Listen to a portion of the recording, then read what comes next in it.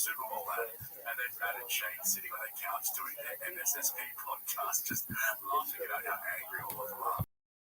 And speaking of Matt and Shane's podcast, if you missed it 2 weeks ago, they had Cole Beasley on, and towards the end of the episode, Cole asked Shane about what kind of money he's making from podcasting and comedy, but then he up that he saw Shane wearing a Bud Light. What was going on with all that? To which Shane responded his signature Auburn style. What's this podcast game like? Yeah, how's it go? You get paid. What's the money like? You take off of it somehow? How's that work? Yeah, like still some money.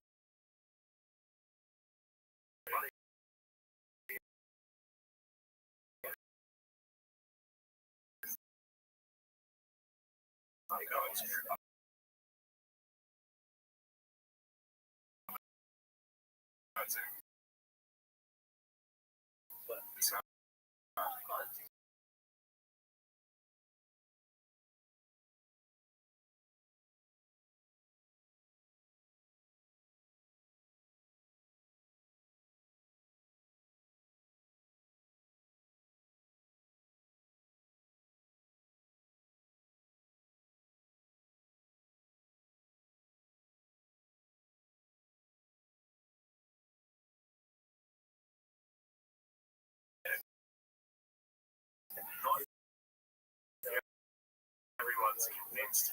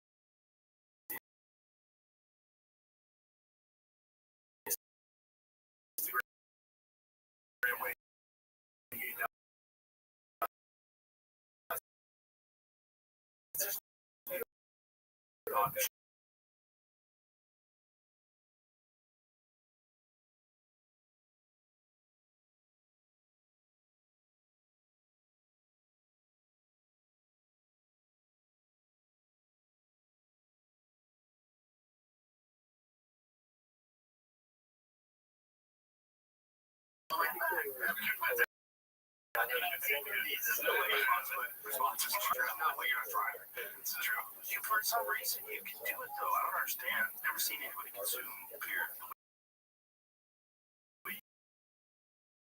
You can't drink beer. But like you on the way back, UFC, Shane Kelly, let's go. Let's go together. Yeah. He gets it.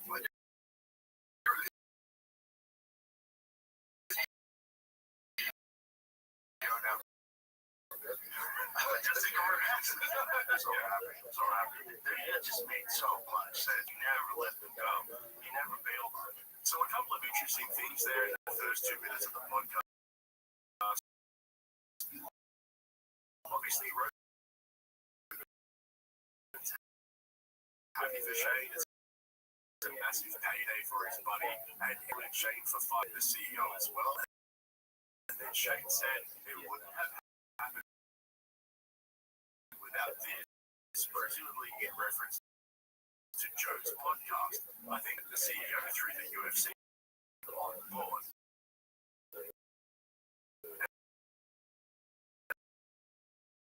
I think Shane thanking Joe by saying his podcast played a massive. That's how they discovered that Shane. So, by the way, it's clear that it played a role in Shane the sponsorship. But then it kept coming again and again and again. And I just get the sense that there's a bit of petition going on. Let me show you what I mean, okay? Almost an hour into the podcast, the story of how he went to Bud Light's facilities in New Orleans, and he brings up their beast horses called Clydes. But Rogan, being the animal lover that he is, obsessed with just how big they are. Wow, what a beard.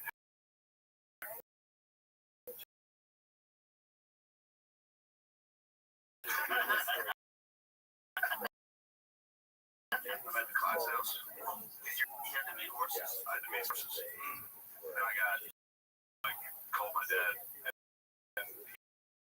he didn't answer. It was late. So I was like, oh, man, horses. Big everywhere. You know, big, distracting. Besides that,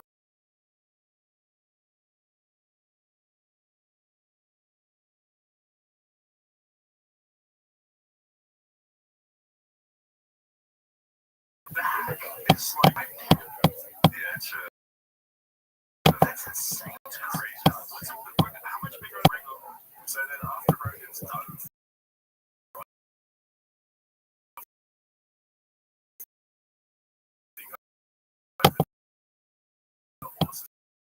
he actually cracks a pretty funny joke. But when he had, well, he didn't like it so much.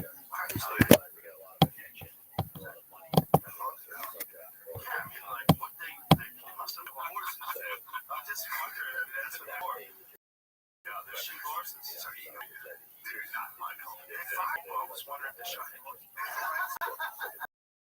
own the rights to these inventions. It's such an expensive joke. You brought my life back. Okay, I'm going to go back to why this is a problem for Shane in a moment.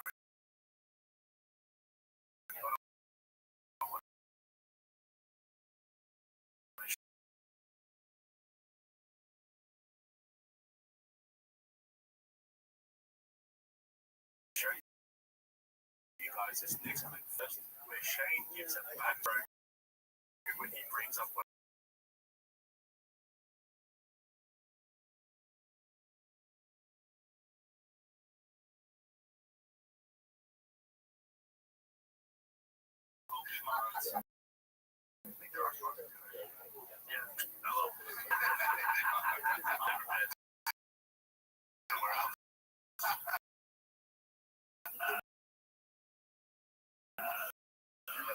so they're obviously just having a laugh, but Shane was definitely laughing his jab about shooting the Lord Act and Express media and also sponsor Matt and Shane just makes it even funnier.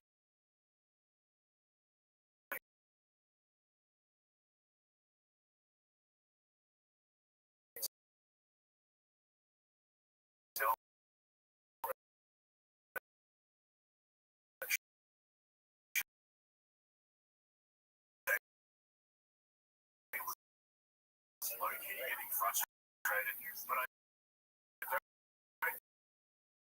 actually think he was frustrated at Rogan. See, most of these guys have more anymore, and when someone like Rogan cracks a joke about them laying off staff and shooting horses to survive, he can't laugh along and enjoy the drink, talk trash, do some podcasts, and work on his stand-up comedy. Having to bow down to this corporate sponsor like this could become a problem, especially considering how off the cuff these kinds of conversations can be. But I don't necessarily think it's a problem now. He's obviously still getting used to having such a big brand deal, which obviously I know nothing, I'm just guessing. However, if he does get another couple of big brands on his side from us, he just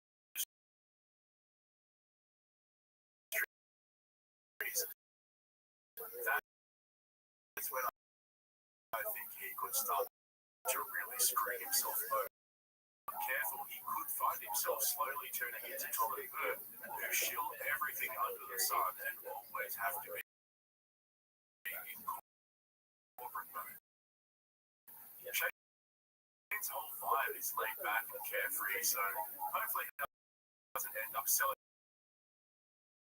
between Rogan and Shane. My little glimpse of it with the horses drinking the Express VP and come back a couple of minutes later, but that's mostly just friends joking around and having a laugh. I think there's something a little bit deeper going on. That Rogan almost beats Shane now.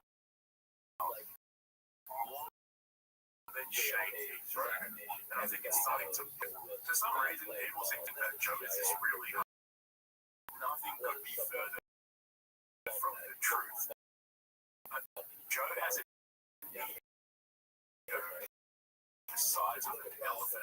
just manages to hide it well. Okay, now, definitely wants his friends to succeed, and he helps them out wherever he can. No arguments there. I don't know why who helps out.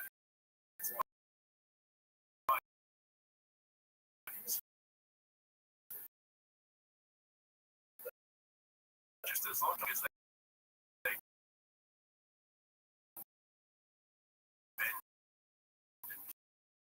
kiss the ring when he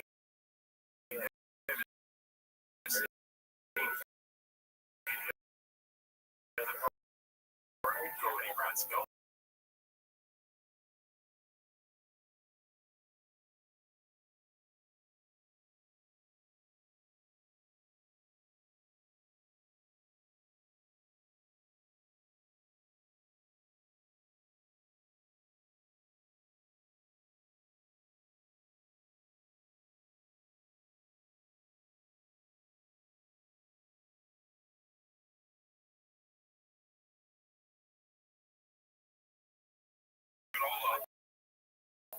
I'll be against the cast member for a year for the experience.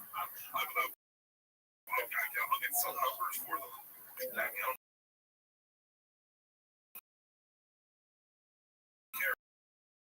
But like, I would love the experience. Guest hosting terrifies me. Like, hosting terrifies me. I'd rather swim with sharks and open water.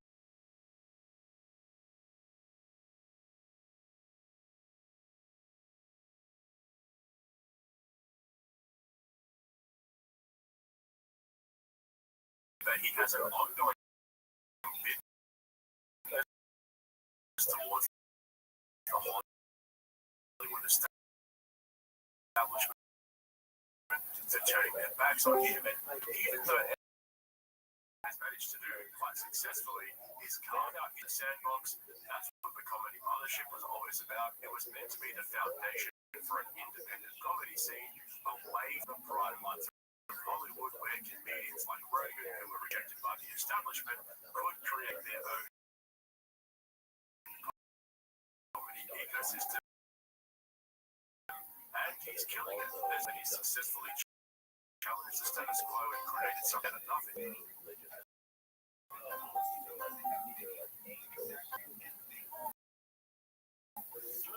Zoot, what in the fuck? Come back. Come back.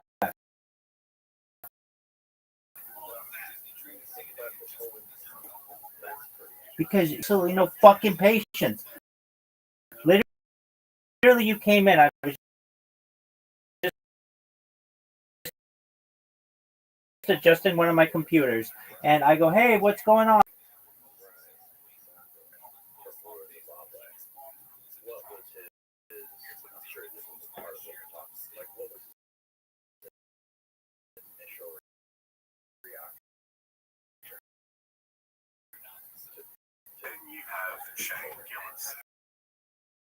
Just one moment.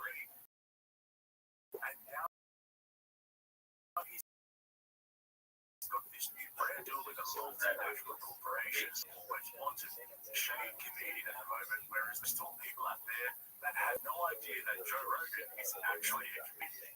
Now, at the beginning of the video, I said I'd show you a clip that proves just how far apart Matt and Shane are from Rogan's other comedy buddies. Zoot, what's your body fat?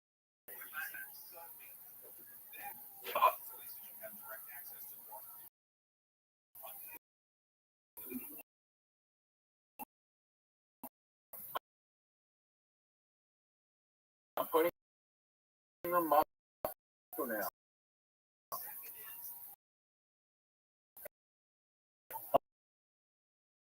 Okay.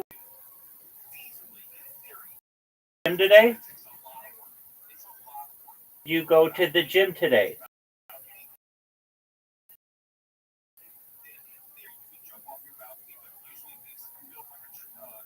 Zoot, I'm asking you questions, dog.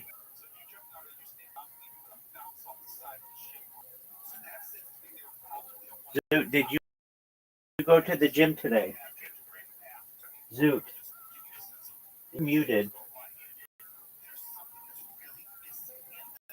Yo, Zoot, you're muted. I'm best because and I'm running tram right now. So I'm not gonna get that.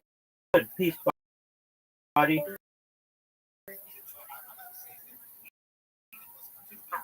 them, you get a disproportionate amount of failures. If you try to complete of the puck, you have a bunch of old people, young people, different walks of life. You gotta do it right. You do with a bunch of biological variability.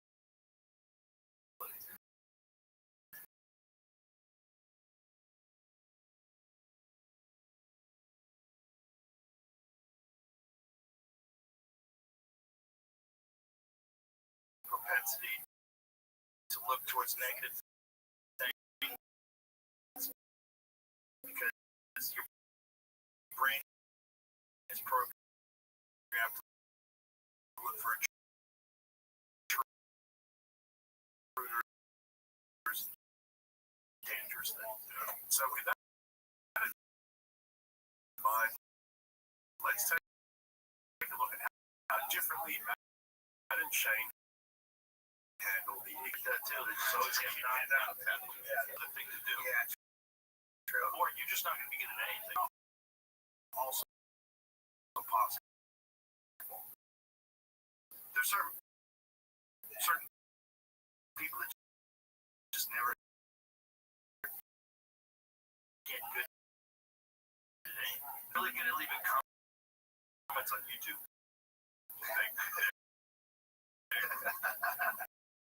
Actually, you're good at that. I'll tell you what, those were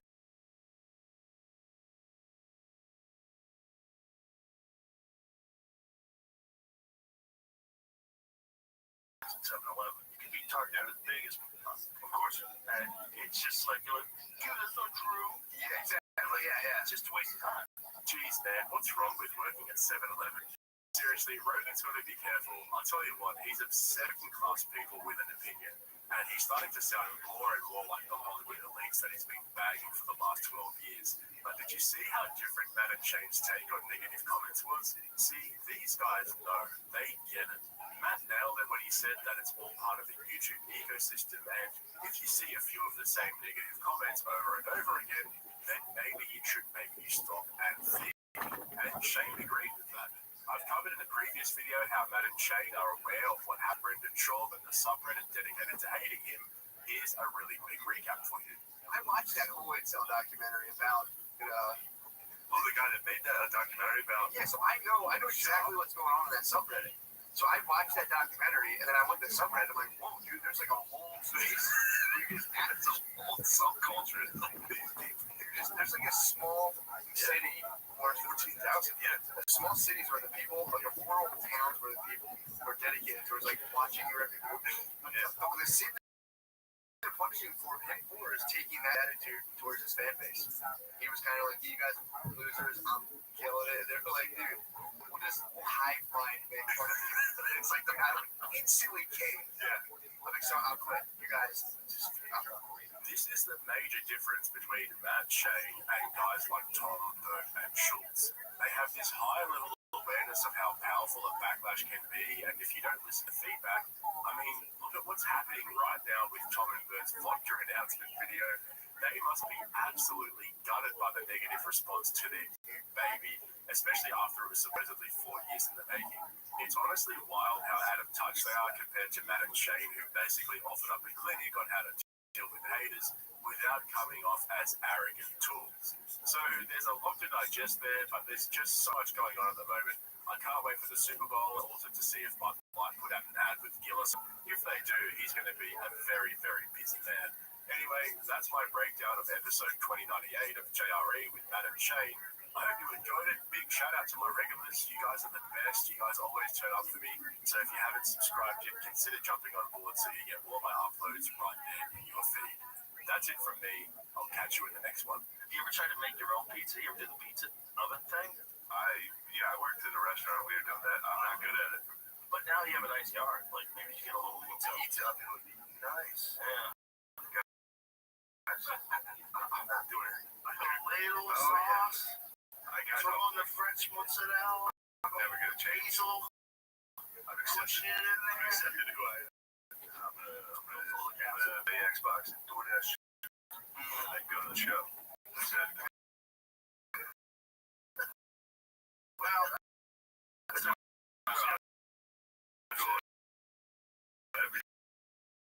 that's a solid option. The show's in 8 hours.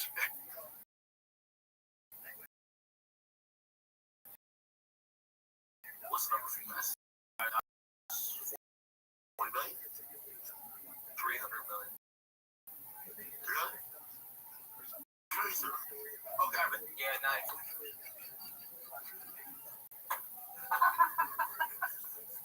Back to the channel, guys. Thanks for joining me.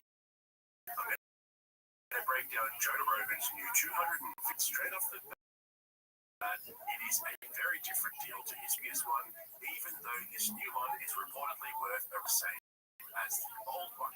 This time around, the whole $20 guaranteed. Previously, it was. So stick around because I'm going to make it crystal clear for and explain why both Spotify have failed. First, a massive shout out to my 100 subscribers. Even after we hit one, I'm still going strong. So if you haven't jumped on board yet, now's the time to do it. You don't know my uploads. There's usually a few every week. So hit the subscribe button.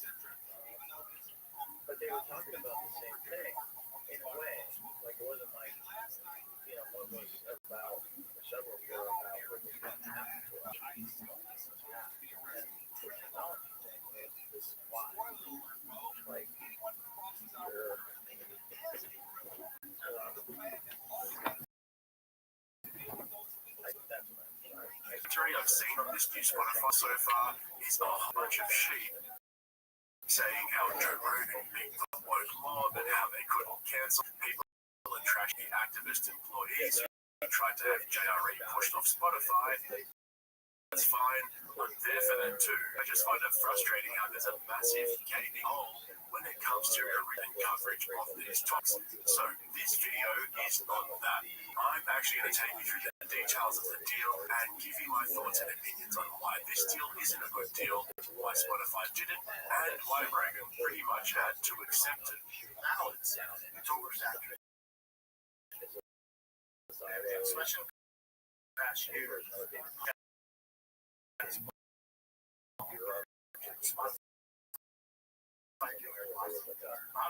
He got underpaid.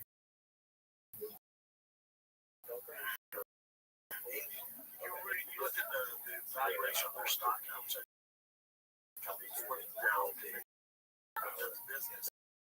They had to pay money. You should have paid a lot more. That's his thing. Money they tossed Obama, so boy, Terry, doing all these shows, shows that the other show fans don't Sam, they've all lost their jokes. They could have taken that way, just put it on Sam.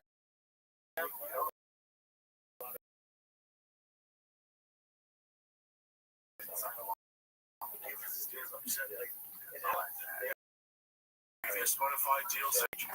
That one was a straight up exclusivity contract. Spotify was paying Joe around over 4 years for the exclusive rights to his podcast. This in detail in a preview titled Should Joe Rogan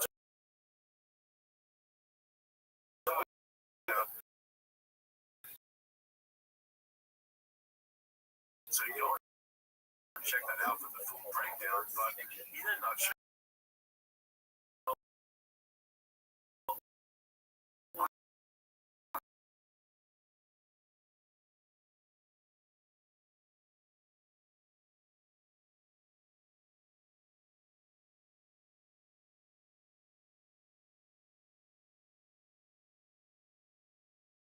have to go over to Spotify to see a full episode. I should mention that last year when he had Elon Musk on the podcast with the Cybertruck, showed hours of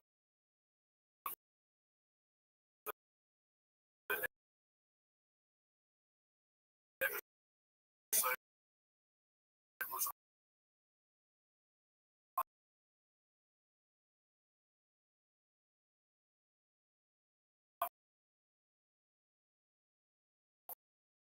uploaded.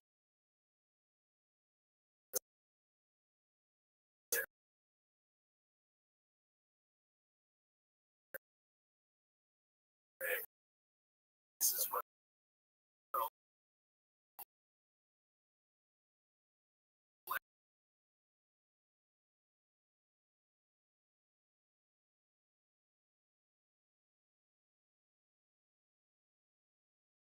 across Apple Podcast, Amazon, and back on Rogan is not taking the $250 million in this new deal. You'll get a minimum gallon on this new type of contract with Spotify. The second biggest Spotify exclusive podcast, called Her Daddy, with Alan Cooper, has also switched over to the same deal, although it's probably not worth $250 million, as you can imagine. So some of you are probably thinking, okay, cool, Rogan signed a new deal with Spotify. Who cares? Well, this is true.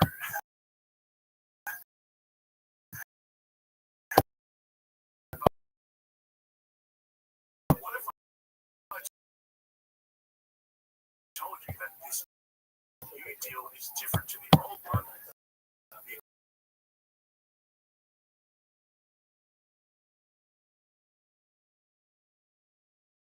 That deal was $80 million over 4 years to produce $500 million per year, and he would cover the production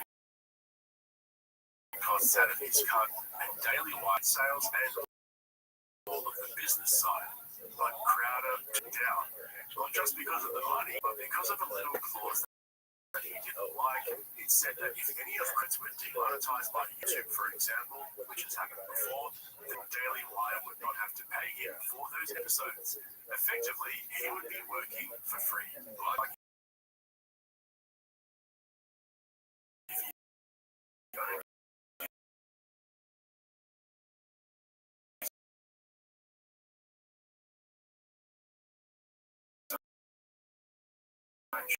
show and was monetizing it himself, and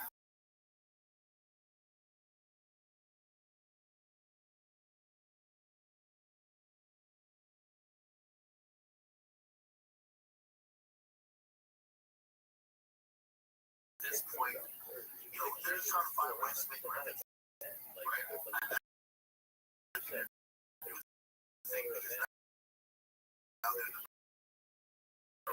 one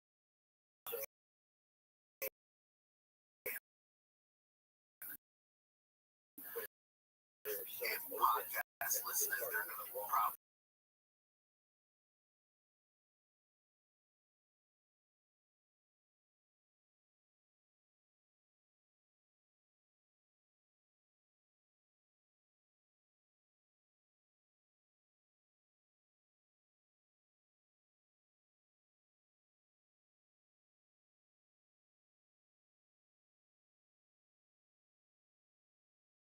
because they want to reach a broader audience. It's to capture the bulk of the podcasting audience around the world. They actually need to do it now because they're not making enough ad revenue. He obviously wasn't able to migrate his audience over to Spotify and keep it growing. And what I suspect has happened is that both Joe and Spotify have agreed that podcasting in general has reached its saturated point, and the numbers are starting to go backwards. Therefore, to maintain their relationship, they both had to agree to reach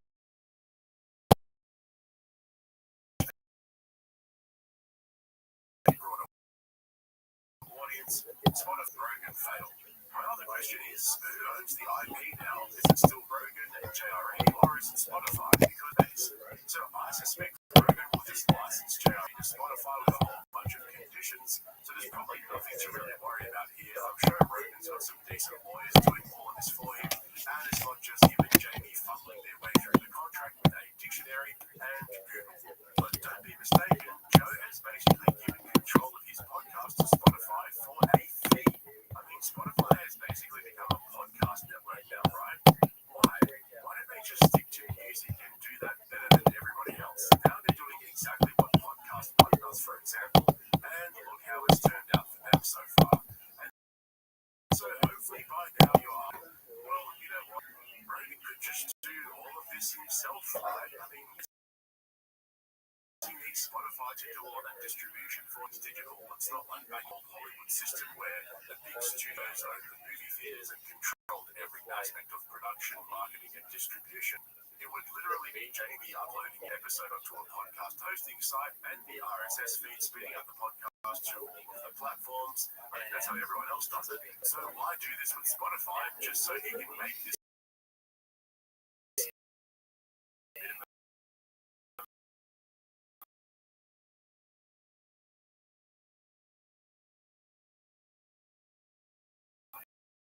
upfront guarantee, which he would have made 10 times over by just doing it.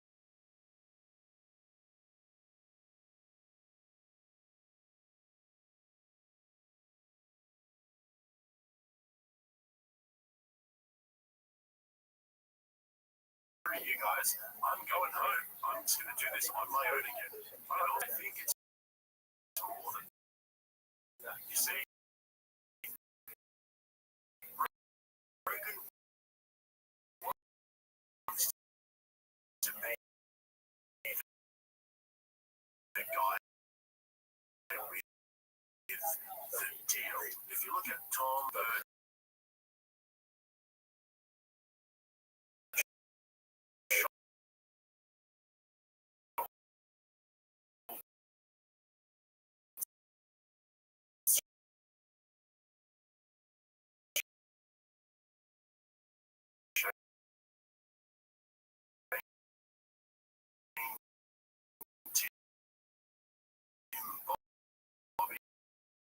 etc., etc. I think he likes that. I think he likes it. The mainstream pool was $1 million a year for like 15 years. It's insane.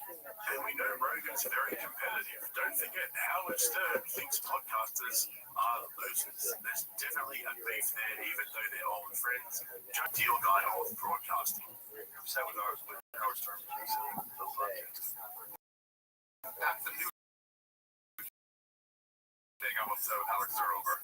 It just shows how much no one wants to become a radio DJ and doing podcasts. That's not our end goal.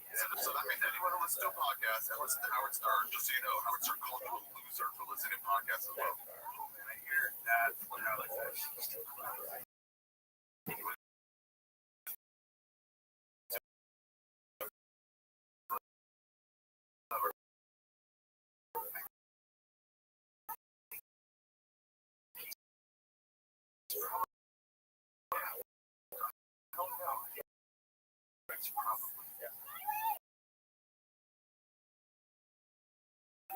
We know about all the deals they canceled.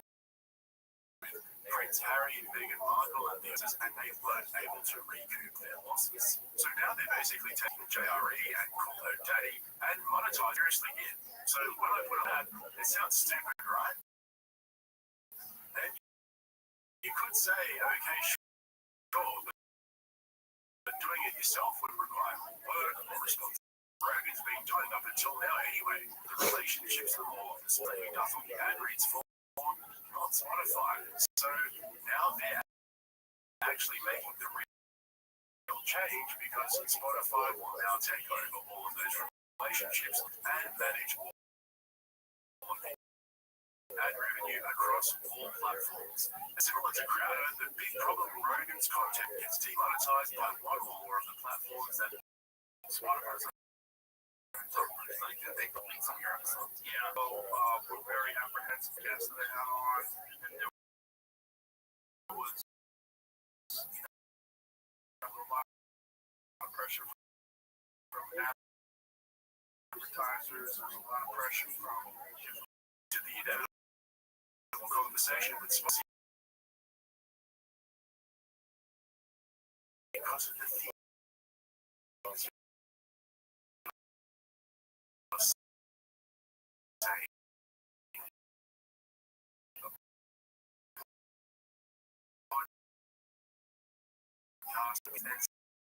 Some of the guests still have on there. We can't make money off the show. It's just not worth for us.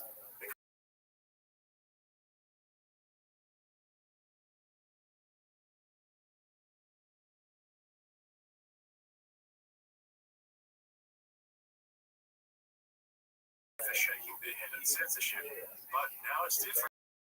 Now they're in the driver's seat. Having said all of that, I'd be surprised if Rogan didn't address this pretty soon in one of his podcasts. He didn't really shut off, and he's always been pretty open, honest about his relationship and links with Spotify. But yeah, everyone's happy until they start losing money. Right. Anyway, that's my breakdown.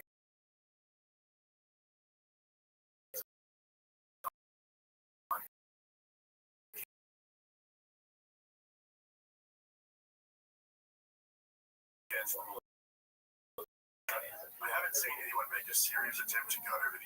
Yes. Maybe I've missed something. Subscribe button so you get all my uploads right there in your feed. That's it from me. Go to the next one.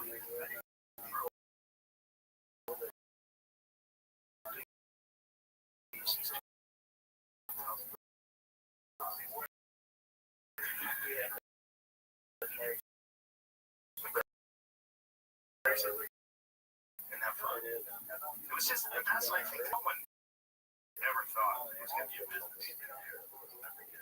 What are you going to do, Martin?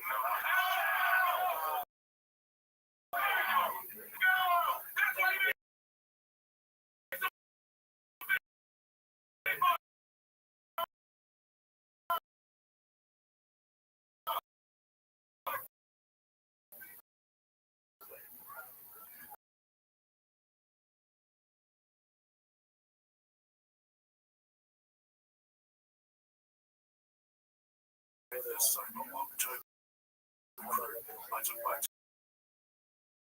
time with this one because I really want justice, and what I found audience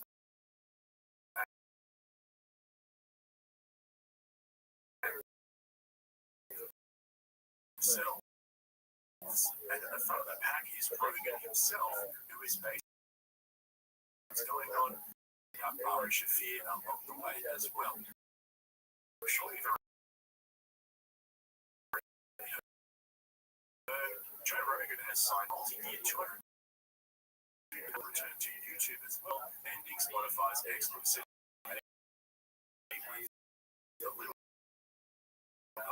So instead of breaking this video, I'll be doing a separate dedicated video explaining all of it. Just confirms everything I've been saying for months. So make sure you subscribe, otherwise you might miss out on that video as well as all of my other regular uploads.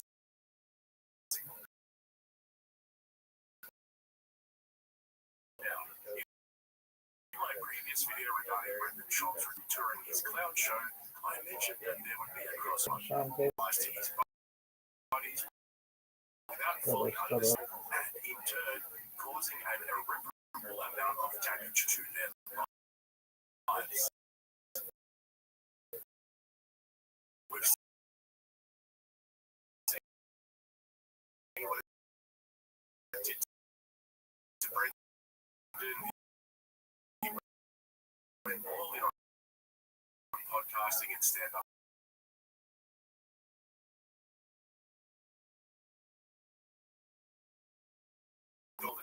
And he can put time into podcasting. And Brendan is probably the most extreme example of the Rogan effect, which is something I've spoken about at length. But as for Turd, in this episode of JRE, David Goggins came up in conversation, and Bird mentioned that he knows Goggins reads his comments and uses them for motivation. And that was in this episode, because Bird brought up reading comments several times in our conversation, so it's say something that's been on his mind lately. Can I tell you the most? Like, when you see that you get caught, he gets upset about this, when he runs.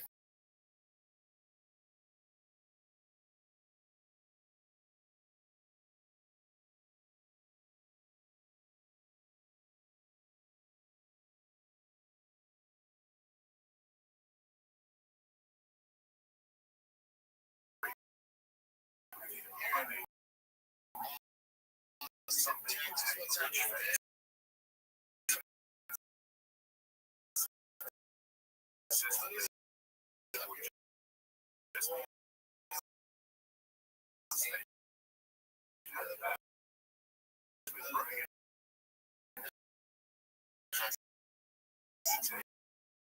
it a step further.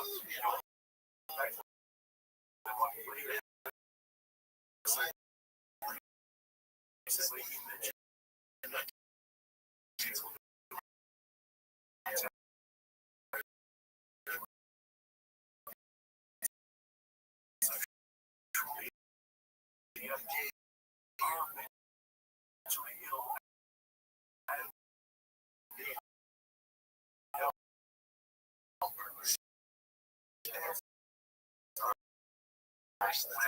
comments now on the second. Like prison, right? I just take that as the same way. Yeah, it's all good. Articles about me, but if you read it, whatever your feelings, it was about sensitive. We're all sensitive. We're sensitive too. That's what's happening.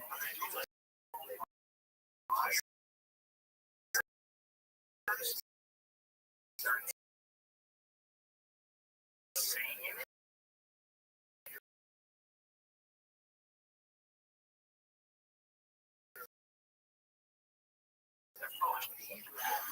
They're on therapy.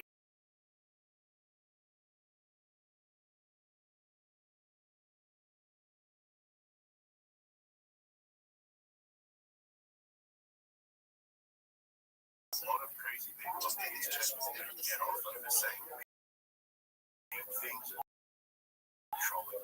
figures that what Ruben's trying to do is lie so that he can discredit their criticisms by going into character and intentions rather than the actual criticism itself. This is a power social.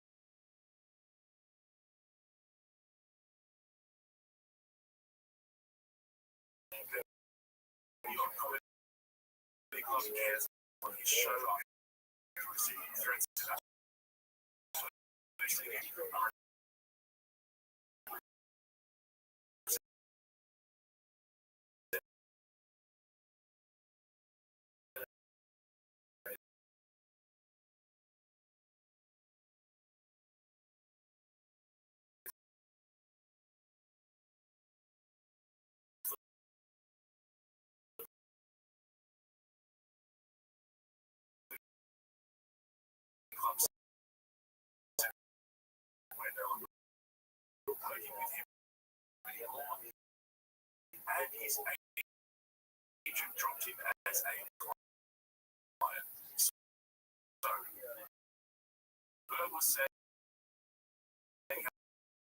how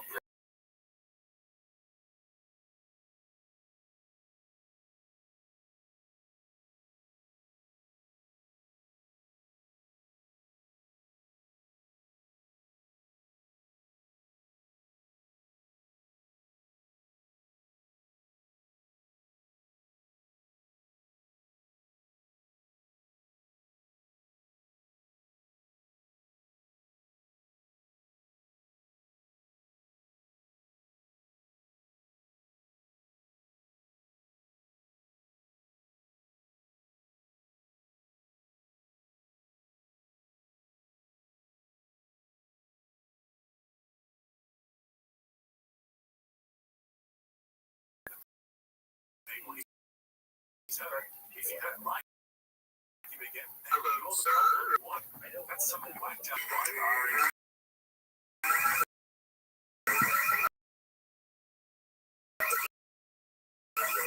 by I love it. It's great.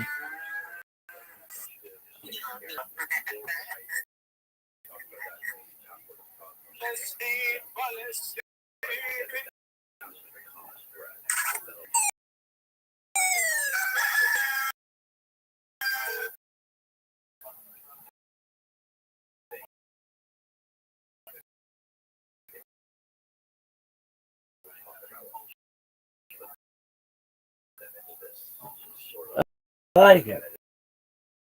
That is a great song. Thank you. I think he's not funny, but he's generally a harmless person who just does weird stuff to get attention and he's back on this.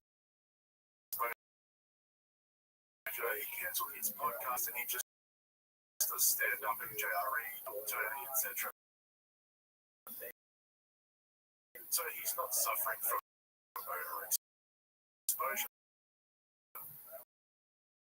But if you choose to hold those things against him, that doesn't make you a citizen.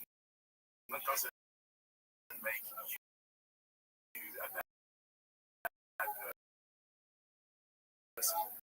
Rogan can't force everyone to like his buddies just as they said sorry and lost a bunch of money from cancelled shows. And it's in there. After the third hour,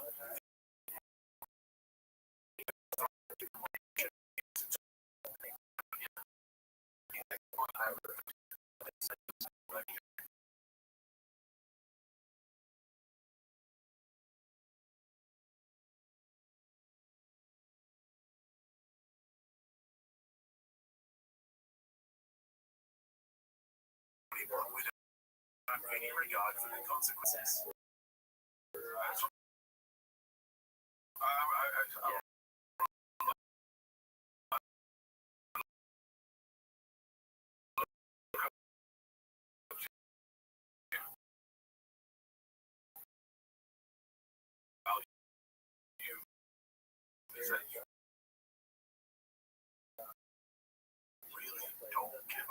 It's so cool to not give up. When you give up, it's a little sad. I'd be like, start giving up. Yeah, but who's writing those comments? And right on cue, Rogan gets triggered and pipes up about how stupid and irrelevant commenters and opinions are. Right? Pushing them out of it. If you try to get like a control study of the population, general population, if you're doing a pharmaceutical study, you have a bunch of old people, a bunch of young people, different walks of life. You get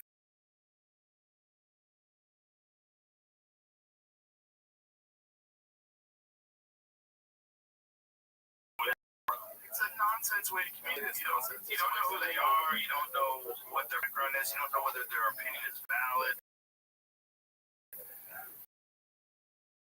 You're accepting negativity, and human beings have a natural propensity to dangerous.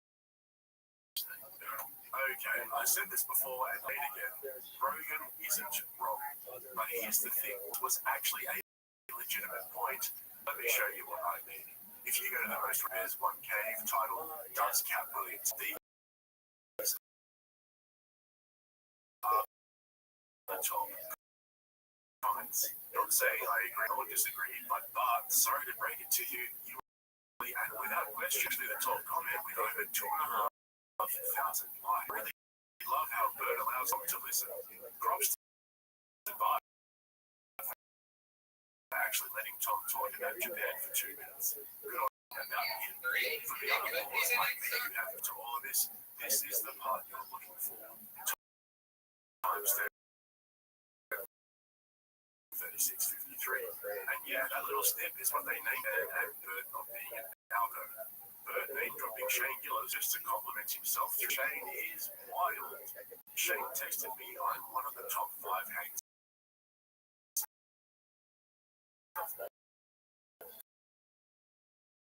Now, some of these are just funny comments, but now that is not, and they should not be ignoring it.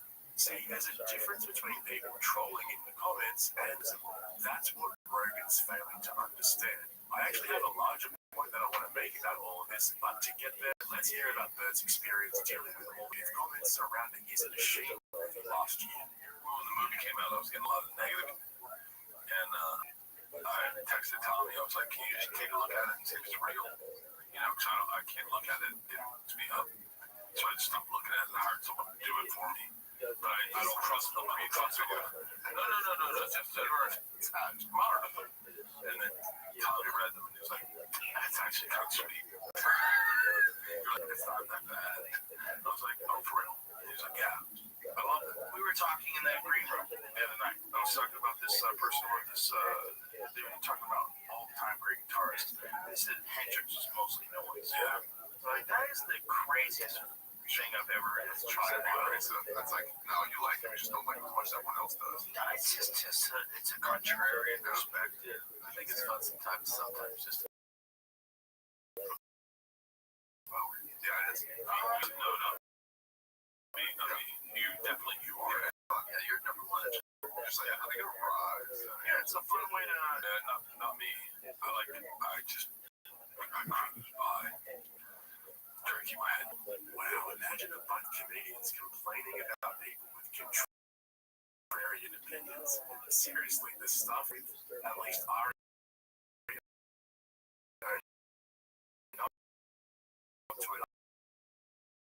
often Tom pointed out the hypocrisy of whinging about people stirring the pot, which was narrative during the pandemic, and carving himself out a bigger audience based on his pushback against that mainstream narrative. But if you think Jimi Hendrix made more noise than music, that's a crazy opinion. Brilliant.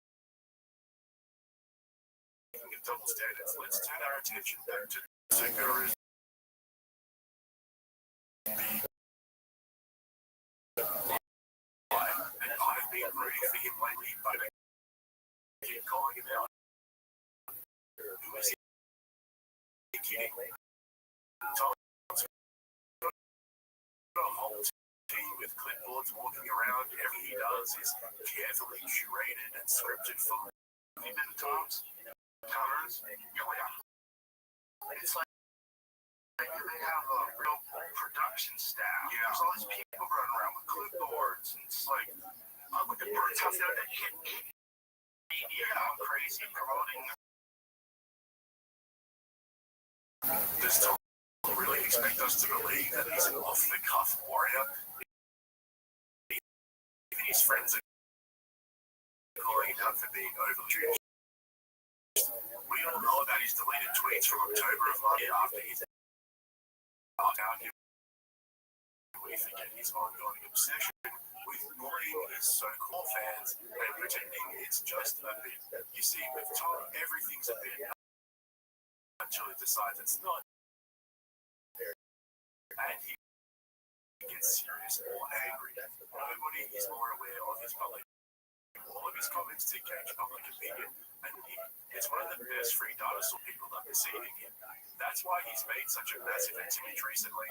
He's got a streaming show coming out this year. He's yet to announce. Netflix is eating up his specials, and he makes big money from internationally. Tom is as curated as any other Hollywood celebrity. Just look into his eyes; they never lie. What up, Pimp? Nothing much. I was in the call, like they're calling nowhere. And I was in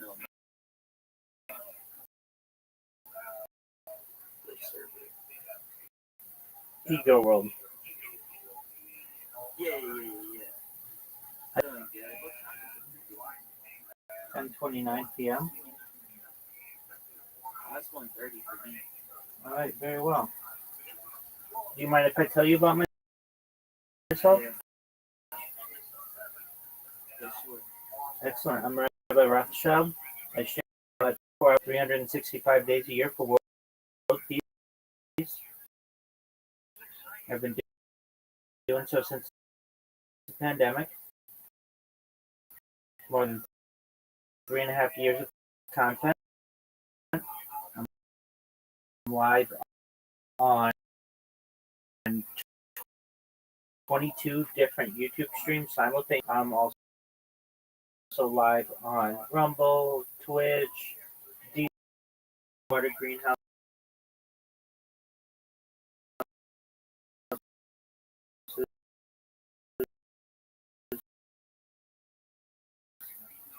Greenhouse is salt vertical farming. All right, that's fine, Doug. You won't live forever.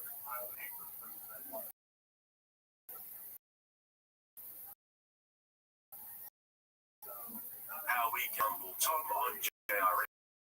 You haven't noticed he's toned it down recently. So for him to feed the whole bad boy comedian narrative that Bird's trying to push, yeah, I don't believe it. Out of all the Rogan comedy rats, he's the most with his public image. He cares the most. And then this Bird. Oh man, why do I do this to myself? Let's back up a little bit. Because I want to pick up on something.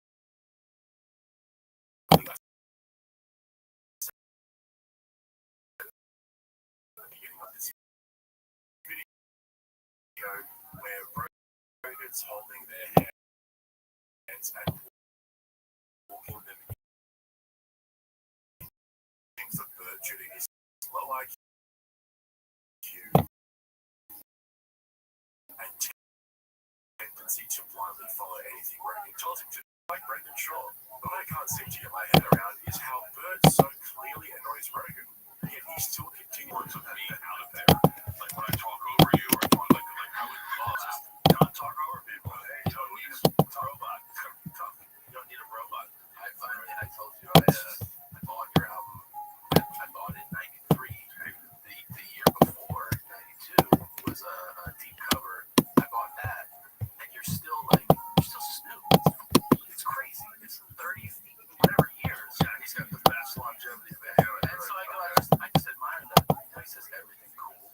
Yeah, we try to guess what I'll shut up.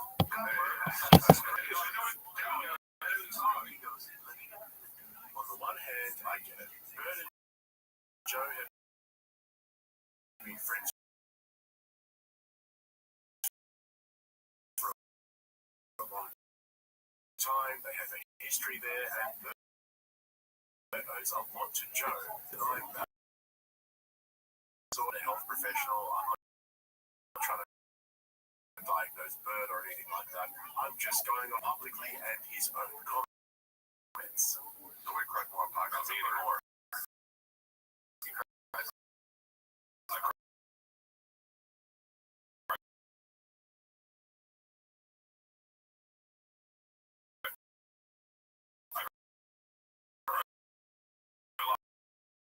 I regret a couple crimes.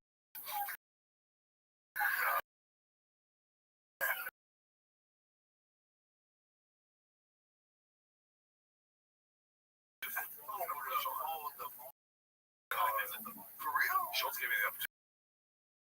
Don't play it. Okay. No, you ever she with clowns, and then you became right. I think his dad ran stores. Right.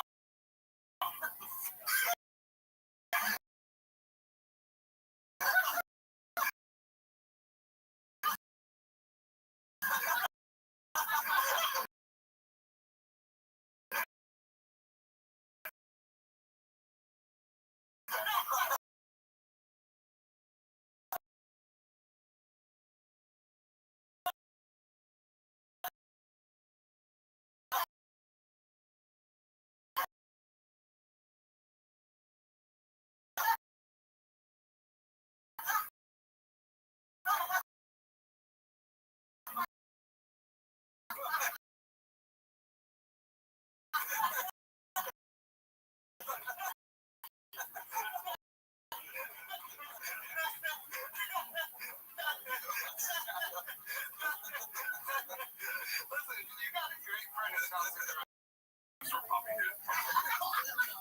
I gotta come out of sleep. Seriously, I'm leaving.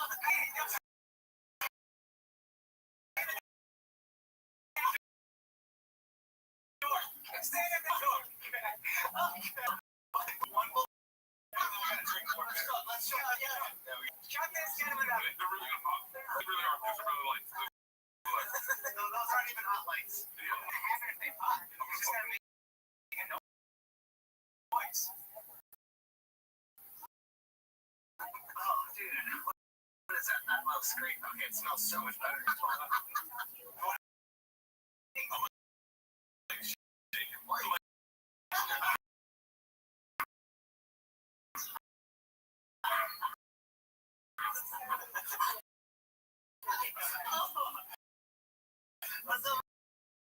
Let's just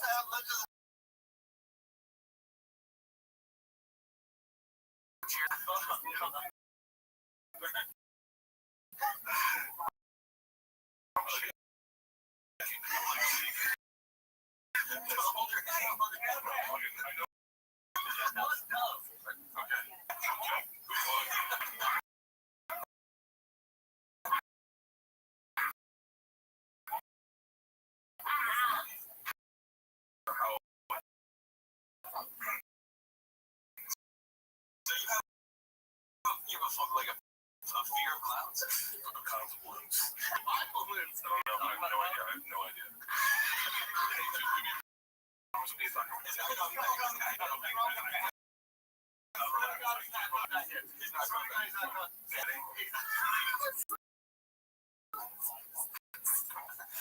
why don't you like clap?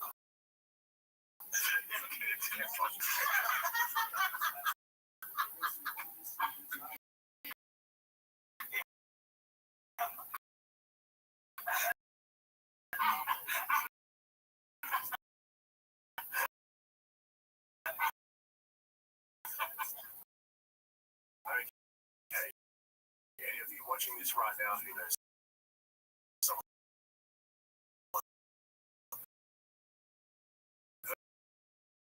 personally who suffers from serious anxiety will recognize that in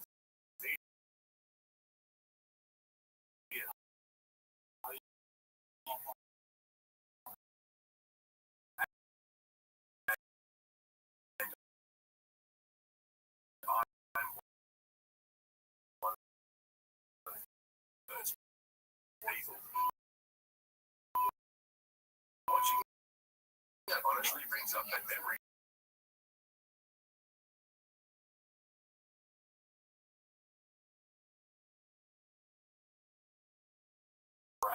When Rogan gives Tom and Bert advice, telling him not to read comments, to ignore the criticism and just give it feedback in their comments sections, that they should be taking on board. And with someone like Rogan, who is the last person to be able to understand what it's like, fans, the very people who gave them their extraordinary wealth and fame. If Rogan thinks we're cool, then we must be doing something. Sitting in his ivory tower with absolutely no clue as to what the actual criticism is. Their success has given him the false impression that anyone can replicate his success, but the reason they don't is because they're jealous haters or they're lazy. No hope that mindset too. Meanwhile, he has the loudest voice because he's the who made it. We don't hear from the 99.9%.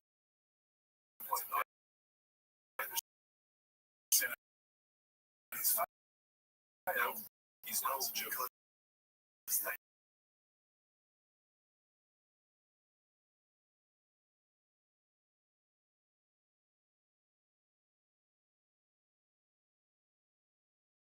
snapping back to reality, they continue on that trajectory unaware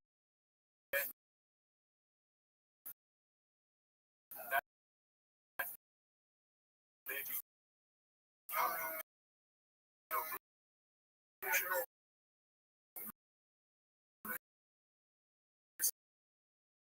It's not normal to have a comment section that is overwhelmingly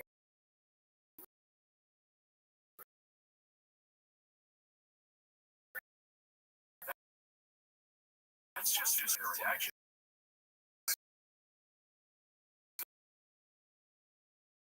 Elitism, it's all over again. And even when it's not funny or just to eat it up and they know what's good stuff. And we are just to know it for ourselves.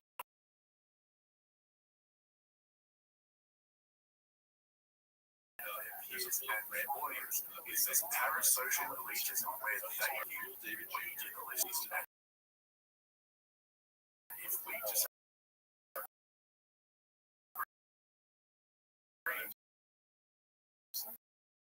that what makes us haters. But so here we go. First of all, I'll put my hands up and admit that I said this before to correct myself. It's a whole theory that JRE is just Joe and Jamie jamming without all the producers and political opinions sitting behind computers doing social media. Rogan's podcast studio is a fortress. He's got high-end former military guys doing security. He's very tight-lipped about all this, but we saw a glimpse of it when Elon brought his Cybertruck into Joe's studio and they went down to shoot it with a bow and arrow. He's also got this booking guy who helps out with contacting and fielding potential guests for the podcast, and perhaps the least talked about group are all of the editors that work around the clock to get his podcasts out. See, I don't think Jamie's the one who actually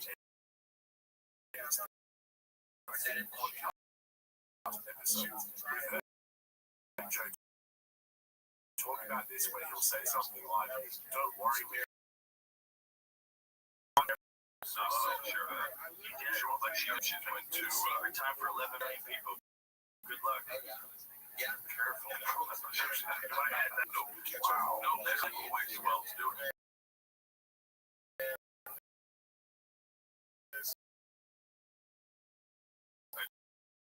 Yeah, they're awesome. And they got her on.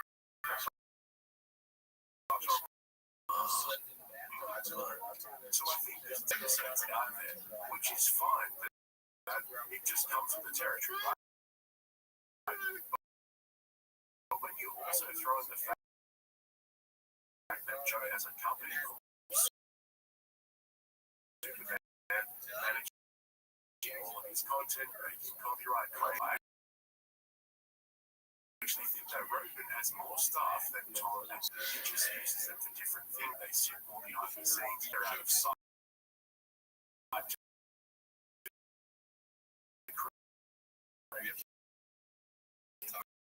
That it's just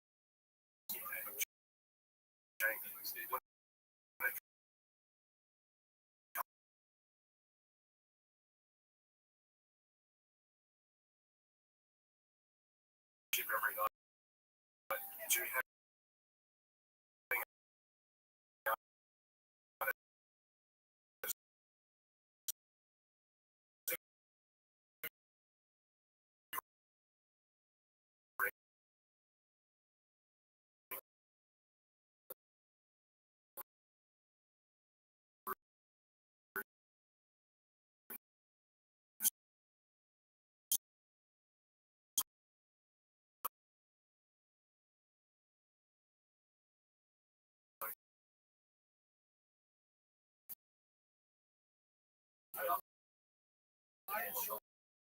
love from his minions? Let me give you one more quick example of which for other people using their content, using short clips from their podcasts or taking down videos that are written. The only difference is when they do it, they justify it because they think they are the content, but when leeching off their content, they can't have it both ways. Just like free speech is universal, not just for the podcast class. Anyway, that's my 3 with the Sober October crew. I hope you guys enjoyed it. Big shout out to all our regulars, and you guys are the best. And if you haven't subscribed yet, consider jumping on board so you get all my uploads right there in your feed. That's it from me. I'll catch you in the next one.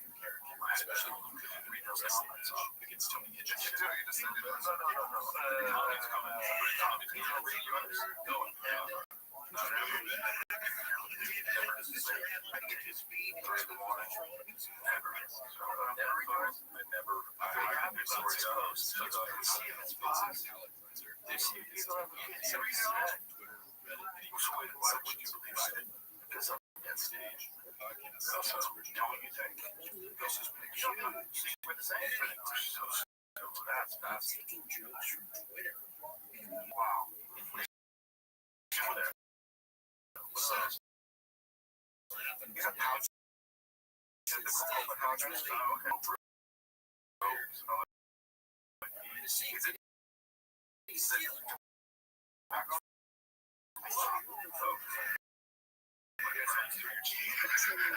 Another video, and here we are yet again with our boys Bobby Lee.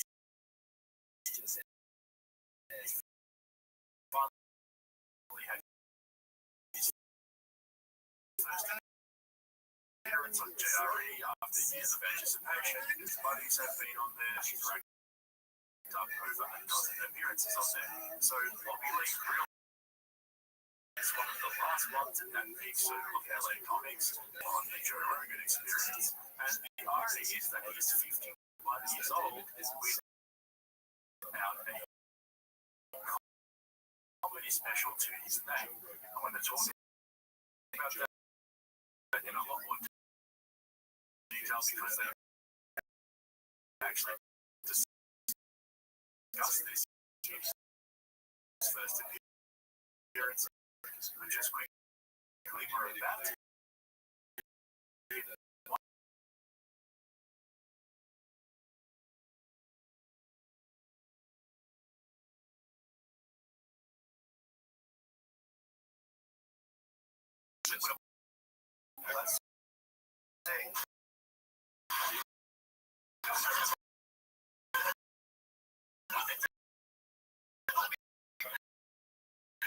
Christmas. We're blessing. People on the internet were like, why don't you do Rogan? I was like, I don't know Bobby's background. He basically came up time that Rogan did through the comedy store in LA. They're only a few years apart in age, and we know they've been friends from way back when. Remember the whole joke stealing controversy at the comedy store back in 2007, where Rogan confronted Carlos Mencia on stage? Well, Bobby was adjacent to all of that. There's even this interaction that was caught on camera at time.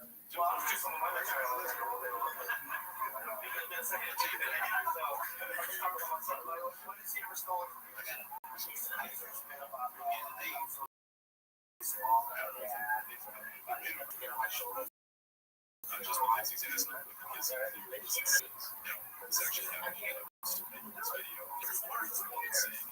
It's reality. David showed up on This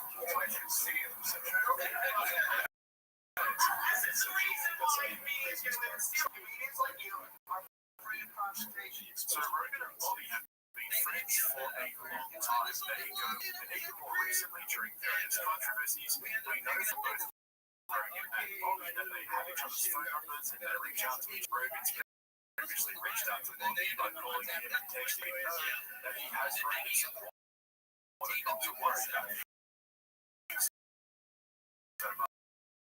But even going way back to 1995, the two of them had history where Rogan supposedly saved Bobby Lee from being a thousand times.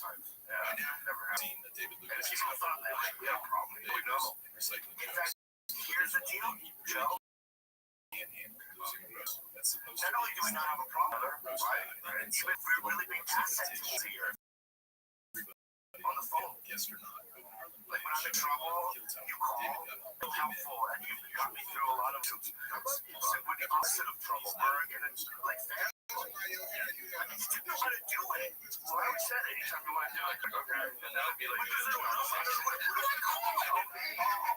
such a nice guy, you get weird.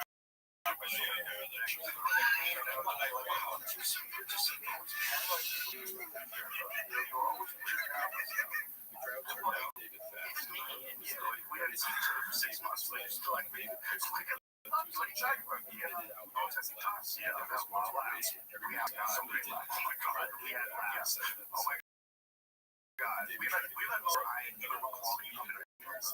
so if they have this demonstrating, why does Bobby keep saying over and over again that he's always to go on JRE?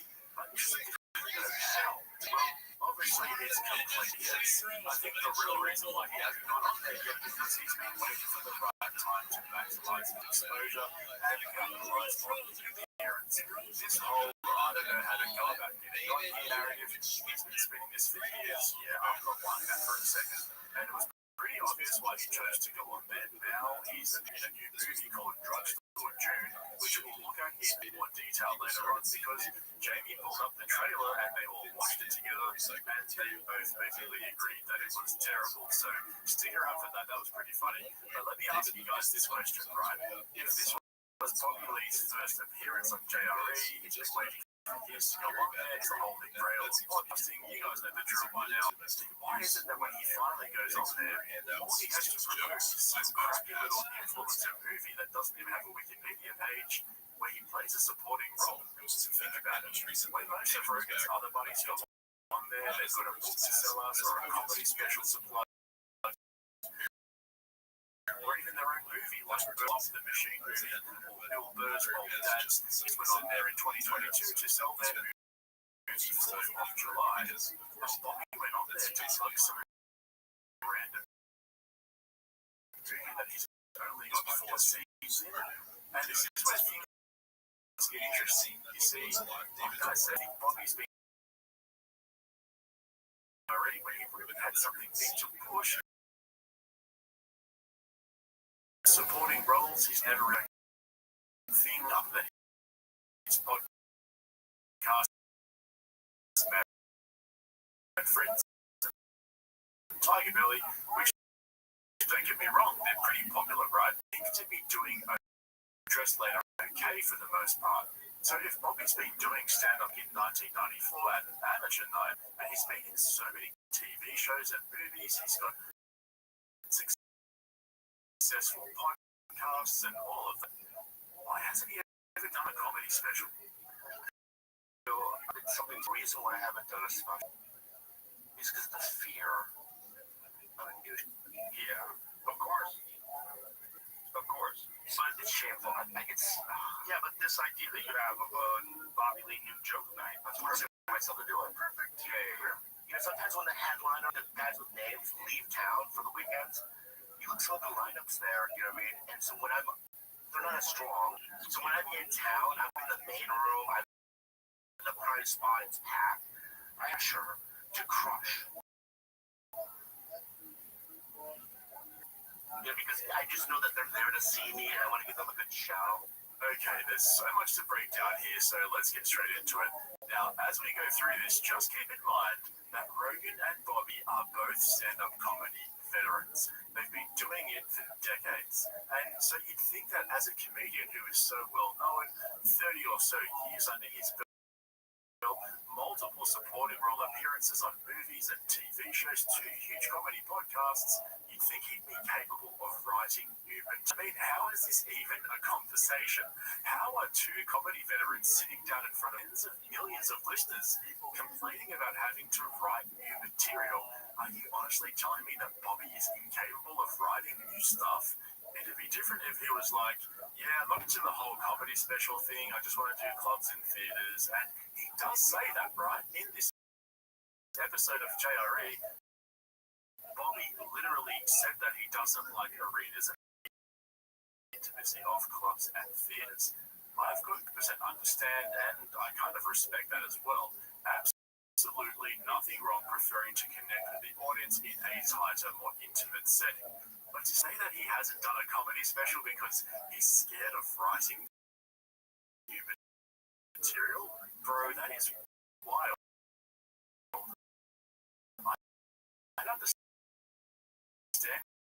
if it was a new upcoming comedian, one of the more degenerate comedians.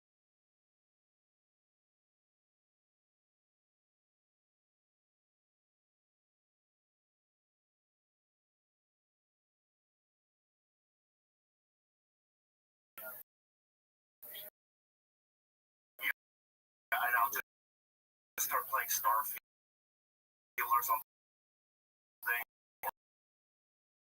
or 16 hours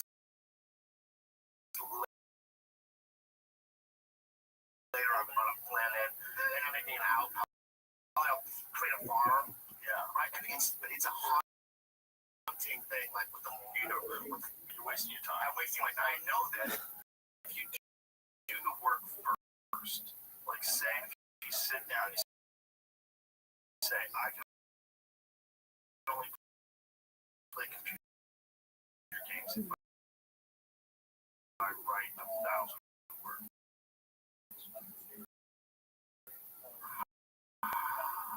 So when you get to 1,000, that's what I'm gonna do. Just earn it. Bro, what are you 15? You guys are in your 50s.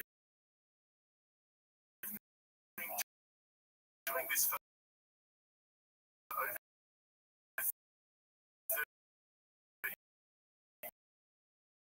30 years.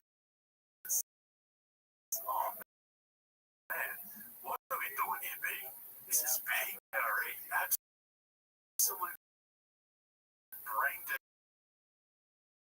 conversations broadcast to millions of people. I honestly can't even deal with that. It's just so hard to listen to without cringing. And then speaking of being jailed, that whole conversation podcast, you know, his usual crap, pandemic, ice baths, ships, pseudoscience, comedy is the last line of defense before civil war. Jeez, the list goes on. When he's got someone with him, they direct the conversation. Not that Rogan's on his tippy toes, both literally and figuratively. He almost seems nervous and uneasy. Now, because he's done over 2,000 episodes, after hours and hours of listening to the same old talking points, seeing Joe in an unpredictable and vulnerable environment actually makes for interesting viewing. So, Bobby Lee, because he's lower on that food chain to Rogan, the conversation kept dipping in and out of those talking points, and it's the same old stories. Oh man, it's so boring. And after Rogan was done explaining basic time management skills to Bobby, the conversation fell into Joe's the things. And look, don't get the pandemic talking point, agree with everything Rogan's saying, but after the 250th time Johnson & Johnson jab he was meant to get through the UFC, whether or not you agree points becomes irrelevant. Even Bobby was like, yeah, so can we talk about my new movie now? Like, there's a certain reality to American imperialism that doesn't do any good to deny it. Yeah, you're right. Posting for a country, of course you'd hate what we do. I mean, look at what's going on right now. Look at how much money's being funneled through that. How much insane amounts of money. Yeah. And most of it's like an asshole, right? Who knows? But again, it's not zero. It's not zero. All of a sudden, no one wanted to admit that Ukraine had always been a very corrupt country. Like the mayor is essential and non-essential. Welcome. Yeah. How are you? Hey, Rabbbi. How you living? Dude, Flex, I was just thinking about it. I mean, like, last, hour. How are you doing, pimp?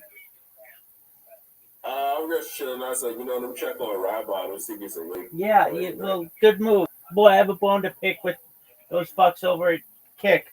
You ready to hear about it? Wait, what happened, bro? All right, so another friend of mine from Kick came in here, and he was like, you haven't been spamming anybody on Kick for more than 6 months, or about that, or whatever. Why don't you come back? You be normal. You didn't do anything that bad. Like, you didn't hurt anybody. It's not like you did what a lot of people have already been given for doing on Kick. You just basically created a bot. Is that bad? So when I'm like, it's a good point. So I started streaming on Kick again, and I got banned. So I'm like, okay, yeah, I mean, no big deal. So then I'm like, look, what's going on? And can I be unbanned? They're like, you've been banned indefinitely. I'm like, oh, does indefinitely mean for life? And they're like, you've been banned indefinitely. I'm like, does that mean it's a life banned indefinitely? I mean, we can forth. Definite ban is when they feel like they're unbanned. So that might be like a year. Wait. Get into that. I say, what is indefinite in a lifetime ban? They say it's infinitely. I say to them, look, you will just ban me for a year, and then you know that I'm not going to come back and spam or anything like that. Like, it's an indefinite ban. I said, look, is indefinite, does that mean it's a lifetime ban? And they say, for all intents and purposes, it is a lifetime ban. I say to them, you mean to tell me if I survive another 50 years and Kick somehow survives another 50 years, in the year fine, because I know that's not going to last. Like, either they'll go out of business or I'll die. One of the two, or whatever. But I say to them, all right, well, would you do me a favor? Actually, before I do that, I say to them, look, then you give me no, and I haven't done that, but I've thought about it. But it's just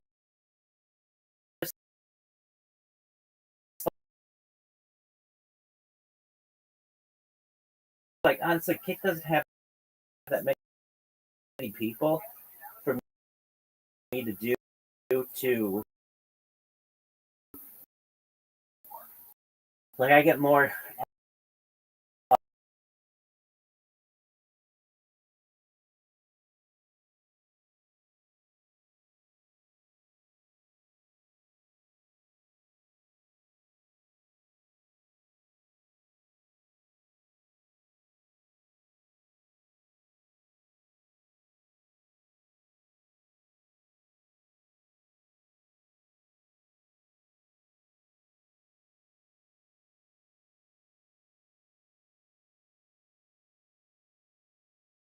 at him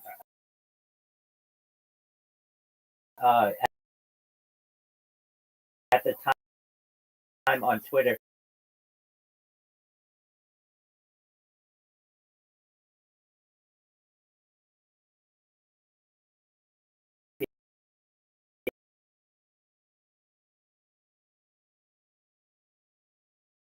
He actually saw it. But would you please communicate to him that I did not do that, and they said that they would do that. So at least they did that. But yeah, they banned me for life. You don't consider it. Exactly, and I feel this way. But boy, you would think like for all the bad things, I mean, people have literally been shot and shot people on Kick, and they've been let back. So I mean, like literally, I've known people. I've had friends of mine not know what the deal is, but I don't understand why they feel like what I've done is, but apparently making a bot is super bad. And the thing, it's not like they asked Eddie. I mean, they're just, you know, I, I'm sure I could go to Eddie. I could send him a Discord point, like, and you know, there's that he might get back to me. But as of right now, it's just their mod team that's based in Eastern Europe that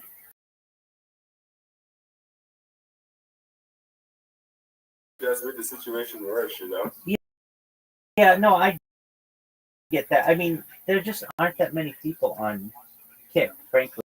Like, I go on F and get the real numbers of what people have, and it's very unseasoned. Like, Aiden Ross will have 57,000 people watching him. In reality, he'll have 57 real people watching him. I mean, it's just um, because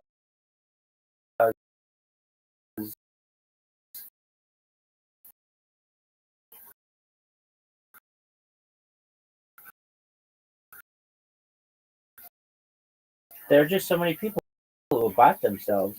Okay, as of right now, the top people who are streamers, no Nelk Boy.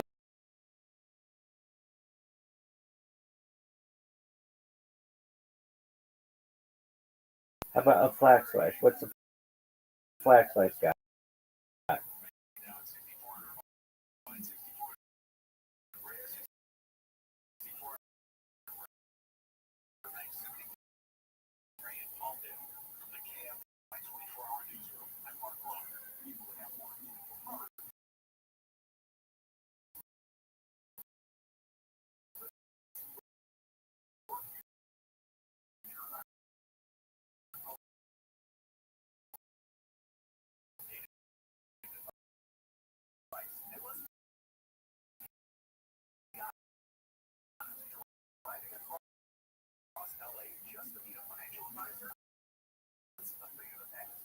There he is. a flex.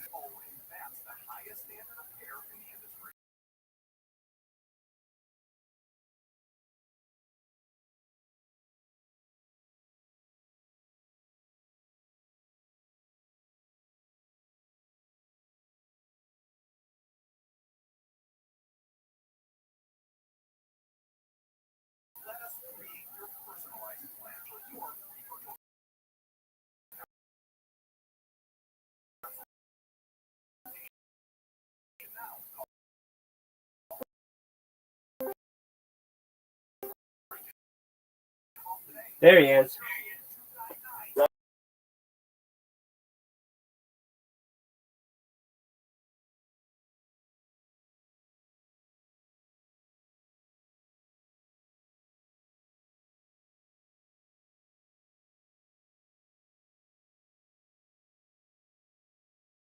Take care, Flex. I love you, buddy.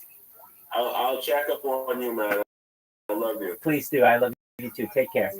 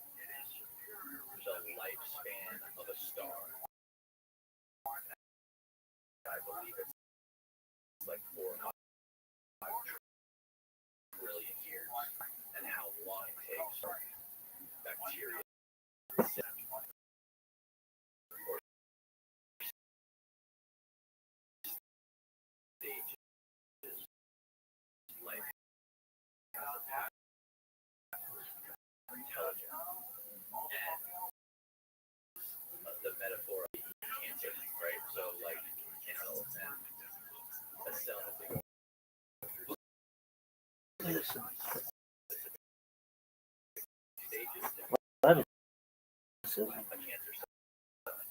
And typically, it's like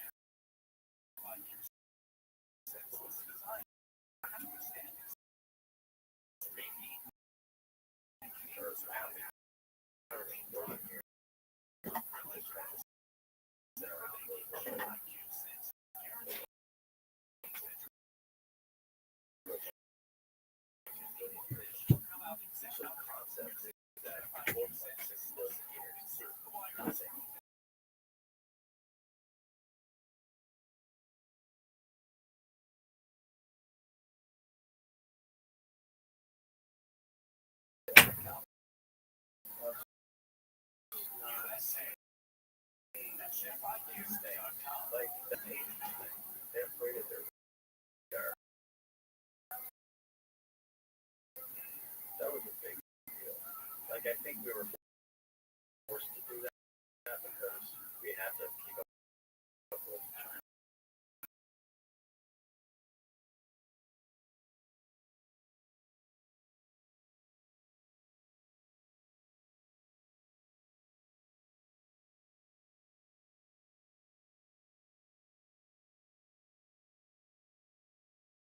So they say it, and then they start paying attention.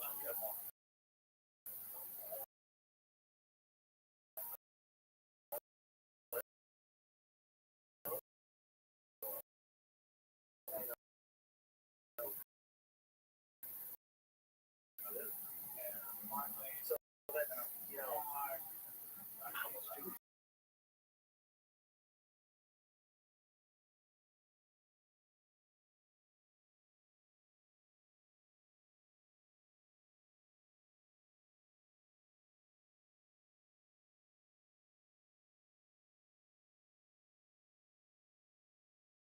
really? Yeah, good movie.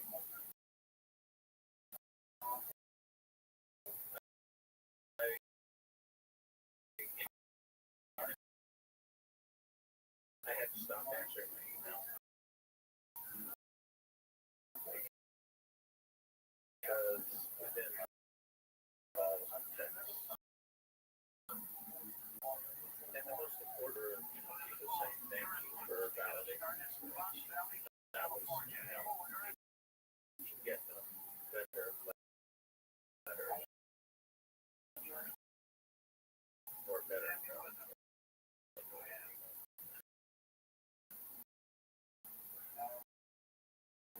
Because there's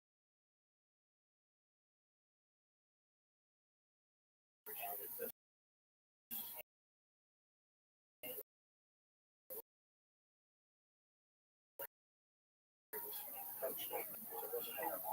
So you they like it also. It's like there's nothing to push you. You ever talk to or interview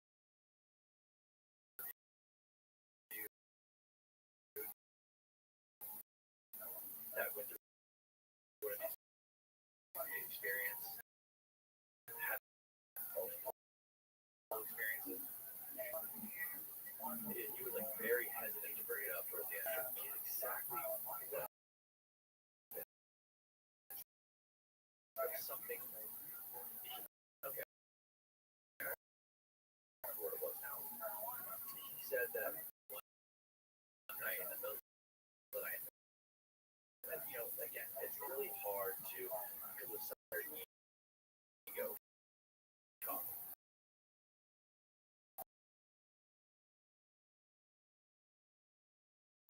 So I'm not in Travis's case, but some people have this.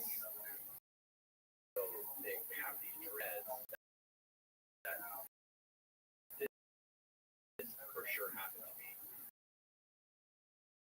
Or maybe that's always fun, but regardless, what Travis mentioned toward the interview, which he was very hesitant to talk about,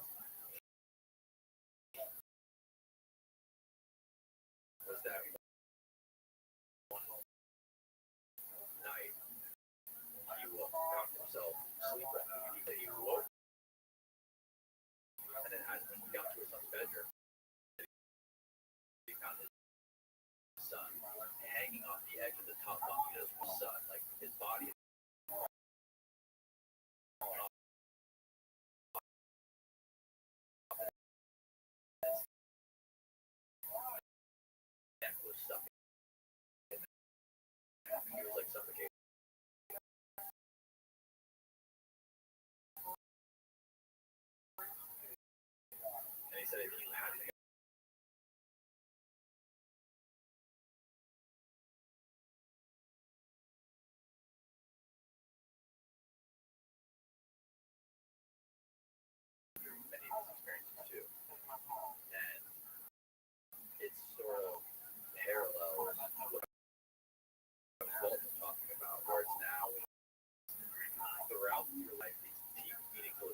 gives you kind of this like supernatural spiritual sense. I think that's a choice, you know. And like even the ego part of it, you know, there's people that I know that I believe genuinely like people that take it to a spiritual place or to an egocentric place, in my opinion, I think it's a different way to deal with it, or they have all the answers when you don't have any. Great. Like, that's the type of thing about this whole thing. I think anybody will really tell you.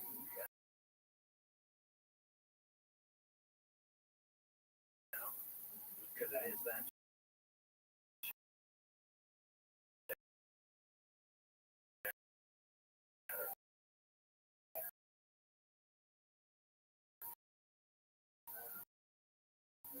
You know, it is John Mack. The shattering of your world, everything you believe is in question all of a sudden because you just got this information that's gigantic. And how do you survive knowing that? When you know that? What a problem.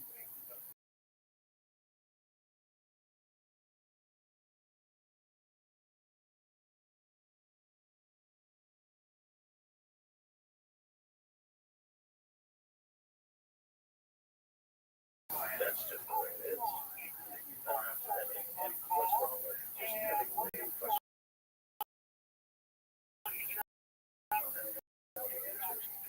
It's a very uncomfortable. I put myself in a position totally alright, let's just pull back. Try to control. Try to make it one thing or the other. Let's put what it is. What does that mean? And the conclusion I want to is like, we've got a lot of questions to answer. We can keep the entire population on the planet busy for a long time trying to get to the bottom. These questions. Did John already know? Or was that before him? Let's see. Something we should look up. Well, I know about Jacobs, I'm sure they John Mack was alive. I'm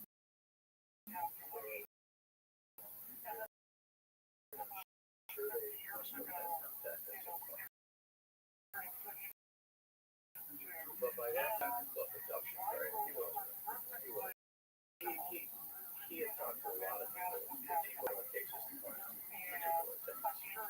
The way different people were handling in that book, there was a lot of different ways people were handling in their own lives to address it spiritually.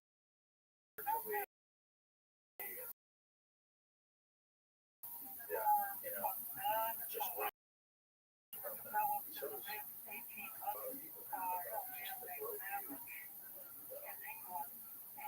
When it's shattered, you tend to grasp onto things. I think you should say, yeah, find out if he ever talked to them. I'm sure he did. Because I think that like was in 96. She was, oh, really? I met her with a friend of mine. And she died last year. And I know her granddaughter actually doing a lot of research. So her granddaughter's a UFC fighter, I think. Really? Yeah. Well, the granddaughter is for usually UFO people. Oh, like, what's her name? Kathleen Martin. Kathleen Martin. Oh, that was great. Good person. Pull her up, Kathleen Martin. This is if you pull up briefly, we were talking about those gravity alien civilizations. This is the work of Robin. And what does it say? There are two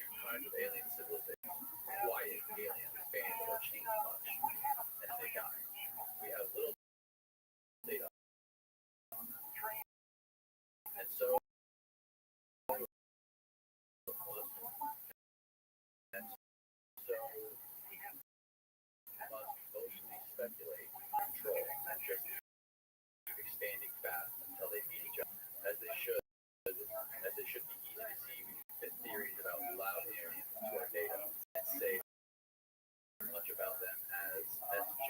Olson has done in 7 related pages.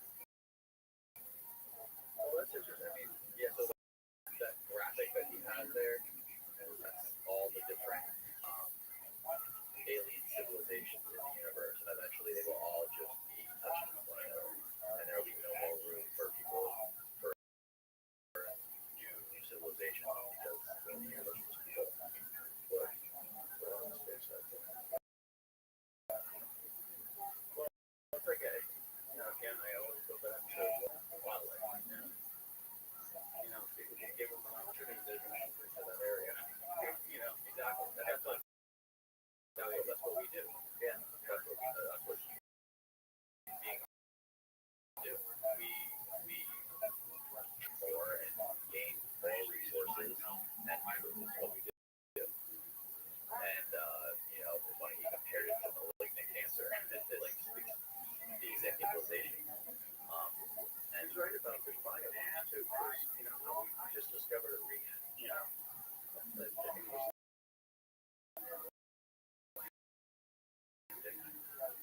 or this whole like, you know, or not this type. I've been looking for a long time, you know, for a long time. They didn't spread and go, you know what I mean? Yeah, they created their own little biosphere. They're happy. They didn't need to expand. Yeah, so he's right. Because I was wondering, I kind of disagreed with the client, but you know what? There's examples of that. If they became Rabbis, they would let their kind travel out to other civilizations because they would understand that if they went there, they would take control of whatever is there and start some sort of a new civilization that would threaten their civilization. So they purposely wouldn't ban these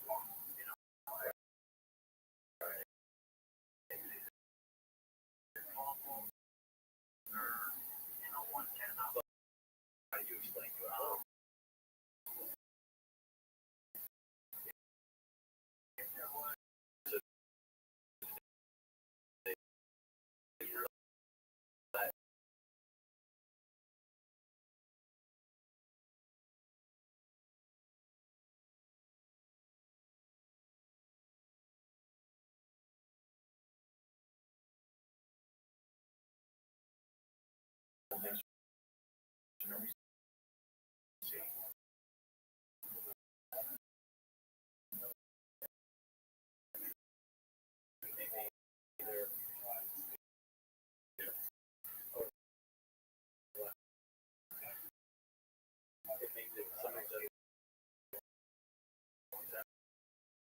Maybe it's just their kids. It's a science experiment. You know, it's not their adults. They're doing very possible. Highly advanced species. What are we seeing? Or and how big is that? Something there's some question for this. I think there's one there. And we're getting there. The biggest correlating physical matter found of the body. Were there any other sort of like implants or anything? Yeah, can't be explained. Yeah. Like what? Things that were under the skin. Person. I think Rothschild here.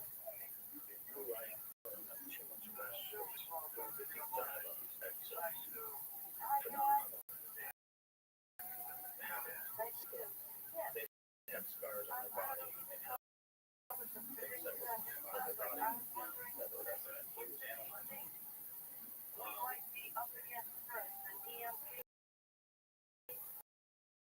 I mean, somebody else has to do that work. Right.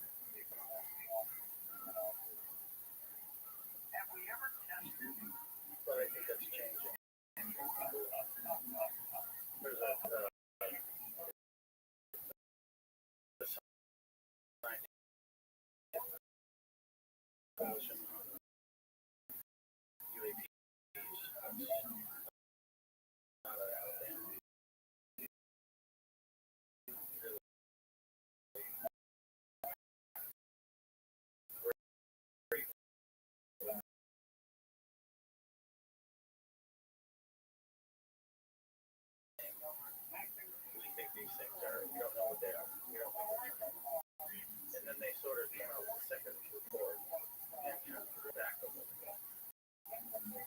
That's like of the four sites that had 100 guest documents. Well, that was the interesting thing. Like, how they get into more cases, they're sort of like, yeah, they have really shocked. They never did one New York, which is probably true. Yeah, but it doesn't explain all of it.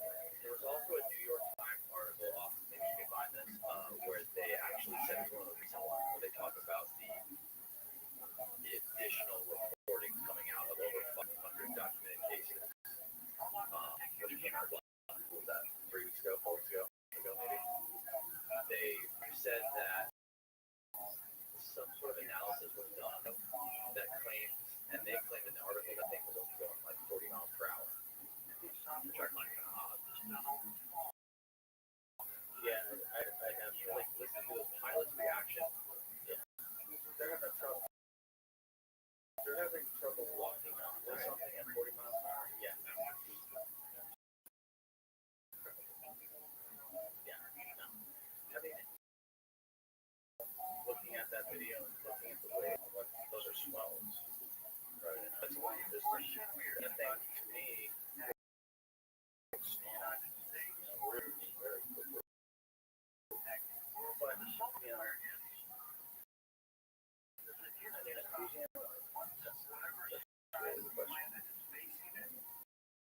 what's their background?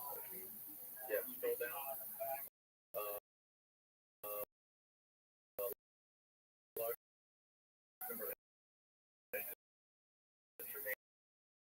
Explained in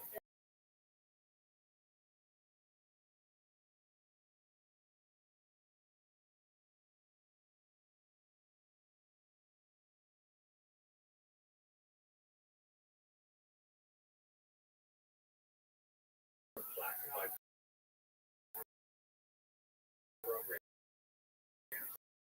like futuristic or stealth aircraft.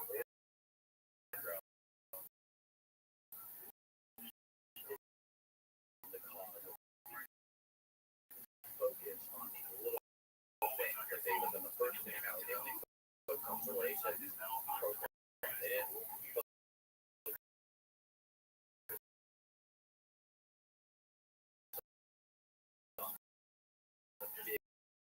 big question. Like, what are really deep conversations? They want to just, there's the editing of these articles that are focused on giant publications of the New York Times that are tied to different agencies that are trying to control the narrative, or they're saying whether the editors of these publications consciously are aware if they're being controlled or not. Could there be people that, for example, the CIA that are saying we suggest you change this because you can endanger a lot of people, or you can endanger national security if you put it this way, or focus on this thing. I think that's funny. I haven't seen trying to do that. I control how it's released.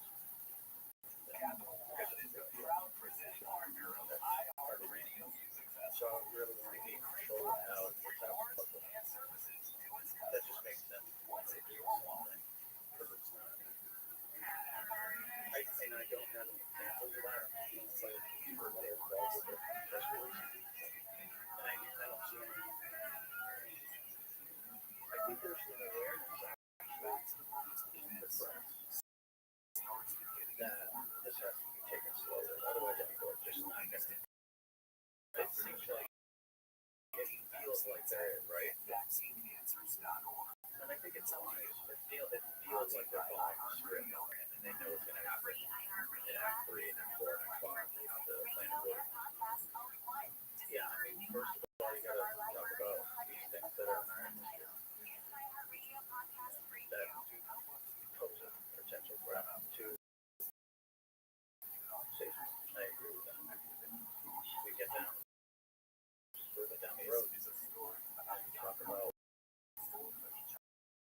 what are those things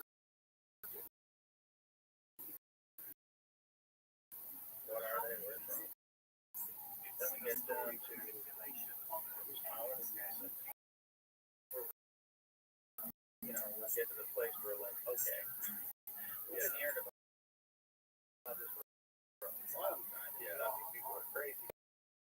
But we can't go there straight. Think about the snowball that is happening in industry with basically the monetization of the subject. The more giving us an inch in the New York Times. Then look what happened to History Channel, Discovery Channel. Now they're getting so much more attention on these shows. They're making people are taking seriously. People see the thing I'm talking about it. The New York Times talking about it. So now there's so much more money being made, so much money on the table to be made on the subject.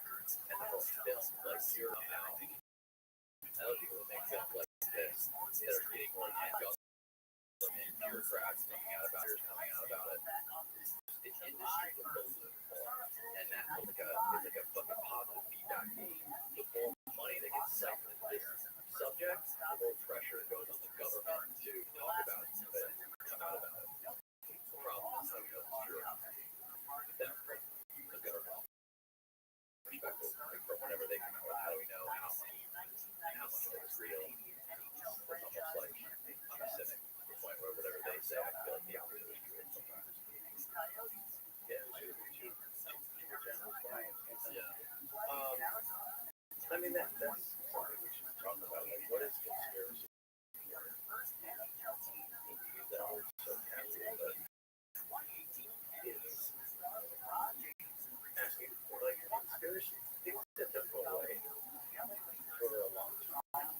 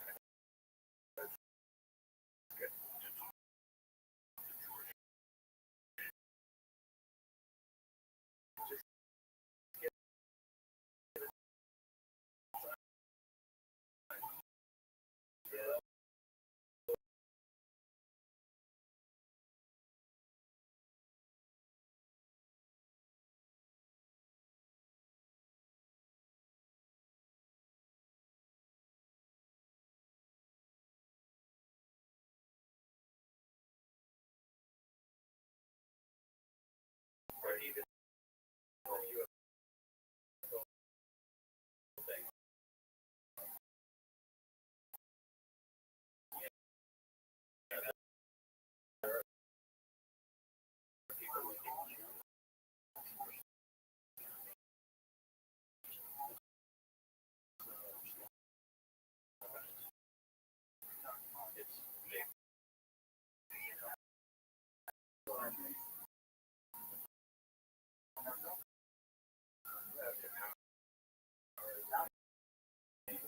to bring show them about this.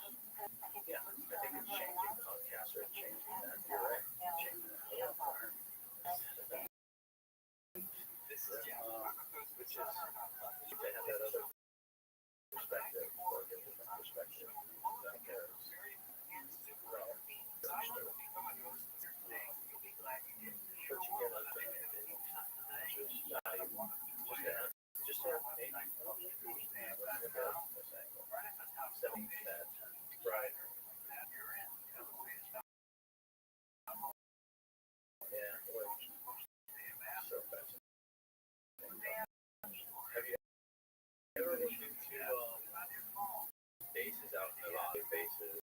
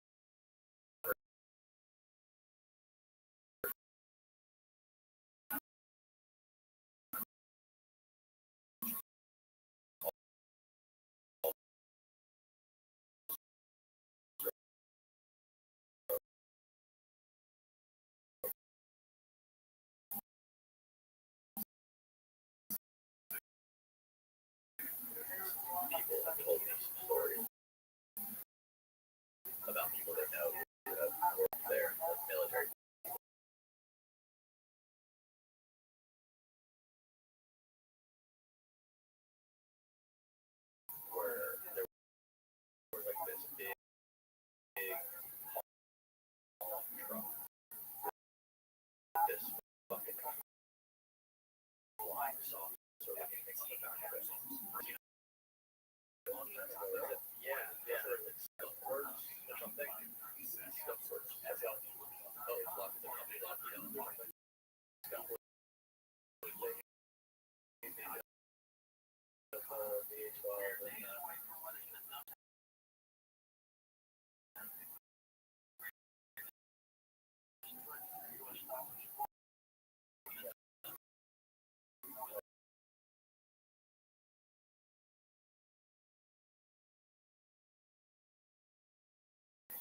No location.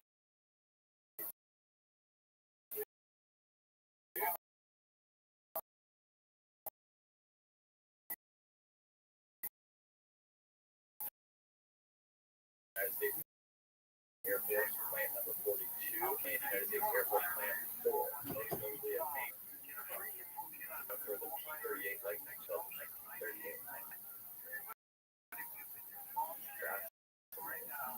Yep.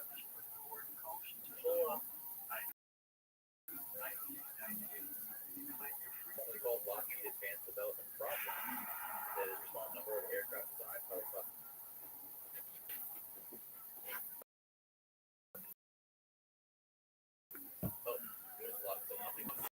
Nice. The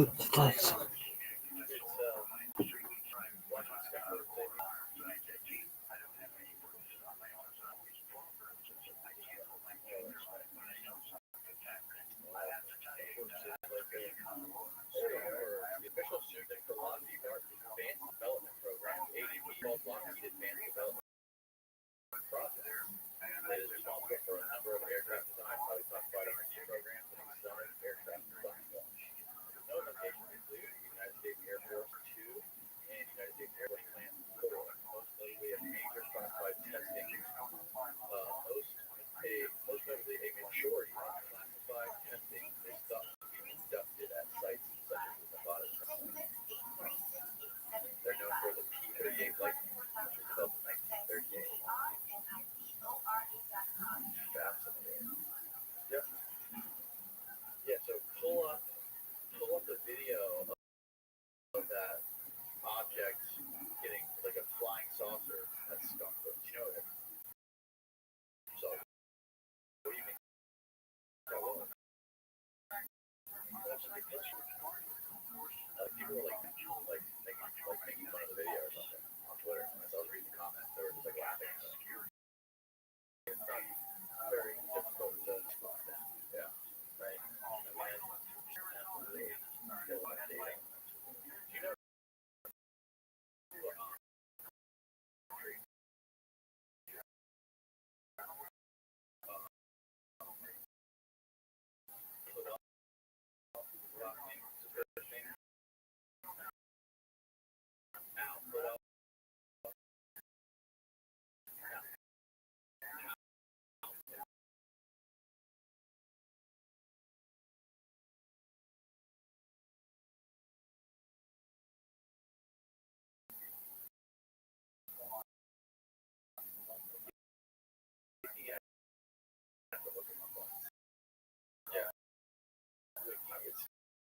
Yeah. It's like he's talking about physics. Yeah. Yeah. Real wild stuff back in the 60s. Okay, this is a picture of that. Okay. Yeah, that looks like another thing. Look.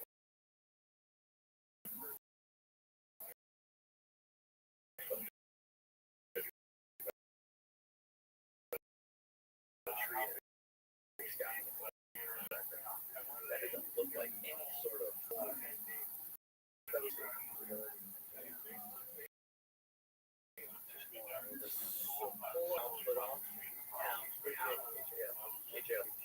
yeah, I watched a video where he was talking about it. He was like, one of the Weinstein brothers was asking him about anti-gravity, and he was like, basically, yes, we have, there's private organizations that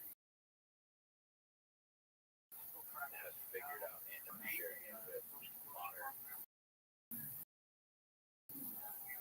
cross-nature. Yeah,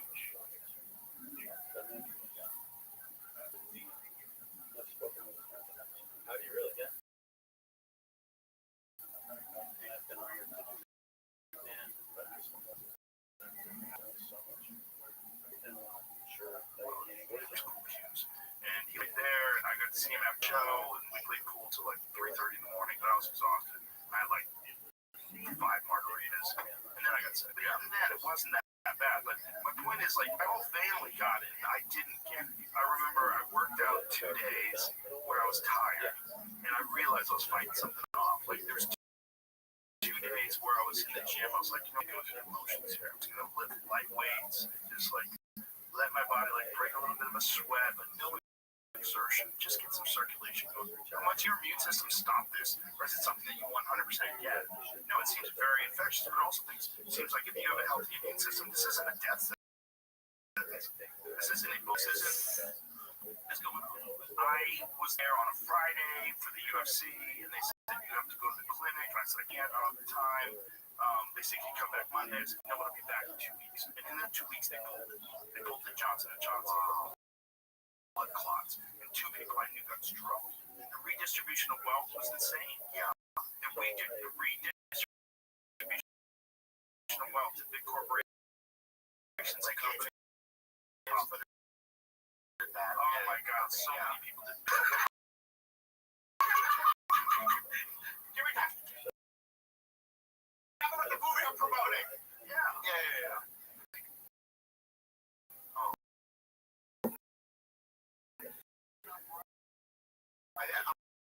I'm barely in it.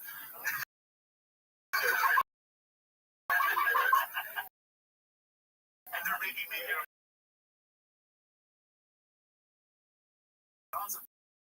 bunch of comedians that influences and D-grade actors.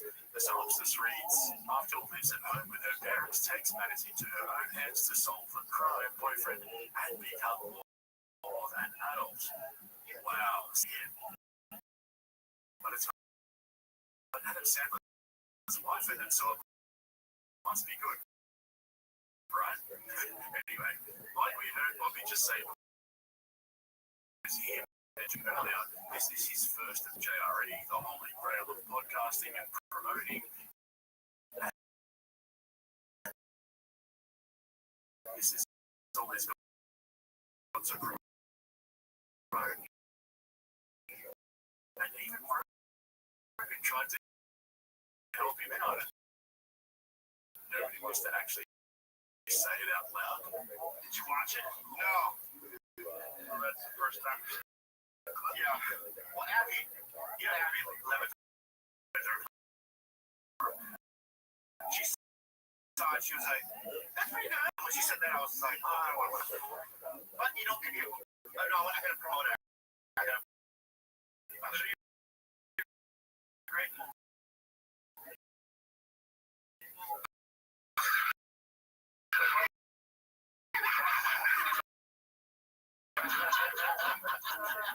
I'm sure you're hilarious, but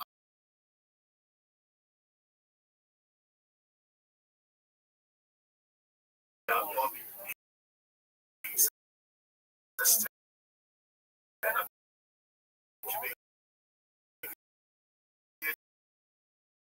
who likes to stay in a safe space, which is fine.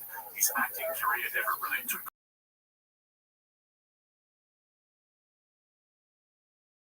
It's the same with Theo Von.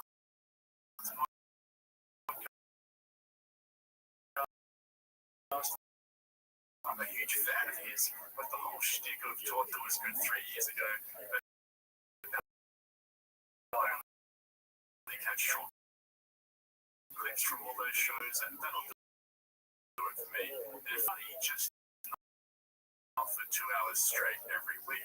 And it's the same with their stuff to see their latest comedy specials, podcasts, than they are on stage. So there's this sort of Bobby that we see come out every now and then.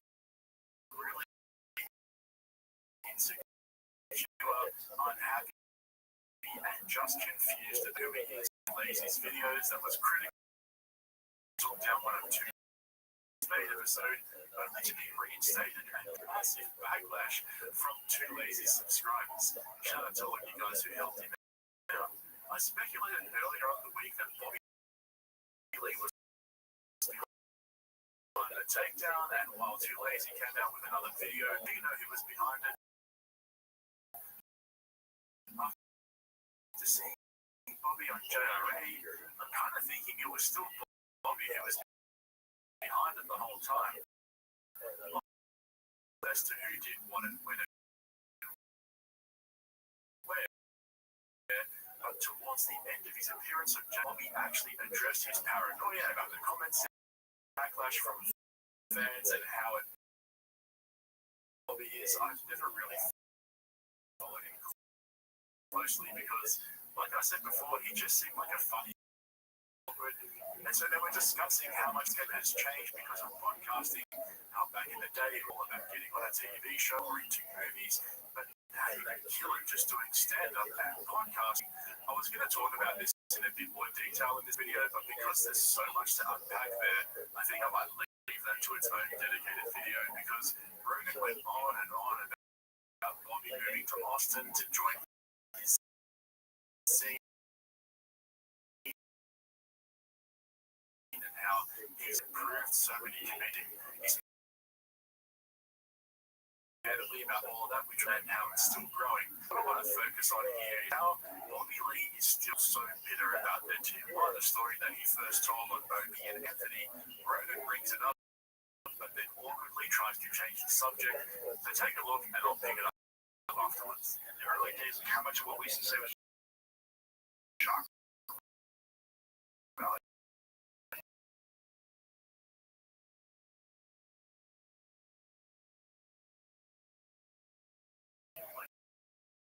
You would go on a radio show, you try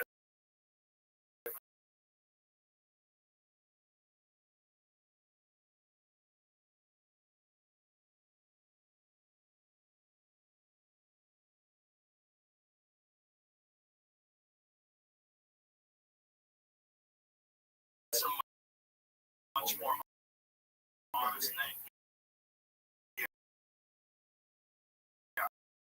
Because now you're your own thing, right? And people want to see Bobby and they know how to find Bobby and they seek you out. So it's not like some fabricated story just short.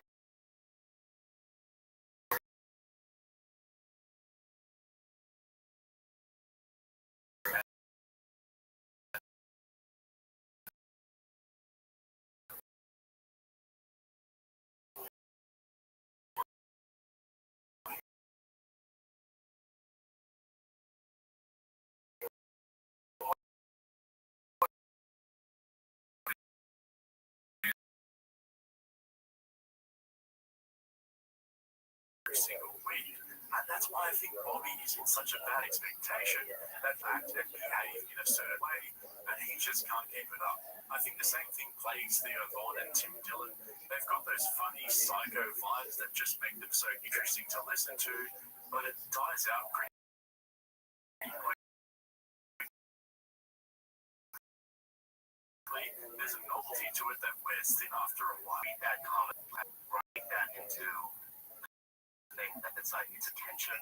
You know what I was trying to do? Don't care. Yeah, I haven't. Don't read it. Yeah. So you don't read. Yeah. I'll read articles.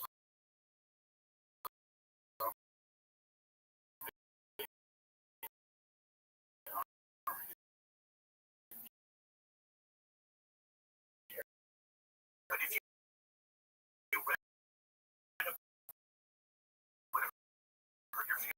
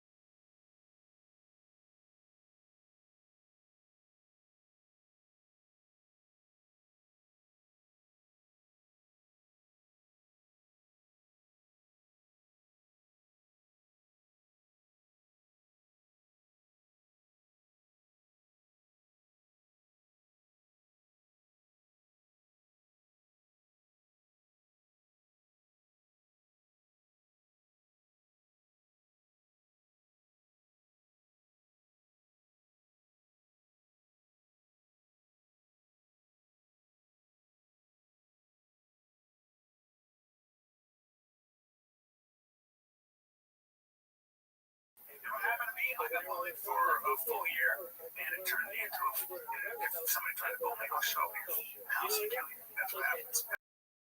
I get so angry. I'm not going to talk about what is that? Bullying me. You know, you're trying to bully me right now. I'm having a problem. Let me ask you a problem. You know, you've talked to too many guys that let you say like that, and it becomes like vernacular. This is what I'm talking about. It's like, I know. Did you remember that? It was a long time ago. You know, 5 years ago. I was about to go. Yeah, you know, and I'll tell you something else. You come at me. You better come at me correct. I was going to joke around with you. And he thought I was being tough when I first met you. Yeah, we used to hang around. Those are all toxic. And he said stupid, and then you said stupid. Danny, bro, look at how you said it. I was scared.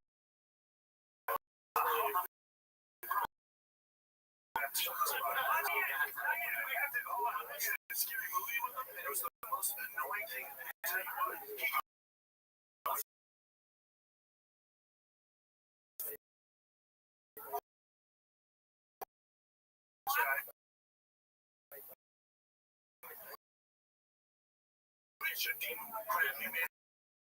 You know what I would do? Now it says Joe Rogan straight down. I was cutting you off, and I was saying something about how I was going to make you up. You bully me, bro. I don't even about your UFC bullshit. I will come right at you. I can be on the ground right now. Right. No reason. You could try. And guess what? Nice.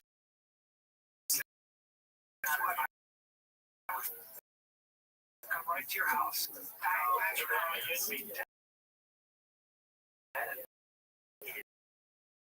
He started telling me how people, I was like, oh, jeez, this is, I was like, I was like, I don't feel good. Brian Callen is the same age as Joe Rogan, except on the Fighter and the Kid podcast. Yeah, that's right, it's still going.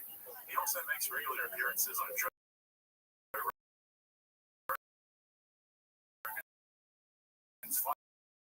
Companion podcast, except he has no like the sole reason he goes on JRE is in July of 2020, the LA Times reported that 4 women had made claims of inappropriate behavior and misconduct from Callen, both physical and verbal. However, Callen vehemently denied the accusations, calling them false. To my knowledge, however, he actually filed a lawsuit against one of. But in January of 2021, the judge ruled in favor of the couple, stating that he did not meet his burden of demonstrating a probability of prevailing. You go to the website and click on the special section. You can see all the links to watch on YouTube, as well as a quote mixed in each one. That's right. Brian Callen has never sold any of his online. But back to his website, next to his 2019 online special called Complicated Apes, the quote reads, "The fact that this wasn't on Netflix is crazy. One, if the most majestic performances of his lifetime in the about sexual in addition to co-hosting The Fighter and the Kid, a top iTunes podcast, Callen is known for being a regular guest on other popular podcasts like The Joe Rogan Experience and Fight Companion. Fans of comedian Brian Callen have rapidly taken an interest in his latest project, a solo podcast titled The Brian Callen Show, and of course the diehard fans of 10-minute podcasts to listen to Brian, Chris D'Elia, and Will Sasso trade stories, jokes, and jabs every chance they get. Wow. So let's take a look at the rapid interest in Brian's songs. After fumbling around the website, clicking on links that took me to the wrong podcast, seriously, bro, you gotta sort your website out. I finally found myself on his Off Limits playlist on YouTube. And he wasn't kidding. It's so off limits that most of his episodes fail to break 5 to 10,000 views. By the way, now that I'm here, quick tip for you, Brian.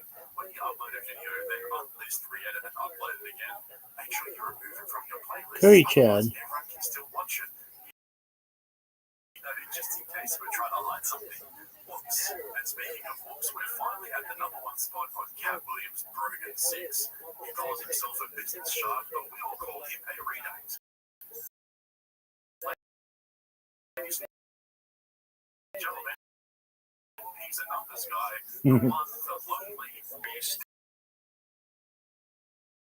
Not your commitment to Surprise. not your commitment to training, not your commitment to We one foot out the door. never saw I it. think you're looking at where the future is I going think to you'd take be you. surprised. You know, I think that's a very dangerous place to be in fighting. And I've seen it with a lot of guys. 100% fighting becomes their life. They start thinking, how long can I do this? When's the out time? What's my exit strategy?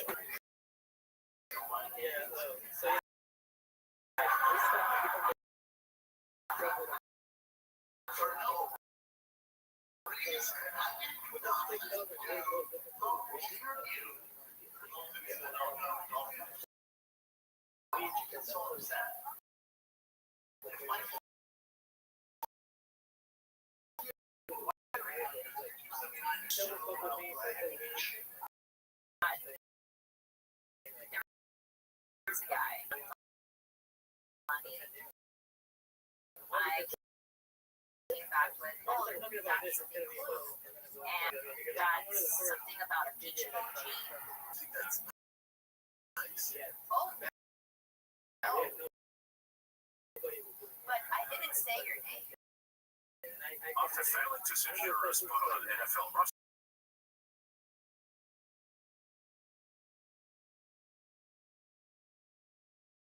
out several years later with Joe Rogan infamously convinced Brett citing his need to protect his brain from any long-term brain damage. Embarrassment in the octagon, he soon realized that he solved one problem and created several more. Under the guidance of Joe Rogan and podcasting and stand-up comedy, both of which he continues to this day. Is how Rogan convinced him to move out of fighting into podcasting and comedy. He uses to let him perform at his own comedy club in Austin, Texas. To break this down for a moment, because this is exactly what Cat was taught to craft and improve his skill, and yet almost 10 years later, he still refuses to listen to Rogan stand up himself. It's okay for us to have to listen to him, but not for Rogan, the very man who started this. Just thinking about that gives me CTE. No, these guys, but I want to make a few serious comments in conclusion about the Joe Rogan effect and Rogan bump in my I think some of you may have misunderstood me. JRE is Rogan's podcast. He can have whoever he likes, and he should be free to do whatever as long as he doesn't break the law. Just like the rest of his decisions. Now, this is where the whole Cat Williams controversy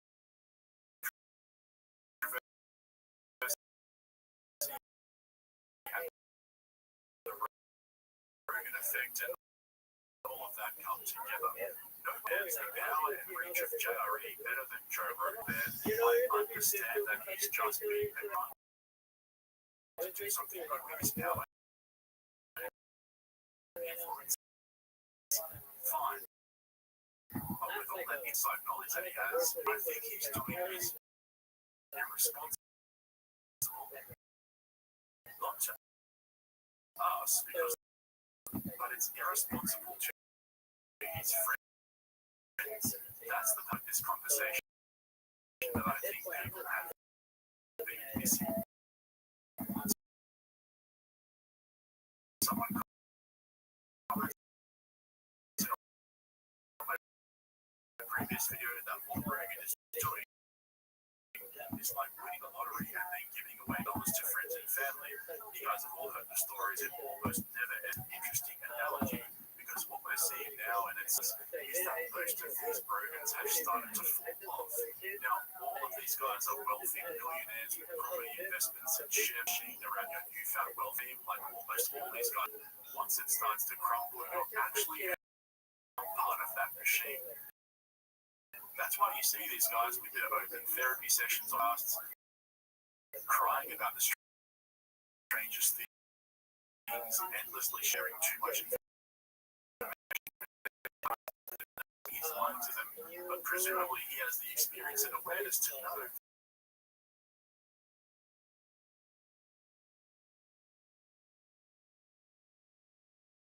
Assume that just because his friends are grateful for the exposure, somehow means they'll be able to handle it. Let me give you an example.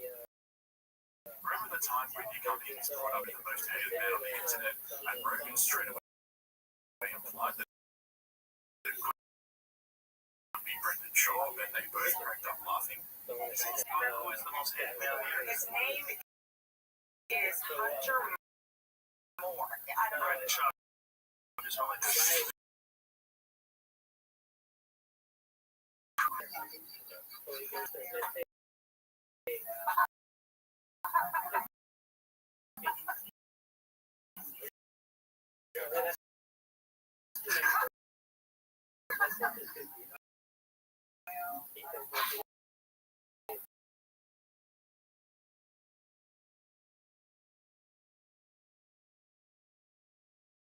moments in JRE history. One of the funniest bits in JRE history. But there's no kind of serious side to it. Rogan to say that and crack up laugh is best. Arrogant things he's ever done. We all know that would have absolutely crushed, especially coming from one of his biggest mentors. And let me just repeat. I cannot watch that clip laughing. It's absolutely brilliant just thinking about it and basically dragging life that he clearly was built for. That's like Shane Gillis, Smart Norman, Tim Dillon, and also Tom Segura. I think Tom's a really smart guy deep down and he'll figure his way out of all of that on his feet. I've said this before. I don't really want to like Tom. The other guys on this list I couldn't care less about, but I did see myself coming around on Tom and becoming a fan again. So let's wait and see if that happens. Anyway, sorry, back to what I was saying. Guys like Gillis, Norman, Dillon, and there are probably a couple of others. They're gonna be fine. I don't think Cat was referring to those guys, even though they benefited from the Rogan book. In my opinion, they fall completely under the Rogan universe. For example, there are people who love Shane and Mark, but don't listen to JRE and enjoy this video. Let me know what you guys think in the comments below, and if you haven't subscribed yet, of course, so you get all my uploads. Right there.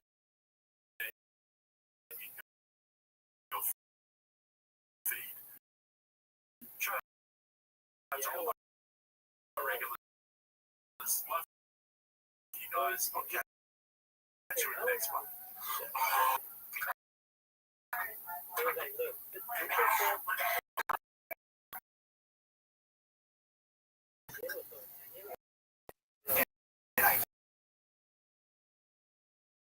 Like,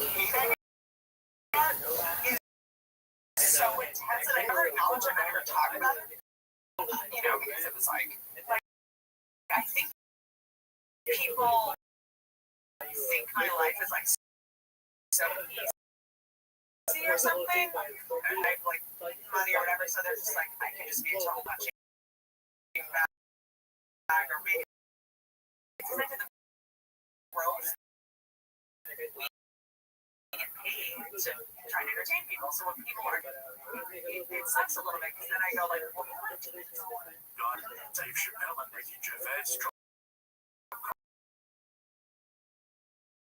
comedy specials that couldn't be further apart, and Stephen Hawking has been accused of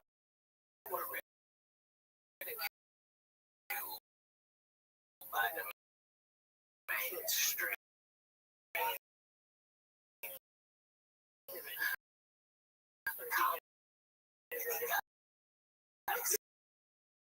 That would be like me being Joe don't want me on there. I need me on challenge. Joe got 6 comedians that can go over here.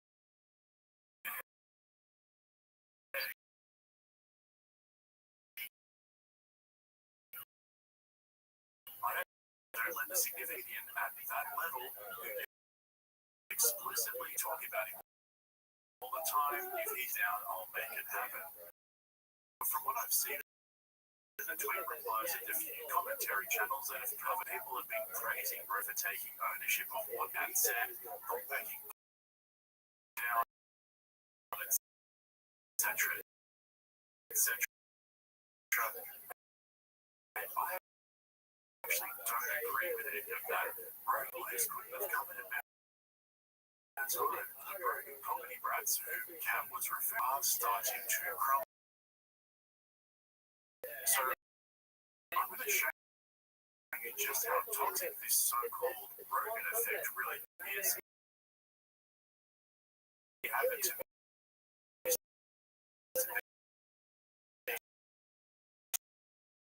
as well, but more on that in a little bit. I'll take you through all those details.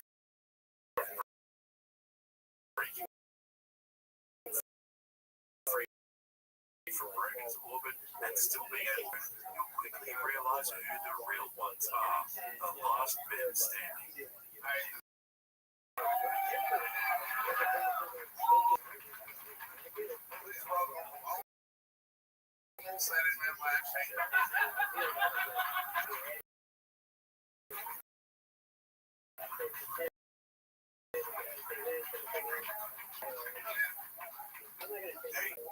I'm gonna keep my what's that joke that I love? I hate making requests. I saw you a joke about Donald Trump getting shot.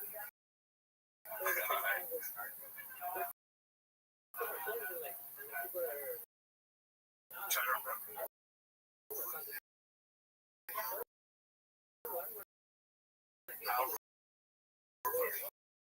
He said he would die. Yeah. I'll be nice. No. I said, all the presidents, I think it's fair to say.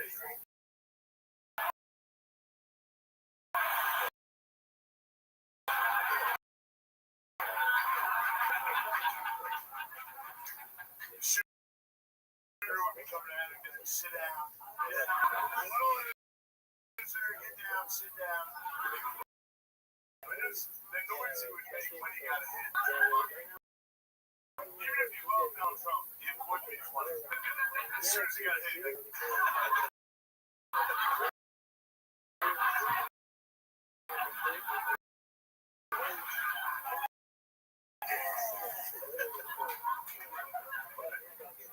that's the joke. That's my favorite part. Really, a lot of people that like it.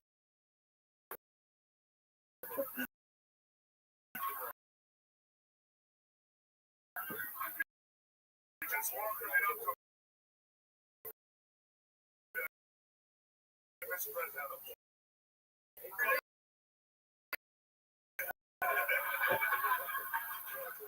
That's going to be a drill, Shane Gillis. I mean, having one of the goats of seen to literally spin around in laughter, oh man, that hits different. But after that has become, I want to say a few words about Dave Chappelle and rewatch Ricky Gervais' special called Armageddon, which I reviewed last week as well.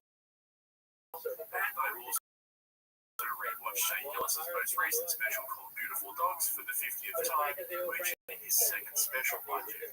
So then, all in all, I'm fun. Sure, they're at opposite ends of their careers, but you can't fake that sort of stage holding a mic telling jokes. Contrast that with Ricky Eddie, far from his best work, but he just seemed like he was ticking boxes and rage baiting all the snowflakes into calling him Livo. I caught an interview on Oxford Union from 6 ago where he basically outlined his path back into stand-up comedy after taking a long break to pursue his Hollywood dreams. I don't know why, but it's number one on my list. Now, I could give up TV and to just do stand-up because I love it. I don't know why. I realise what a privilege it is. Self-censorship outside the novel. It's a good time. It's a really good time for stand-up.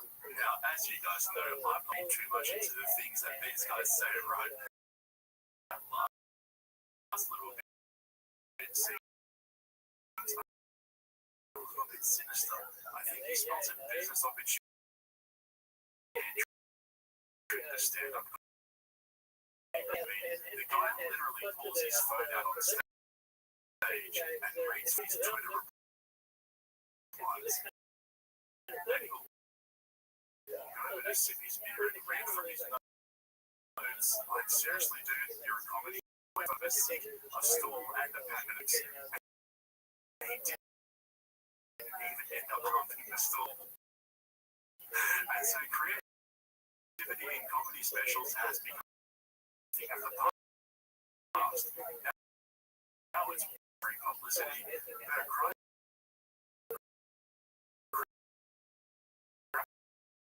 His pants on stage and with a white t-shirt, and then held it up for everyone to see. And Tom Segura made a documentary about himself, which was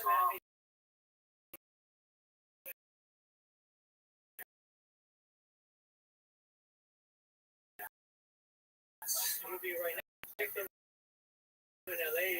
you really can't.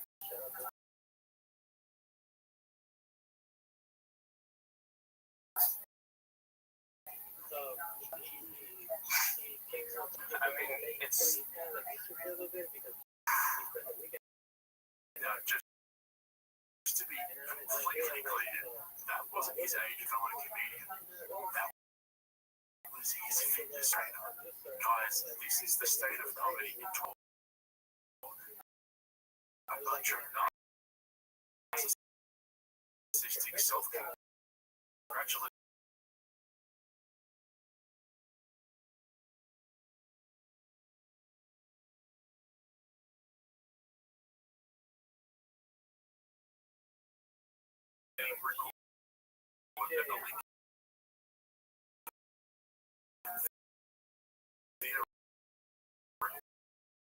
Washington, D.C., you can see the crowd clearly. The look at the South uniform.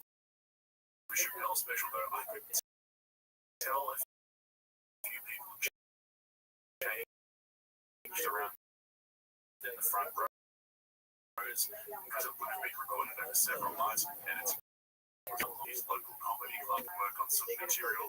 I absolutely loved it. Even though he got preachy, it was still funny as hell. Shout out to Little Nas X. And the way Shane Gillis is developing is wild. The best comedians know how to use silence to their advantage, and you can tell Shane's becoming more comfortable with letting his jokes just sit for a moment. I noticed that straight away, and people complain about this, but I actually like the way he laughs at his own jokes. You know, the way he'll have a little chuckle here and there that makes it feel more conversational and shows he's having a good time. And straight away, as soon as he walked out, you could see and feel the crowd. Big contrast with Ricky Gervais. Also, just from a production perspective, the lighting was great, his outfit was nice and simple, and it suited his personality. All these little bits and pieces make it easier to watch and focus on his comedy. Now, Shane's very good at tackling political issues without taking a side, and I think the key is self-deprecating humor. Whenever he punches down, he always slips himself in underneath, and he's not afraid to laugh at himself. And it feels like Trump is now impersonating Gillard. His Aussie accent is pretty much really rude. I only had one negative experience when I was there, and it was I got bullied. I got made fun of publicly by a goth. They still have goths who full on black trench coat, black eyeliner.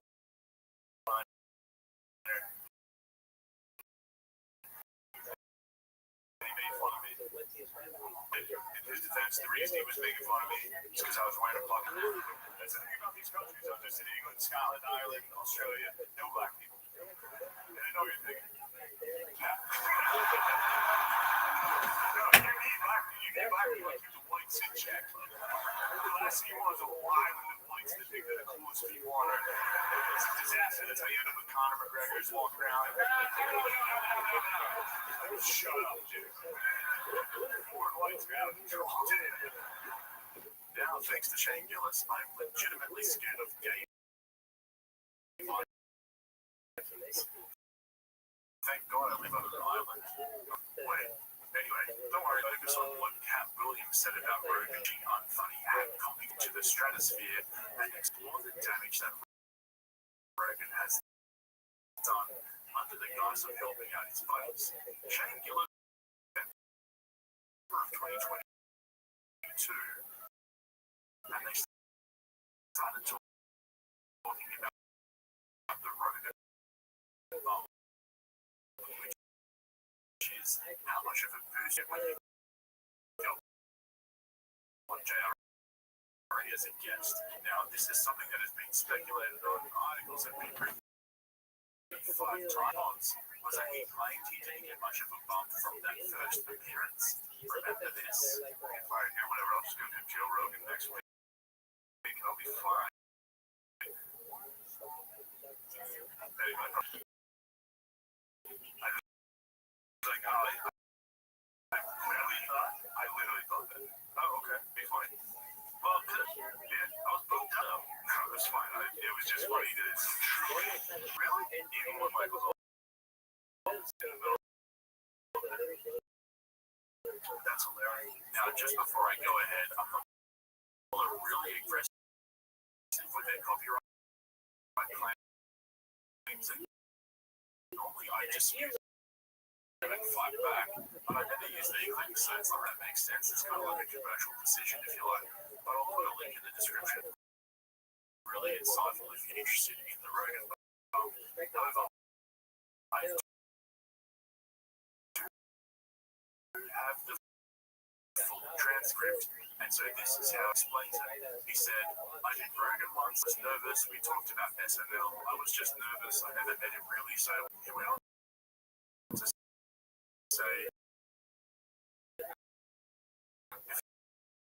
if you have a bad episode, you don't see a bump, I think you'll get up followers or something like that.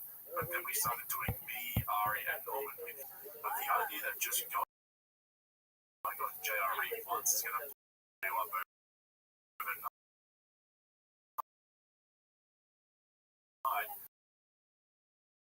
Whilst it has happened that way, it wasn't the case for Shane. I'll come back to that because I want to say something that caught my eye as well. He was asked about little teen girls, and his response was, before I was with the guys, all these guys, before you're in Philly, I'd be sitting there like, screw those guys, they're not that good, they suck. And then I love you guys. I love you guys so much. Okay, so I completely get what he meant there, right? He even elaborated, explaining that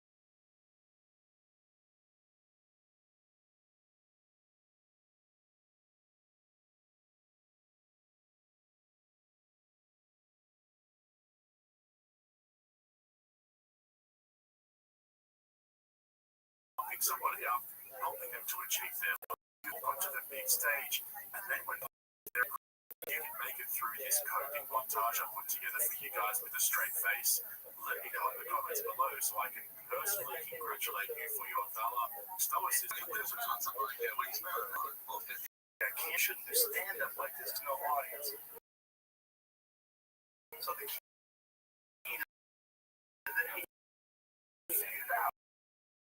he's like, the key to this is you gotta hit it fast images.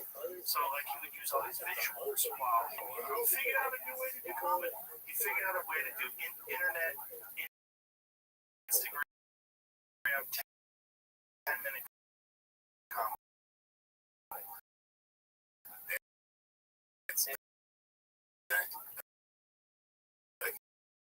He's saying it's not stand up. No, like this thing that we described.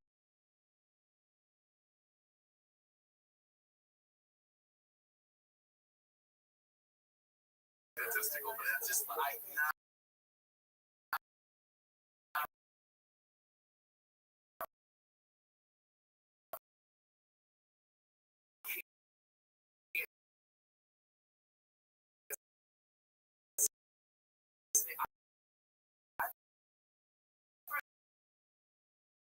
somebody's grandma all the time.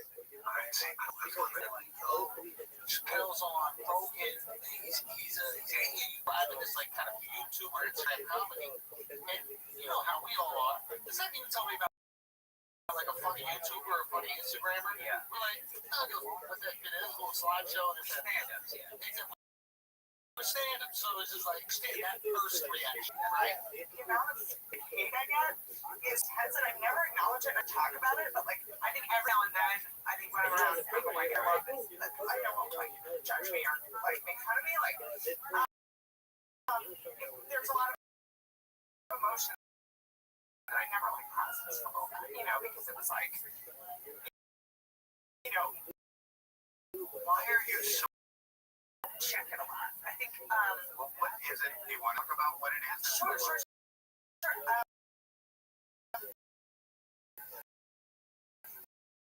You just be. I can't be.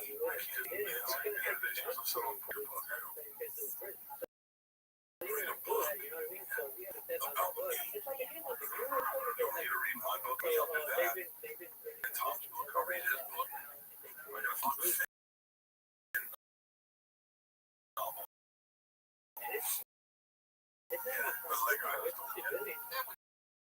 Joe's like, no, his standards is different, and he found a way to evolve.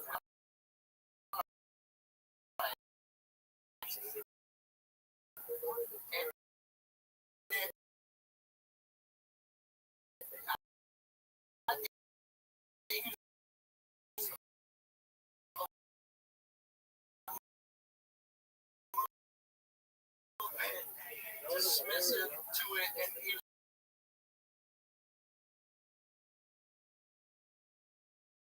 trying to spread joy. It's like it sucks a little bit because then I go like, well, what am I doing this for? Like, I'm a clown. Like, what do you? I'm a clown. We're clowns. Like, I'm a clown. I don't think I think that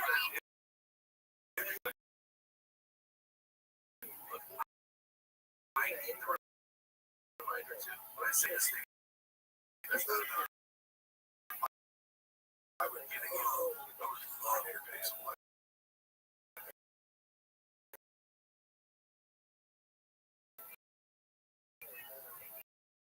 Well, no, but like, hang on. What? Okay, so like, perfect example. I signed up for my schedule. Yeah, like we all have a crazy tour. I wish I didn't know to determine how I feel throughout my day. You got it. It's pathetic. Exactly. Like you're literally living your dream. Yeah, of course. And it's like you can't let someone's bitterness or negativity. Yeah. And let me just explain something. Comedy, by virtue of what comedy is the comedy only comes from negativity. It is only negative. That's why comedy and tragedy is together. If you're laughing at a clown falling down in the circus, you're laughing at the misfortune of somebody you don't know. If you're laughing at somebody getting a pie in the face, it's because just the average joke of two guys walking to a bar, it's not going to be a joke unless something awkward or embarrassing happens to one of them. That's why we laugh. I think the takeaway from this is I'm not going to get a shot. I can live with that. I think I'll be okay. If Dave wants to retake that, then we can have that discussion.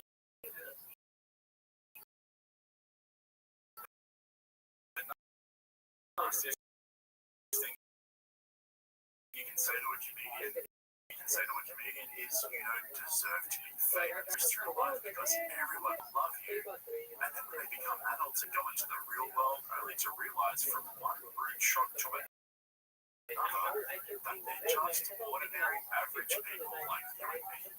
But in this case, they've been told by Joe Rogan and whichever other rich and famous comedians they know that they're funny. So as a result, they grow on social media, they have a bunch of fans who send them nothing but love, and then their reach starts to grow through the Rogan bump and social media algorithms. Now they're reaching a larger audience who don't think they're as smart, funny, and good looking as they thought they were, and they tell them. They start getting all of the hate. Seriously, go and read the comment sections of any upload from Tom, Berg, Brendan Shaw, Whitney Cummings. It's overwhelmingly negative. There's more comedy in the comment section than the video itself. So that's when it dawns on them that maybe this whole thing was based on the false premise that I'm something I'm not. This is why we see these Whitney Cummings meltdowns. It's honestly hard to watch, and I don't even hate these guys. I really do feel for them in a way because they kept putting their hand up saying, I want more. Papa Rogan helped me, put me on stage, and when they reach the big time, it's slowly taking off, being told by the elite comedy class who we should buy tickets to see and which podcast we should be listening to. People have had enough, and it all started with that highly sought after Rogan bump. Let me give you just one more example from a different universe that'll make it crystal clear before I tie this up and get back to Cat Williams. Mr. Beast has been known to show these smaller channels.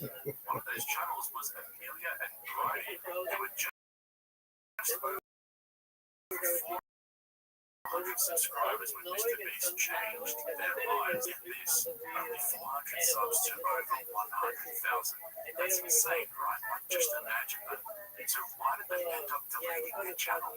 And what about another channel called Noltadines? He just had under 1,500 subscribers when Mr. Beast gave his channel a shout out, which went up to almost 150,000 within 24 hours. So why did he stop uploading videos 18 months later? And then there's Sayard Osman, who had less than 250 subs before Mr. Beast shouted him out, skyrocketing to almost 200,000 within 24 hours. But yeah, he disappeared completely as well. Now, these are pretty extreme examples, right? But the concept is the same for the Rogan bump. His buddies got all of this attention, particularly during the pandemic when everyone was glued to their screens, and now that traffic is falling off. I called this less than 2 weeks ago when I said that Tom Segura would need to start downsizing YMH because they lost around 2/3 of their views throughout 2023 and their ad revenue is in free fall. And what do you know? Dr. Drew is the first one on the chopping block for 2024. The same thing is happening else. See, he's part of the Rogan bubble, but he's got his own audience outside of Rogan's audience. That's the key to surviving the Rogan effect. Dave Chappelle is even further removed, similar to Bill Burr and Louis C.K. All of those guys worked hard for years to build up their audiences, and they never needed Rogan in the first place. Williams absolutely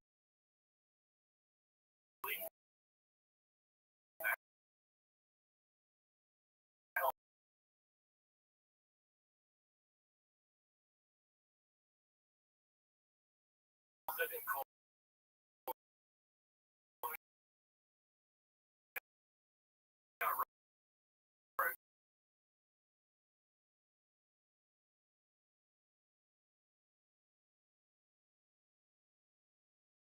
views within 7 days of uploading. Now that's sustainable. Anyway,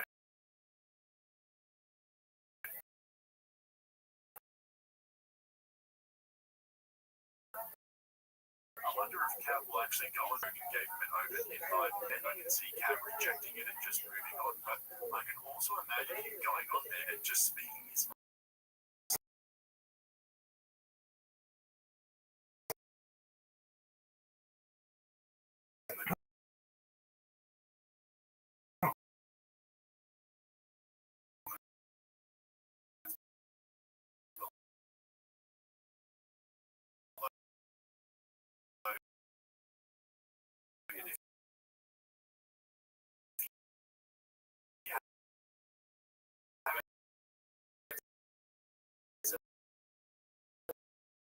Subscribe yet. Consider jumping on board so you get all my uploads right. We're gonna have the trail birds.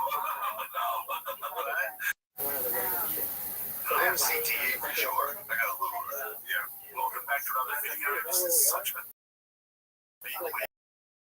A bunch of videos coming to you guys, and today Shane Gillis made his 13th appearance on over a week ago on Tuesday, December 5th. Now, for those of you who don't know who he is, basically Shane is probably the best up-and-coming comic at the moment. Now, when I say up-and-coming, I mean compared to comedy grades. So that says a lot. He's 2 comedy specials under his belt, and he which I'll play a clip later. But the thing to know about Shane is this. In 2019, he was hired as a thief, but literally within hours of the announcement, several clips from his podcast, Son of Slurs, which prompted SNL to fire him a few days later, even though he apologized that same day the clips resurfaced and caused a stir.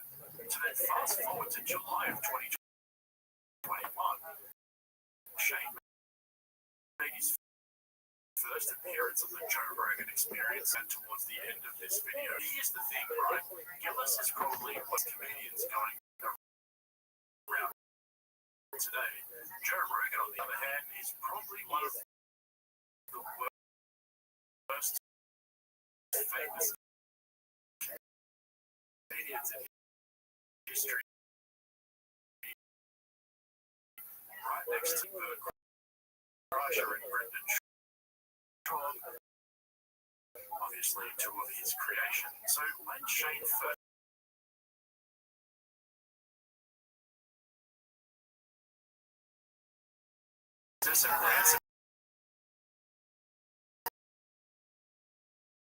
come together, if you're a carrying member of the Rogan universe, Joe's got him working out at his studio with a few other less to-do comedian buddies of his. The regular leaving up the rocket on the action a couple of weeks ago. So this episode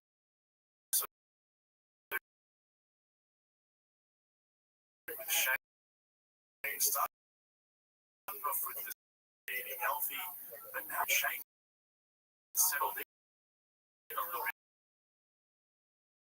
more. He's becoming a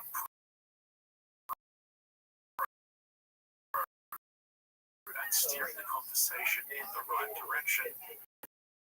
Dropping singers here and there to stop Rogan from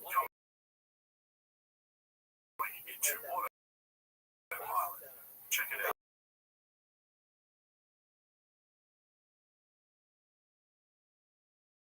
I don't think they're doing anything. I haven't taken it. I haven't noticed the bigger result.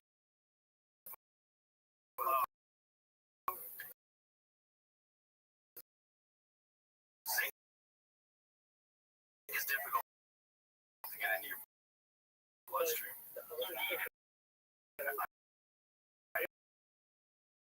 On a floor, you gotta take the same. That's how it works.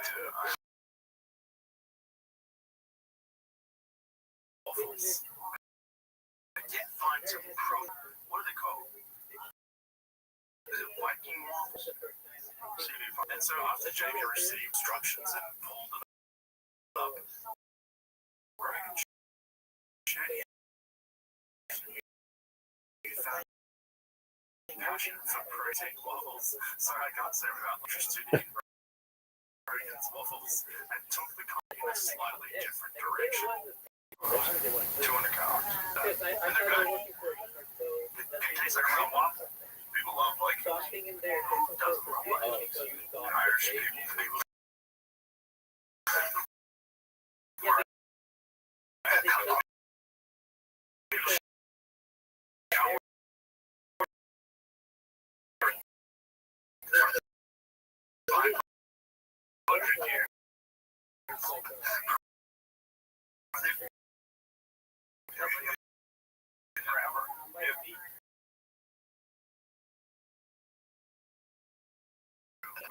Gillis, don't be deceived by his big dorky appearance. He's a massive bookworm who loves to study history and point out all the contradictions from wars and various seminal moments in history. So really false. That show Vikings, you ever watch that show? No, I heard it's great. Great. I was afraid it was gonna be like, because they did like women. Oh, they tell everybody. Alright, good. Everybody, no, I mean like the bad woman characters. They have that. They have a couple. They usually take out. No, they're realistic. Okay, like, yeah. The old Conor McGregor woman. I don't love it. They announced a sequel. Is the girl that it's Netflix. Yeah, the armor takes me out of it. We're not these giant. Well, where does the mountain come from? Where's he come from then? They, you can see wear like all real good shirts. They look like, exactly.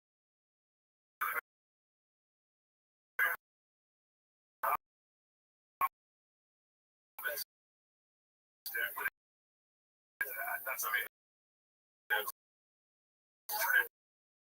it's not them.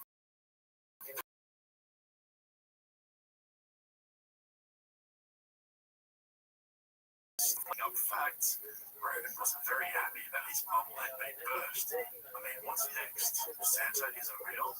Shh, don't tell him. As for the male warrior caricature, historians doubt they actually wore cartoonish horned helmets in battle. Oh, come on, I know. In fact, only one preserved Viking helmet has materialized in Scandinavia, and it was horn-free. Only one, which appeared with the sole surviving helmet. One suit of chainmail and one helmet. This was likely worn exclusively by elites and professional warriors despite its common appearance in mainstream depictions. What I really want to emphasize here for you guys is how far Shane Gillis has come in his appearance, well and truly developing into an elite podcast guest. That sounds cringy. Let me explain. As all my regulars already know, the verse is one big circle joke. They go around having the same conversations on each other's podcasts so they can throw in 200 ad reads in every single episode and get their back. So when someone like Shane came along, he became somewhat of a interest dude, but he's also deceivingly direction through his witty humor and saves us from Rogan's long draw. Oh, this one's good. They just keep making it so cool. Cool. And then watch first like them. Yeah, I don't too. No, I don't like the black culture. Because money discovered America first. Like, I think, dude, you gotta get colonists. Dude, colonists. I don't know. Everybody hates colonists. Did you read that one for who? What? It's crazy. Did you ever hear that one?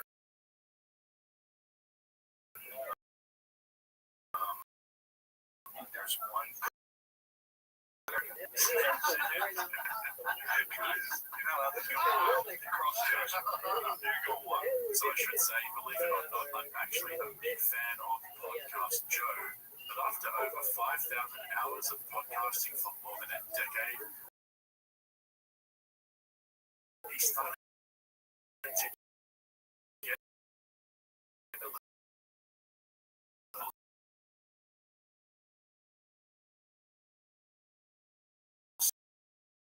stale and repetitive. But to give him credit in this latest episode with Shane,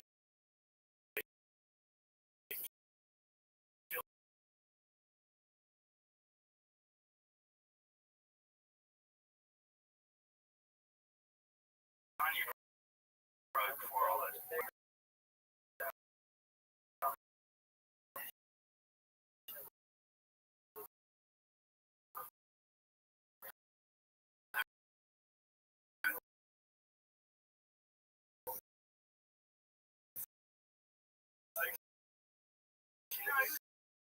It's not that.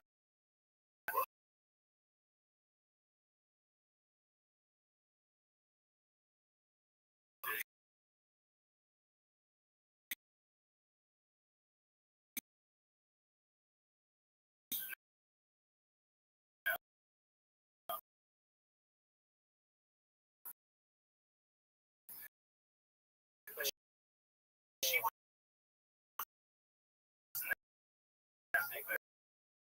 either right there. Like, what do you mean? He's having fun. I hope so. Oh, no. Hey, I thought that was funny. No. What? I was like, oh, I literally thought. Oh, okay. Yeah, I thought it'd be funny. Well, it could have been fun. Yeah, I was bugged up, though. No, that's fine. It was just funny to truly. That was a conversation I actually had. Really? Even when Michael's office in the middle of that. That's hilarious. So that clip from Shane's first JRE appearance went absolutely viral and haunted him for months. I'll come back to that and give you the full context in a moment. But that little jab that Shane threw about Kanye getting a missile hit on a boat in Italy went straight over Rogan's head. A couple of months ago, Kanye from Bianca were busted by paparazzi after she was photographed in Venice. They actually ended up getting banned from the rental company. And the photos of her giving mouth to self-resuscitate the world. It was just funny that Rogan clearly had washed it off in his signature style. When this happened the first time on their first podcast together, it really bothered Shane. He beat himself up about it so bad, and he actually brought it up twice after it happened in the same podcast. If you don't know, Shane was talking about said it like Vicky just go on JRE and get that Rogan bump, which would effectively save his comedy career. In hindsight, he obviously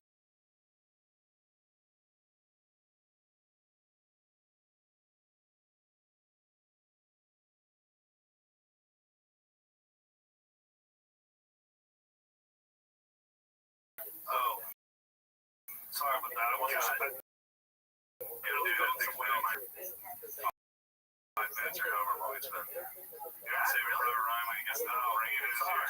I thought that was more until I felt my face go flush. I was like, oh, go back and watch the tape on that. That's good. I'm sorry I didn't get you. No, I just thought it was just funny how confident I was. Next year, what we would do is let me have some more whiskey. You'll be fine. Yeah, dude, I'll get confident. It's the last thing this podcast needs. You're not confident yet? Yeah, they are pretty good.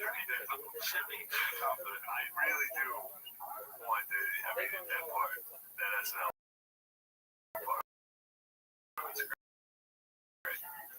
There's one moment where I was like, and then I was like, I'll just go on Joe. I know. It should have helped you. You should have seen my face. He's just like, that was funny as much as yours. I thought having you on, and I thought about like even rescheduling people, but I was like this guy's just gotta go through. And so even after he kept bringing it up, and Reagan apologized, and Singh generally bummed out that he didn't get what he meant straight away. Shane brought it up and tried to clear the air again on his own podcast afterwards.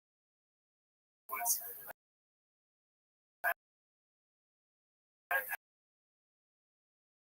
had a good little laugh about it.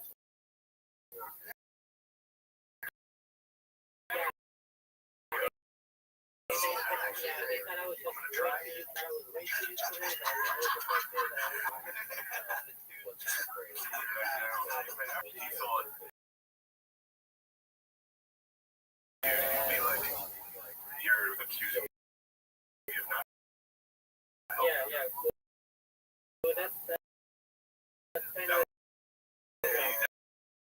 That's the part he took from it. Yeah, that makes sense. But the joke was I was very have a lot of whatever, say stupid afterwards just goes to how down to earth he is. I mean, compare that to a collection of stupid things that people would just ignore.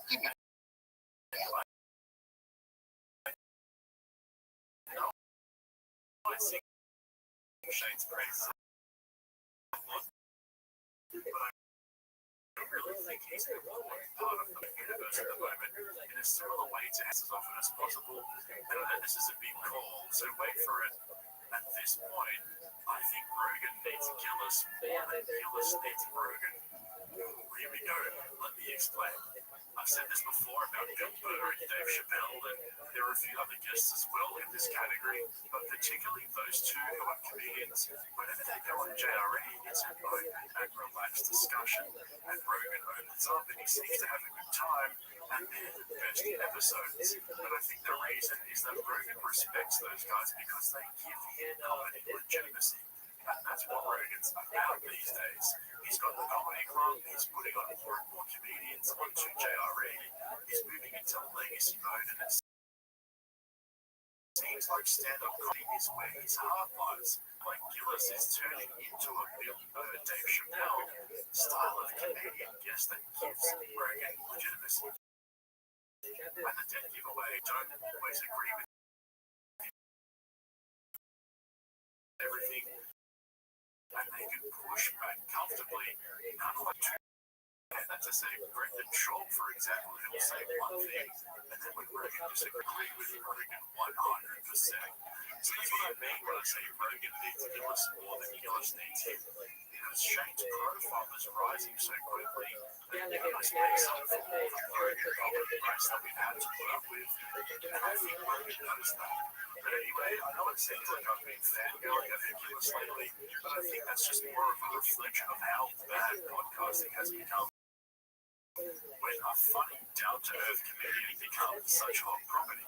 Anyway, that's it from me. I hope you enjoyed this video. Comment below. Let me know what you think about all this. And if you haven't subscribed yet, consider jumping on board so you get all of my uploads right there in your feed. Thanks for joining me, guys. I'll catch you in the next one. We have here? Yeah. Well, let's go rest of the our friend, Brendan Shaw. Joe Rogan talks about us. I think Joe and I, we're going to have a nice long conversation. It's going to be a very, very interesting time. It's probably the only thing I call Joe Rogan. So I look forward to it. Joe can go talk on Instagram or my Instagram.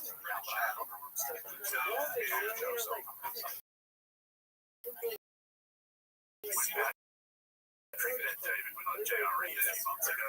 He caused us to challenge Rogan to have us. On the podcast, he would indirectly be assisting Joe Biden in winning re-election. God knows how Biden makes it past Christmas, though. Anyway, at the time, it was obvious that maybe he was fishing for a viral clip.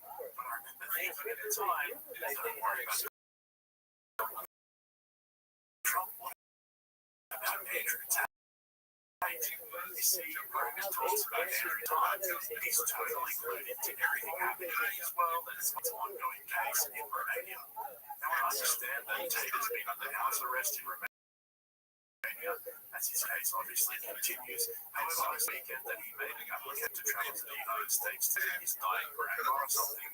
So on his way to the courtroom, he said, so we're just going to hopefully get some freedom back and go back to America. We want to visit our grandma and just live a normal life. It's been a long time now, been going on for a long time, and we're looking forward to a conclusion.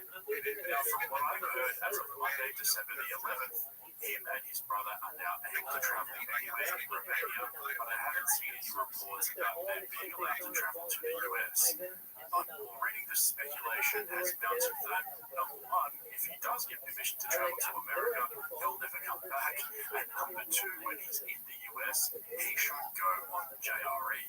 On the Associated Press video on YouTube that followed him to the tribunal last week to hear his application, the top comment read, a Joe Rogan appearance would bring. Now, apart from the fact that Jerry episodes aren't on YouTube, they are 100% correct.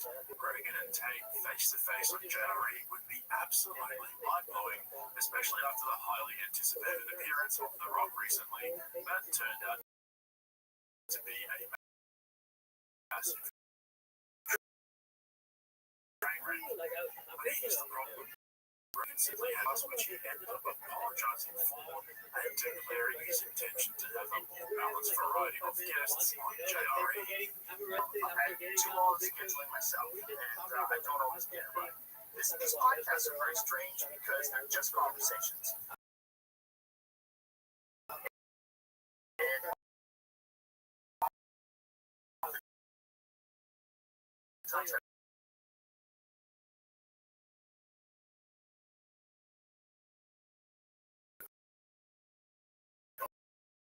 Idea what I'm talking about until I sit down and talk to people and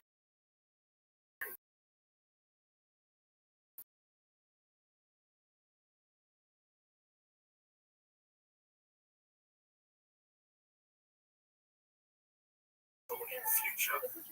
Since then, JRE has become boring.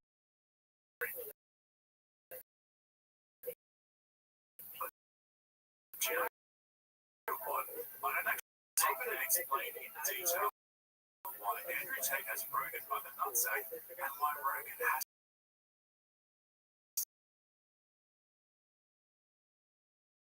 to be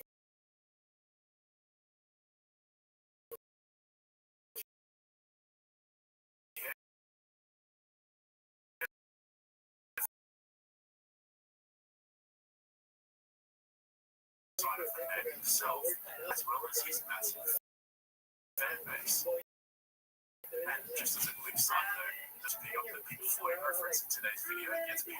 Well, I hope that gets proven in court, and I hope he gets exonerated. I hope he gets something out of Romania. I don't know what he did. I know a lot of what he does is theater, right? A lot of what he does is very like satire. He plays the role of this boastful misogynist who smokes cigars and drives Lamborghinis, and that's his thing. And because of that, he's amassed an amazing amount of money. He's done it by doing this character, this online persona, but then also says very wise things. He says ridiculous, but also says really interesting things. He's a very smart guy. I've always found it interesting how, like we just saw in that clip, whenever Rogan talks about Andrew Tate, he always plays both sides. It's the funniest thing ever. He starts with the whole, I acknowledge that there are allegations and there's an investigation. They get to the bottom of everything and the truth prevails. But you know, he's also said some like things over the years, but takes a suit to that Tate. He makes sure he covers all bases and keeps an open mind. he's also selling that class. What is the class? The Hustlers University. What is that? What it's like used to be on YouTube. It's awesome.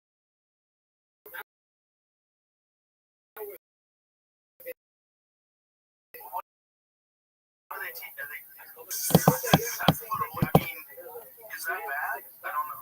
Hustlers University, experience modern wealth creation. I love this. I didn't know this.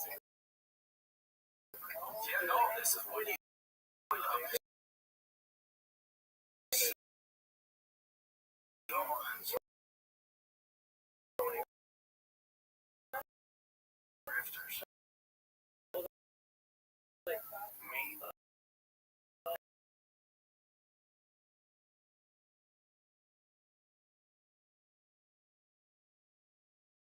What's that roll? What's the roll? What do we have to do? Click on that.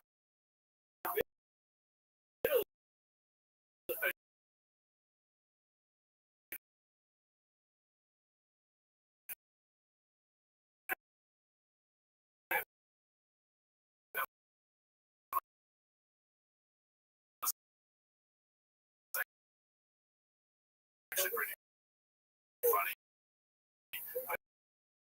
But even though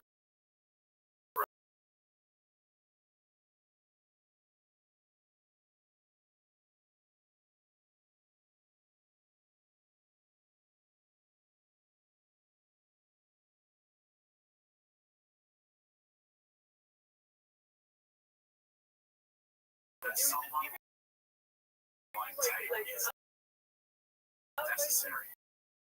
Take a look at this clip from Rabbbi.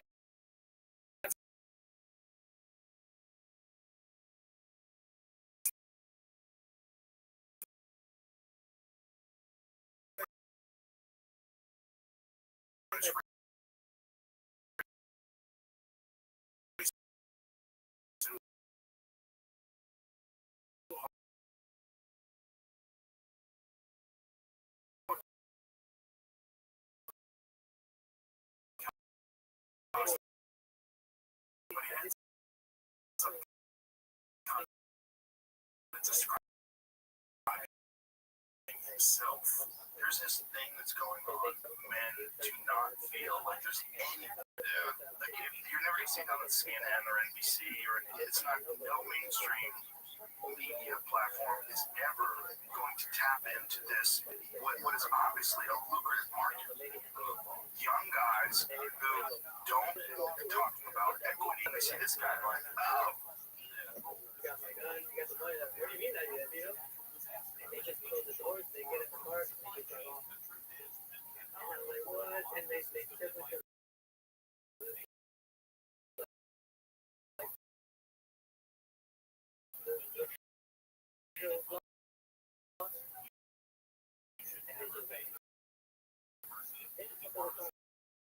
they kept telling me like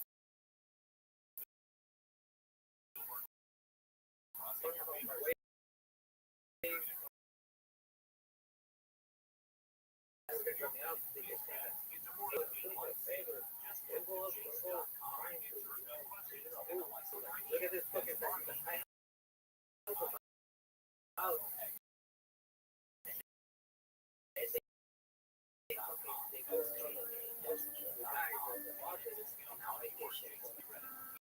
Century, somewhere on the island of Great Britain.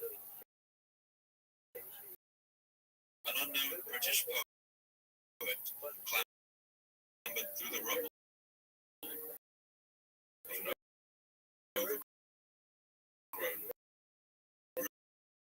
ruin.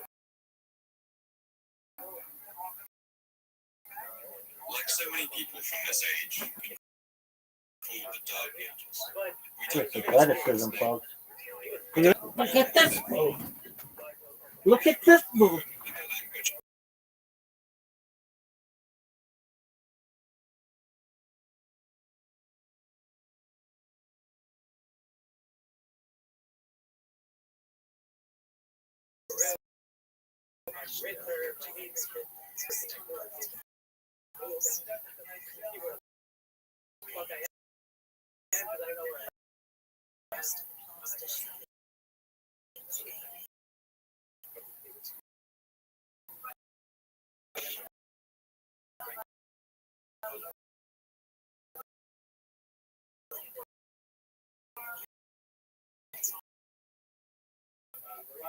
It was damaged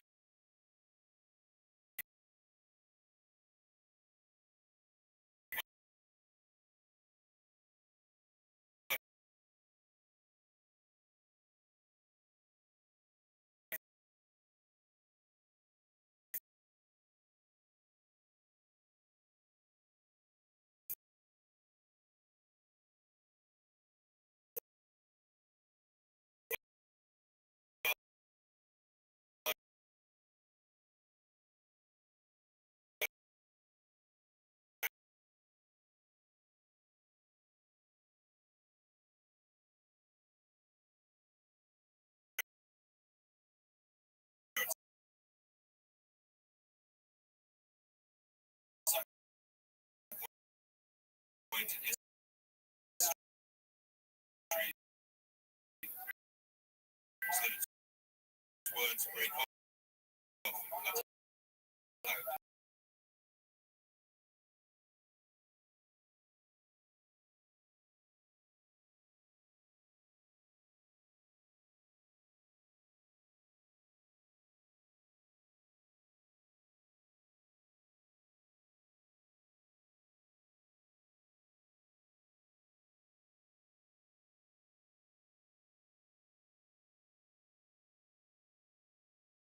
What did they have in common? What led to their fall? And what did it feel like to be a person alive at the time who witnessed the end of their world?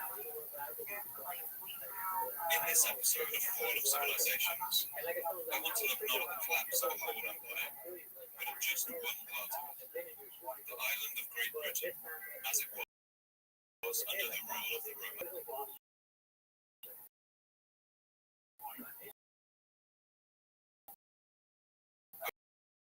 I want to show how a great civilization was built and describe what happened after its final dramatic collapse. By the time the poetry of their ruin was written, only a distant memory, it was remembered as a time of giants and legends.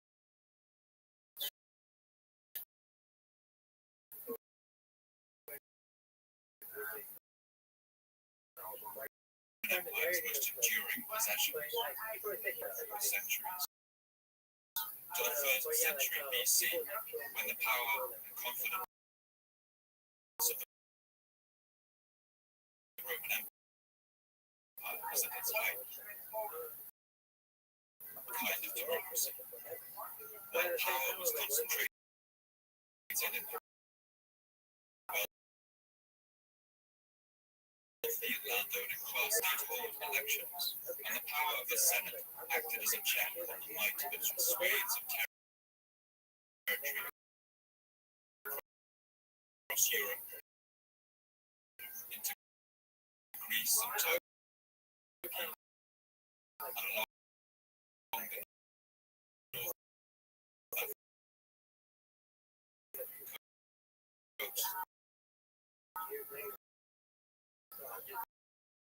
Empire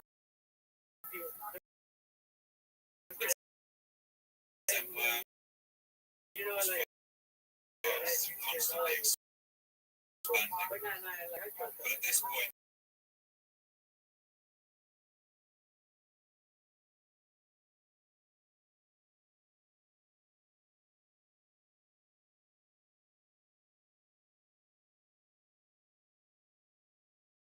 the Roman historian Ammianus Marcellinus describes its dangerous and unpredictable nature.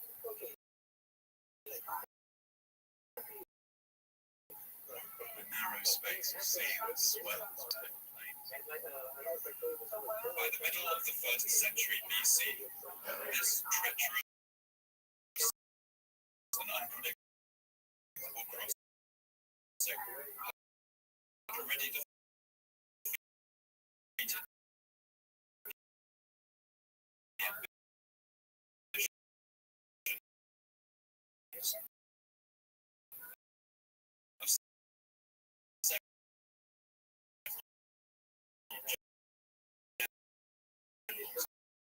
and their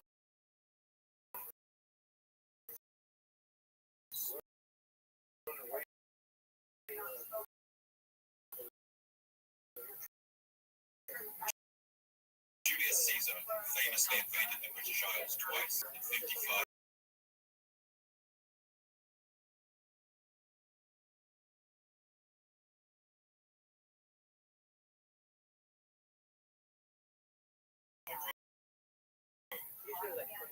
and this attempt might have been successful had Caligula not been on a whim.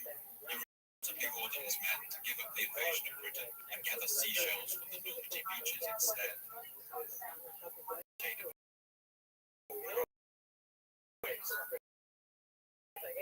It was a land of mystery, peopled by unpredictable barbarians. After returning from his failed invasions, Julius Caesar wrote with most of the inhabitants do not serve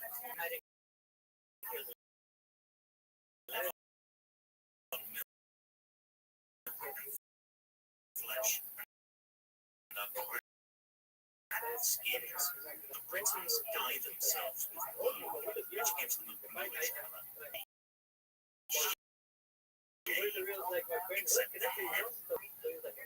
It was the Emperor Claudius who found a dangerous place into the empire of Rome. Claudius four legions, that's 20,000 men on the British coast. He waited, and he must have listened eagerly as every new report came back to him. As his men landed in Kent, crossed its chalk downs and valleys, and marched north to the river estuaries of the Thames.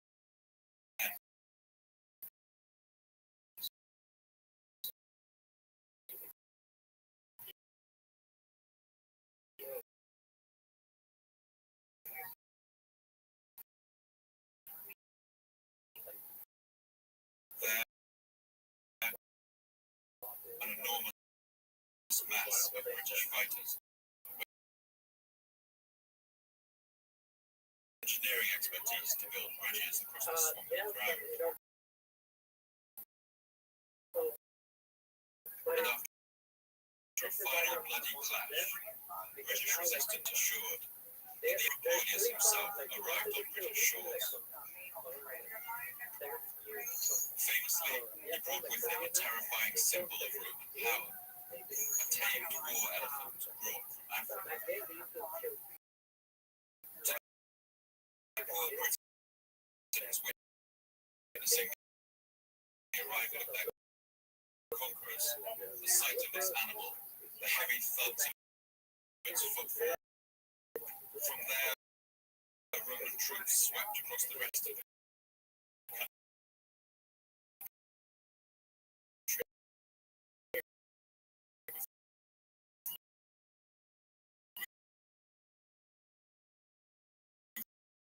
Insufficient sum into Wales and the British Midlands. Subduing tribes as they went.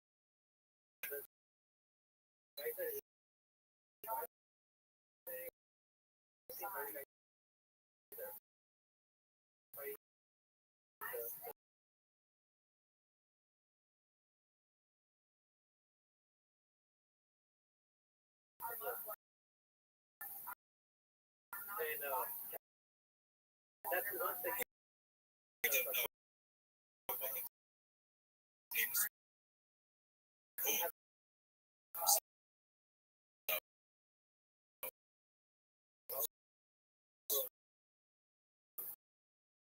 It's almost nothing.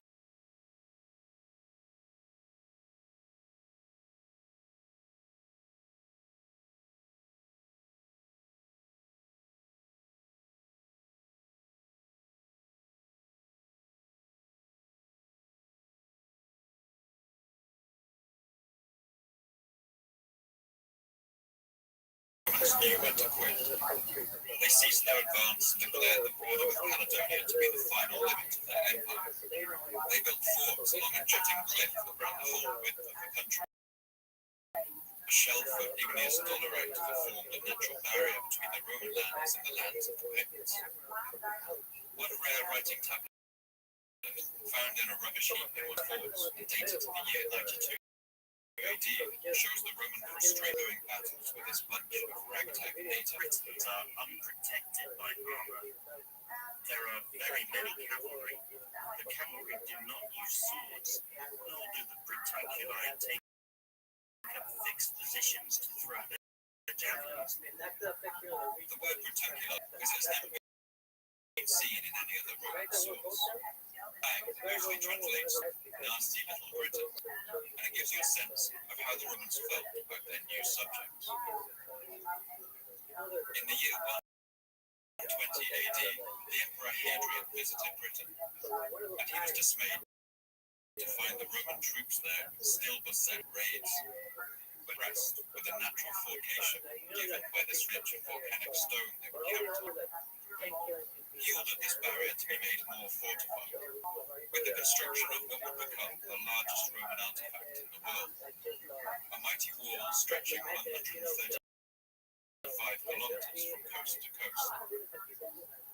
This border wall would be known as Hadrian's Wall, and the Romans defended it with garrisons of infantry and the trigger fort. But the Romans weren't satisfied with this border. They would make multiple attempts to push it further. At one point, they even built another wall, known as the Antonine Wall, 160 kilometers.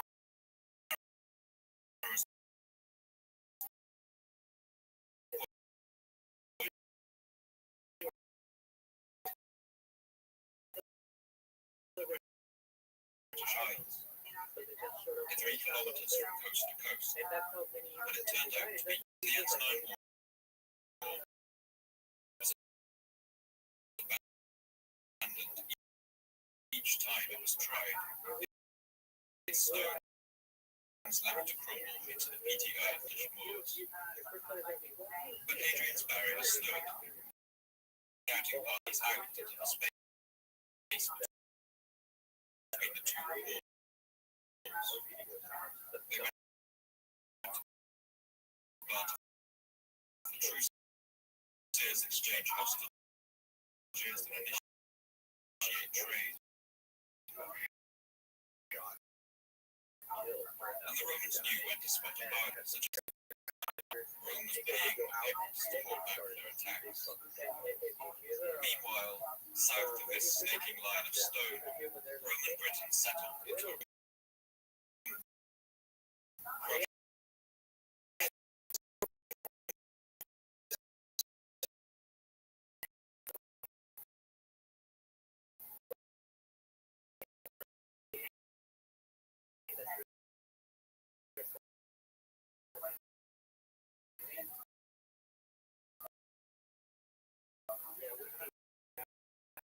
These really did seem to go up.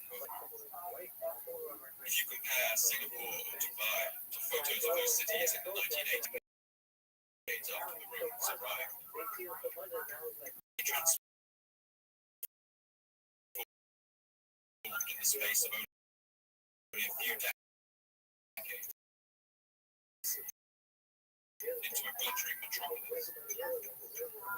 Despite their colourful pantheon of gods, the real religion of the Romans was the religion of urbanism.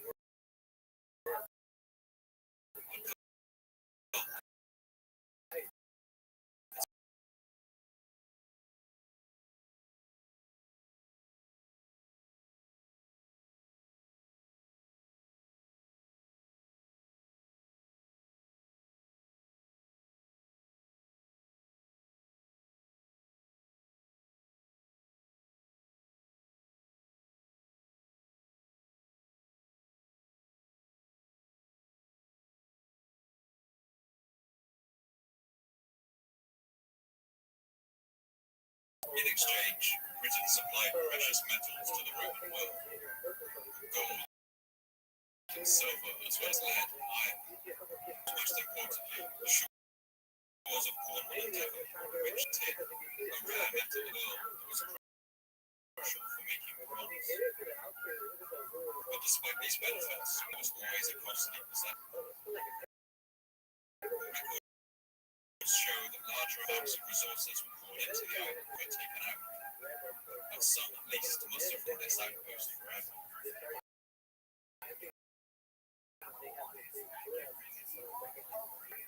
Part of the cost of Britain as a colony was due to its countryside, a hotbed of rebellion. Native Britons lived in small villages, turf walled roundhouses, dotted with land. The greatest way that any loyalty people felt to their Roman governors. A good way to think about The situation is to look occupation of Iran by the United States and their allies. In Roman times, fortified green zones went up across Britain, walled compounds, and administrators poured in to enforce the new structure of imperial society. Tomb inscriptions from York officials coming from as far as Africa, Sardinia,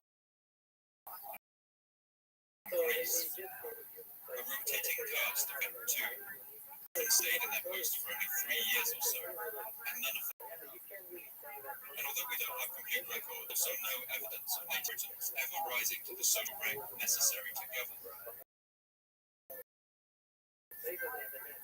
This is a situation quite different, where Rome made some effort to bring indigenous people on board the imperial project. It seems they never really felt part of the shed either, bound the rest of the empire together during its height. Perhaps partly for this reason, it was only ever one step from anarchy.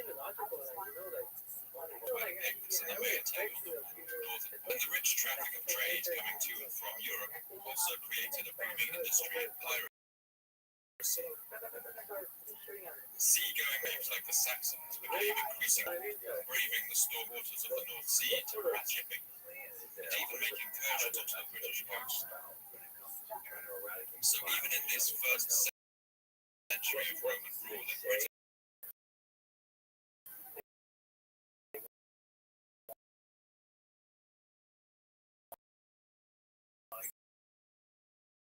the pressures that would eventually crush it like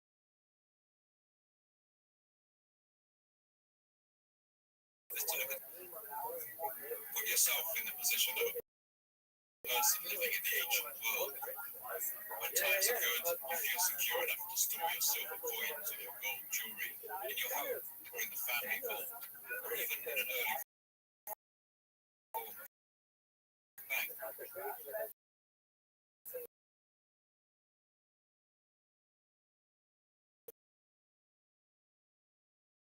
But when times are bad, you can't risk that. You might perish.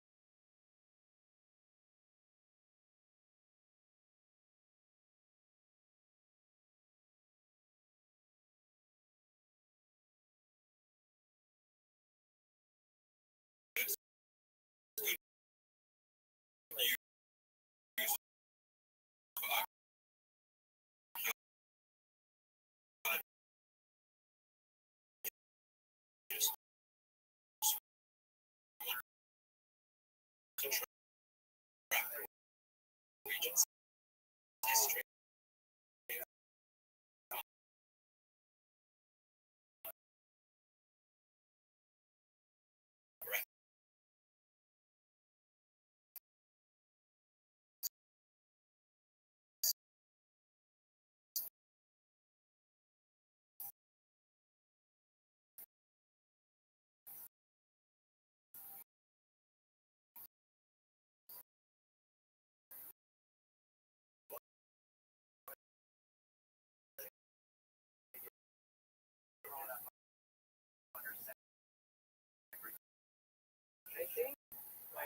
I pick up our story again at a point where people in Britain were once again carrying their coins and numbers, right as the second century draws to a close. The Roman emperor had been a dictator with supreme power.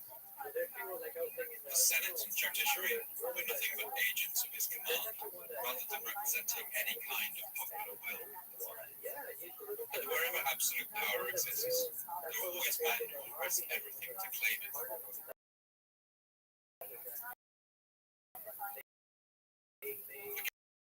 Against the backdrop of plague and famine, civil war, total power of the imperial throne, it was quite often the general station in Britannia, the empire's father.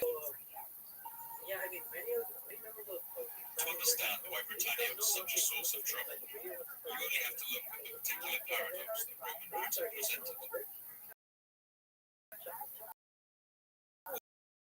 All of the threats facing it from outside and within meant that the land required the constant presence. As many as 40,000 at its height. That's about 1/8 of the expected.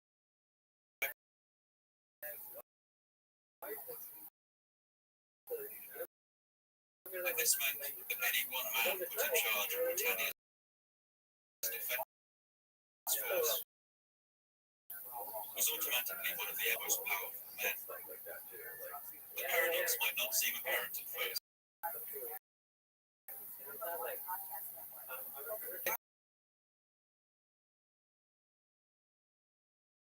The schemes and the drunks and the zealots, the charlatans and the soldiers, leap out at us from the histories. I want to avoid getting dragged too much into relating the stories of each and every person who had a role in the collapse of Roman Britain. But I think it does help us to zoom in on some of these personalities, so we get a sense of the kind of person responsible for what happened next. A man named Yes.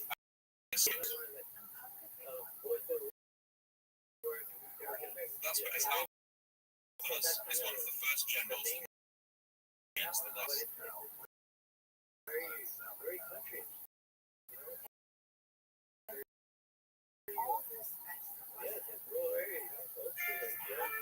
Born in Tunisia to a humble family, extraordinary paleness of his complexion. On his birth, his father wrote a letter about the strange phenomenon. The son was born to me on the 7th day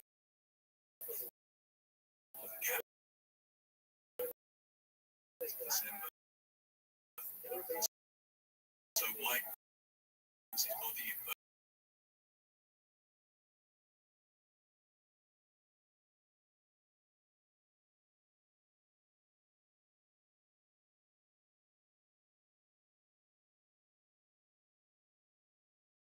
Skin was wonderfully white. Had a womanish voice, almost as shrill as a human.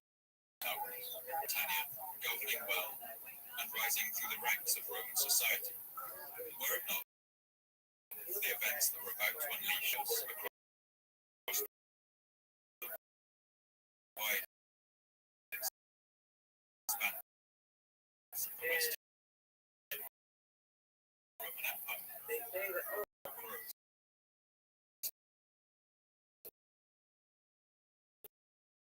If you've ever seen Russia without an heir and left multiple claimants behind, the whole X is the period that would cause historian Cassius Dio to write his famous lament. Our history now descends from the kingdom of Dawn.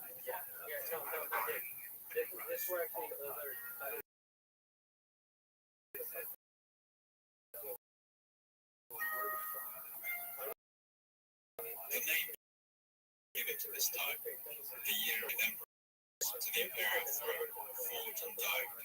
They burnt cities to the ground, they slaughtered vast armies, until there were only two credible candidates left. One of these was Albinus, a pale Tunisian stationed with his legions in Britain, who was a favourite of the Roman Senate. But the other claimant was the man sitting on the throne in Rome, the ruthless emperor Septimus Severus. Back in Britain, Albinus gave a dramatic speech before his British legions, addressing them in that high-pitched but piercing voice. He announced that he wanted to restore the ancient democratic power of the Roman Senate, a radical statement for a prospective ruler to make. Albinus's soldiers cheered him.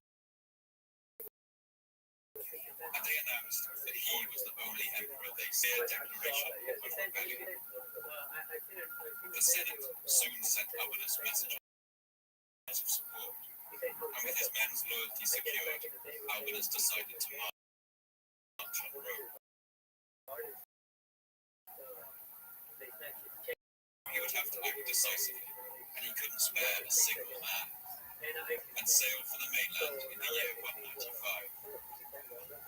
He must have been buoyed up by such a sense of destiny on that voyage, and it would have been an inspiring sight. Those tens of thousands of legionaries sea-thick with ships, all sailing to Rome to restore its ancient republic. But Albinus would not succeed. Despite being popular in Gaul and amassing a vast following, he was finally defeated 2 years later at the Battle of Locton.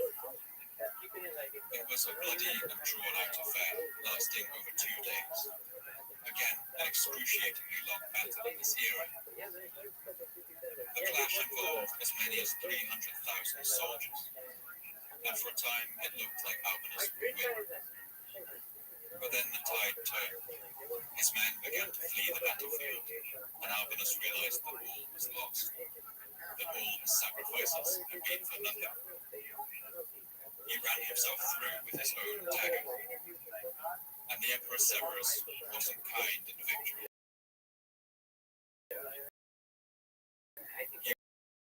He rode his horse over Albinus's mangled body and paraded his head on a pike. He thought the power of the Emperor as supreme dictator got quietly back into line. Albinus had lost everything, but his dash for Rome had also cost his province dearly. Over the long 2 years he had been at war, Albinus had left Britannia. The land had descended into anarchy, and this died a constant presence of a Roman army. So people employed to supply these men with the bread and fortune sword, repair the leather of their suits. All these people suddenly had no job and no way to support themselves. Local rebellions spread across the country, while outside forces raided and plundered with impunity. Picts from Scotland, Scoti from Ireland, and Saxons from the sea all combined to ravage the land that Albinus had left behind. Rome would eventually return to take back control. But even 10 years later, in the year 207, the Roman statesman put back in charge still wrote with fear about the dire situation the country faced. Barbarians arrive in Rome, overrunning the country, carrying off treasure, destroying most things. So that's the heart of what I'm calling the British mistake. The paradox is that any sufficiently large force able to occupy Britain also presented an irresistible temptation to its command. Any force that could hold Britain could also take Rome. And so the moment the imperial crown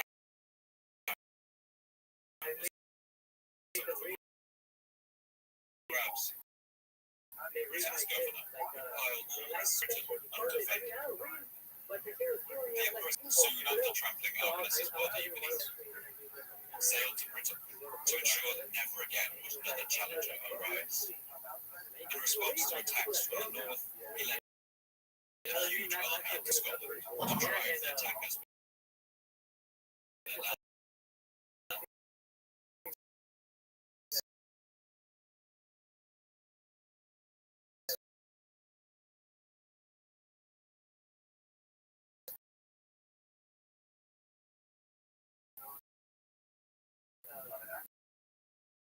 But Severus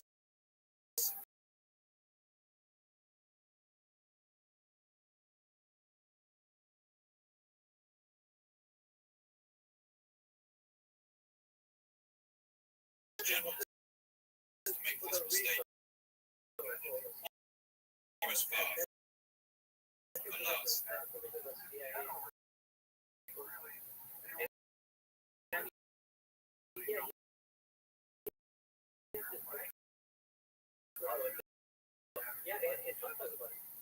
One thing we'll learn over the course of this series is rarely simple. Roman rule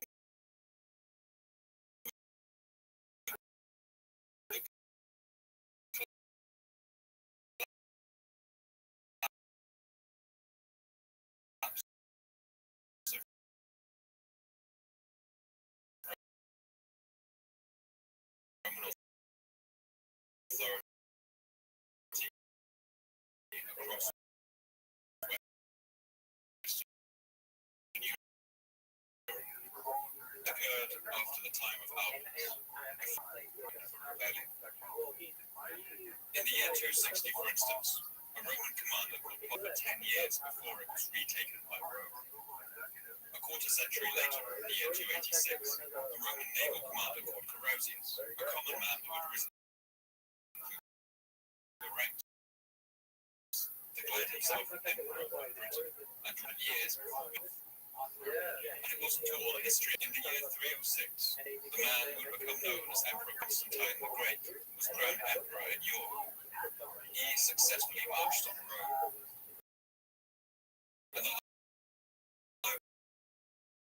he spent the next 20 years fighting rival claimants in a series of... Much of the 3rd century, Rome was more than itself. And the events of this time changed the empire forever. Rome's across the empire had broken through time. Rome's wealthy, but now an ultra-rich elite, far richer than they had ever been in history.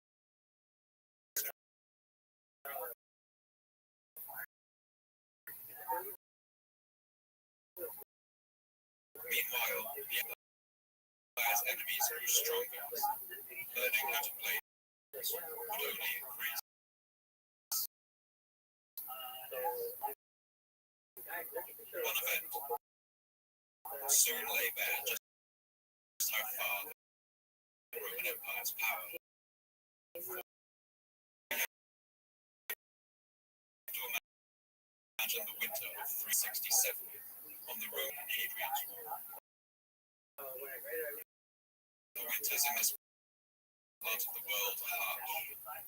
Cruel winds and rain would have lashed the men on the wall.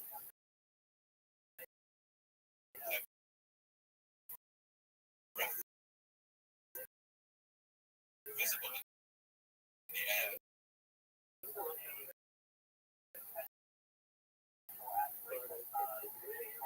This was the march. Letters these soldiers wrote at the time included about the cold that bit their feet every day, the lack of holidays, not enough beer provided in their ration. But it's still hard to imagine exactly what was behind the decision these men took next.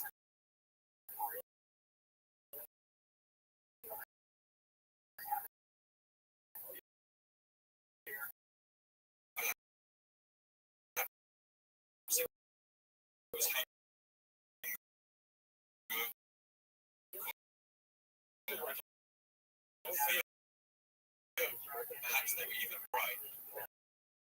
There was no shortage of Roman coin north of the wall.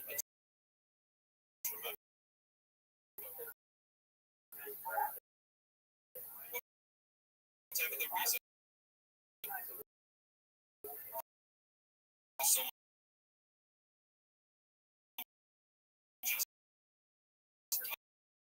tasked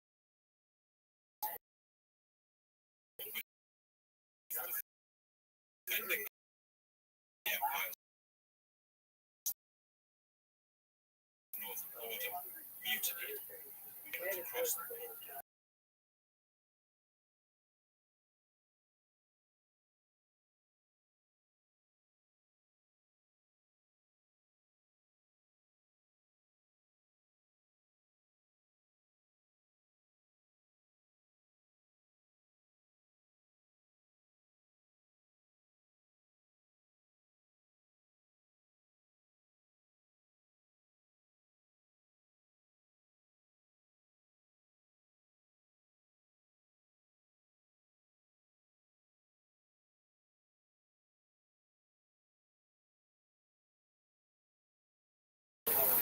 Theodosius defeated some in battle, and he offered an amnesty to others. Order slowly returned to the region, but the damage was done.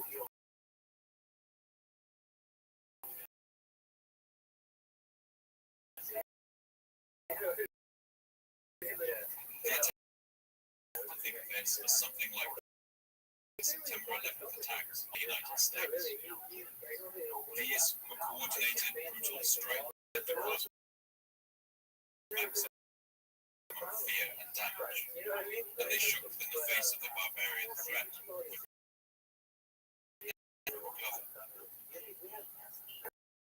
The empire's reduced ability to protect itself was one factor in the collapse, but it was only one of many. Been in decline for decades, with reduced trade to other parts of the empire disrupted by the century of civil wars, by barbarian invasions and piracy on the sea. Pottery produced in Britain began to drastically reduce in variety and decoration around this time, and iron production in the south plummeted. All kilns were underwater.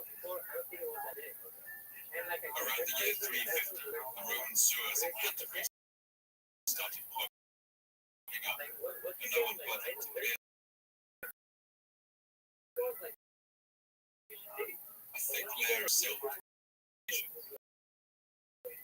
This decline was beginning to seep into average life. It was one man, an ambitious, hot-headed general called Magnus Maximus, who would play a pivotal part in tipping the land over into its final form.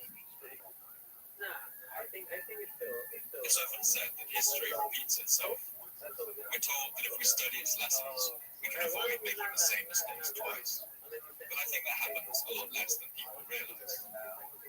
Events are so complex that nothing ever really happens the same way twice. But just occasionally in the flow of history, you do get these eddies and whirlpools, where it really does feel like people keep doing the same thing over and over, like the rerun of a movie you've seen before.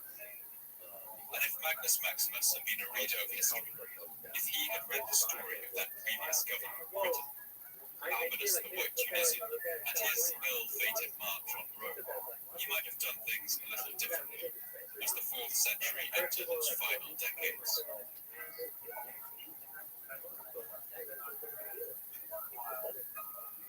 Like Albinus, Maximus was a distinguished general. He was the Galatian region of northern Spain, and he and against German tribes on the Danube River. He had also been events of the Great Conspiracy. Maximus was also interesting for being a devout Christian, a religion that was outlawed in the Roman Empire only one time before. Maximus was assigned as the governor in the year 380, and in his first year, he perhaps emboldened by Rome's recent weakness. After crushing this threat, Maximus celebrated Tower Hill.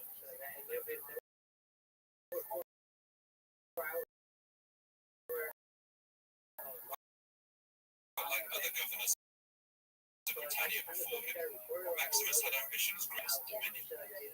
For the last decade of his life, the popular emperor had sat on the imperial throne. This emperor was a young man named Rabbbi, and he is one of these particularly colourful people. And bizarrely, he spent all his time in the company of a band. These were men from beyond the Danube River, outside the bounds of the.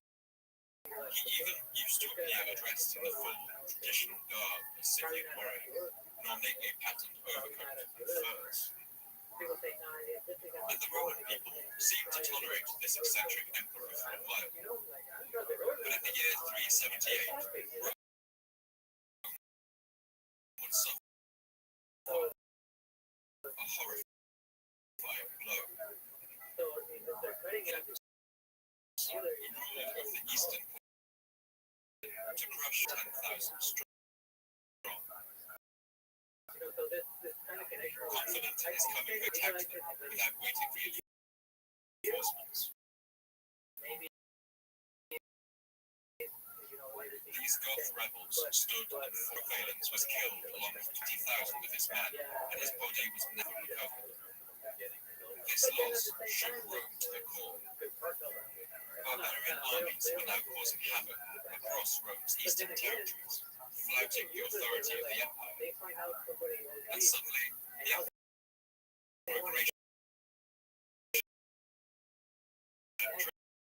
dressing up like a barbarian didn't seem quite so acceptable.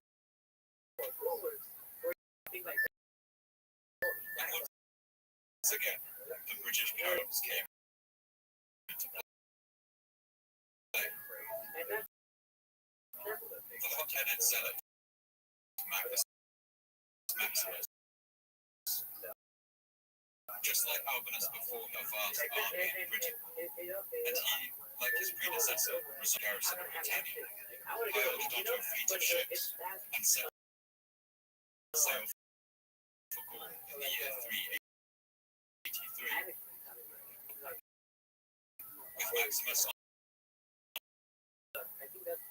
we can never know if any of Maximus's advisors told him about the story of Albinus, the pale-skinned Tunisian who had marched on Rome.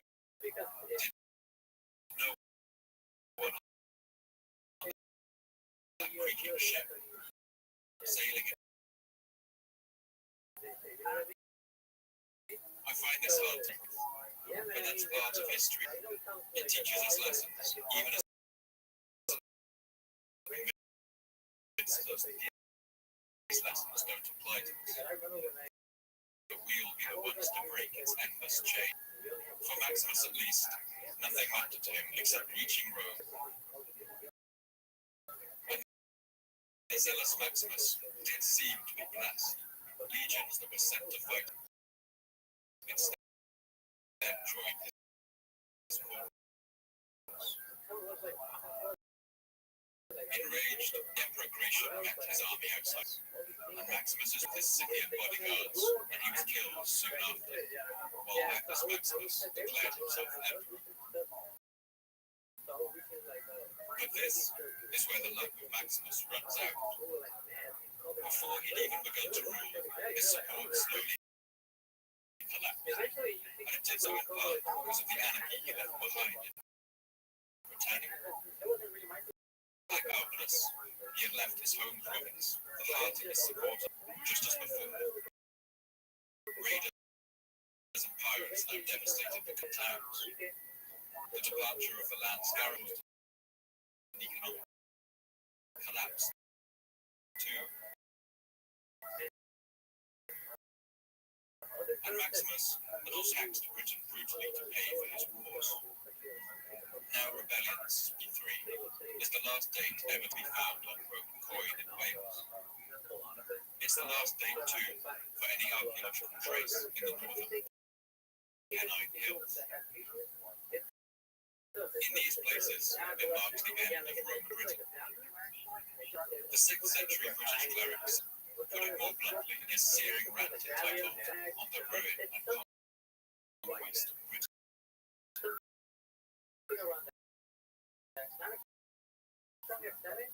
Britain is left deprived of ultimate return. Scots, the northwest and the picture like hungry and ravening spoiled. The British economy was in.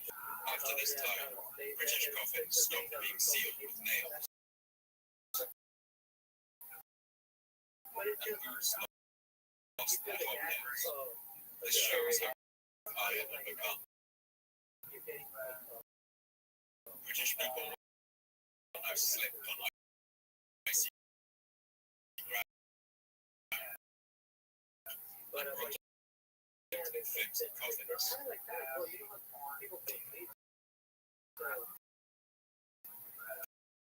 The astonishing thing is, Maximus was not even the last governor of Britain to make this mistake. Crowned in York 100 years before. And now, this famous event would repeat itself as farce. After the departure of Maximus, a bloody power struggle had broken out in it, with rival factions tearing it to pieces like dogs after a strip of meat. A common soldier. The historian Orosius can seal his sneer. Coming from the lowest ranks of the soldiery, was chosen simply from confidence inspired by his name and without any other qualifications to recommend him. We can assume that Constantine wasn't the reader of history, as he would repeat the mistake of Maximus. He took all of his British legions and sailed for the continent. Completely overwhelmed by barbarian invasion, the noble-born empress was forced to buy off his lowly soldier, Constantine. He offered him the position, and this precarious situation held for a few years, the year 411. Most of his soldiers never returned to the post in Britannia. Rome in the was now so weakened that an army of Goths led by Alaric was now rampaging around northern Italy itself. The first foreign power had done this for 800 years.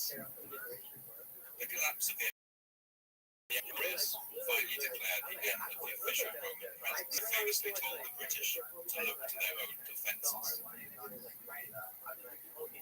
withdrew all remaining soldiers and administrators.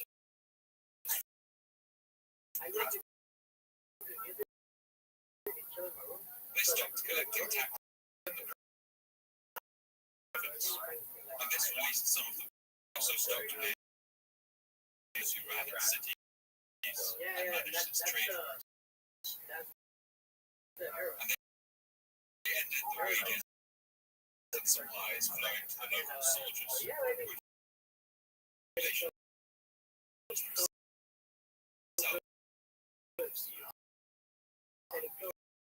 demanding money and supplies in exchange for protection. These groups would ultimately grow into the basis of very early medieval society. Denmark, Angles, Saxons from northern Germany, men who brought their families and fought kingdoms in Britain, the churches.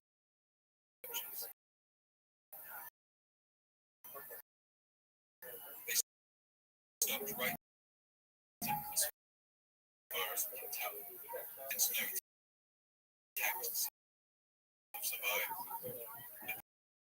People forgot their own identities too. Adopt great social and cultural change happened. Britain's Roman fell gradually into ruins. By then, the great villas that had once dominated tide were abandoned and became dilapidated. Some of them absorbed the holdings of richer landowners, but the large were soon after.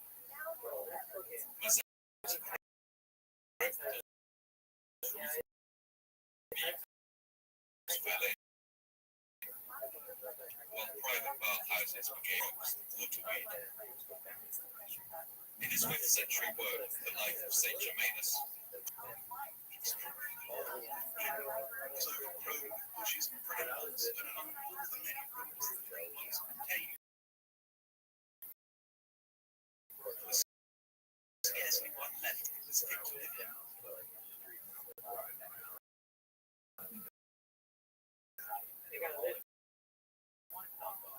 In the north of Britain, Hadrian's Wall was finally abandoned, and it seems the soldiers in its forts left in a hurry.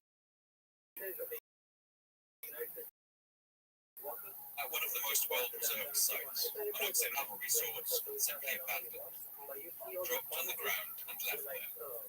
Their owners would no more throw them away than a modern person might throw away their mobile phone. All kinds of objects pertaining to the daily lives of soldiers have been found left behind. Two baths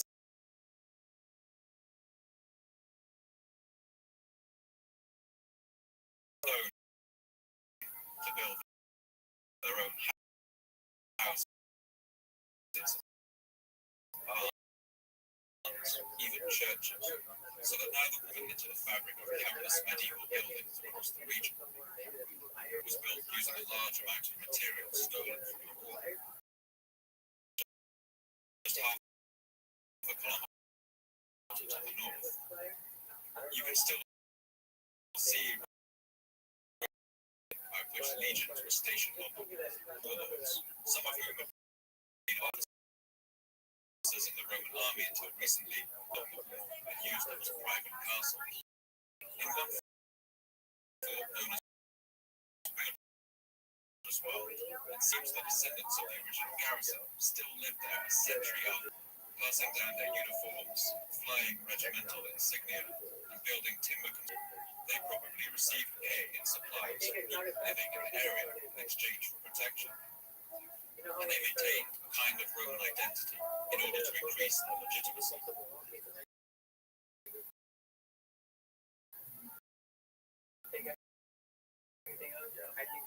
To the south, large cities like London fell gradually into disrepute.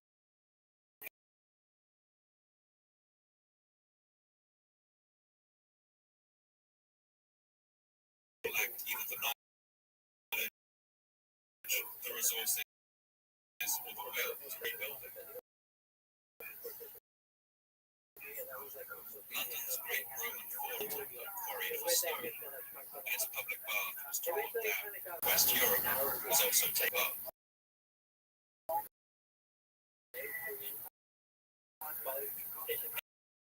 People began to be buried inside the city limits.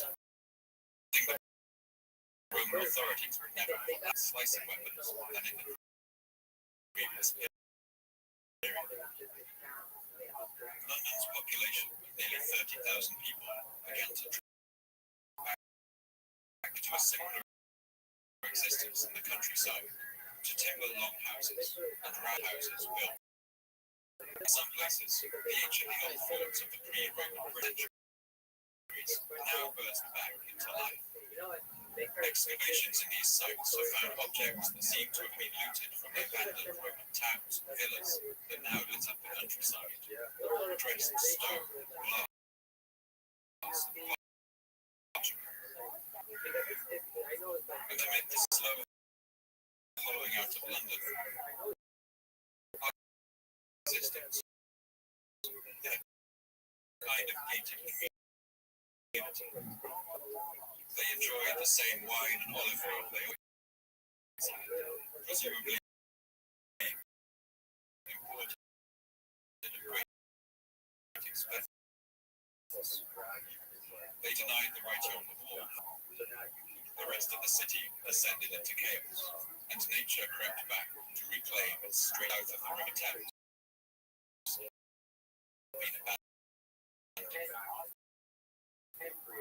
Large pockets of London split into patches of overgrown wasteland. London was deserted.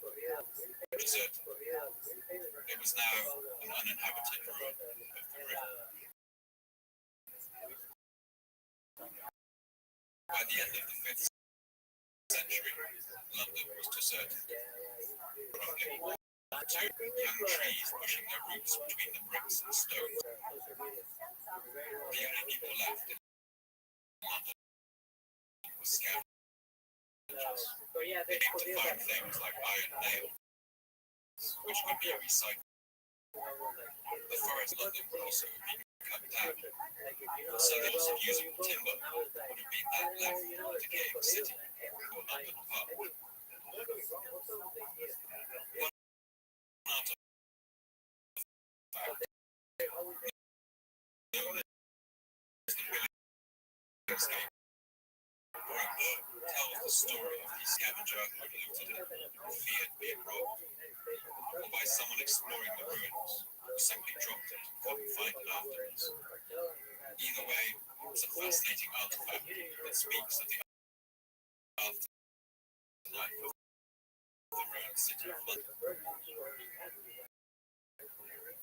And it wasn't only London that fell into ruins. In cities like Bath, in some form of departure of Rome. While its great temples crumbled and the public buildings fell into disrepair, its city authorities still managed basic repairs like recobbling the streets. But without their link, by the early 5th century, all of Britain's towns, large and small, simply ceased to exist. The city of York, where once the Emperor Constantine the Great had been crowned, now stood in ruins, proclaimed by the seasonal floods of the River Ouse. We know this because archaeologists have found the remains of water beetles, water frog hoppers inside the city.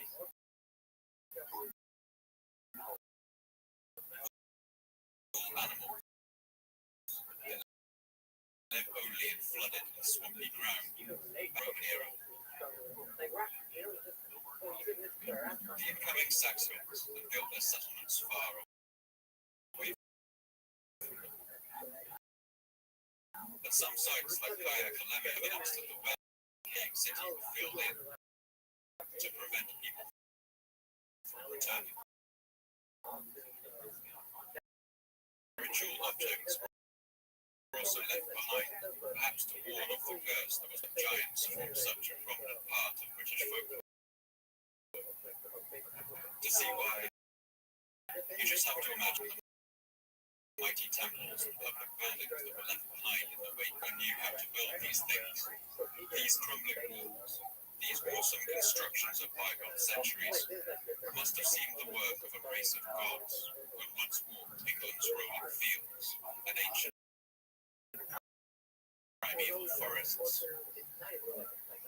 Perhaps to truly understand how it must felt to live in the time after Roman rule, to end the same way we started, with the old English poem, think about what it must have felt like to live in this time, when the foreign occupiers had... It was a time when it felt that history was no longer moving forward. But tomorrow all you had left to remember that lost golden age is the landscape strewn with monumental blocks of stone, the cavernous bathing halls, and the overgrown ruins, slowly and unstoppably crumbling into the earth.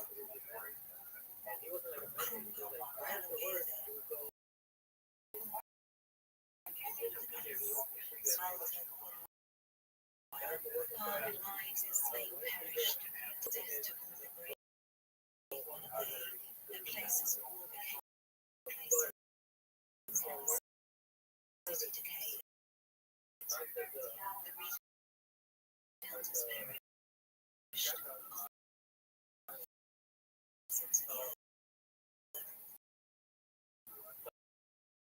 So these buildings were desolate.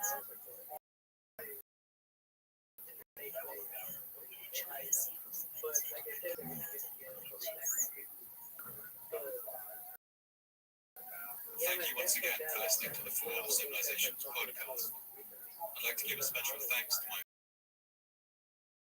voice actors, Jake Barrett Mills, Jacob Rowland, Chef Jacob. Thank you goes to Dr. Rebecca Cohen at the University of East Anglia for allowing us to hear the poem in its original Old English.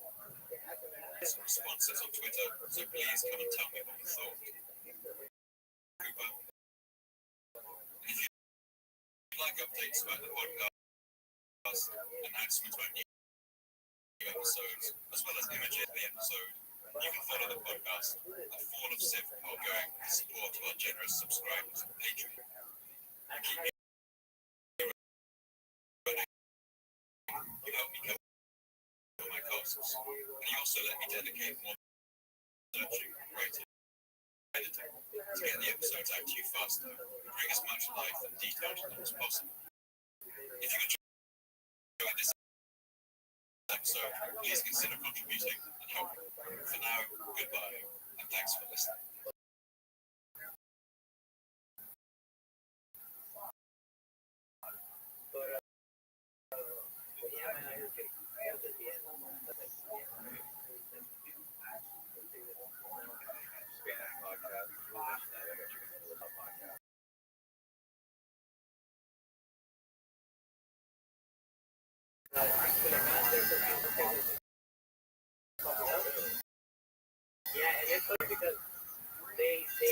Great city for Tusha are an awe-inspiring sight.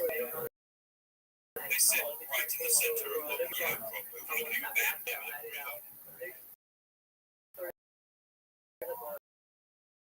Tusha's crumbling walls of grey limestone stand out against the river 3,000 years ago. Either Tusha was once a mighty fortress. Its double wall was defended by over 100 towers, its thick gateways decorated with carved sculptures of lions. For centuries, this was the capital of empire, which ruled in Turkey during the Grunge. The two lentils, the wool clothes spun from the wool of sheep they kept in the surrounding hills.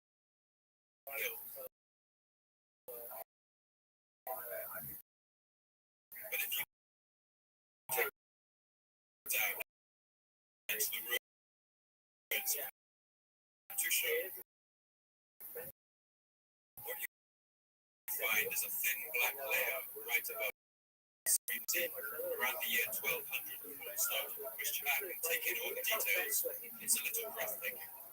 Walls and roofs collapsed, bricks shattered and melted. And it's clear that whatever happened to Tusha, destruction was savage, unrelenting. To that, the archaeological record here, except for the signs of a few scattered skeletons eking out an existence among the rubble, the ruins of Tusha remain empty for centuries. The haunted place where most feared to go. It is completely covered by lake and 100 kilometers to the east of that. At another fortified Hittite town known as Karaka, you can find the earth covered in leaves and lying in the streets right where they fell. You zoom out, right to the eastern Mediterranean. Anywhere you go in the entire region, you will find this layer of destruction. Archaeological evidence at the level of the Bronze Age, a wave of destruction washed across the entire region. It wiped all civilizations off the map and left nothing in its wake. One by one, vast and ancient empires like the Hittites, Garrett, the Minoans, and the Mycenaean Greeks collapsed altogether. But they collapsed so completely that they took 1,000 years to recover from the violent end of the Bronze Age, and exactly what happened is still one of humanity's most fiercely.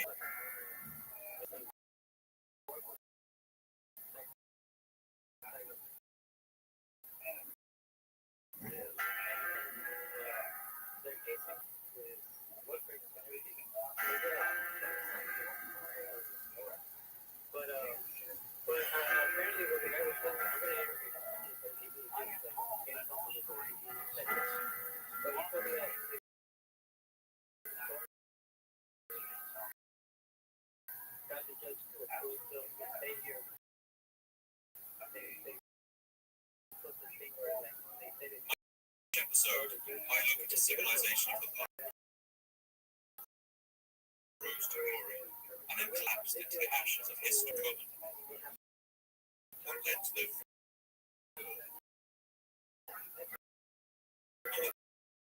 did feel like to be a person alive at the time?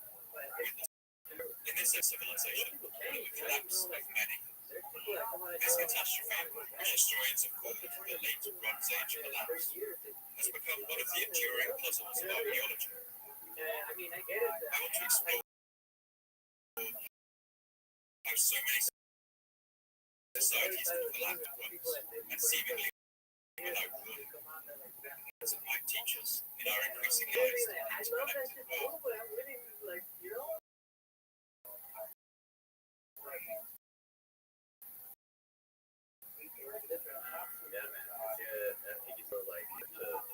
Historian Drews puts it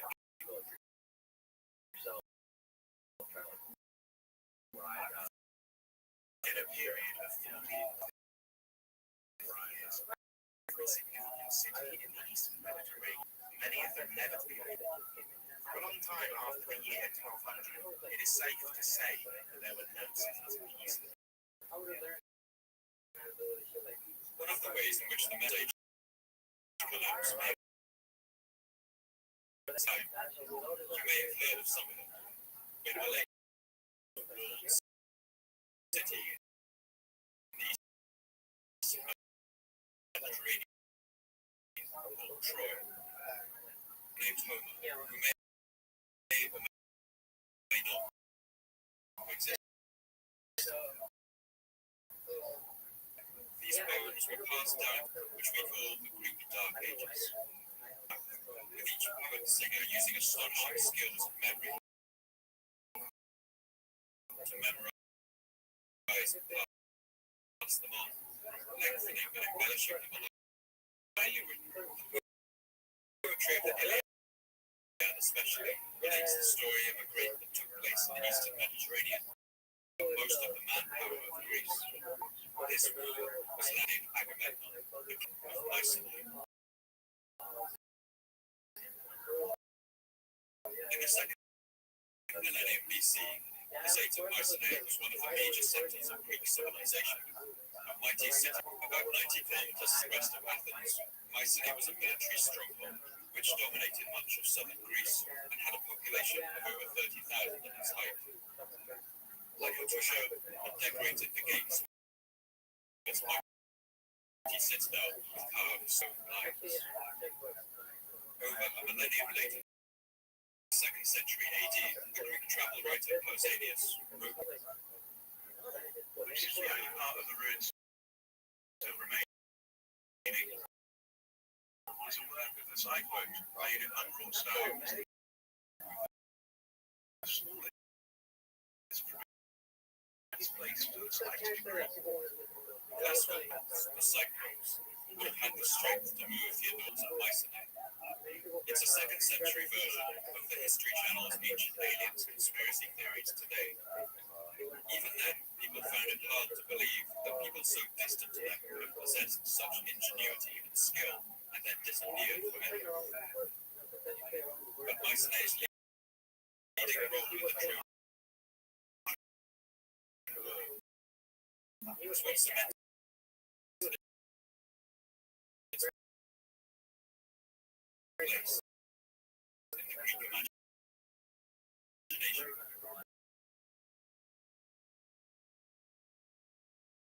But that changed with the discovery of the ruins of Troy in modern Turkey at the end of the 19th century. Now, many historians agree that Troy may have been a coastal outpost of the Hittite Empire.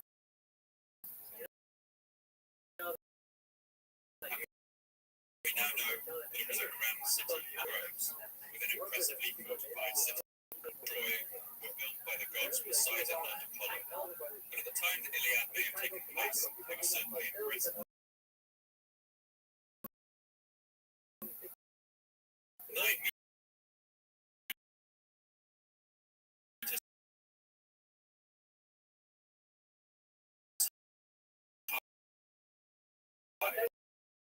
meters high, soaring 18 meters.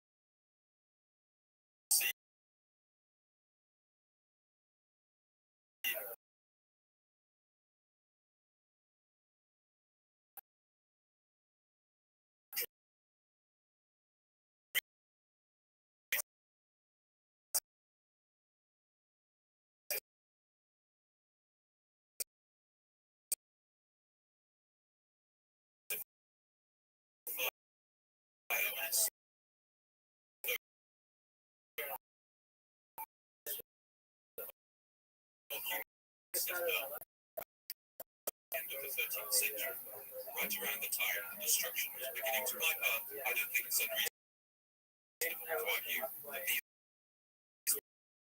poems may have been given, at least in a hazy form, an authentic memory of those over the region, that seemed to draw from all levels sex. The Greek poet Quintus Menaeus, in his poem Albus died, young men well might be to them all up and down the city and others who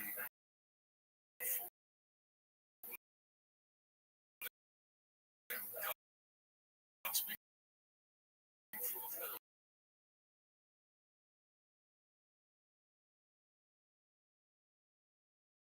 region that had survived for so many centuries and fell so suddenly.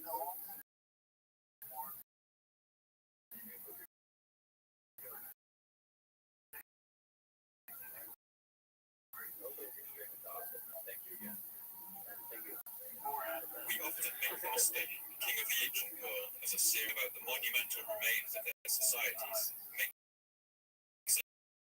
us think of them in this way.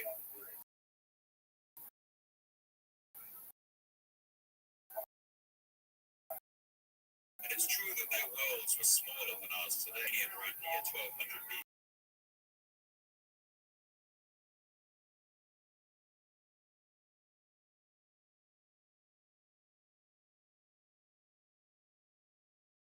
Another big player in this region was Babylon, a city in the very large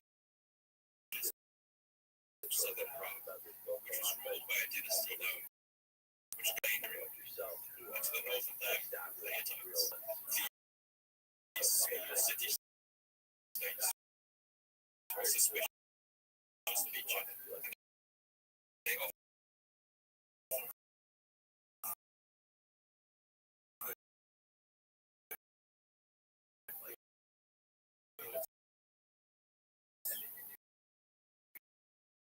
is a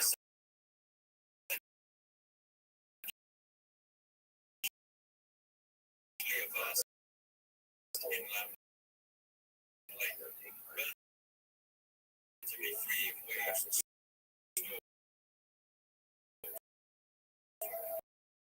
and to the Atlantic.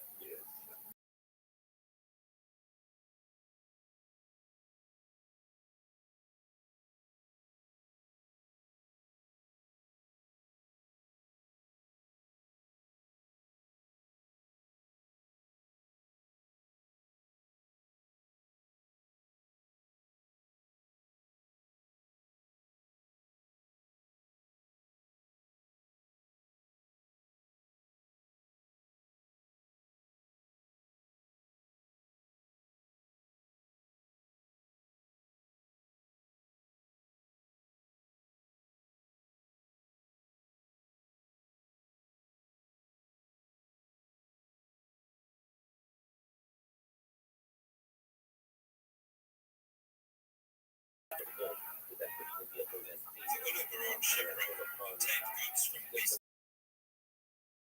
7 different lands.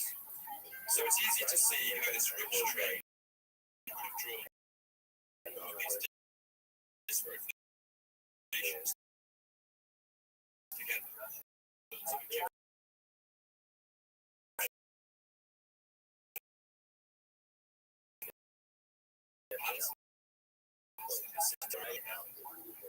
Kings frequently to give just one example, we know that Rabbbi, the last king of the coastal nation of Rothschild, had married his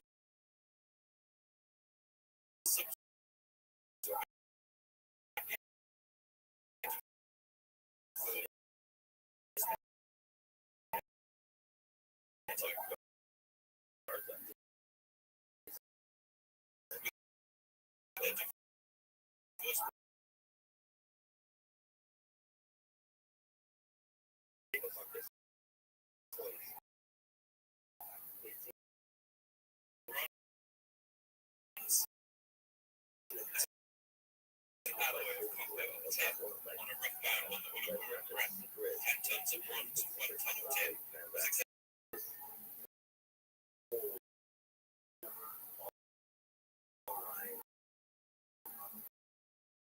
Since its discovery sometime in the 4th millennium BC, this was a fundamental and consequential manufacture of just about every weapon, tool, and household object.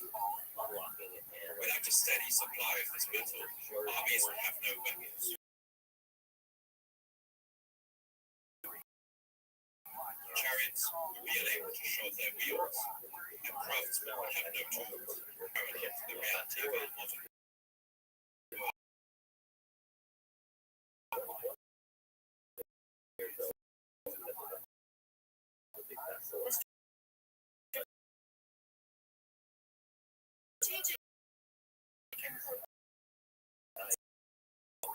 The availability and routine to produce weapons-grade products was to exercise the minds of the great king in Hattusha and the pharaoh in Thebes in the same way that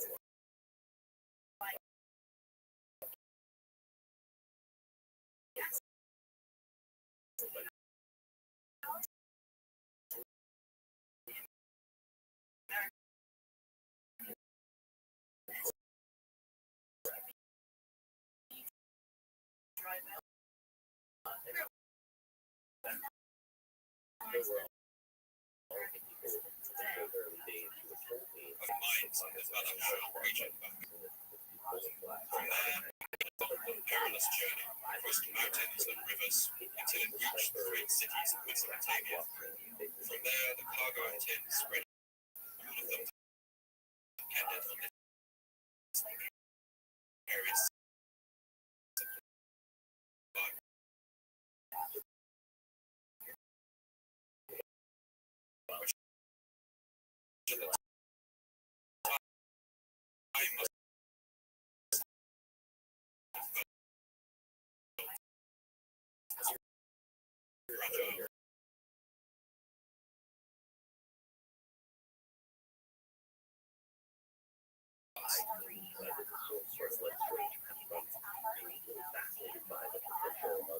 And one thing I want to make absolutely clear at this stage is that our knowledge of this period is very limited.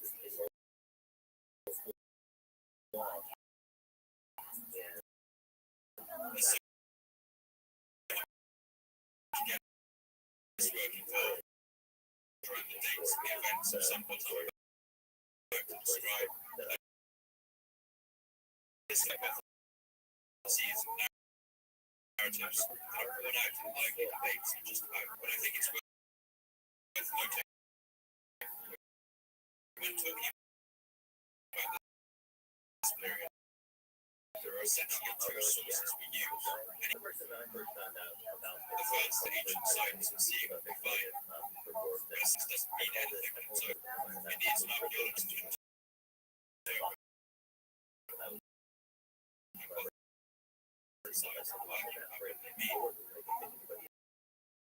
The other source is the written texts of the time. They are frustratingly vague on the things we really care about. usually commissioned by kings and rulers as well. And if you switch new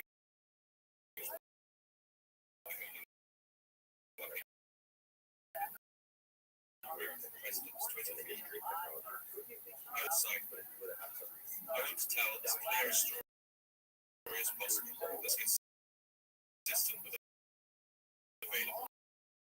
But if we're really going to delve into what might have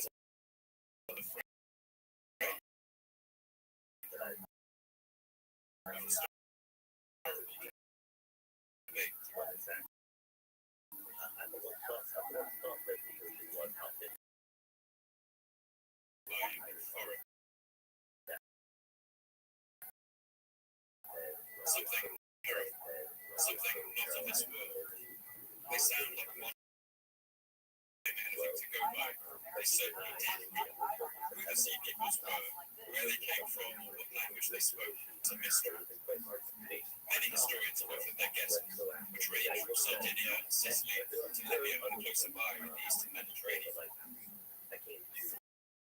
Wherever they originated, one thing is for sure.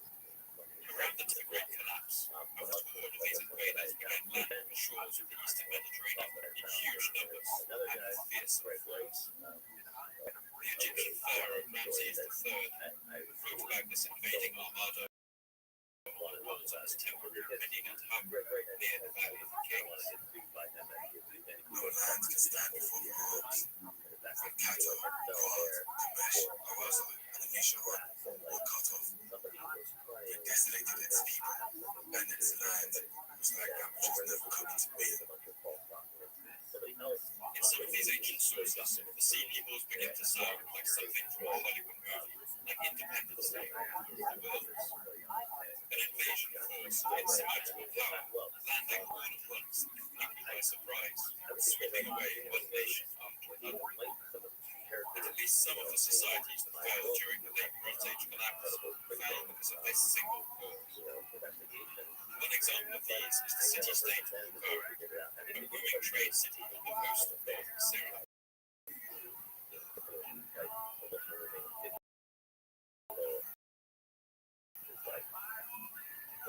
At this point, Bulgaria had ruled the coastal kingdom of merchants and say the very end of the Silk Road, where this great trade route as far as China and the Mediterranean. Think of all those items found nestled in the hold of the shipwreck. And Bulgaria, each one of them would have been taxed. Well, its citizens built a city by the sea.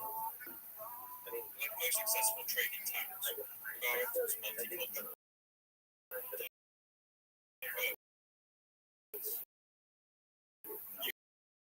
Using at least 7 languages in its records.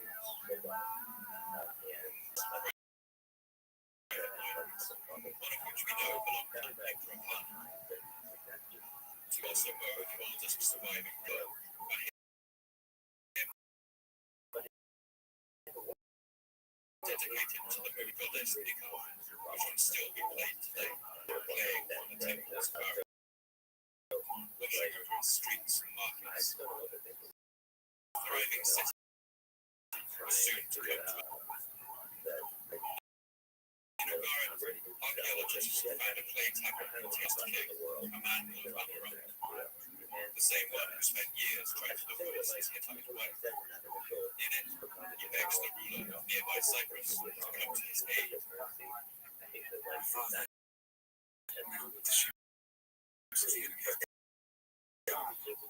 Setting fire to the city, so character station in Antioch, railway ships have they have not arrived back yet, so it's abandoned. No help back, because the letter was never sent. It burned along with the rest of the city.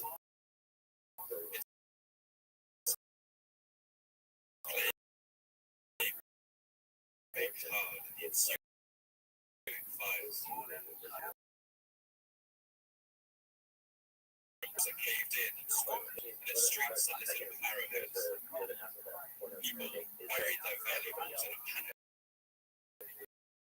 and never returned to dig them up again, which the force was that attacked them. Another letter found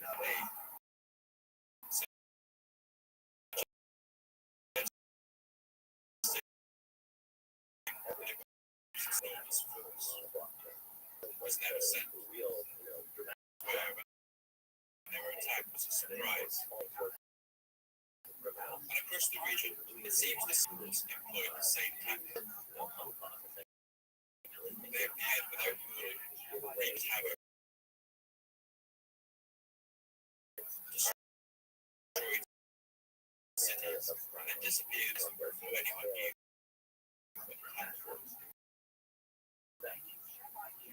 Other cities along the Palestinian safe fate. The city of Aleppo in Syria destroyed around the same time. The city of Hama on the Euphrates River burned. And a tablet found there describes, since it seems the citizens didn't know the names of their attackers, where they came from.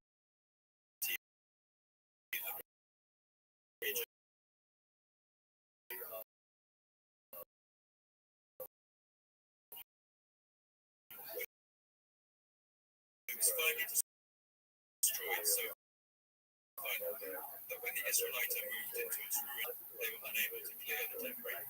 They simply filled in the ruined buildings with rubble and built on top of them. Just found evidence of abandonment in a hurry. That one smith buried his tools in it. You may never know, but they never returned to retrieve their precious. One thing is for certain, wherever the seed goes wet, destruction follows. For a long time, historians attribute the collapse of a complex society all at once to these antagonists.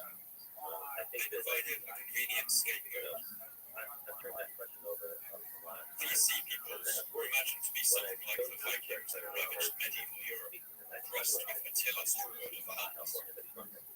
In common conceptions, they were a marauding mass, hell-bent on destruction.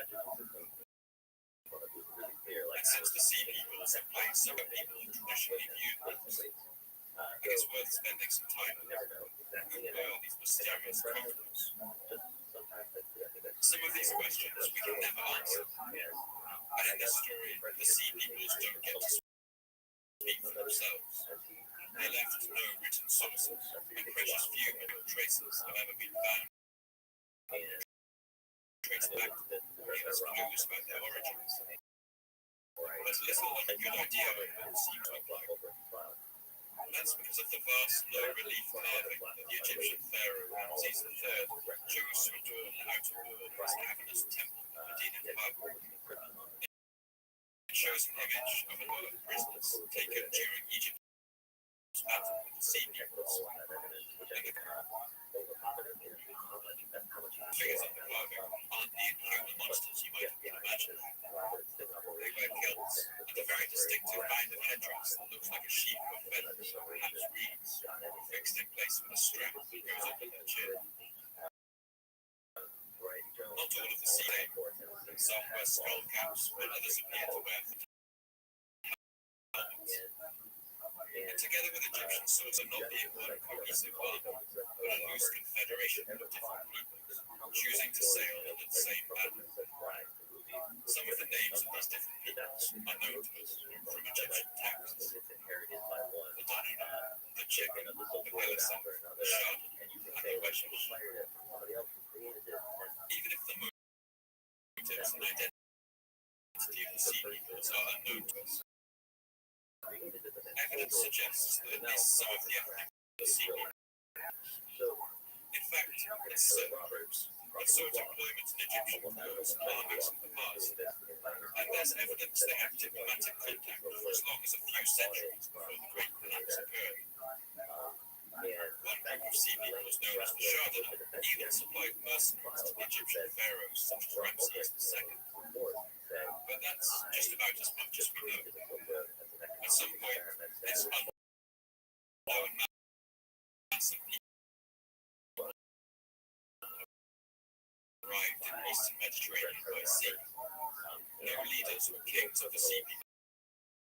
With this mysterious force in mind, it's time to tell a really major player in the story. And it's worth noting at this that the nations of the eastern Mediterranean fall into two categories during this event. There are those that collapse under the pressures, and they do so utterly completely. They disappear without a trace and leave only ruins behind.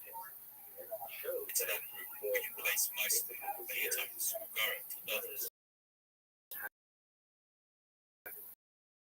But the second category is those that survive. Although in a diminished and weakened form, the area of northern Iraq today does this by essentially cutting its losses. It withdraws from all its less defensive territory and falls back to its imperial heart.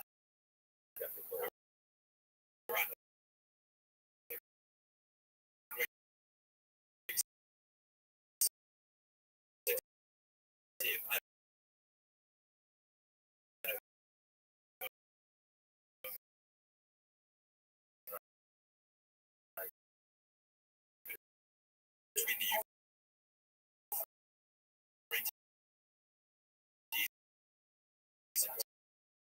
Tigris River.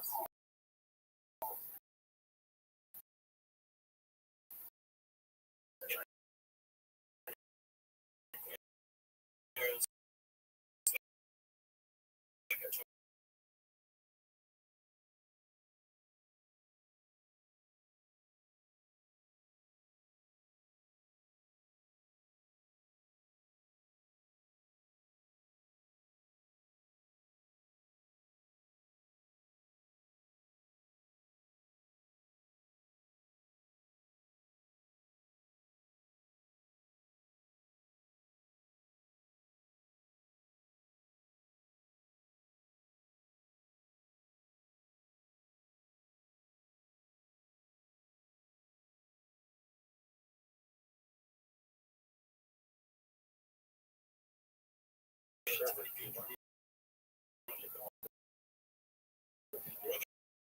it's worth remembering that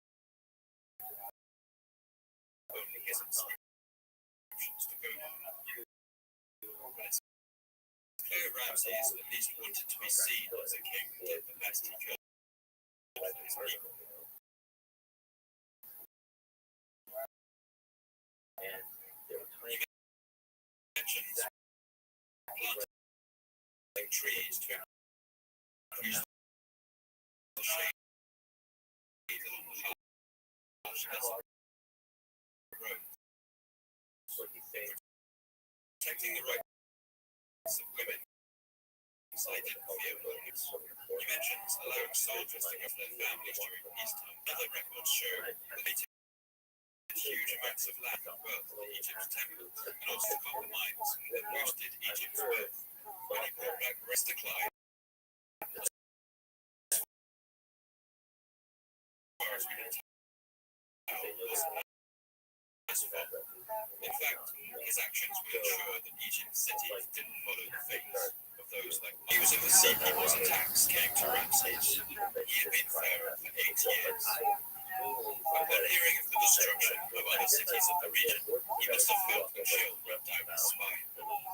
Great nations were being wiped off. And Ramses resolved to follow the fate of its neighbors by retreating and consolidating their defenses. Egypt had a long Mediterranean coast,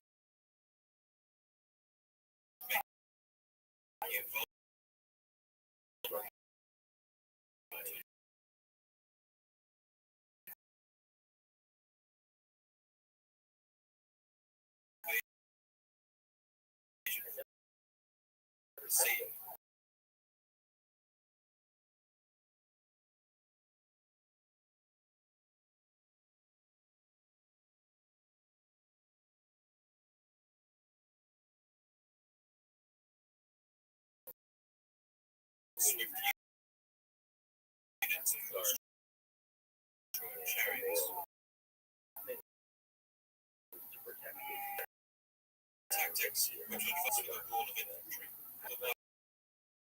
pelting the enemy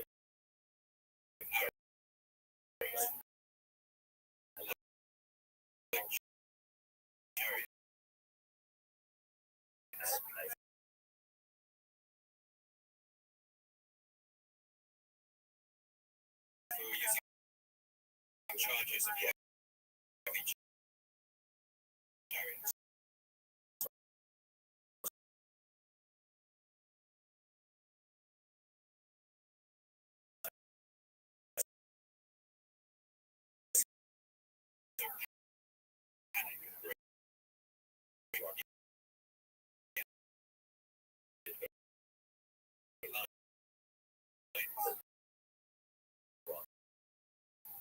This had allowed them to conquer lands all the way up the Palestinian coast and defeat the Hittite field.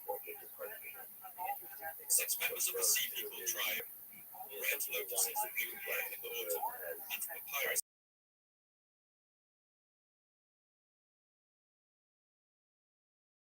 still range wild in the dark.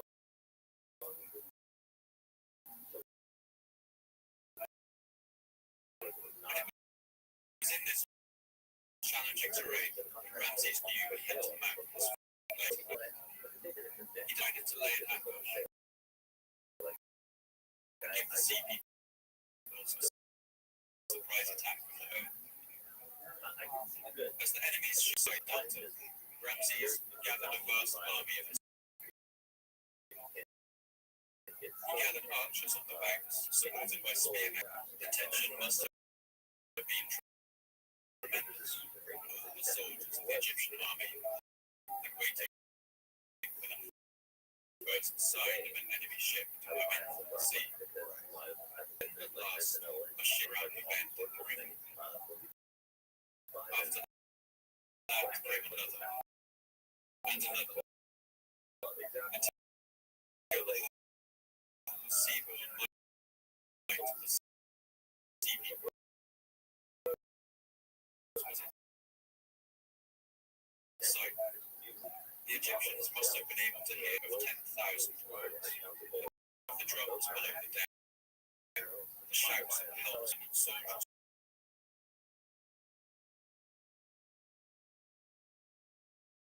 And the chaos of this battle is encapsulated in a sprawling low-relief park. As the Sea People advanced in their full force, Ramses' archers kept up a continuous volley of arrows into the enemy ships. Panicked, the schools attempted to land on the bank, but as they did, the Egyptian landsmen advanced out of the reeds and met them. While the enemy was held at bay, trapped and French grappling hooks to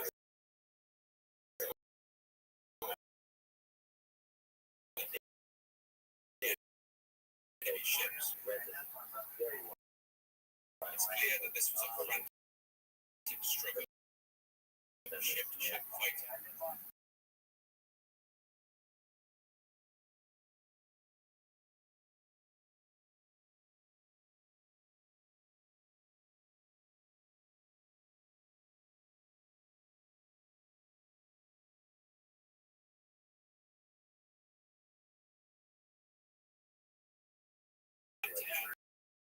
Struggle which ensued. The Sea People were overwhelmed.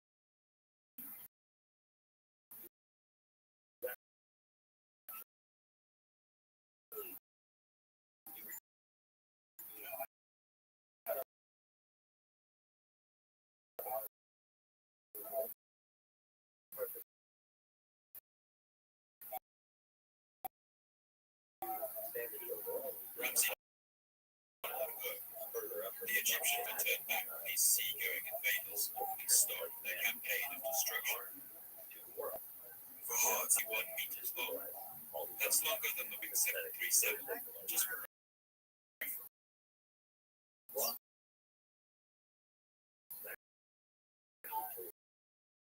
in it, Ramsey's works his triumph over the various groups of the sea peoples. I often favor numerous nights to set up the shoot. The Egyptians were victorious. They had repelled the invasion.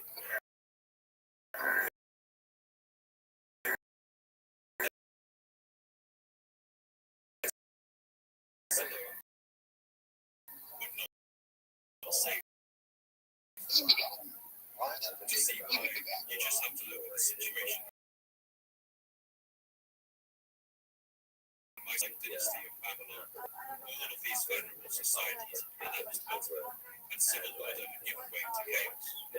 Those precarious trade routes we talked about at the start of the episode were now broken, and Egypt's economy went into a steep and unstoppable decline.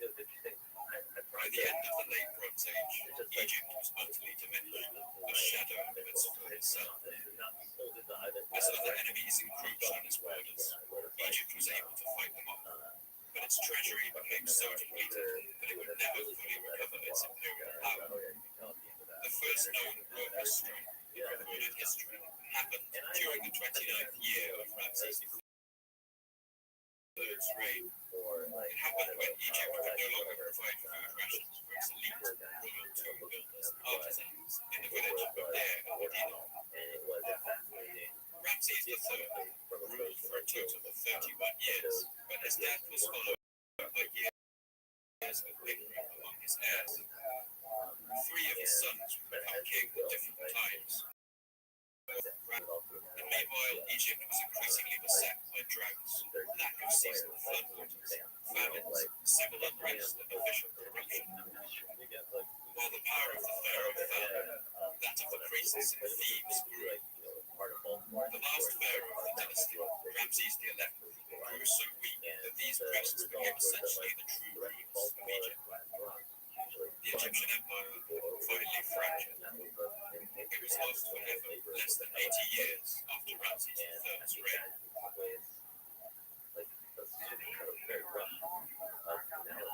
Earlier, I used the example of the city-state of Bulgaria to show the vast destruction that could be wrought by the sea peoples, and to paint them as a terrifying alien invasion responsible for the Bronze Age collapse. But we shouldn't be so easily seduced by the lure of this easy scapegoat.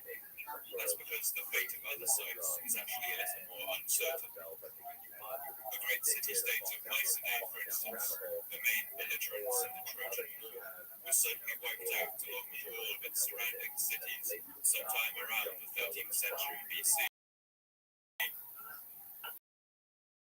But modern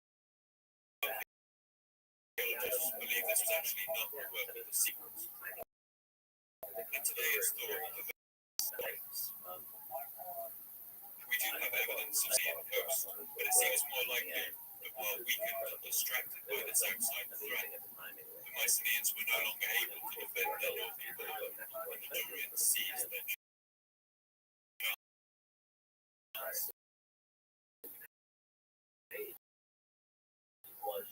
The entire capital of Hattusha, there wasn't likely to be a likely explanation is that this was done by their long-term rival, the Thracian. Groups from the Balkans who seem to have migrated must have seen their opportunity the moment raids by the sea peoples disrupted Mediterranean trade routes caused famine in the time lands. And perhaps a key part of understanding this is seeing how much states of this era depended on their allies to help them out when they were fighting. But if a crisis like the attacks of the sea peoples happened across the whole region, suddenly everybody's military forces were tied down. Alliances that had previously kept everyone safe would suddenly become ineffective. No one could come to anybody else's aid. One great example of this happening is in Babylon. Babylon was a mighty city, one of the most ancient and powerful of the region, mentioned at great length in the Bible, and located about 100 kilometers south of Baghdad. By the time leading up to the collapse, Babylon was ruled by a dynasty known as the Kassites, who for 500 years had ruled the great ancient city. The Kassites had long depended on their allies in Assyria and the coastal regions to help defend them. But now those nations were busy defending themselves, and Babylon stood alone.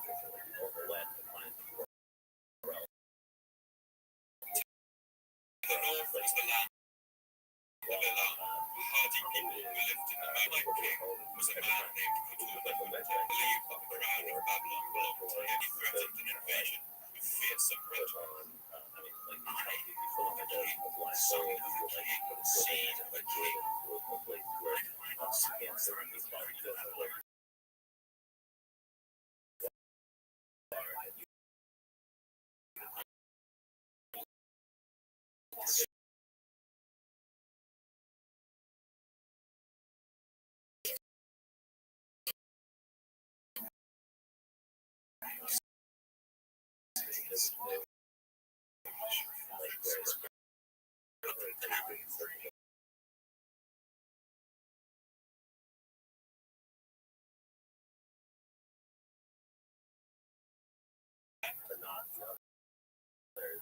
When Babylon burned, Islam was led to Elam in chains, along with a statue of the Babylonian god Marduk. And the theft of this statue seems to have traumatized the people more than that king.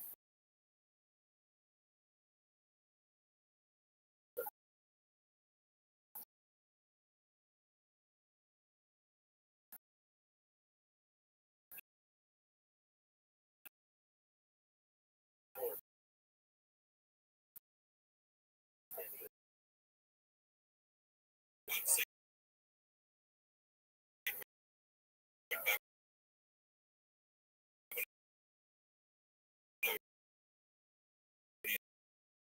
text, Nabo Kujagesu, the vengeance of the Elevate.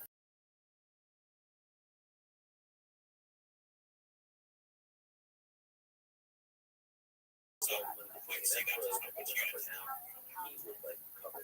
The story of the Bronze Age is of large, complex states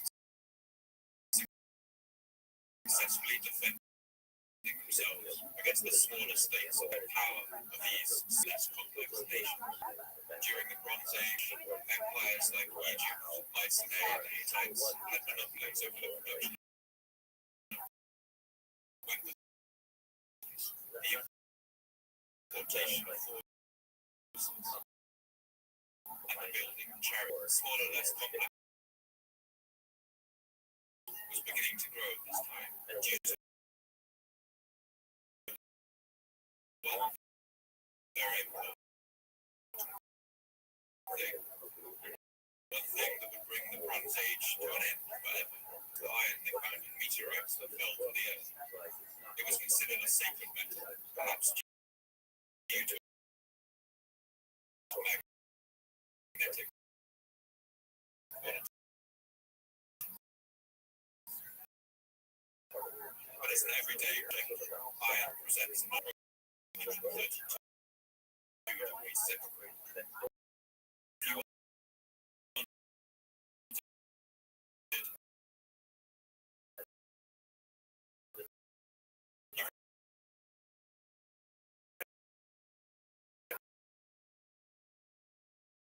Melted on your kitchen stove.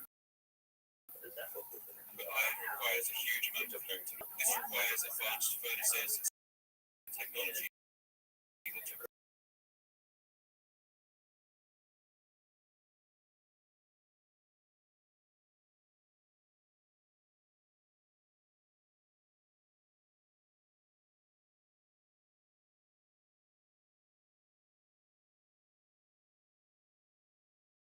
Seven in our time. A great leveler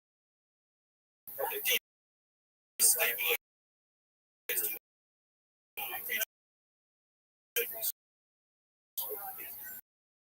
We know that after the Bronze Age collapse, bronze was no longer in use across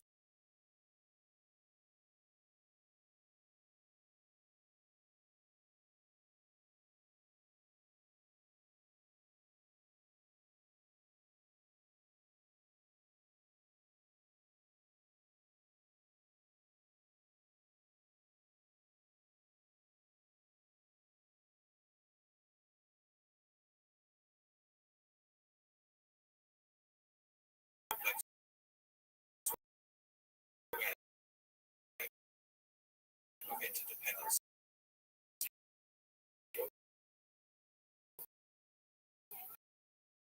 That has sustained these great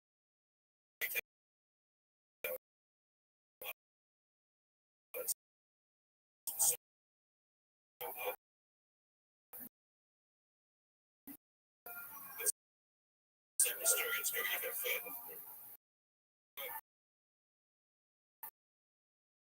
Reconfigures the roles of the story. They ask, what if the sea peoples aren't developed in this story? What if it flourished during this time? Analysis of sediment cores, oxygen, isotopes, mineral deposits in caves in Israel will show that 13 rate of climate change in the region, during which the crops that people knew how to grow must have died in the earth. Alongside this, we can see marks of severe droughts and famines in the region's rich mountains too. The Hittites in their dry, stony mountains were hit particularly hard. Letters from Barat write about sending large quantities of rain up to the hill roads to feed the mighty cities.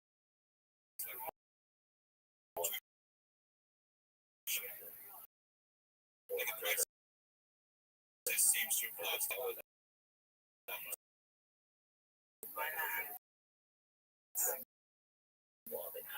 Another tap from the Hittites as he prayed. Did you know that to send for a servant of his master, who was a merchant in Gareth?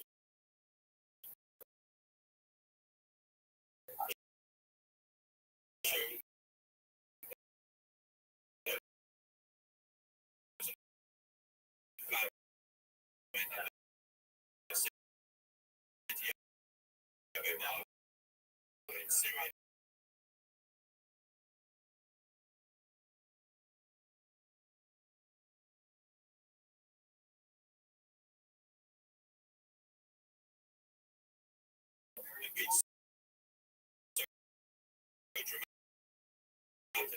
The scientists have been looking far afield for why this happened. Some might lie nearly 4,000 kilometers.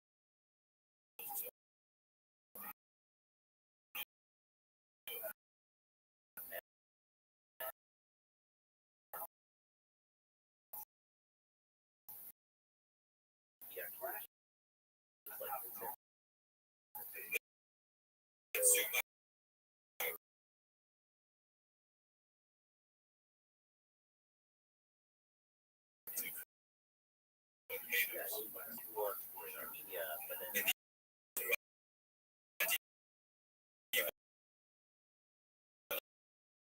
Imagination.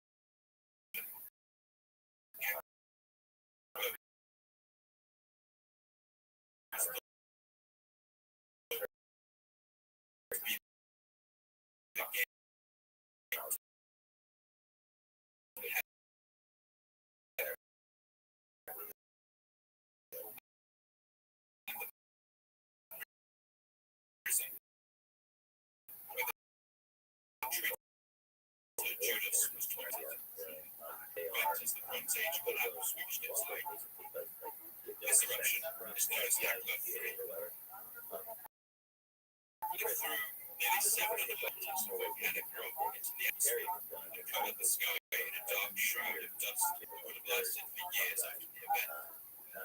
In Ireland, studies done on quagga, those trees half fossilized in marshy waters, have shown after the eruption of Hekla. 3. The trees barely grew. Across the Atlantic in the United States, of this time of darkness, which seems to have lasted about 2 decades, and the effect on our crops would have failed, soils would have blown away, and more than that, the dark seemed to hang over the sun, would have spoken to people of something dreadful on its way, punishment from gods, and perhaps even the end of the world, as people looked up and saw the sun forsaken us. And why haven't our kings protected us?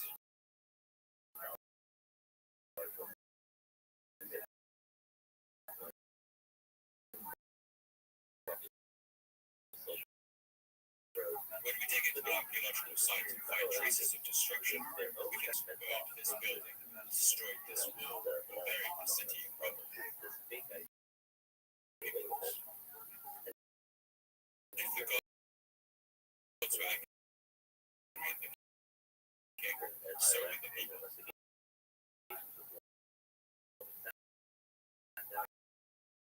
The spread of fire and weapons would have also empowered these mobs and allowed them to arm themselves with weapons previously unseen outside of a professional army.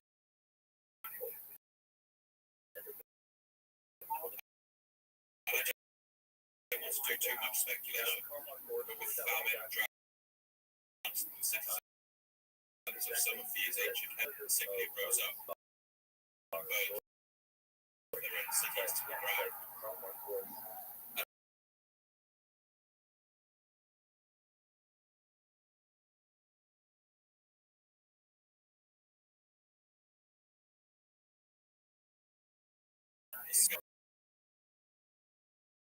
That the world's sun is even dimmer, where the winters living memory of a ravage of the land, when nothing grows. What do you do? Do you sleep? Where the grapes grow next year? Do you hope that you're new and friendly? Or do you band together? You build ships, and then you set sail somewhere else, somewhere where the sun might still shine in this band of seagoing large and small. They go from place to place, trying to find somewhere to go, but it's the same everywhere. Society is disentangling, they get stronger, and in desperation, they resort to theft. They steal cities, and in small villages, they capture prisoners and gain new recruits. Grows until it becomes truly overwhelming, an army of the sea, a roving band of the ocean, in search of somewhere to call home. I find this Portuguese the most convincing. I think it makes sense of their mystery, how such a vast force of diverse people suddenly opens out of the structure. If this portrait of them is true, then the sea people must be enough, probably changing leaders frequently. There would have been opposing goals within the group, changing shadows of the night in the hands of Rabbis of the third. They must have felt the utter hopelessness of their situation bear down. They were people without a land, who had wrought so much destruction in the homes of others, and their final desperate gamble to seize the lands of Egypt had failed. If this sounds like too much of an unhappy ending, then I should at least mention that some of the sea peoples at least escaped total destruction in the marshes of the Nile. In fact, one of the groups that made up their wandering army seems to have settled down in the region of what is today Gaza in southern Palestine. There, they put down their roots as a people. They were known as Philistine. They would come to be remembered as one of Philistine, as given us the modern name of the region, Palestine. As we weigh up the evidence, a picture begins to emerge. A complex and tangled web of societies so dependent. These societies span. They sent artists and artisans to work on each other's palaces, and merchants took luxury goods markets in their great cities. And by this intimacy was a strength, it was also their greatest weakness. And with the climate changing, and people from other lands landing on their coasts, this system began to come apart at the seams.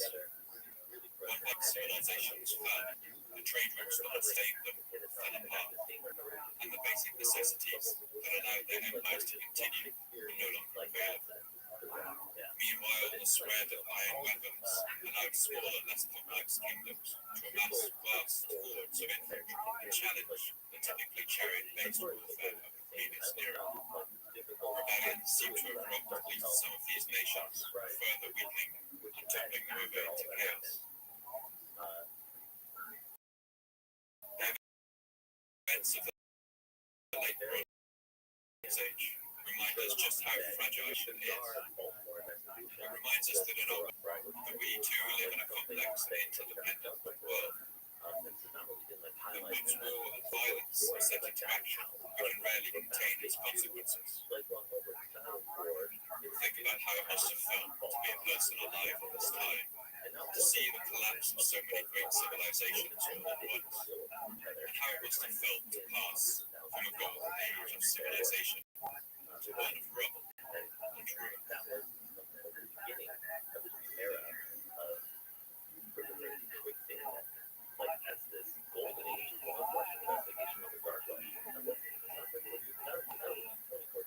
Thank you for listening to the Fall of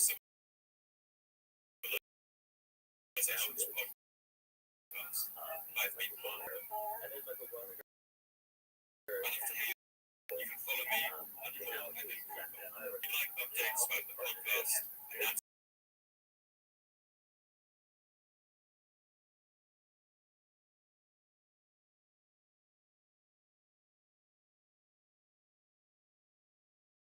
with the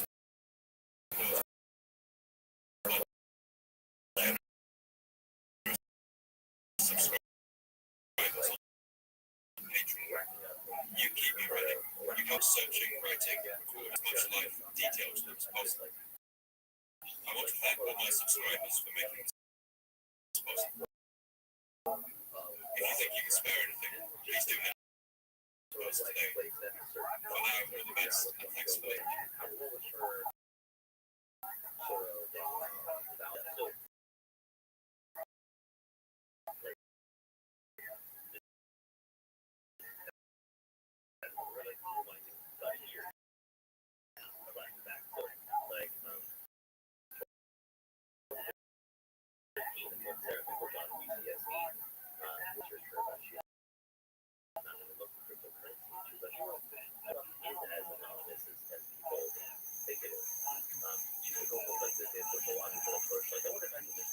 Spanish monk fled barefoot and starving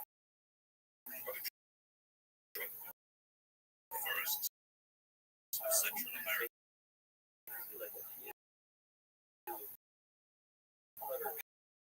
His name was Andres.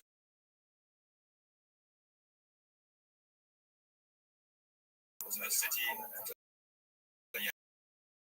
an island stronghold dependent on the once mighty city of the Maya.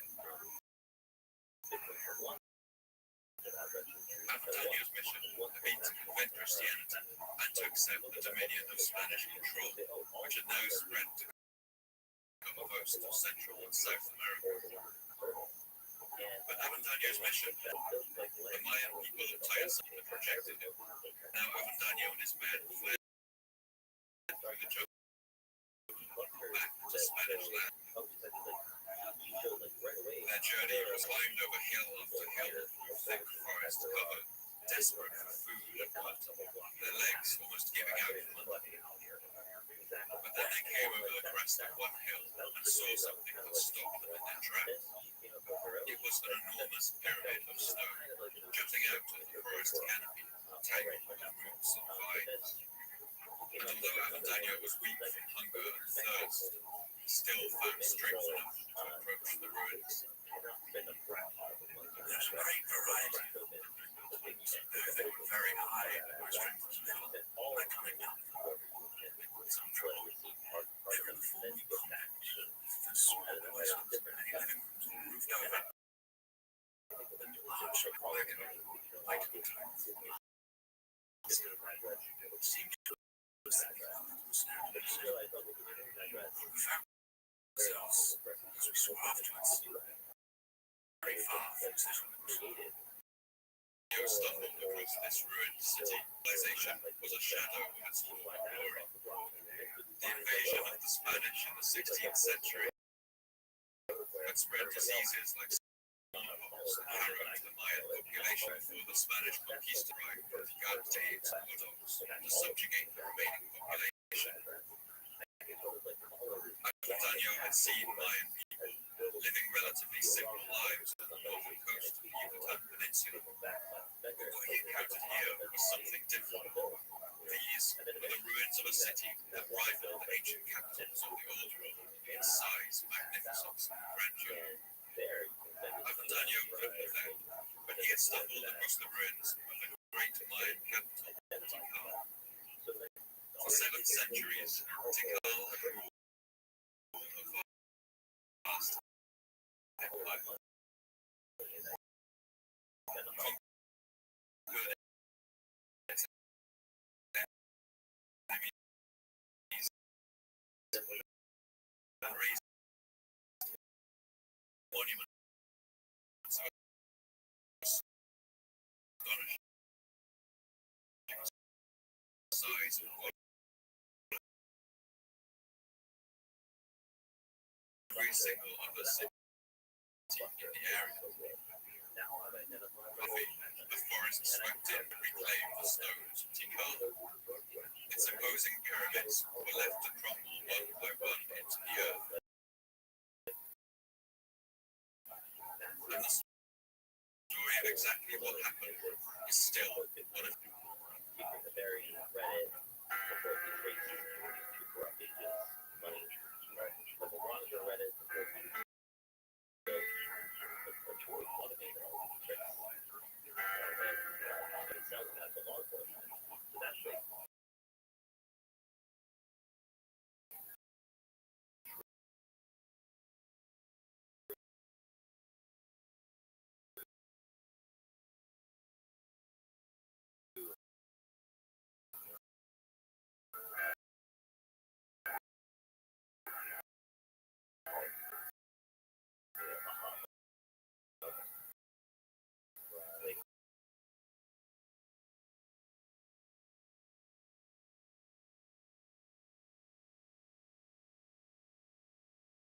time we witnessed the end of their world.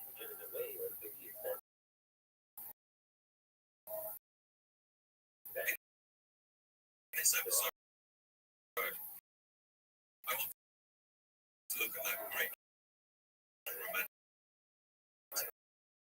mystery. I want to show how this great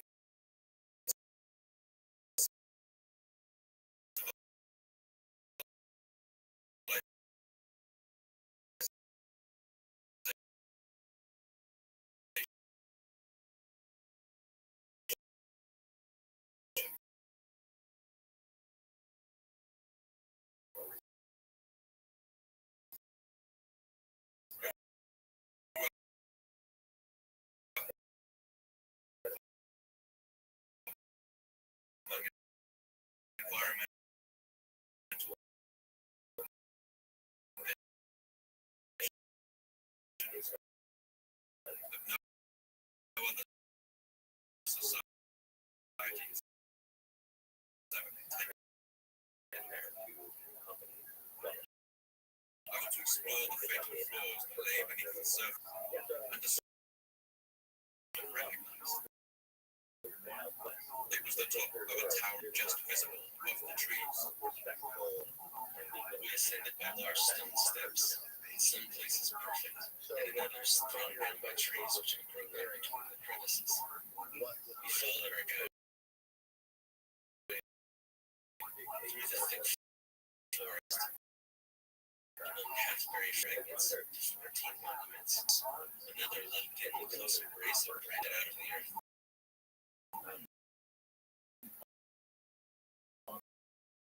Another hurled to the ground, bound down by vines and creepers. The only sounds of distress. We go on to explore over 40 sites. And it's and the book Stephen wrote illustrated with catalogs detailed lithographs created a sensation around the world. Until then, it was not the only old words. 19th century experts flocked to the news, proclaiming that Egyptians, Indians, Chinese, or Norsex must have crossed the ocean from the old world and built these towering pyramids here in the forest. Some even suggested that they had been built by the mythical lost tribes of Israel, or even the inhabitants of Atlantis. He was the person who most extensively explored these ruined places, and he claimed these cities were indeed full of Mayan people.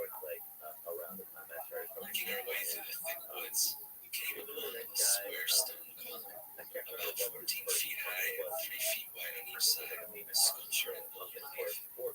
These were works of art, proving that the people who once occupied the continent of America were not savages. Stevens insisted that these vast ancient cities had been built up over centuries by an advanced society indigenous to the New World. To him, these ruins told that story clearly enough. But of course, they also told another story. It was the story of a catastrophe that had few precedents in human history. The dramatic and wholesale collapse of an entire advanced society. In the romance of the world's history, nothing ever impressed me more forcibly than the spectacle of this once great and lovely city, overturned, desolate and lost, discovered by accident, overgrown with trees. It did not even have a name to distinguish it. Today, we do know the original Mayan names of some of these cities, and that's due to the archaeologists painstakingly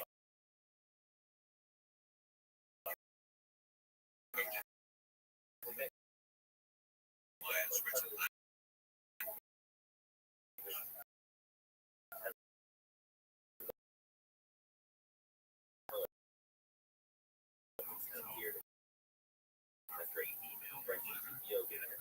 The Maya are a literate culture. They wrote on books made of bark. They use a rich and complex system of hieroglyphics, similar to those used in Egypt. And it's the only true writing system built ever developed in America.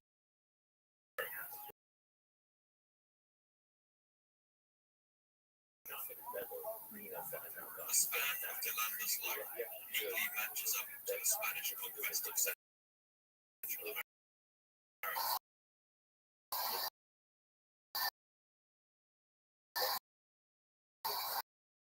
In 1521, 3 years after he was born, the granite of the world, the Spanish had already come Mexico, enveloping it into a vast colonial territory that they called New Spain.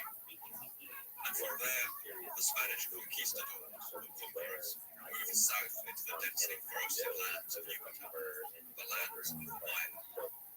And in the lands they conquered, The Spanish colonialists ruthlessly exploited the indigenous populations. One surviving Mayan text, the Chilam Balam, records how the Mayan people felt at the time.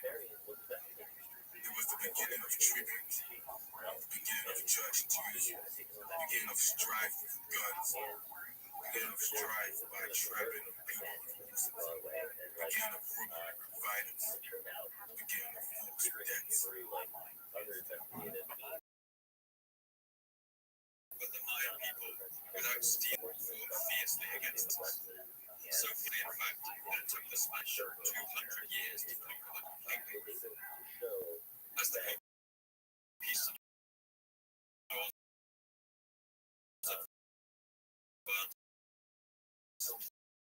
the Yucatan, the Maya fought guerrillas in the forests.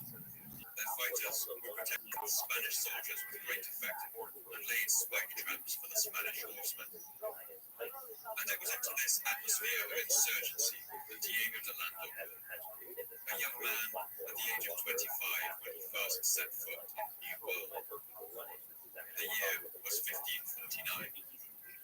De Lando was meticulous in his work. He kept detailed notes about everything he saw, about the Mayan culture, language, and society, and he did so in order to better identify its weaknesses.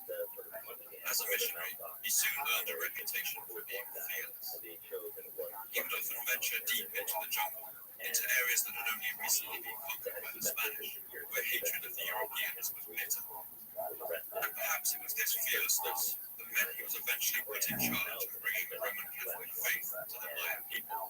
Until then, the Spanish had exempted the Mayans from the notorious cruelty of the Spanish Inquisition. But the sight of Mayan people continuing to honor their old gods disgusted the new bishop, and De Landa soon announced the beginning of an Inquisition, the first of its kind in the New World. It was brutal in his methods. He tortured countless Mayans, hanging them from their necks as a form of interrogation. And in the midst of it all, he built a great bonfire in the center of one of the last Mayan cities. He gathered together all of the ancient books he could find, centuries of accumulated knowledge, writings on the history of the Mayan people, their study of mathematics, astronomy, poetry, and literature. And De Landa threw these into the and later. We found a great number of books containing these letters, and as they contained superstition and the lies of the devil, we burned them all, which dismayed and distressed these people greatly. Only 3 Maya books are known to have survived this act. This ancient language was nearly lost completely. But history, as always, has something of a sense of sarcasm. De Landa's meticulous notes about the Mayan people have survived. And in those books, he wrote down something that he called the Mayan alphabet. It's not a complete dictionary of Mayan symbols, because De Landa only asked for the letters that already existed in Spanish. But these notes were actually crucial to the later effort to decipher the ancient writings of the Maya. So this is one of the first ironies that gather around the story of the classic Mayan collapse. That much of what we know about their written language is down to the very man who tried his hardest to eradicate it. And as more of this language is gradually decoded, we've learned a huge amount from the inscriptions that the Maya wrote on pottery on their plastered walls, that they carved into bone and shell, or chipped onto the walls of their temples and palaces. These inscriptions have transformed our understanding of once ruled the Yucatan Peninsula. We now know that Avendaño and Stevens were right, that when the Spanish arrived in the New World, the Maya were already an ancient culture. They had built vast cities and monuments to rival any in the old world. And then, like so many civilizations,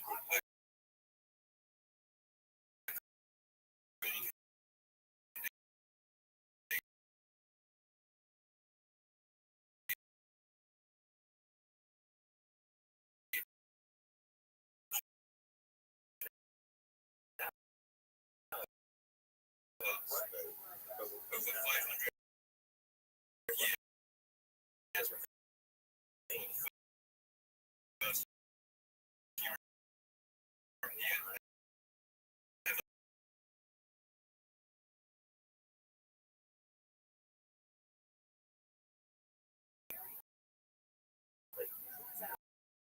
they were the most collective of city-states and kingdoms clustered around the Yucatan, right by the continents of North and South.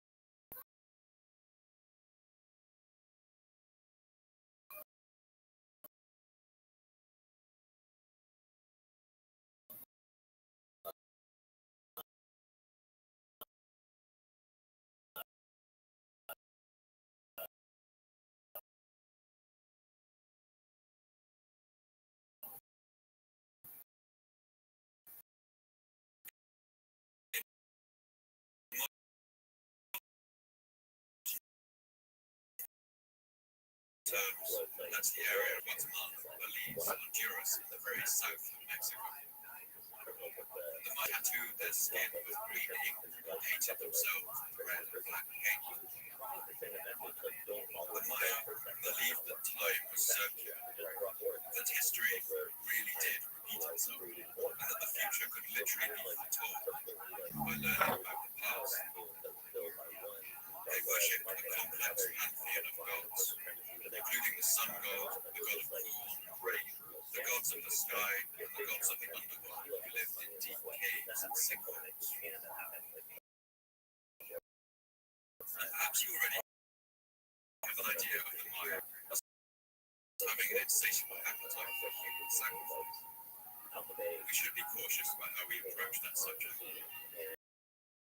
For centuries, garish stories of human sacrifice the cornerstone of European propaganda, and their justification for the theft shows that ritual killings did feature in Mayan society, but it was usually limited in small scale. And as we've already seen, the Europeans would be just as brutal in the application of everything. One Spanish writer had wrote one account of this sport in the New World. The king took much delight in seeing sports involved.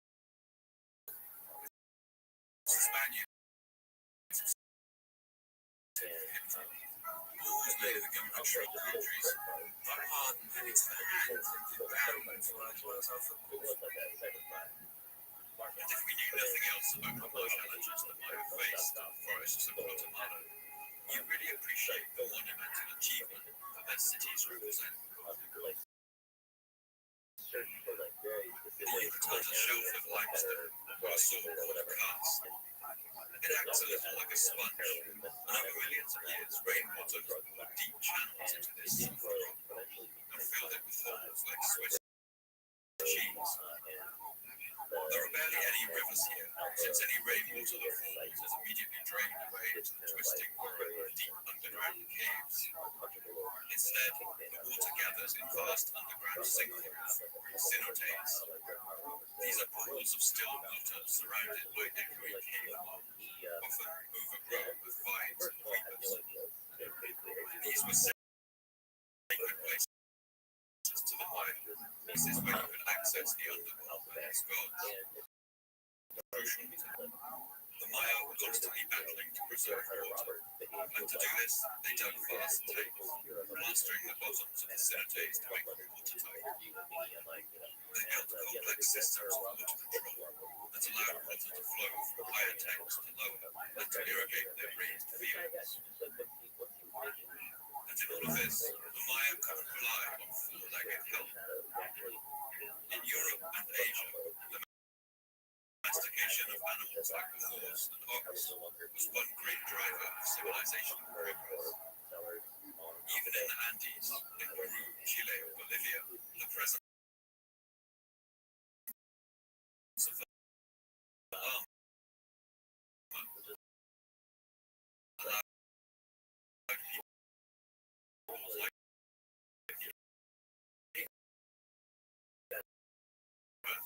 heavyweights across the Tekka.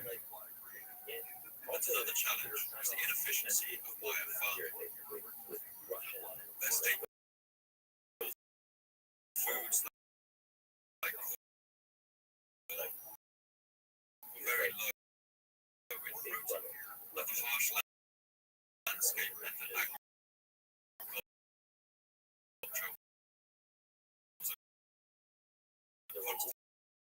forces would drop from nature. The soil in Yucatan is very thin, sometimes hacking and burning the forest away in patches.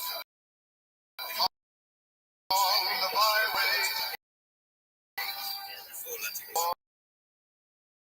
it too, in the humid environment of Guatemala, it was difficult to store corn for more than a year before it started going wrong. Is that for most of their history, the Maya were essentially organic Mexico in the 7th century, long before contact with Europeans. But it took several centuries to work its way down to the Mayan lowlands. The Maya never worked iron or mixed copper with tin to make bronze. To cut and carve stone, they used blades made of obsidian, a kind of organic glass that forms an incredibly sharp cutting edge when properly worked. So every one of the great pyramids and temples you can see today was not only constructed without animals and pulleys, but also carved with all their ornate intricacy without metal tools. But despite these challenges, the Maya flourished, the only great civilization to ever arise in the midst of such harsh conditions. The earliest sites of the Mayan civilization began around the year 1800 BC, nearly 2,000 years before the beginning of the Christian calendar.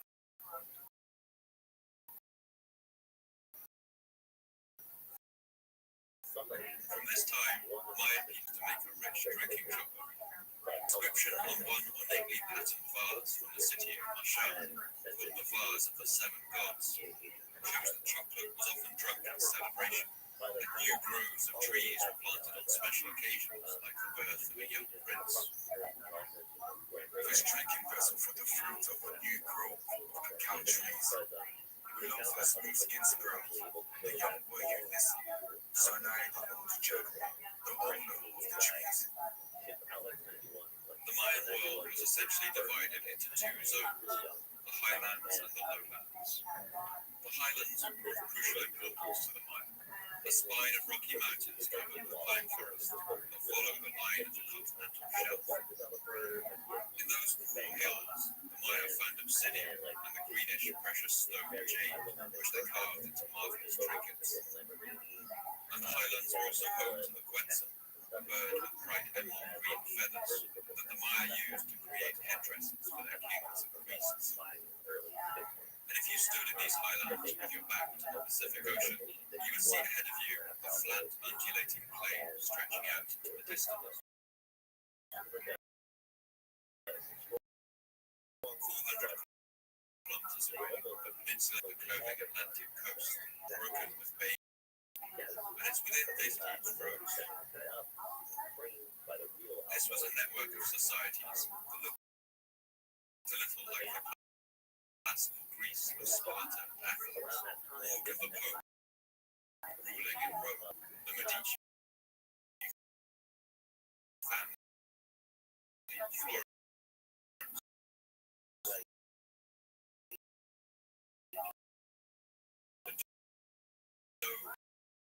Venice, different centers of power believed themselves to live in the field. And it's true that when the Mayan city began to grow and thrive, there had already been a number of rises and falls. And for much of the Mayan classic period, the largest and most powerful of these was the city of Tikal. When the fugitive monk Amandaño stumbled across the ruins of Tikal, it's clear why they had such an effect on him. That's because Tikal is home to some of the most spectacular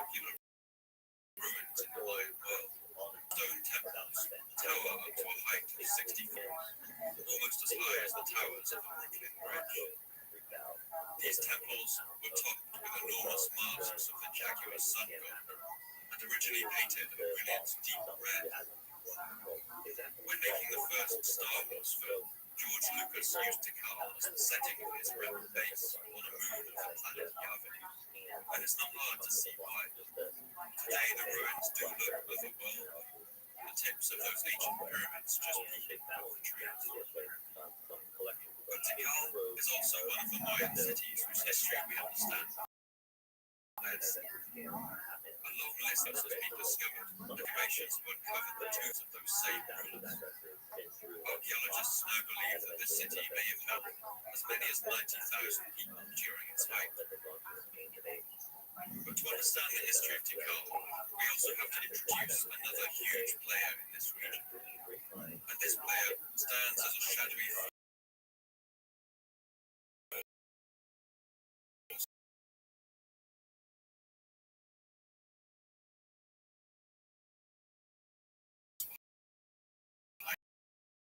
much of what occurred in the world.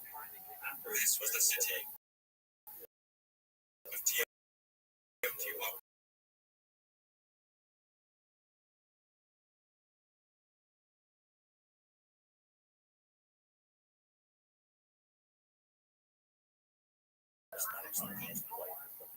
It had a monopoly over a particular kind of city that was of exceptional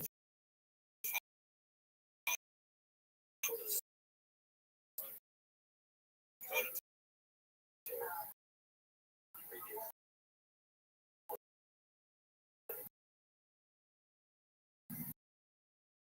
In this era,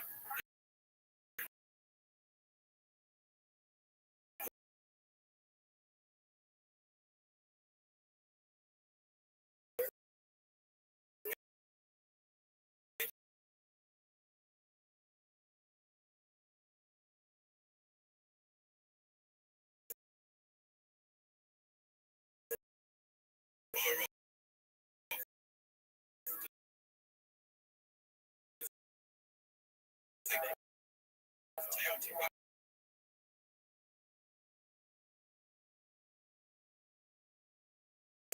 a city far into the forests of Central America. To venture, we do know that a young ruler, Yashnu Nahid, which means curl nose, rose to power in Tikal with the apparent help of this distant superpower. One stone carving in Tikal shows King Curl Nose being crowned, while Mexican soldiers look on, carrying distinctive dark throats. In the burial tomb of Curl Nose, artifacts have also been found carved out of that telltale green obsidian that everywhere gives away the influence of Teotihuacan. Carved on a pot from Tikal shows just how this cultural exchange happened. On the left of the scene, we see a stepped pyramid in Mayan style. This is Tikal. And on the right is a temple of its top. This is Teotihuacan. And from this Mexican temple, 4 foreign soldiers come, carrying those dark throats, along with vases and boxes full of gifts. In the center crown on top, like the Mexican, it's a clear image of collaboration.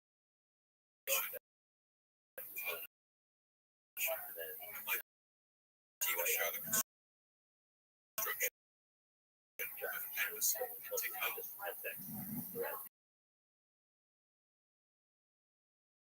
At its greatest height, a population of 500,000 people. One useful hieroglyphic in the Mayan system is one called Yaha. It means his Lord. Here to the inscriptions of one city to another, we know that it has been subjugated. The other city has become Lord. Around the time Tikal started its partnership with Teotihuacan, its neighbors began using this phrase. The Mayan world, armed with weapons made of that green Teotihuacan obsidian, and city after city fell under its banner. It was the beginnings of a true empire, and for a while it looked like Tikal's plan to rule the Mayan lowlands might have worked. That is, were it not for one very important. That's their great rival, the city of Calakmul. Calakmul is a city with a very distinctive character. Like Tikal, it too was building an empire. And in every dominion it conquered, Calakmul's people marked the site with its emblem, a snake head, which in the Mayan script makes the sound Ka. Its lords called themselves Vokal Hau, or the lords of the snake. Another interesting feature of Calakmul is the emphasis it put on the female line of its royalty, whereas the inscriptions of Tikal only speak about kings. Those in Calakmul mention the joint rule of a king and queen. And Calakmul. So while Tikal had a kind of international outlook, saw themselves true inheritors of Mayan legacy. But Calakmul was a powerful city too. It was surrounded by a complex system of canals and its many buildings on top. But in the early centuries of the Classic period, Calakmul was outmatched by the lowlands imposed by the rich Teotihuacan. The rulers of Calakmul, the so-called lords of the snake, must have calculated that the only way to challenge the supremacy of Tikal was to outplay them in the game of strategy. Calakmul set out on a centuries-long game of chess with their rivals. They slowly gathered the small states that surrounded Tikal into a network of allies, threatening Tikal's trade routes and supply lines. It was a kind of a cold war, and for this why Calakmul are by far the most numerous of all Mayan city-states. They appear right across the Mayan world, and often in places that for Tikal would have proven pretty inconvenient, threatening their trade routes and menacing their farmland. But this strategy, although slow, was a success. From the second half of the 6th century AD, Calakmul gained the upper hand. The distant power of Teotihuacan fell under mysterious circumstances, and now Tikal was left all alone, surrounded by its enemies. But it wasn't until the rule of one particular king, a man known as Double Bird, that Tikal's fortunes would really take a turn for the worse. Double Bird seems to be bad at the game of politics, and we know this because his actions would lose the city of Tikal, one of its key allies in the region, a city known today as Calakmul. Calakmul was once one of Tikal's. As part of its service, it would have paid tribute of food, valuables, and workers to build its temples. But at least in the year 553, that's what Caracol still was. But it's possible that the forked tongue of Calakmul was already beginning to erode as it lens. In any case, the king of Tikal, Double Bird, wouldn't help matters. I have to stop here for a moment and point out that we understand very little about warfare in the Mayan world. The Maya often undertook low-level skirmishes, and their wars seem to have served a largely ceremonial and symbolic function. These wars, known as axe wars, would have involved perhaps only a few hundred fighters, and their main purpose seems to have been to capture prisoners for sacrifice to the gods, to decapitate an important noble, hence axe war, and presumably to bring back plunder and glory to the capital. The Mayans in general were not interested in the wars of conquest, but occasionally a different kind was undertaken. We had a more brutal and all-encompassing nature, And these wars are referred to in the Mayan inscriptions as star wars.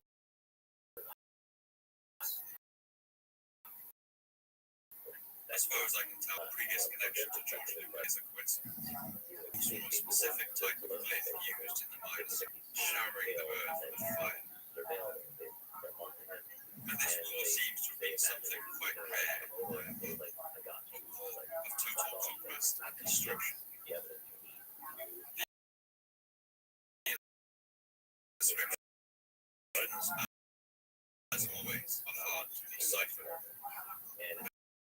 The king of Tikal embarked on an axe war, a low-level attack against his former allies, would have swept into his territory, carried cotton arm, raids and crude obsidian. They would have burned villages inside Karakol's sphere of influence, robbed anything they could get away with, and kidnapped a number of its citizens, who they would later have sacrificed to one of Tikal's temples. Doublebird's reasons for ordering this attack are unclear. It could have been a way of punishing some kind of insult from Karakol.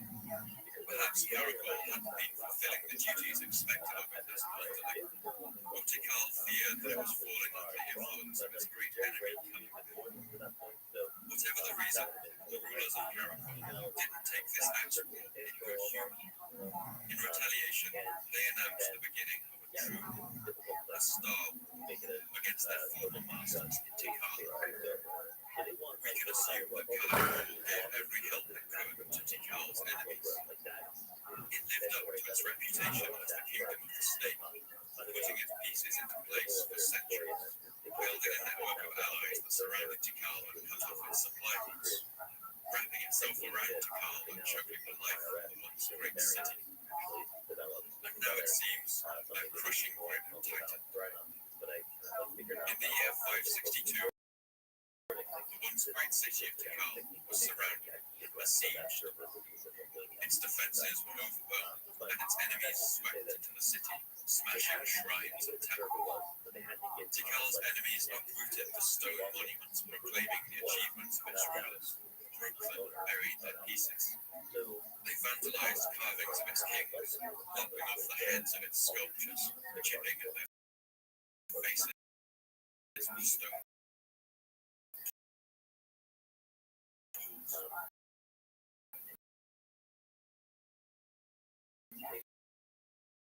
The destruction was devastating. For the next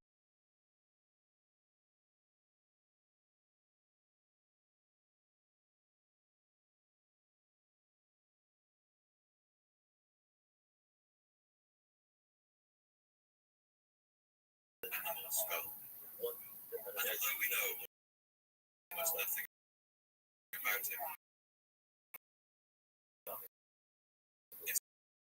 inscriptions in his tomb show that he was not the son of the for the next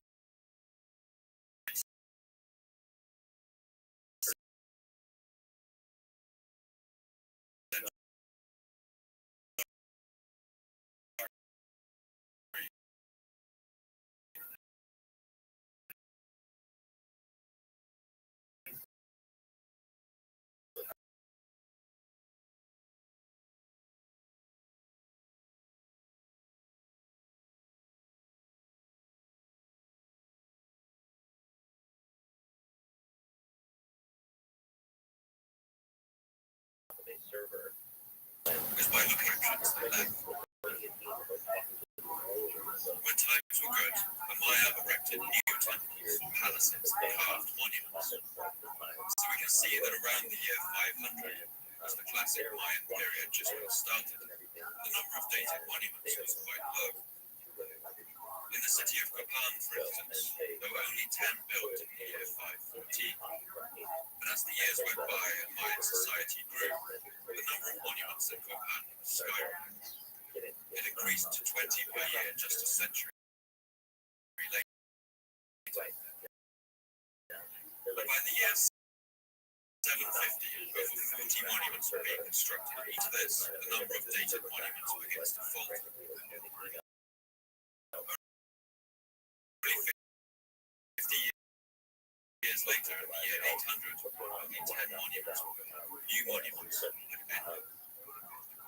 All across the Mayan lowland, these inscriptions started to die out, faltering like a failing radio signal, like a crackling out into silence.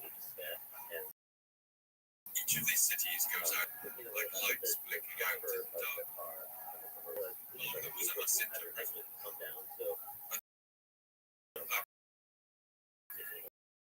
the last date of inscription is the year 792. The city of Yashilan fell silent after the year 810, and Kopan followed in 822. Tikal held out another 70 years after the fall of its great rival, but it too finally fell into the darkness in the year 889.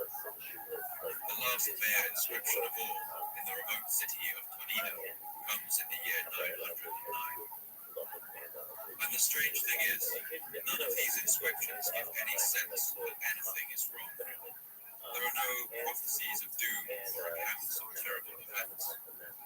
Maya art doesn't decline either, remains elaborate and highly skilled to the end. So what happened? How could this vibrant and powerful culture collapse so suddenly and so completely, leaving not a single warning behind? As with the fall of any civilization, the collapse of the Maya wasn't a simple event. It's all of the environmental stresses we discussed earlier, Mayan society, like any society, had to accumulate a number of stresses and imbalances. Under extreme stress, these would form into fractures. With sufficient pressure, they would splinter along the whole length of their world. Of these stresses, surely the most pressing was the capacity of the Maya to feed their population. In order, farmers need to produce enough food to feed themselves, and also enough to feed all the people in the society.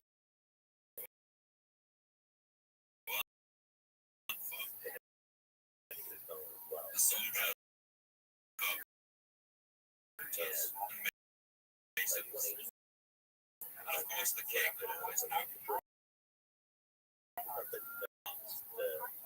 Each farmer in America feeds made up a huge proportion of the population to do other things. But for the Maya, who used slash and burn agriculture and grew low protein crops,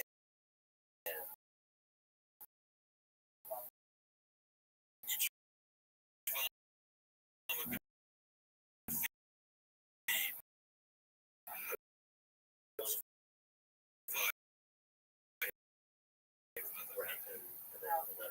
and as the end there were perhaps as many as 800 people living per square kilometre, and they began living atop one another.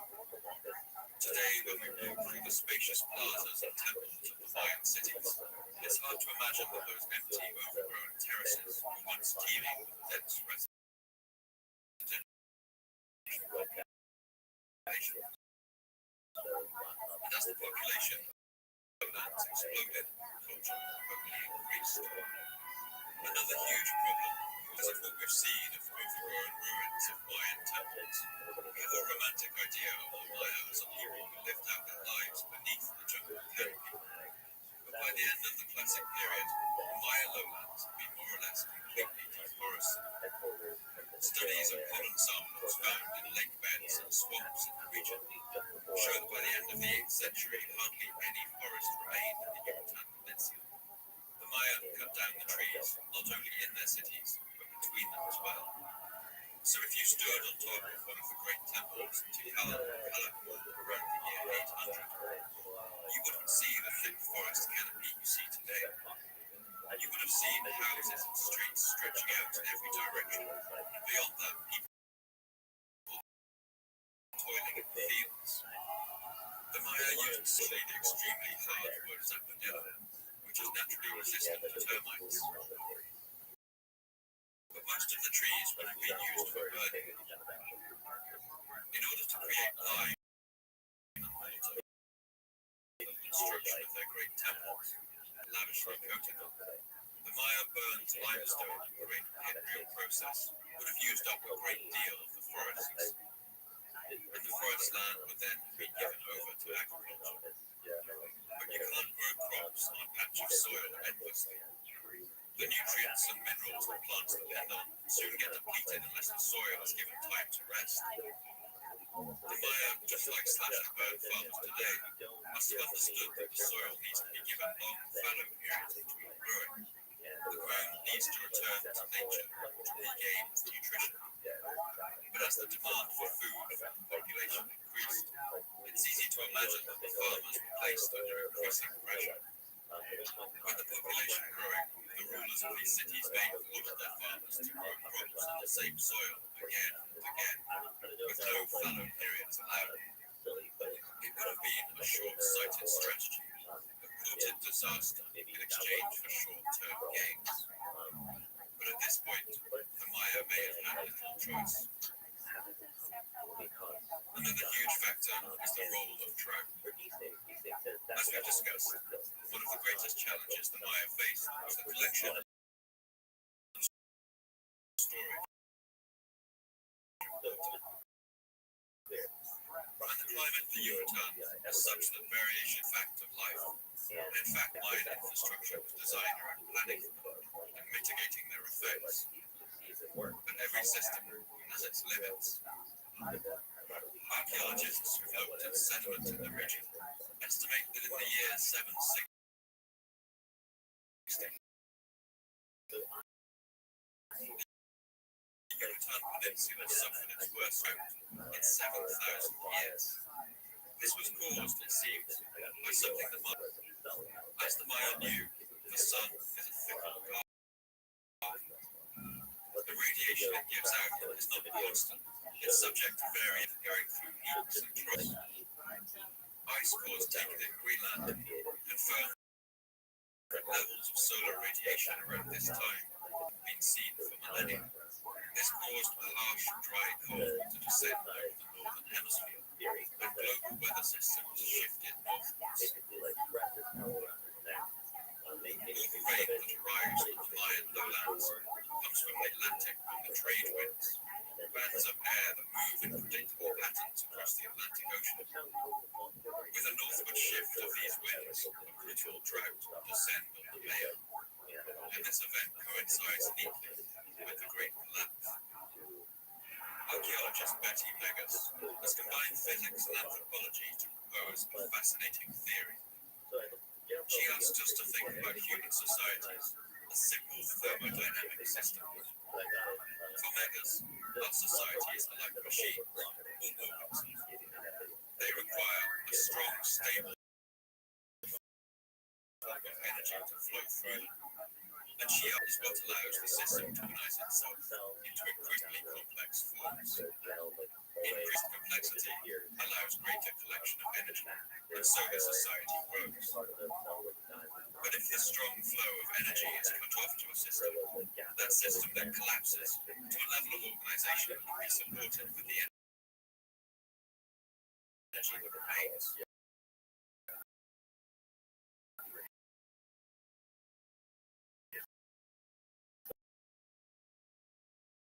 She puts this theory in simple terms.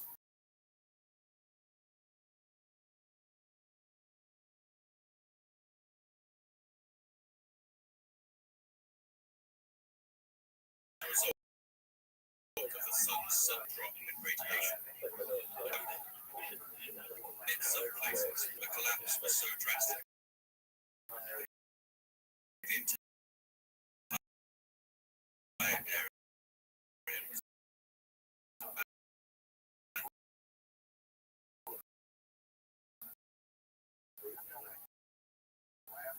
in the Chilambala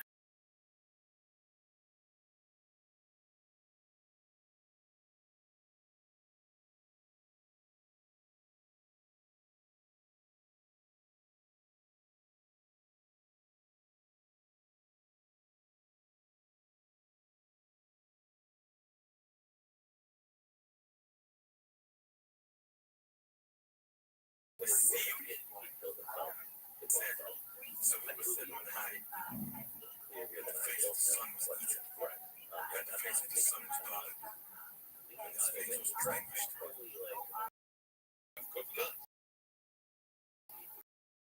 Now in western pine forests, its people loved the largest waterfall of any classical Maya city, and it used the symbol of the leaf-nosed bat as its emblem on inscriptions.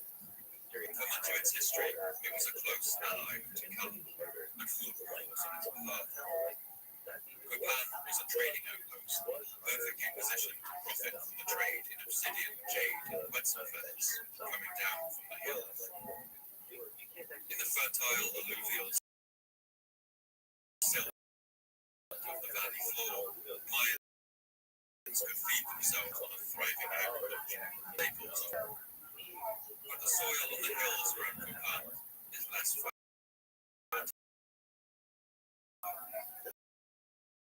It's more acidic and prone to erosion if cultivated for a long period. A third of the amount of corn in the hills when compared to the valley floor. From the 5th century onwards, fueled by this fertile soil and trade,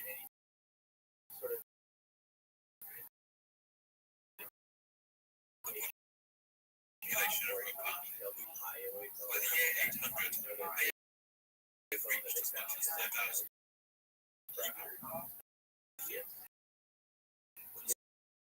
Construction of royal palaces and monuments was especially friendly.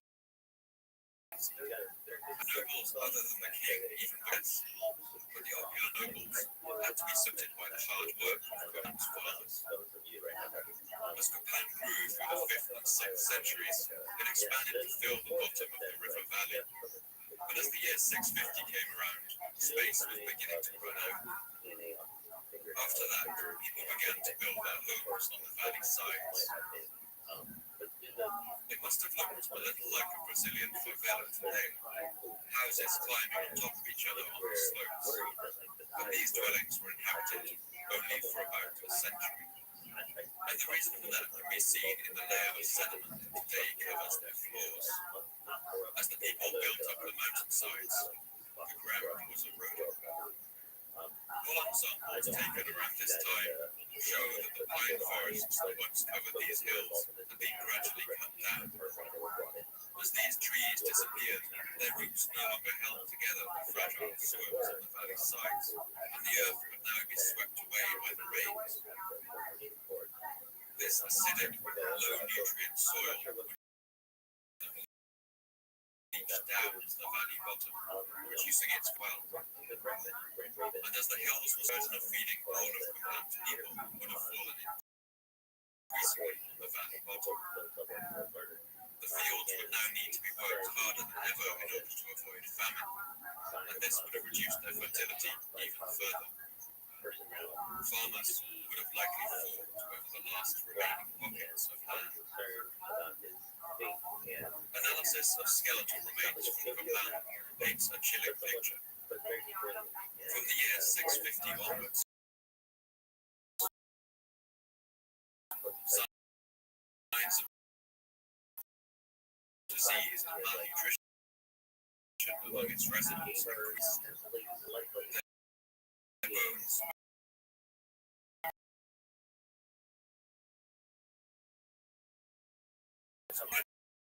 times were hard in Copan. It's likely that the common people would have blamed their rulers. In the Chilambala, one of the few surviving Maya attacks, we can see this connection between the king and the natural world explicitly. This first question which will be asked of the chief. He will keep the tap. The sun.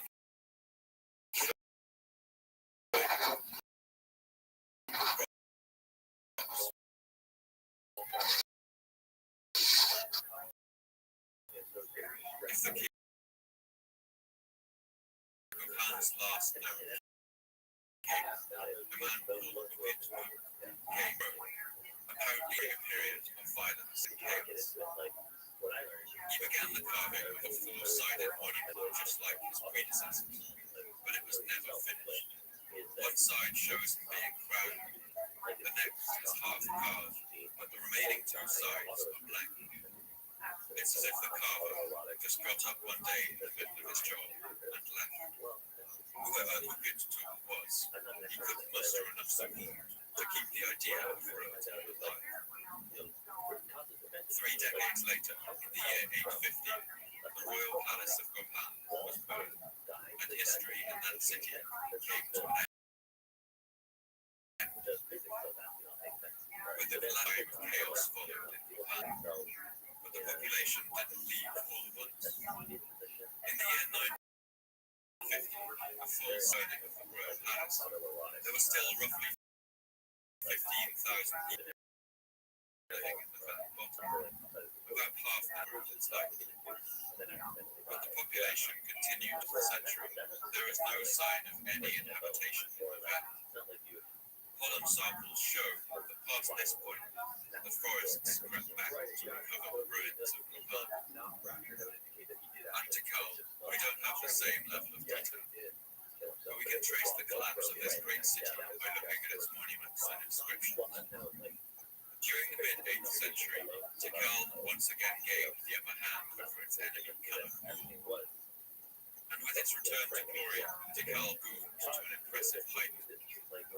As it consolidated its power over the region and gathered all its wayward allies back under its protective umbrella, Tikal also embarked on a burst of construction the likes of which it had never seen. Almost all of Tikal's great temples and pyramids date from the second half of this century.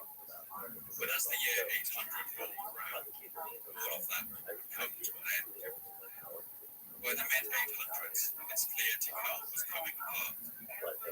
Its vital allies were now putting up monuments of their own, proclaiming themselves kings of smaller provinces, rather than sworn servants of the great king in Tikal. Monuments began going up from Tikal, and in Ishlu, Jimmy things happened. Tikal dominion was fracturing into a mass of small kingdoms. And what's worse, the kings of these kingdoms often referred to themselves on their carvings as the Holy Lord of Tikal. By the year 900, there was no longer a king in Tikal. No longer any. The city seems to have fallen into chaos, and the palaces and temples in Tikal were abandoned. There's evidence that poor people in the city's outer districts who must have been a strange feeling for these Maya peasants, entering the royal palace for the first time and finding it abandoned. They must have walked its halls in awe and run their hands on its richly painted walls and carved stones. These common people seem to have squatted in the abandoned royal palaces for a century or more after the fall of Tikal. We can see their traces in a layer of what's called midday scraps of broken pottery, piles of rubbish, now piling high in the corridors of the once popular halls.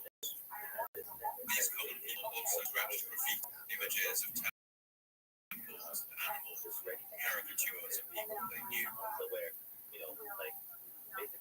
But the people who stayed here seem to have continued to revere the great temples and holy palaces of the city. They continued to worship the stone monuments of bygone kings, and even moved them at times to more convenient places.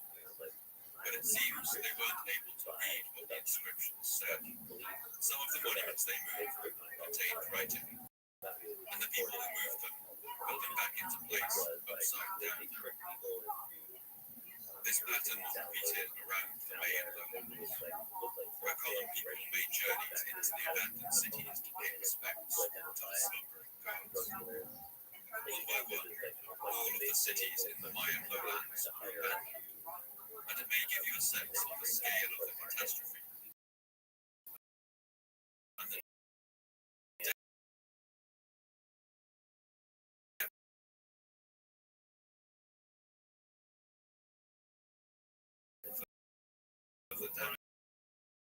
done to the environment that would tempt one of these cities to ever reoccupy them.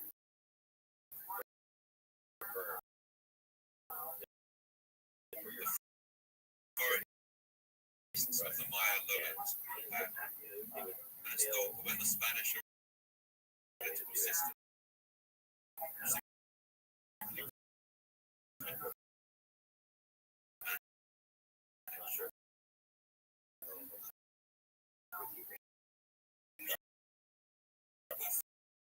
finally turned against their rulers and exacerbating their own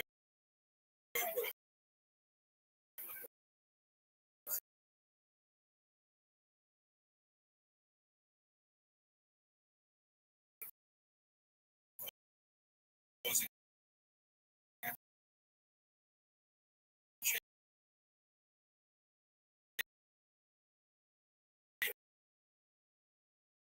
a reaction of collapse spread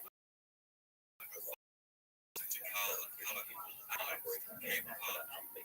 Each city became its own sneaky kingdom. Las Negras, archaeologists have found evidence of buildings being burned during this time and monuments vandalized. At Yashilan, the central part of the city was hastily fortified with rough stone walls, built using Iranian temples and palaces. It was a last desperate defense. Spear and javelin heads have also been found here, littering the ground in great numbers, pointing to a violent and bloody battle. It seems that as the fabric of Mayan society came apart, its people turned against one another, and a violent struggle for survival turned the Mayan lowlands into a bloodbath. Today, the crumbling pyramids and cities of the Maya are still being deemed a geographical feature in Medina, that was thought to be a hill, turned out to be a largest ever built. At 75 meters tall, it rivals the Pyramid of the Sun in Teotihuacan to be the tallest pre-Columbian building in the Americas. The ongoing battles decipher the Mayan inscription continues. Today we understand the of what we read. One thing I find particularly moving is to read the text of the post-contact Maya.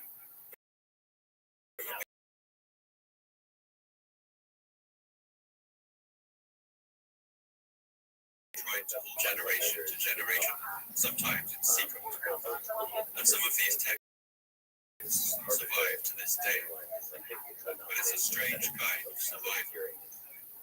They're complex webs of reference, mythology, and symbolism, no longer poetry they once referred to but forgotten, all the meanings they would have once carried.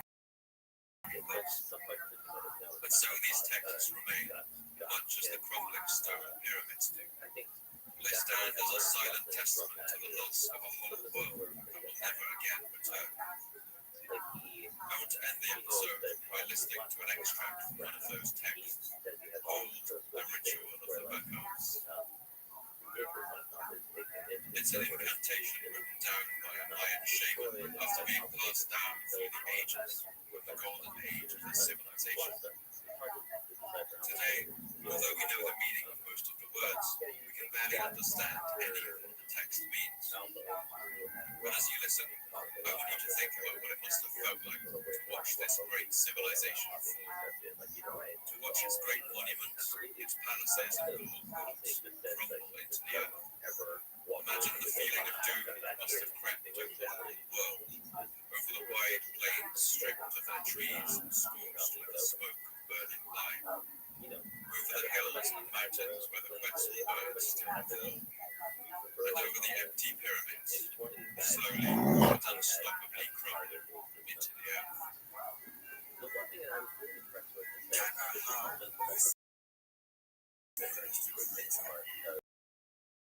Kind of how we say is the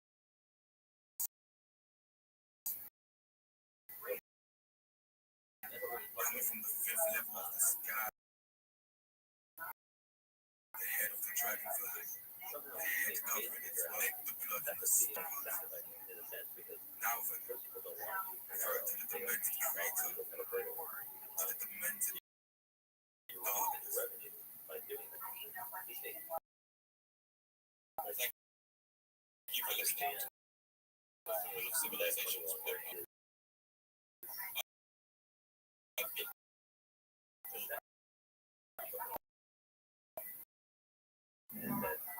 I'd love to hear your thoughts better, so please come and tell me what you thought.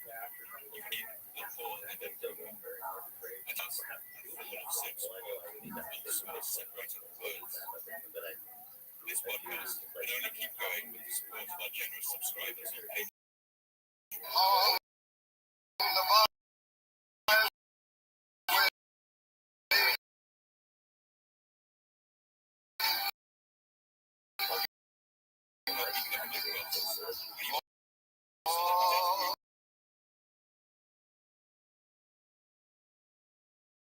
Please do.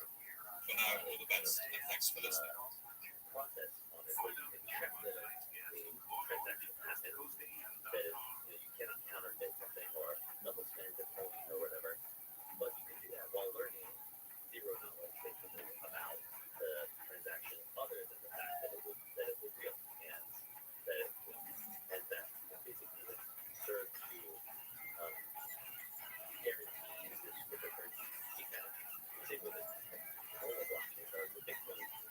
Sometime around the year 1540, a ship full of Norwegian sailors made the dangerous voyage to Iceland, a frozen island in the middle of the North Atlantic. It was a notoriously dangerous voyage, and when they saw dark storm clouds begin to brew on the horizon, they knew they were in trouble. Their boat was rayed and tossed around and caught on the towering waves. The storm went on for days, blowing them far off their course with no idea where they were heading. When all seemed lost, the storm lessened a little, and they sighted land in the distance. They managed to beach their boats through the rough waters in a small cove choked with ice, and there they waited for the remainder of the storm to blow over. They didn't know it then, but the storm had blown them right across the Atlantic Ocean, and the coast they now sheltered on was in Greenland, a bleak and icy waste on the north of the American continent. In these days, Greenland was an icy tundra where no sensible European would ever think to venture. But as the men waited for the storm to die down, they spotted something not far from their boat. It was a man, face down, dead in the snow. They saw his clothes made from seal skins and the fur in his hood, and they thought he must be an Inuit, one of the indigenous inhabitants of Greenland. But as they approached, something didn't look right. They turned the man over and saw with surprise that he had red hair and pale skin. He was a Norseman, just like them. But he was dressed in the clothes of Inuit hunter. On his eyes, clothes of freezing, and near him was a sheath of bent and much worn and eaten away. They thought he must have wandered through the wilderness in these clothes to the coast, perhaps trying to find a ship to carry him away. And then he died right there, all alone, at the edge of the world. Moved by sail back to Iceland, they took the knife with them. They must have rolled it around in their hands and wondered to themselves, who was this boy so far from home? How was he dressed in the clothes of an Inuit hunter and uninhabited waste? Where in all the world had he come from?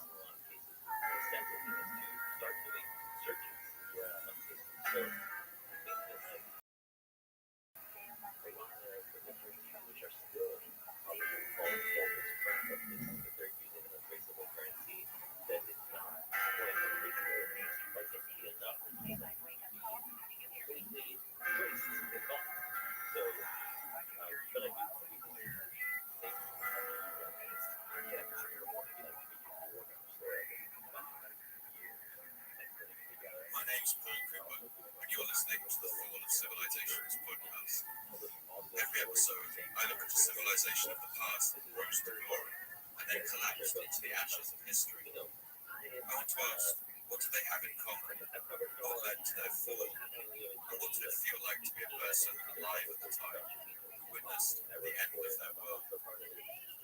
In this episode, I want to look at one of the most unlikely tales of a society's fall, the incredible saga of the Vikings of Greenland.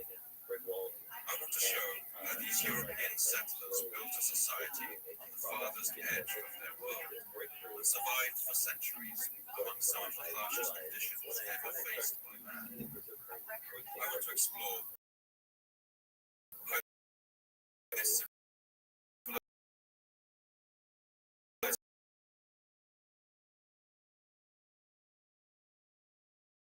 civilization was able to overcome the odds for so long, and to examine the evidence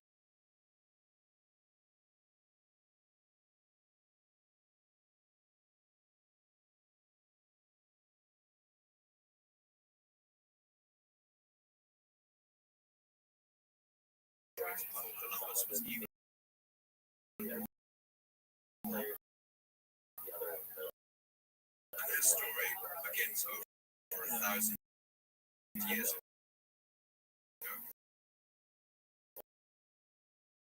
In the 10th century, from Norway and Denmark, a terrifying reputation in all the land.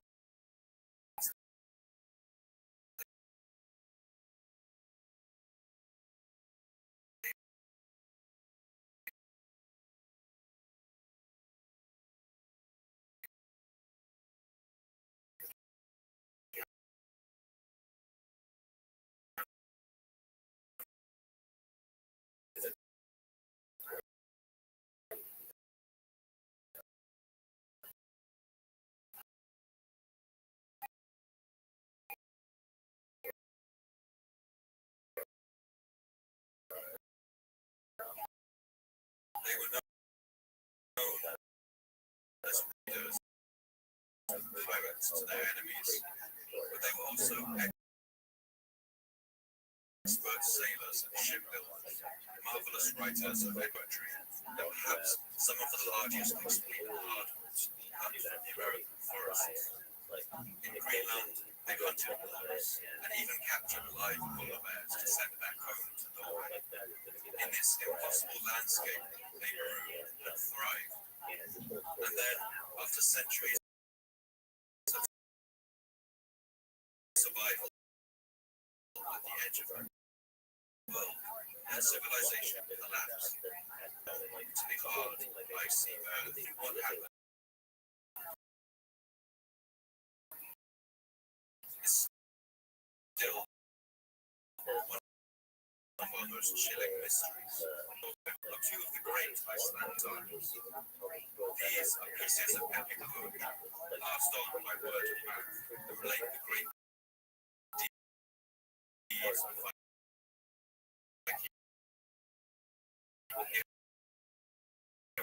adventure. They were designed to be spoken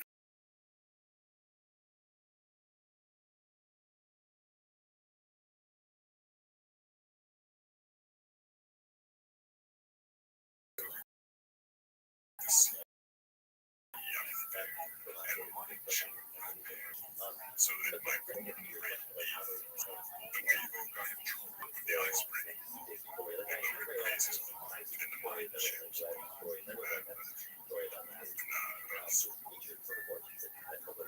later, these sagas were written down, and today I have full insight into lives that these men and women lived as they explored the icy lands of North Atlantic. And our story begins right there, on the snowy slopes and steaming vents of Iceland. Iceland is a volcanic island in the northern Atlantic, about a third of the way between Europe and North America. And until around the year 874, it was completely uninhabited. Only flocks of seabirds and the repulsive Arctic fox roamed its snowy hills. But then the Viking Vikings arrived.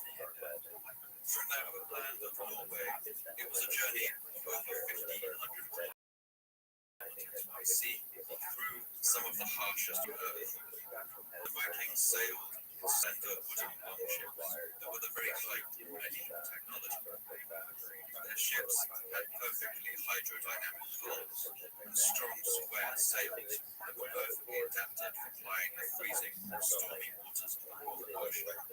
And after the year 874, when the Vikings first landed, the transformation of the land happened quickly. Back home in Norway, land and competition over farmland meant that many people were eager to start new lives in completely unexplored land.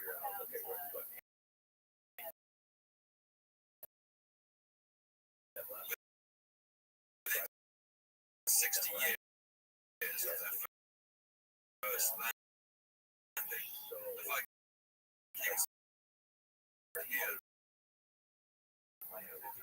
Vikings would intend all of the usable land already been claimed, and already stories were beginning to spread among the Norse sailors. Stories about a new land, a land of blue ice and mists, that lay somewhere over the storms.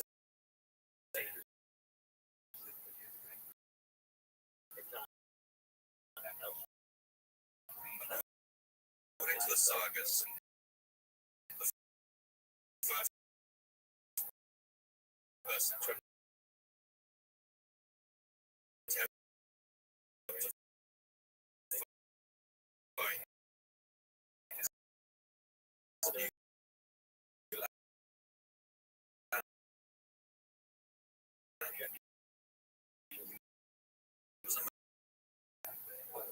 Eric the Red was 950 into a Norway that had only just been unified fjords, great mountainous inland. He must have wondered what lay beyond that tantalizing vanishing point. And Eric was about to find out. That's because he was the son of an outlaw named Thorvald, who had an explosive temper. And this temper would have dire consequences for Thorvald's family. When his son Eric was only 10 years old, Thorvald killed a man in a quarrel. And in Norway, murderers didn't only have the law to fear. Viking honor meant that the family of the dead man would soon be out for blood and revenge.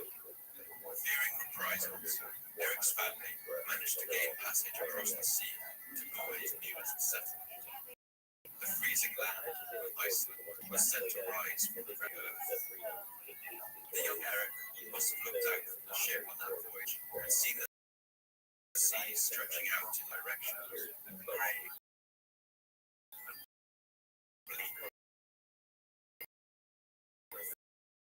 forbidding. But by this time, in the second half of the century, Iceland was already well settled by Norway. The Norse had brought large amounts of thralls or slaves from Ireland and Scotland to help them populate their new colony. They'd introduced horses, cattle, and rabbits, and Iceland's snow forests had been cut down to clear farmland of the colony. Its people ate cod from the sea, unsalted and dried, was grabbed by the wind and cold. But this success story of a settlement also meant that most of the best land had already been taken. When Eric arrived with his family, all that was left was a plot of uninhabited wasteland in the forbidding tundra of the northwest. But that was all the choice they had, and Thorvald and his family settled down and began to work their farm. We can imagine that as a child in Iceland, the young Eric must have listened to the stories that the sailors told them as they passed through when they stopped on shore to repair their ships. Norse men of this age navigated the oceans with no compasses, using the sun, moon, and stars to find their way, as well as following natural cues. Like, although they were expert navigating course, as been a few times throughout this effort, Kings of Iceland believed that they lived on the edge of the world. But already at this time, stories were beginning to spread. Sailors had been blown off course and seen strange things in the distance. They'd seen drifting out of the sea mists, tales of blue coasts in the west. When Eric's father died, he inhabited their humble farm, and he began a family of his own. But as he grew into a proud and pugnacious young man, it became clear that Eric the Red had inherited something of his father's temper, and even more of his bad luck. A group of workers on Eric's farm caused a landslide that tumbled into the neighboring farm. This belonged to a disagreeable neighbor known only as Aelf. And Aelf seems to have lived up to his name. Enraged at the damage caused to his farm, Aelf killed Eric's workers. But Eric was his father's son. He wasn't to take his insult lightly. He chased after Aelf, and the two of them fought. In the brutal struggle that ensued, Eric prevailed, and Aelf the Foul was killed. Once the heat of battle had died down, Eric realized what he had done. Just like his father, he feared the beginning of a blood feud. In the society of the medieval Norse, one death could be like a spark from dry heather, setting off a cycle of violence and revenge that could last for generations. So it may have felt like something of a relief for Eric when the law, and not Aelf the Foul's family, finally came down. For the killing, the lords of Iceland declared that Eric the Red was banished for 3 years. Soon, just like his father, Eric would have to flee the land he had learned to call home. But Eric didn't have many good options before him. His family had many enemies now. In Norway, the relatives of the man his father had killed might still be looking for blood, and it was clear he couldn't stay in Iceland. For a Norseman in the 10th century,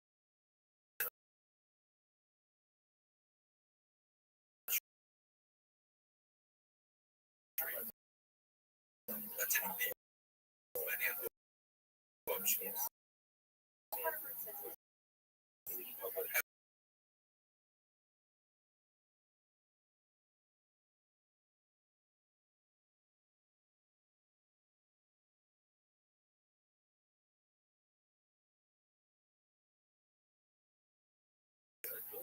Many people must have laughed at him. But that year he said,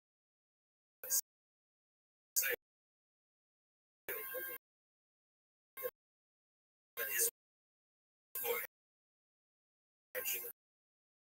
it changed the map of the world forever.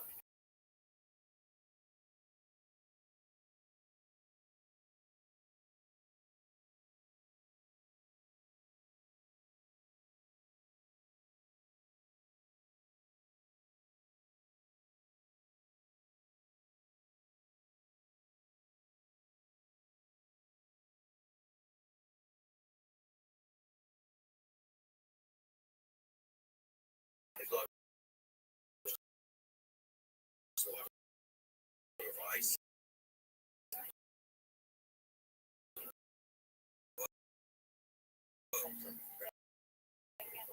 ice that made ancient was rock, some of it over 1 million years old. And the sheet is so heavy, land beneath it has been crushed into the Earth's mantle, a deadly gauntlet of floating ice and Atlantic storms. For the most part, the land he saw was covered with Arctic tundra and the unending roar of that enormous glacial ice sheet. But after many weeks of sailing, Eric and his men found a small sheltered cove that seemed relatively free of ice. And when they sailed into it, their hearts must have filled with joy. They saw green slopes where deciduous willows, alder, and juniper trees grew. Of some lands. The landscape, it must resemble the tree-line of Norwegian mountains, right where most forms of life stopped growing or a settlement. But to the north of the time, this small strip of land promised the potential for future growth.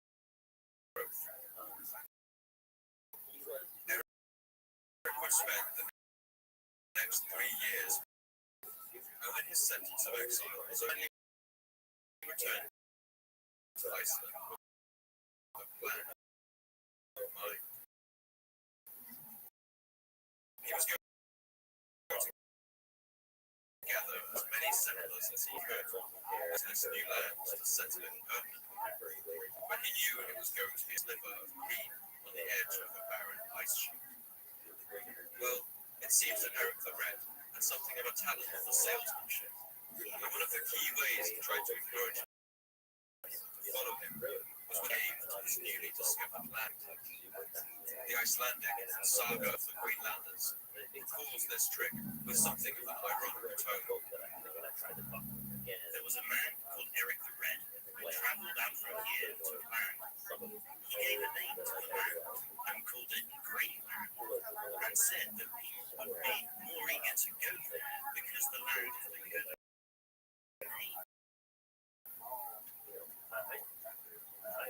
Rolling green field pastures, many Icelanders agreed to follow Eric.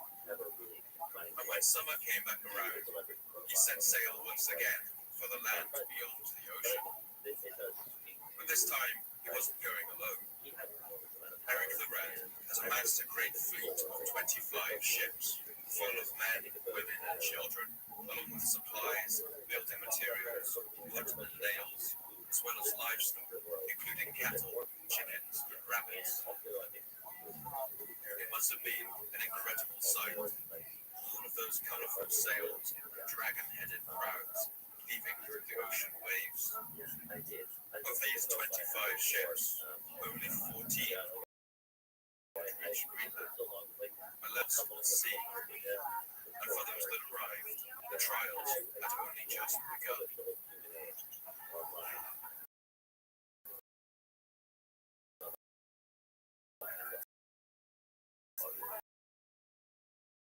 For the medieval Norse of Europe, establishing a like a far-fetched comparison, consider that only 18 astronaut Vikings crossing the Atlantic, the casualties were enormous. And the reasons for this are hard to imagine.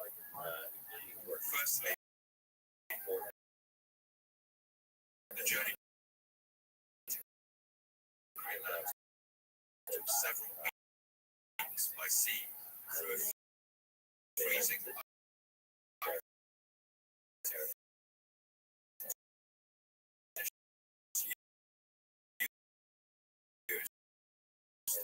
There's no finer example than the so-called Gokstad ship at the Museum of Oslo was struck by just how small and exposed it is. How the Vikings huddled on board must have suffered on those weeks-long voyages.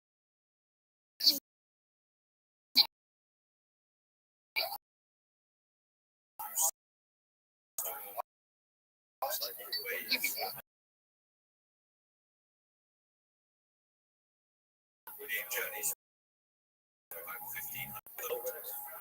But although the distance of the voyage from Iceland to Greenland was many times more dangerous, worse than anything else was the drift ice. Greenland sat right on a powerful current that flowed down from the Arctic Ocean, and this current drew huge blocks carved from glaciers and icebergs the size of mountains. This freezing current runs down the east coast of Greenland and then back up the west coast, effectively ringing the island in a chainsaw blade of flowing ice. Today, this flow causes just as much of a problem to modern shipping as it did in the 10th century, but the Vikings didn't have any of the advantages of our technology. One story these seas can be. A saga tells the story of a Norse Icelander named Odin, who got himself the nickname Lickload.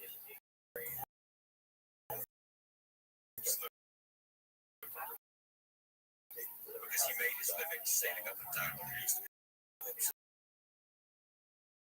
Always wrecked boats from the northern bays, exploding certain ways to the north, and bring back to church the bodies in found caves and on rock ledges. They had come there from the drift ice or wrecked ships, and near them there often lay carved runes about all the events of their misfortunes and sufferings. But the skill of Norse sailors meant that many did successfully navigate this asteroid belt of ice. Still, it couldn't hurt to pray. One surviving document contains a prayer written by a Greenland sailor who was about to undertake his perilous voyage. God the sinless, I pray, save my voyage from danger. Lord of heaven and high, guard my ways. But despite these immense obstacles, Eric and his surviving 14 boats and settlers did succeed. They landed in Greenland and started one settlement on the south tip of the island. This would become known as SVB. The eastern settlement. Eric built himself an estate and began to farm the land. Later, the Norse would say second settlement. This was called Vestviken, or Western Settlement. Life in Greenland was hard. Greenland has an Arctic climate with average temperatures that don't exceed 10 degrees centigrade, 50 degrees Fahrenheit, even in the warmest summer months. Fahrenheit. Winter temperatures can reach minus 50 degrees centigrade, minus 58 degrees Fahrenheit. For 2 to 3 months in summer, there is so-called midnight sun. And during winter, the sun never quite rises, with only 3 to 4 hours of daylight peeking over the horizon. But the Norse were expert settlers. There's evidence that they adapted to the difficult farming conditions of the Greenland winters by aggressively fertilizing the soils around their farmsteads. While the men of the settlements were out hunting, the women would have spent days reviewing the soil, spreading it with manure to increase its fertility. Studies of the soil in early Norse settlements show a dramatic increase in the thickness of soil after the arrival of the Norse and the establishment of their farms. Bone samples suggest that at the height of the settlements, even small farms kept a cow or two, which was a sign of great status back in Norway. Written records from Greenland mention dairy products, including cheese, milk, and yogurt, as important staple foods. But it soon became clear that the Greenland settlers wouldn't simply survive on this barren land. In fact, they would thrive and ultimately make themselves and their own country very wealthy. That's because Greenland had a plentiful supply of one resource that was in enormous demand in Europe at the time, and that thing was the walrus. An adult bull walrus has tusks made of ivory that can grow to be over a meter long and weigh as much as 5.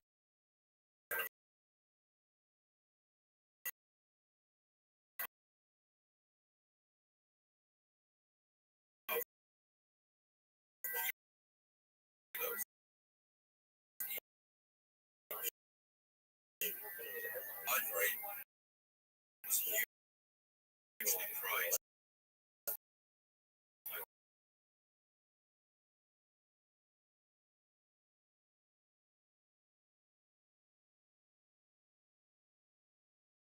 It shows that a shipment of a single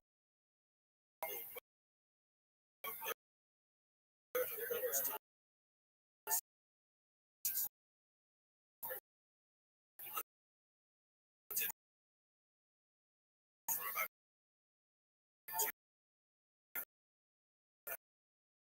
260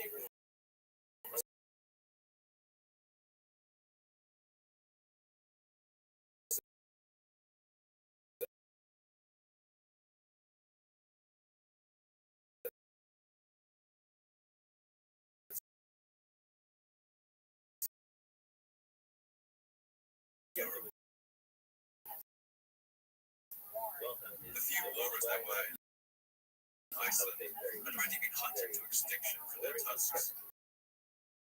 But in Greenland, the Vikings came across vast herds placed in Disco Bay, an ice field about 500 kilometers to the north of the western settlement. It seemed there were more than they could ever hunt. The Vikings showed they had a flair for salesmanship. They sold the horn of a noble to gullible Europeans, claiming them to be the horns of unicorns.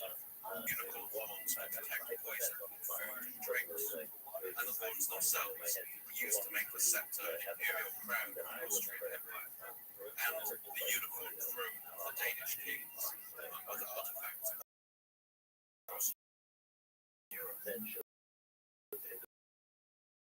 This growing economy attracted more people to those inhabitants over the fjords and lands of Greenland's coast. Most of these would be in the eastern settlement, which was the closest to Europe, and North Garda. The Norse built an ornate Christian cathedral out of sandstone that they quarried from the Greenland hills, probably using the skills of stone masons.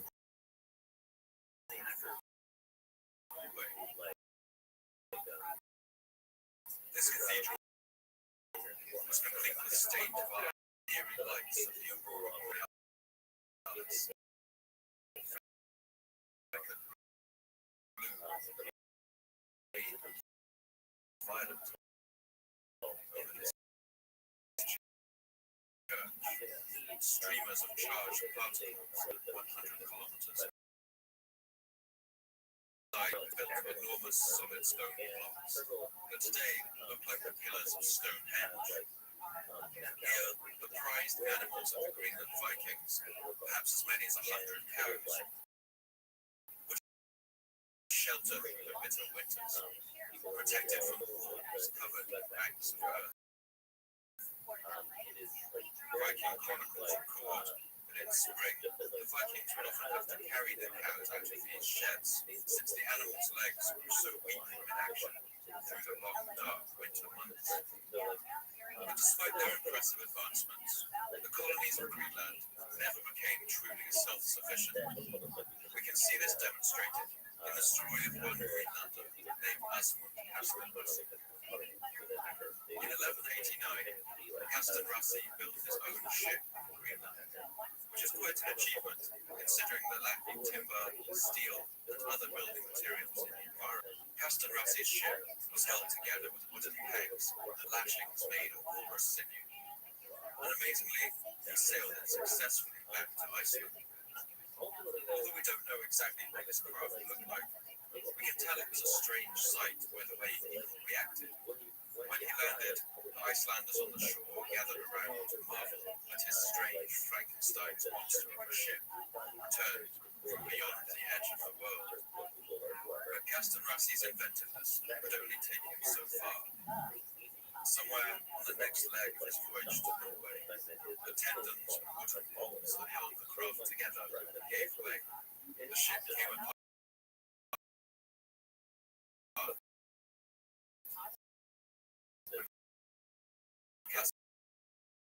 Kastanrassi went down with the ship somewhere in the North Sea.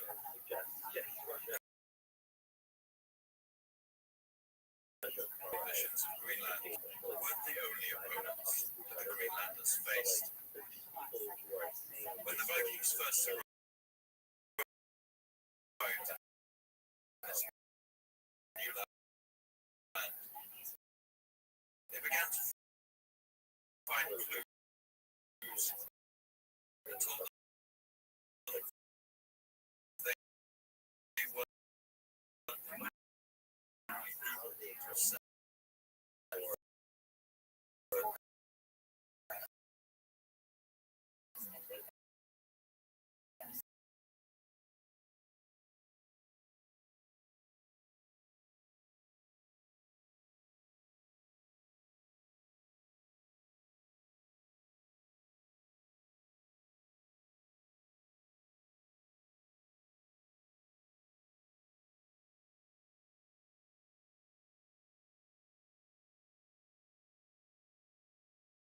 reported language means something like barbarian. In the Middle Ages, Greenland fight used it to describe various tribes, this form of witches, eagles, and trolls. The first people in Norse encountered Greenland were the Dorset, but their contact was fleeting. The Dorset were later supplanted by a people known as the Thule, who were the ancestors of all modern Inuit peoples, and were at this time spreading their influence across Canada. In the first events of Greenland, took the Thule of course a long time to come into contact with. By the end of the 12th century, it seems they had encountered each other. One explorer, known as Thorfinn Karlsefni, virtually line with friendly features attacked my hair and my head. Right?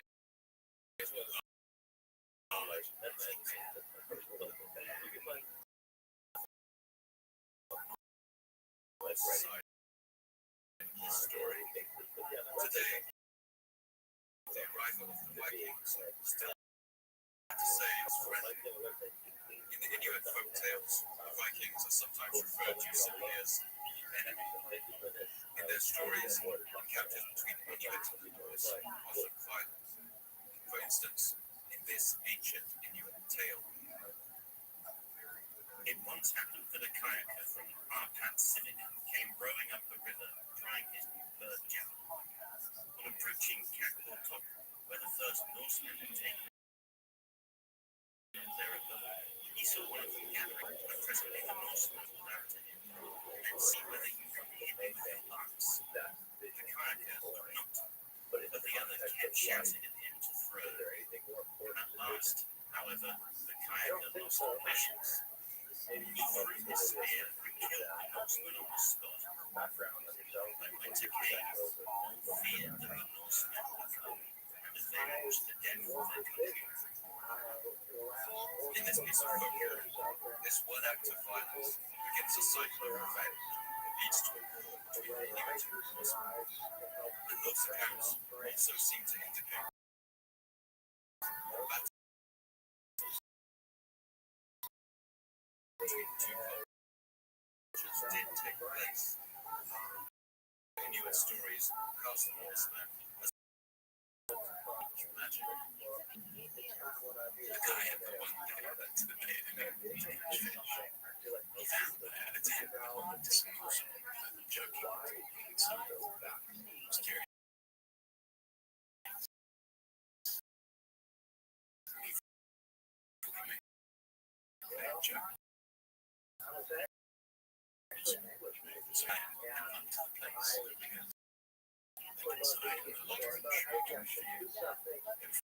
Children, they fled with families. The ice was there.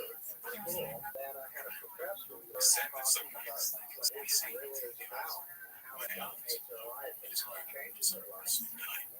By the 14th century, the Thule peoples had moved south towards the settled areas of the Vikings.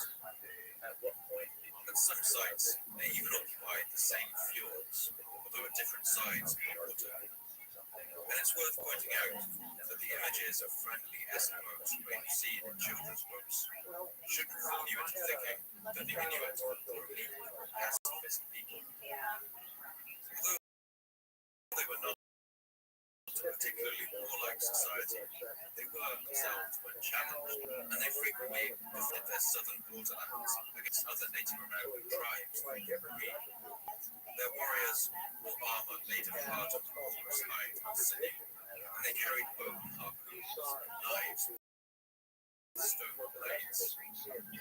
Their bows were particularly powerful weapons, as the Inuit enhanced their tensile dried sinew.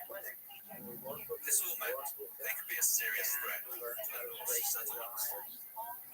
In 1379, for instance, Viking chronicles record that the Thule attacked the eastern settlement, killing 18 men and capturing 2 boys. This isn't to say that contact between these two cultures was always violent. In fact, fact, it seems a rich tradition of trade went on between them. Items such as comb fragments, pieces of iron, utensils and chisels, chess pieces, ship rivets, carpenter's planes, and open ship fragments have been found in several Inuit sites far beyond the traditional range of Norse colonization. A small ivory statue is to represent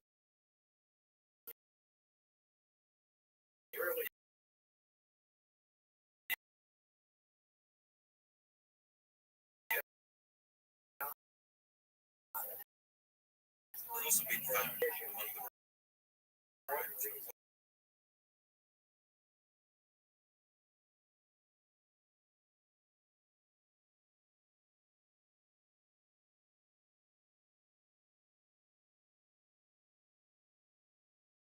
worse.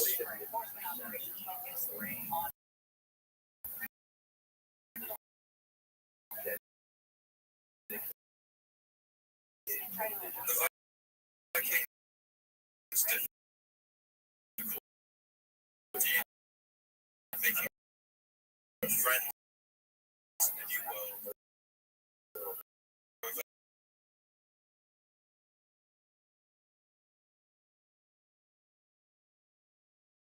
To the mainland.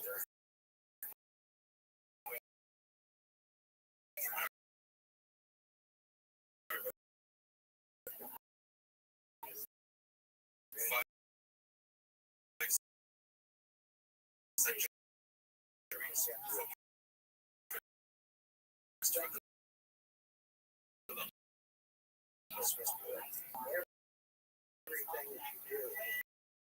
the Icelandic sagas vary on their accounts of who was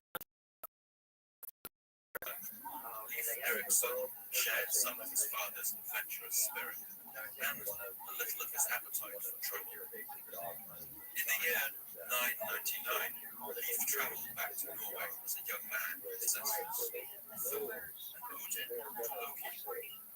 While serving under King Olaf, the young Leif also converted to Christianity, and soon the new king had a mission for him.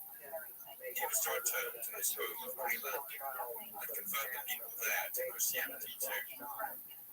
So Leif was soon back at sea, but by divine intervention, Leif was blown off course the king before him. And after many weeks of sailing he landed on the coast of a strange land he had never seen. Fields of wild wheat, even butternuts that he and his men gathered for food. They also found two shipwrecked Norsemen who had been blown off course like them.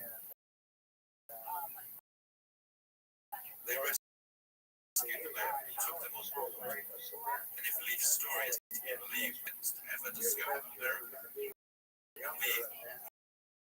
never know their names.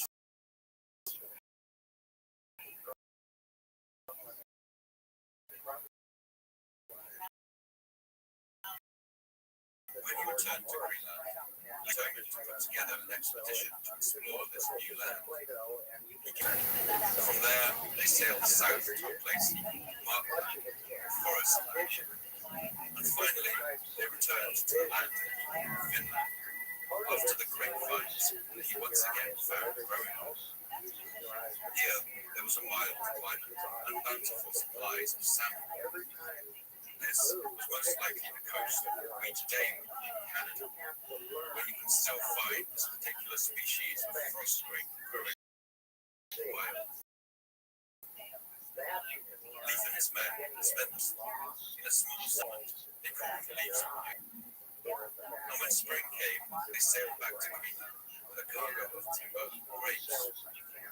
Leif's journey and the stories he brought back would encourage other Norsemen to make the same journey. Not to be outdone, Leif's brother Thorvald, named after his hot-blooded grandfather, made the journey in the year 1004.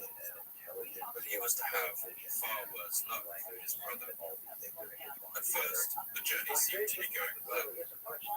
Thorvald landed at Leith's abandoned camp and spent the winter there without incident. But in the spring, they sailed south and came across a strange sight on one of the beaches. They saw 9 people sleeping under 3 skin-covered canoes. They were indigenous Americans, or what the Norsemen would have called Skraelings. Thorvald attacked these sleeping men and killed 8 of them. But among them, one managed to get away and flee through the forest.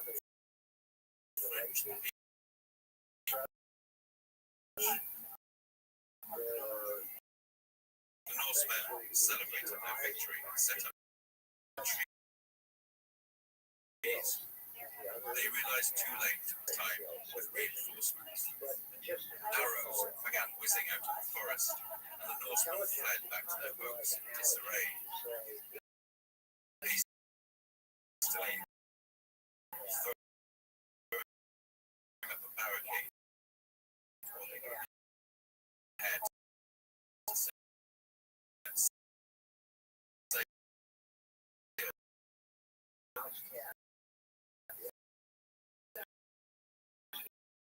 during the flight, Thorvald the group retreated back along the coast, and without a leader, they fell to infighting and bickering. They only just managed to make it back to Greenland alive.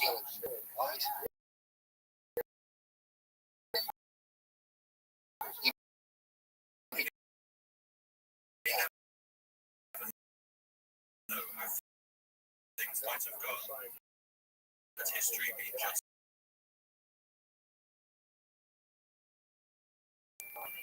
partly because of their unwillingness to coexist with native peoples and permanent settlement in North America. The Norsemen did set up a number of temporary camps in Canada, often places where they would spend the winter before abandoning and returning to Greenland.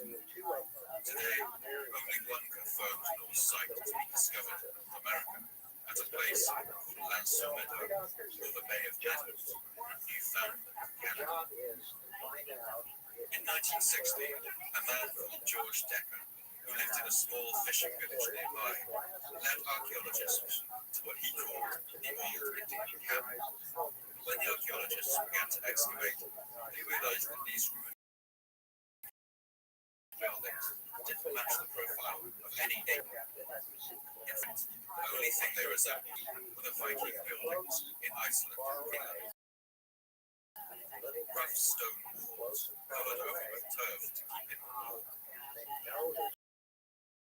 buildings were discovered in total, which could have held up to 150 people. And Viking artifacts were too: a stone oil lamp, a bronze basket here, a bone knitting needle, and part of a spindle. But it seems that this too was a temporary settlement. There were no findings of burials here, or tools, agriculture, or animal pens. But archaeologists did find a carpentry workshop and an iron forge, suggesting that Lansomeadow was used as a way station to repair boats damaged in violent seas. Partly helped by repair stations like this, the Vikings made routine voyages to North America to collect wood to build their ships, and probably to collect the furs of foxes, bears, and lynx too. But Greenlanders simply never had the resources to establish a permanent settlement in America. Their links back to Europe were just too fragile to support anything other than a temporary base. And for a number of reasons, these links were about to weaken. In fact, events would soon occur that would threaten the very survival of the Greenland settlements themselves.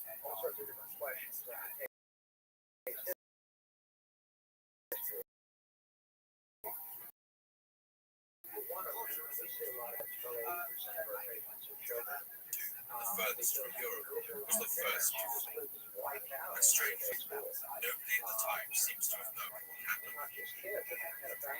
The last person to set eyes on the Western settlement was a man named Ivar Bardason, who sailed to Greenland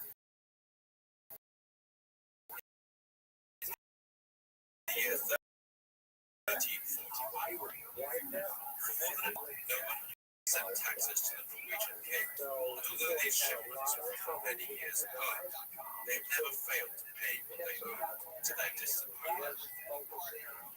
But the last payment to arrive from the Western settlement had been in the year 1327. That's 14 years earlier. Ivar Bardason was given one task: to make the terrifying voyage across the North Atlantic, to find the Western settlement, and to demand to know why their taxes were so late. It was a long and dangerous voyage through icy waters. We can imagine the eerie lights of the Borealis flickering far overhead as Bardason made the journey. But he survived the trip. He arrived in the eastern settlement in Greenland, began asking around, seeing if anyone knew what had happened in the west. But no one could tell him anything. There too, no one had heard anything from the western settlement for years. And so Bardason set out on the next leg of his voyage with a growing sense of foreboding. And when he finally arrived at the western settlement, he saw why. The entire place was in ruins. I saw nobody, neither Christians nor heathen. Only some wild cattle and sheep grazing. Bardason explored the ruined settlement, but he could find no sign of the settlers, and he couldn't find any clue about where they might have gone. Since the domestic animals were still there, wandering free among the crumbling buildings, it can't have been long since they left. The animals wouldn't have survived long without shelter.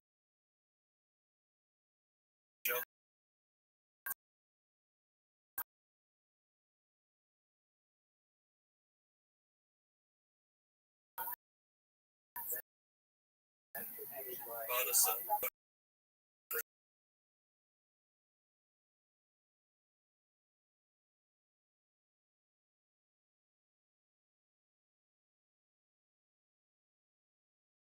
by the indigenous people of Greenland. But to the end of his life, was signs of battle full of burning buildings. And if the spring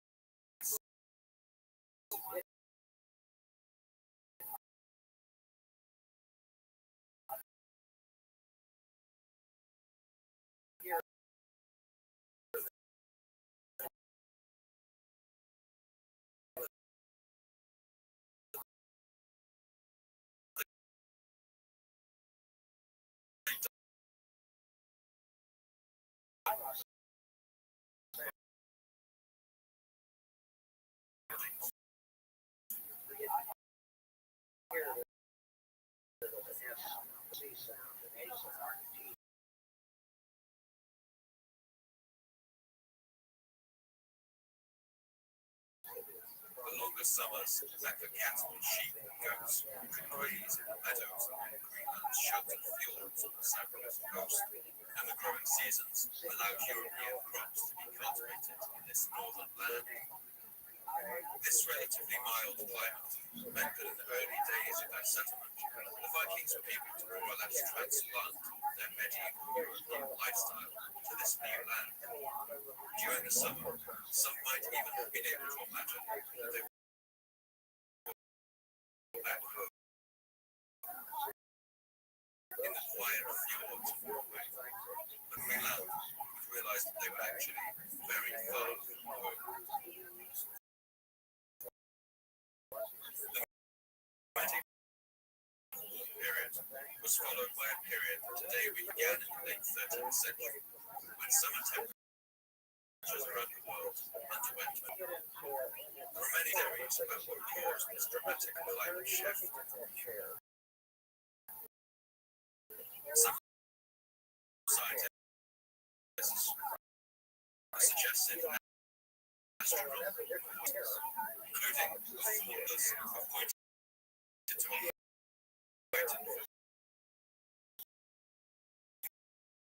volcanic activity around the world. eruption on an island in 1257. One of the result caused by the Black Death, which caused the death of as many as 200 million people across Eurasia, reducing the population by as much as 60%. Whatever the cause, an icy veil began to descend over the whole world. Radiocarbon dating of plant material in Iceland shows that summers began to get abruptly colder between 1275 and 1300, and sea ice expanded. This was followed by yet another dramatic drop from 1430 to 1455. The lowest winter temperatures of the last 2,000 years occurred right around this time, during the 14th and 15th centuries. In London, people would soon skate on the River Thames and hold frost fairs out on the ice, while in Rotterdam, people would skate on the city's Grand Canal. Painters like Peter Bruegel the Elder would depict winter scenes of enormous scale epidemics led to a dramatic increase in the number of executions of witchcraft across Europe. Through all of this chaos, the Greenland settlers were all forgotten. But for them, the results of this changing climate would be the most devastating of all. The Greenland Norse settlements were already built on the edge of the Earth's habitable zone. Only 300 kilometers to the north lay the Arctic Circle, which the sun didn't shine on. And just over the hills to the north of the Viking settlements, the vast expanse of the Greenland ice sheet stretched.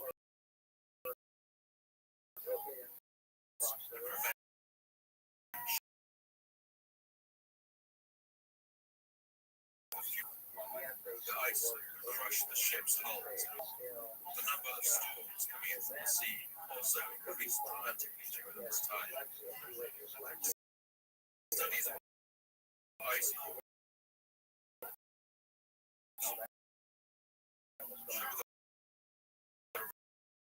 around this time, the Greenland ice contained a great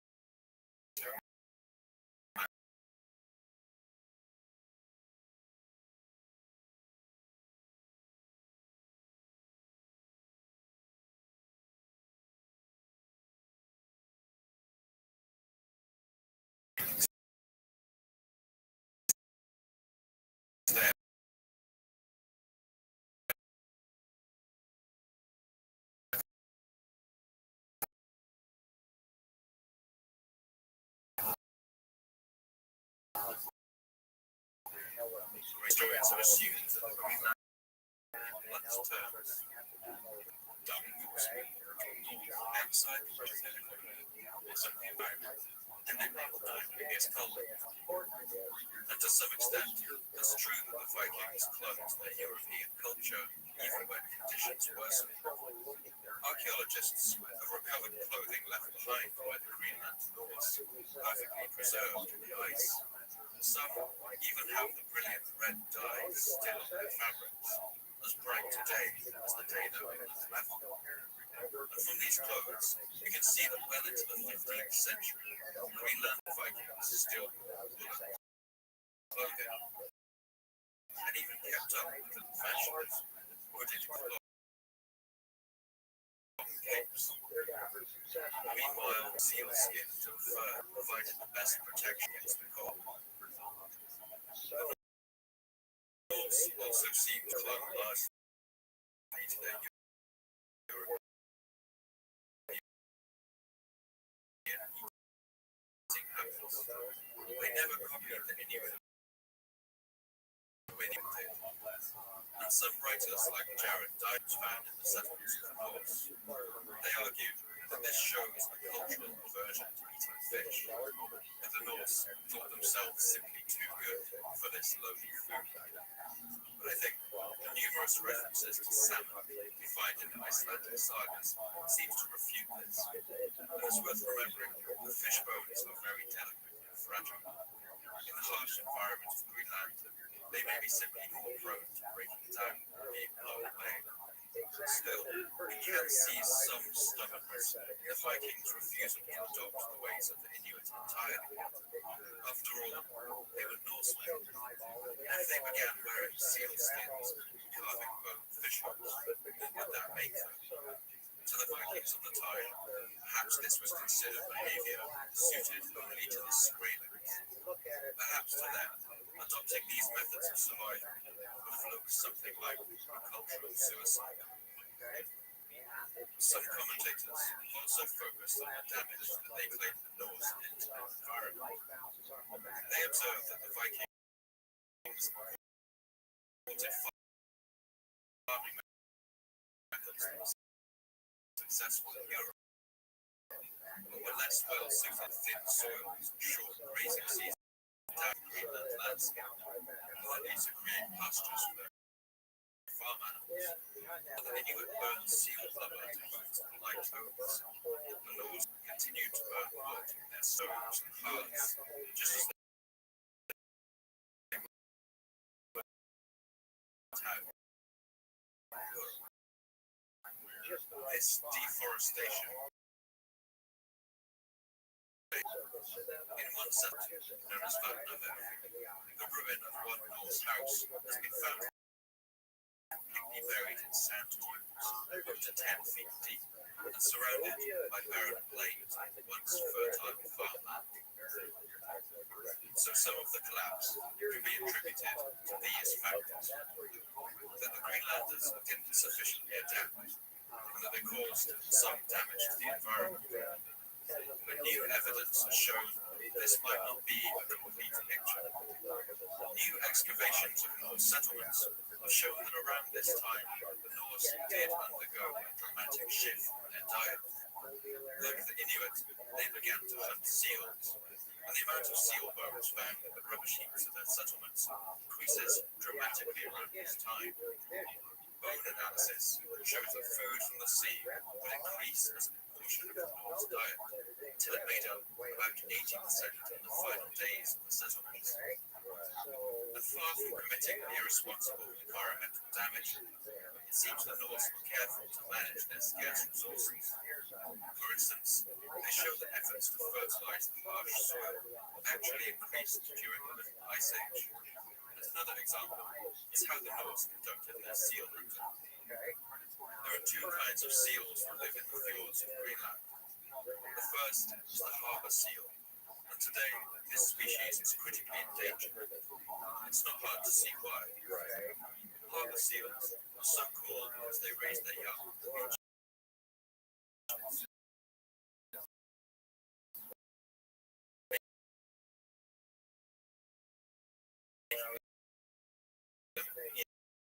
easy prey for hunters. Despite their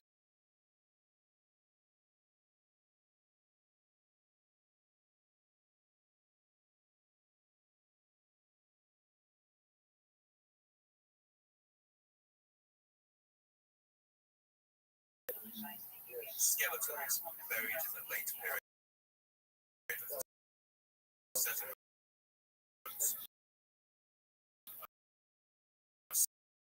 stunted and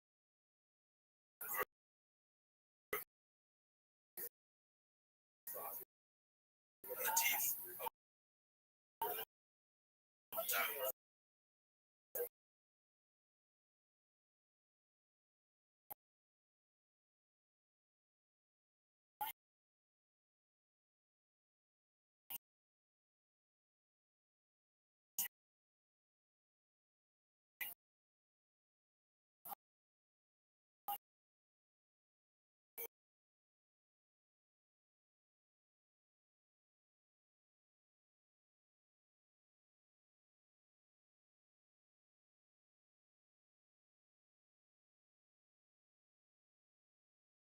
As the 14th century, that connection was going to be put in this ship and caused the death of as many as half.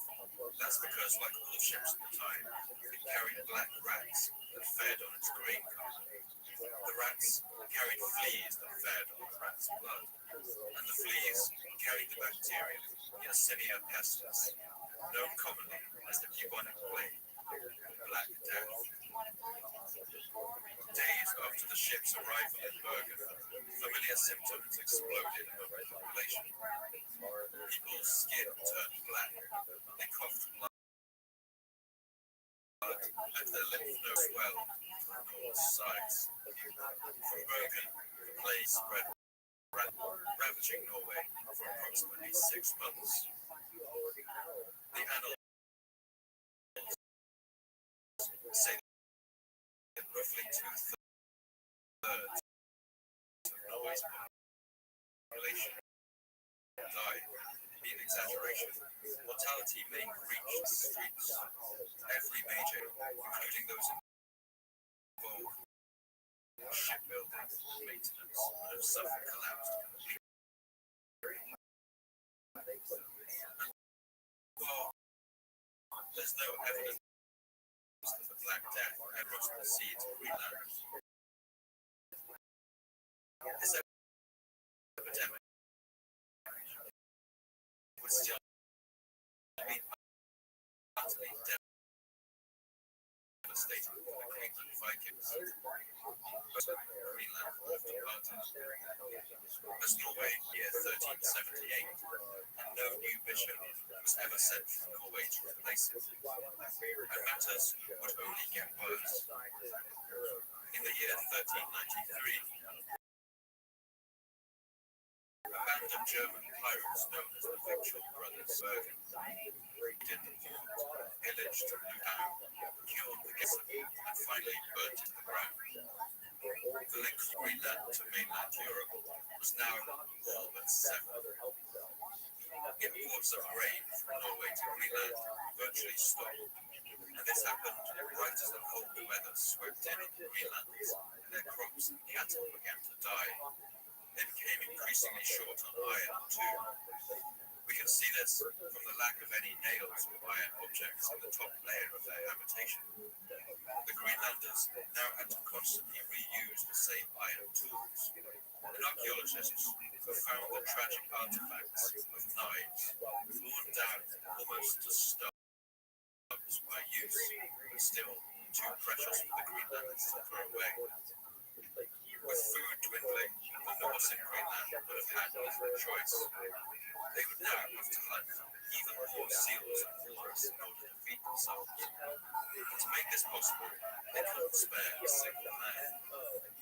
Now every able-bodied hunter in the settlements would have to sail farther and farther to the Greenland coasts, sometimes travelling as much as 1,500 kilometers from their hunts, often rowing large portions of the journey when the weather was too bad to sail. And their ships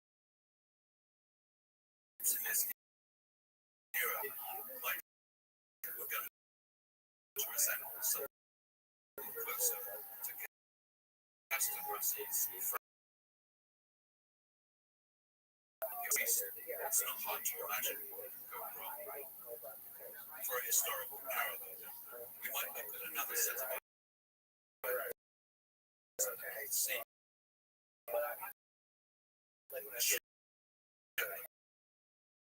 To the north of Scotland. On the 16th of July, 18. On that day, the whole fleet, steam boats were sunk and over 100 men were killed. Some of these small Shetland communities meant that over 80% of the male population was wiped out in a single day. Many of these communities were recovered. As the Greenlanders from their homes seeking food, it's not hard to imagine something like this catastrophe swooping down, and after that, the death of these communities would have been assured. The 15th century marks the end of the Norse presence in Greenland. The last written record of the Greenland Vikings documents a marriage in the year 1408 at Havelse Church, part of the surviving eastern settlement. This took place around 70 years after Ivar Bardason discovered the ruins of the Western settlement. The ruins of Valsay Church can still be seen today, a rough construction of granite field stones crumbling to the grassy banks of the fjord. It almost looks like part of the landscape. The Valsay Church is the best preserved Norse building in Greenland, and today when you walk through the ruins, you can almost imagine the atmosphere of that day in 1408. The wedding of Thorstein Olafsson, and as the fires burned and seal meat crackled in celebration, Thorstein and Sigrid would soon leave Greenland, back to Thorstein's native Iceland. And after this, barely any written records mention the Greenland settlers.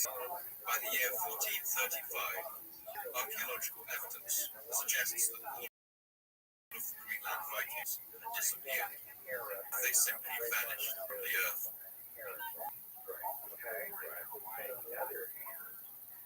At least some of this decline seems to have been economic. Evidence suggests that walrus ivory, the most valuable export from Greenland, simply began to lose its value towards the end of the Norse period. This was the beginning of the age of European empire. And around this time, Portugal and other Mediterranean countries were beginning to open up their trade routes with sub-Saharan Africa. This meant that high-quality elephant ivory began to enter the European market. Elephant tusks yield an ivory of higher quality and size than the walrus hunted by the Norse. And so with the climate worsening, with the cold winters growing harder and harder, some of the Greenland Vikings may simply have drifted back to Iceland or Norway and never seen any point in returning. As with any tale of economic downturn, this certainly seems to have been the case with the younger generations. In the later stages of Norse settlement, most of the human remains were of older people who were left for somewhere else. Doesn't seem to have happened en masse. There's no mention in the Icelandic chronicles of any kind of exodus or evacuation from Greenland. And if thousands of people had started arriving on Iceland's shores looking for food and farmland, there be some mention of this in the history. At other sites around Greenland, the situ remains of blowflies have been found in areas of some Norse roots, suggesting that at some point the bedrooms and living areas were home to rotting ground to bury the dead. The silted-up ruins of one Norse farmhouse tells another chilling story. The remains of two animals, one a newborn calf, and the other a Norwegian elk hound, a large hunting dog.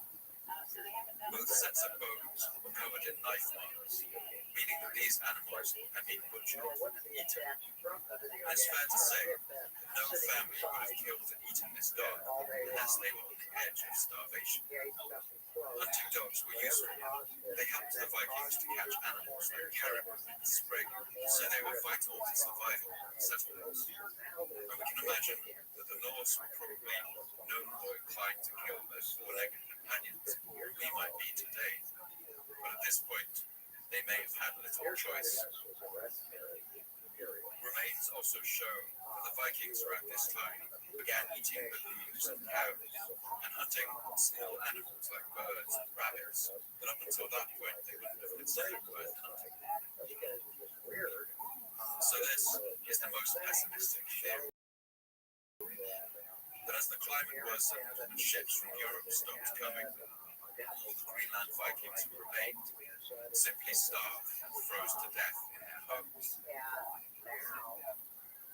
But there's one final theory that I think is worth mentioning. And this theory changes the outcome of this story completely. Could it be that the Greenland Vikings didn't simply freeze and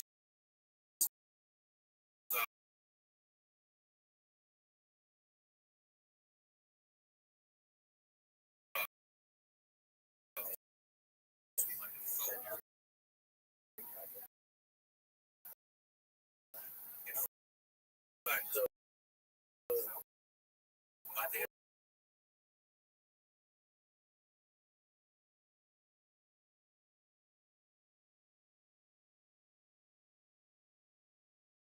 what happened to the Vikings who once lived here. The Inuit had no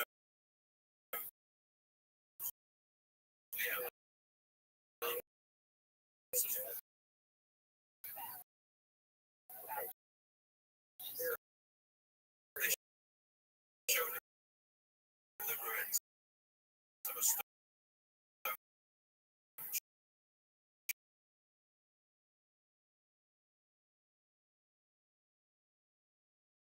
church.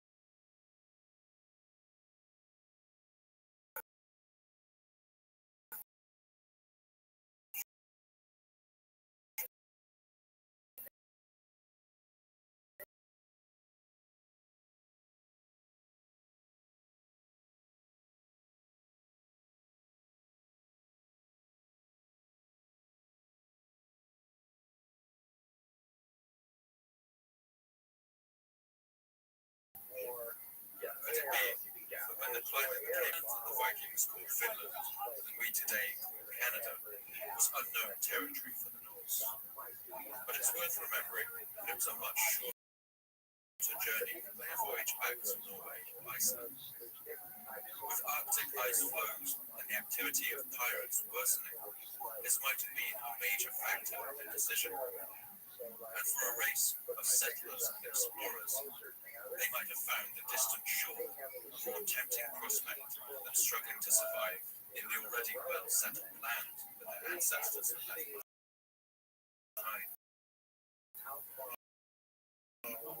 Some corroboration for this theory comes from the annals, a remarkable story about where the Greenland Vikings might have gone.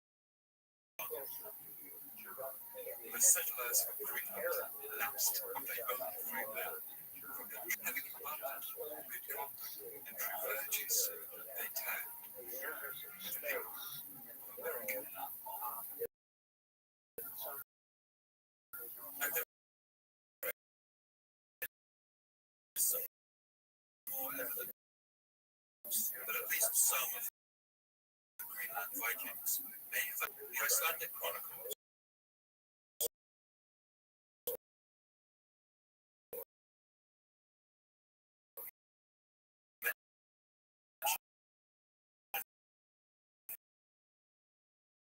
curious incident. A shared nation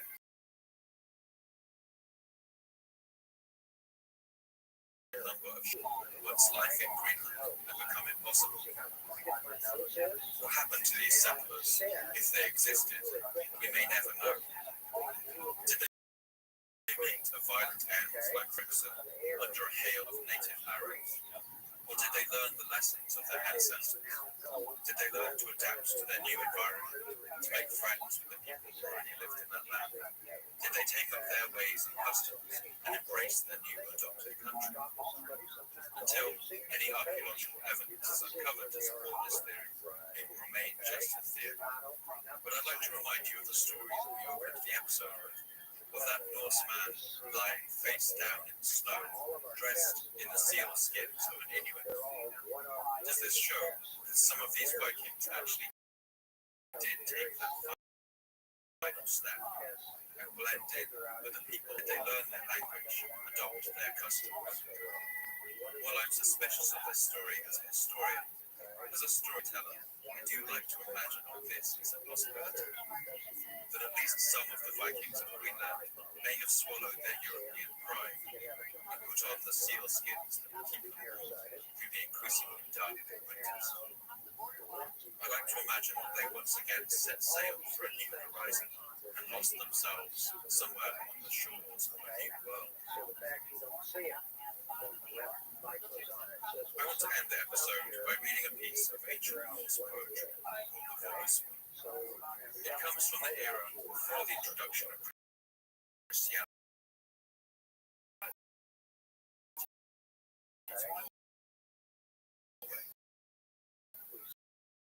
When the Vikings worshipped the old gods events of ancient times. An event known as Ragnarok. See, listen, try to imagine what it must have felt like to live right at the end of the known world, surrounded by the dark and wild oceans on every side. Imagine what it must have felt to have your contact with the rest of the world slowly fade and die together. How it must have felt to feel the blue-white glacier and roaring black sea as the northern lights flicker in the sky overhead. All around you, the ruins of the houses and fields, your farms and your churches, crumble unstoppable into the earth.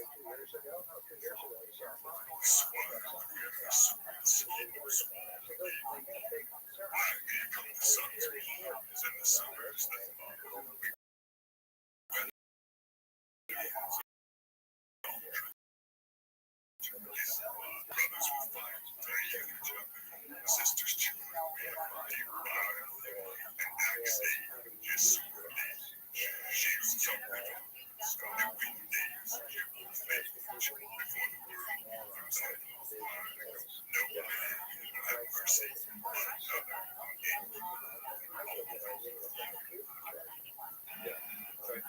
Thank you once again for listening to the Fall of Civilizations podcast.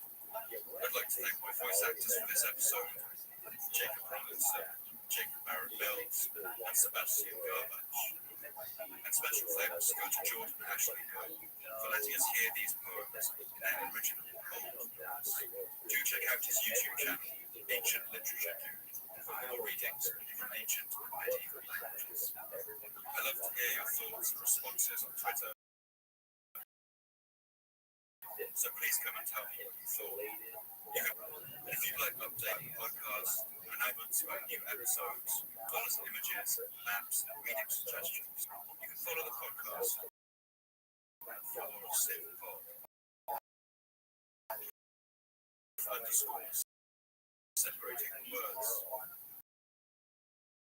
Subscribers at my costs, but you also let me dedicate more time to researching, writing, recording, and editing to get the episodes out to you faster and bring as much life and detail to them as possible. I want to thank all my subscribers for making this happen. If you enjoyed this episode, please consider heading to patreon.com/All of Civilizations _podcast. If you could spare anything, please help keep this podcast running. For now, goodbye. Thanks for listening.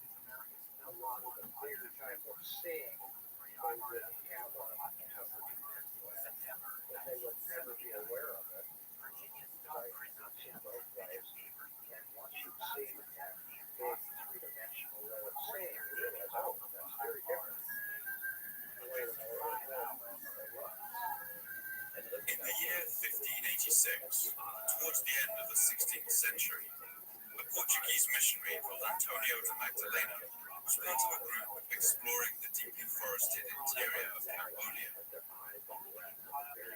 They traveled through the soupy heat of the Cambodian jungle, surrounded by the fluttering of banana palms and the chattering of cicadas. Their Cambodian guides had told them that the ruins of an enormous city lay somewhere here in the jungle, waiting them. Magdalena was killed soon after in a shipwreck, but before he died, he managed to relate to a friend who wrote down all that he saw of these sprawling ruins in the jungle.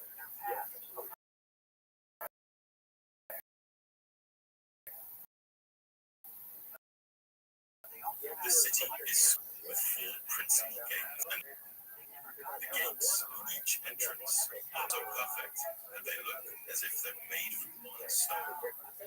In the middle of the city is an extraordinary temple. The missionaries were astonished. This city was grander and more magnificent than anything they had ever seen back home in Europe. Great banyan trees and creeper vines clambered over the ruins. The city seemed completely abandoned, but here and there, Buddhist monks in tangerine robes still performed rituals among its crumbling shrines. Half a league from this city is a temple. It is of such extraordinary construction that it is not possible to describe it. It is like no other building in the world. It has towers and decorations and all the refinements which human genius can conceive of. Amazed at the sight, the Portuguese asked their guides a flurry of questions. Who had built this place? How had they constructed such vast works of architectural genius? And why, after everything they built, had they left it all behind? But the guides didn't know.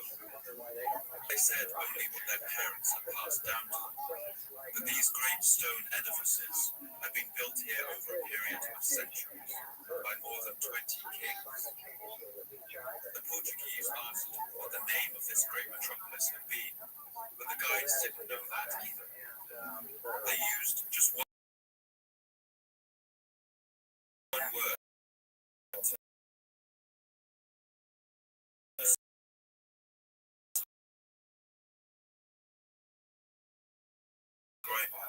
Which in the old language of Cambodia simply means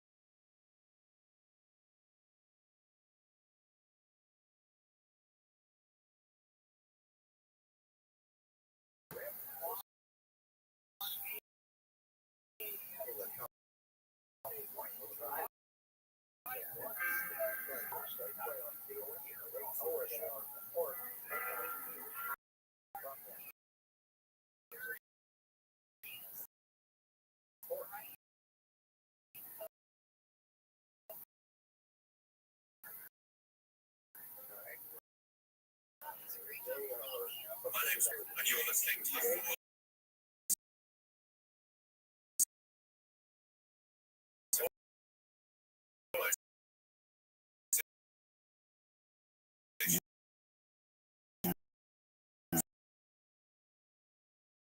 Four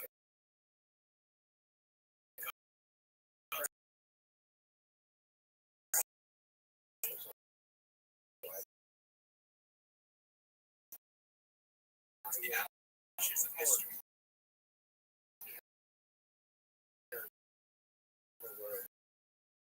I want to ask, what did they have in common? What led to their stories of European explorers cutting their way through the jungle, stumbling on the ruins of lost cities, has been popular in the Western imagination. Abandoned and left for the jungle to reclaim, Angkor has never really been lost. Since its population left in the mid-15th century, it has been a site of constant religious worship. Its name was forgotten, its streets were taken over by monkeys, and banyan trees clambered over its crumbling stone. And Buddhist monks have always visited its ancient city to worship among its fire ruins.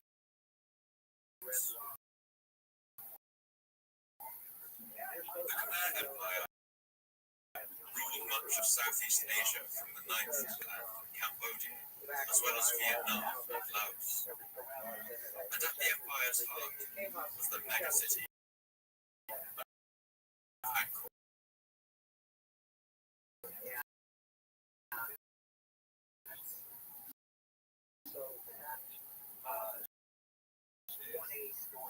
Angkor covered a cultural area to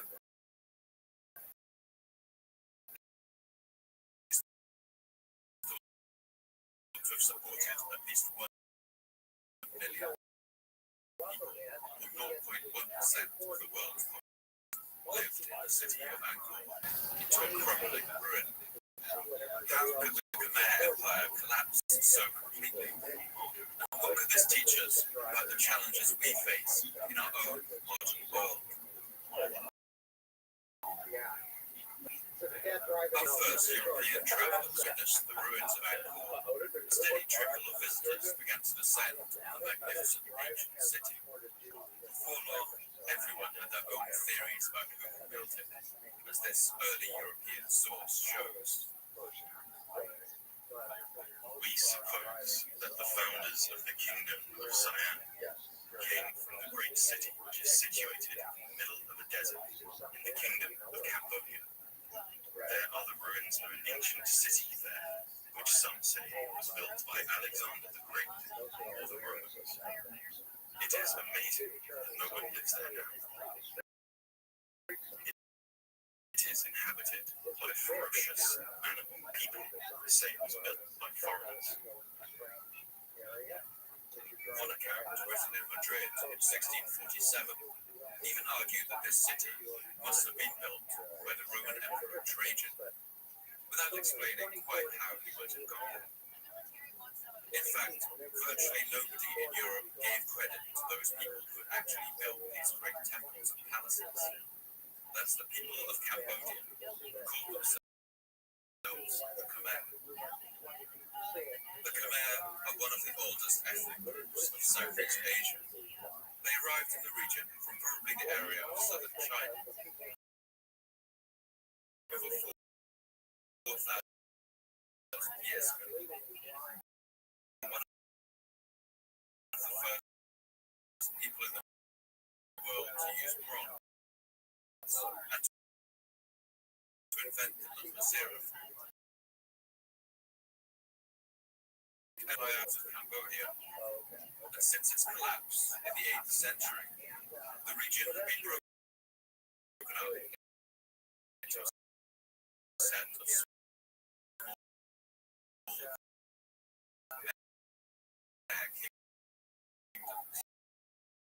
kingdoms ruled by local lords. And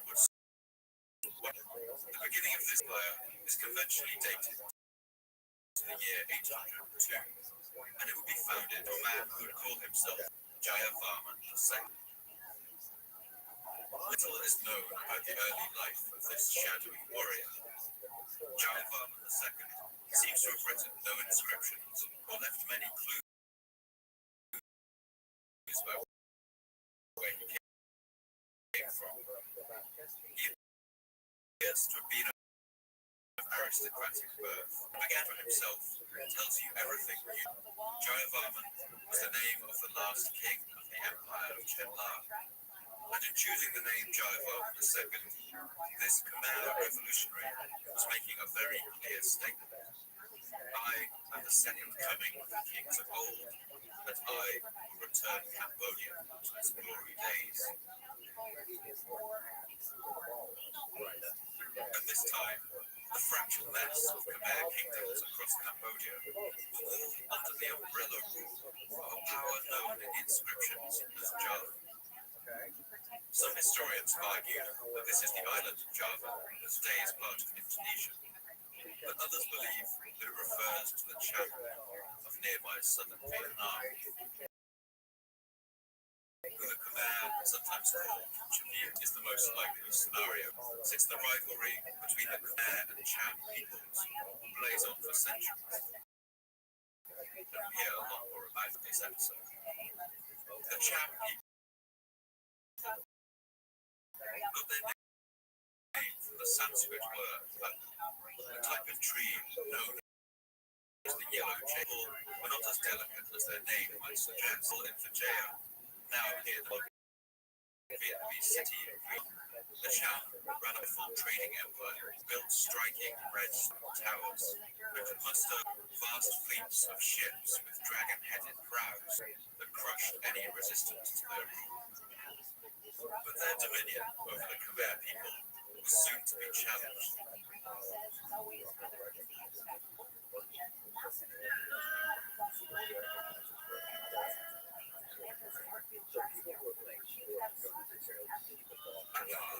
Jayavarman II was a revolutionary. He wanted to forge an independent, united kingdom for the Khmer people, and his campaign of rebellion was immensely successful. He first seized the city of Yadapur in the southeast, and then pushed up the Mekong River to take Sambapur. He and his followers swept from southeast Cambodia to the northwest, and everywhere he went, people joined his army. One rare inscription shows how Jayavarman's campaign seemed to happen almost miraculously.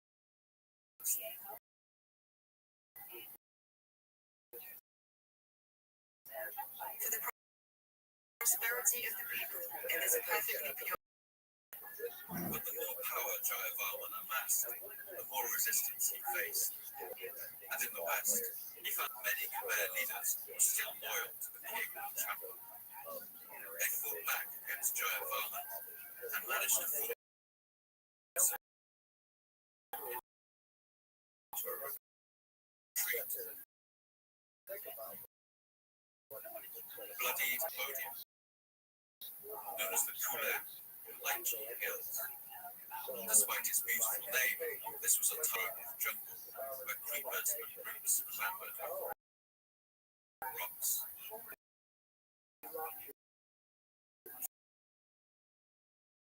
For a time, it must have seemed like all was lost as he gathered the remains of his forces together. Jayavarman knew that it would take more than just military might. The people of Cambodia needed was not a warlord who would crown himself something that had never before excelled the Khmer. And to do this, he would have to devise an elaborate and mystical ceremony. The most valuable inscription concerning Jayavarman II is the one dated to the year 1052, 2 centuries after his death. It's found in the temple of Sadok Kapapong in present-day Thailand. His Majesty Jayavarman came from Java to reign in the royal city of Indrapura. A Brahmin, proficient in the law of magic power, came from Janapada in response to His Majesty's invitation to perform a sublime rite which would release the kingdom from the tyranny of Java. This Hindu ceremony was known as the Deva Raja, or the god ritual. What exactly was involved in the ritual isn't recorded, but from similar ceremonies, we can imagine perhaps an animal sacrifice, along with the burning of sacred busha grass and incense, and the chanting of incantations in the ancient language of Sanskrit. But whatever it involved, we know the effect this ceremony had. By the time the ritual was finished,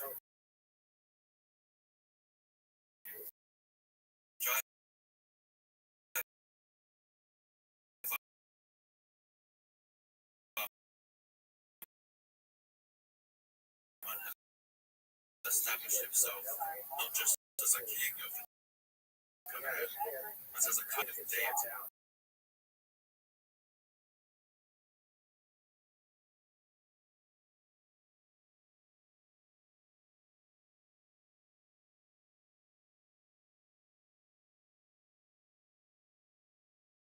I think a unification of Cambodia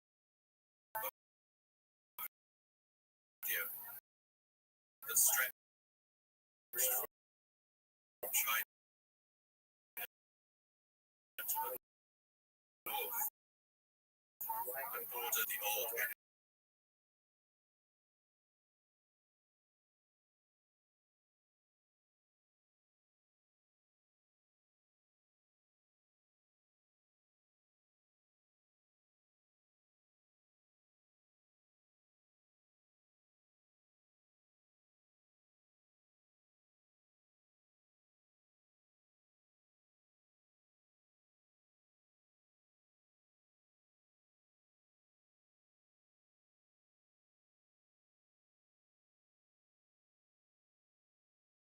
even diverted the course of the Siem Reap River to build his new capital. The link that existed between him and the gods. In Hindu belief, the gods Shiva, Vishnu, and the rest of the pantheon live on a great mountain called Meru, similar to the idea of Mount Olympus in ancient Greek mythology.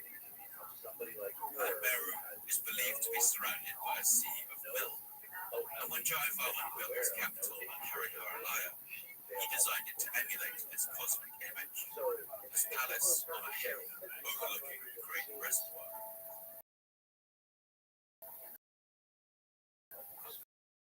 This inspiring. It set the tone for the ambition and scale of modern constructions of the Khmer, who would transform his kingdom into a truly great empire, and to the vast grandeur of their. Before we go on, I'd like to paint a picture of the landscape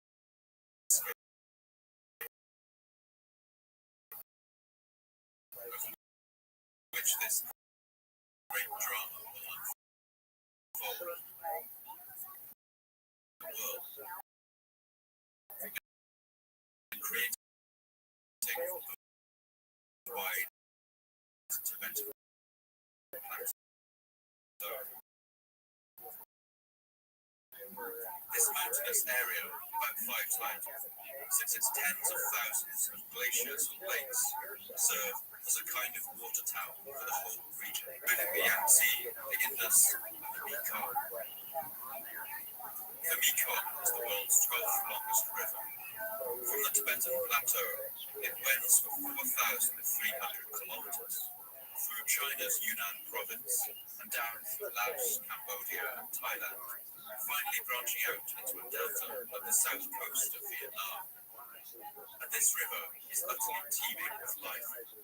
Its ecosystem has the second highest rate of biodiversity in the world, after only the Amazon River, containing freshwater dolphins, giant stingray, soft-shelled turtles, and giant catfish. The Mekong River flows right through the center of Cambodia, and much of our story will take place on the shores of a vast freshwater lake right middle of Cambodia.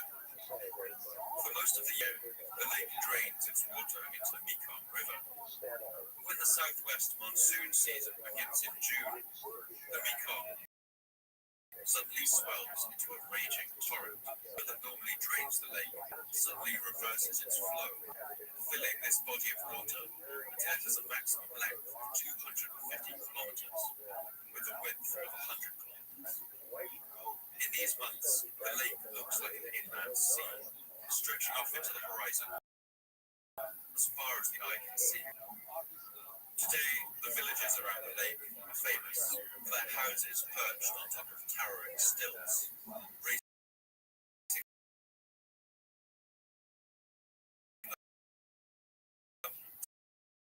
10 meters into the air, or over 3 stories at a mount. One Chinese visitor to ancient Angkor exaggerates the height of the woods. Around the freshwater seas and rich soils. It's emerging even the very tall trees, except for the dips.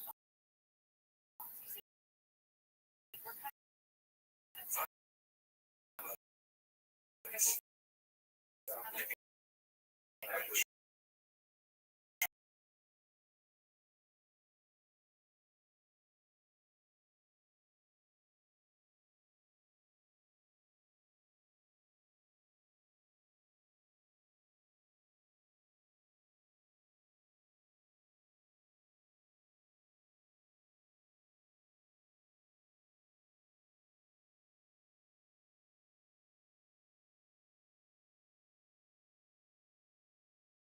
As need, the Khmer soon became experts in the control of water in the landscape. And this expertise would mean that the empire, only just beginning on the shores of this lake, would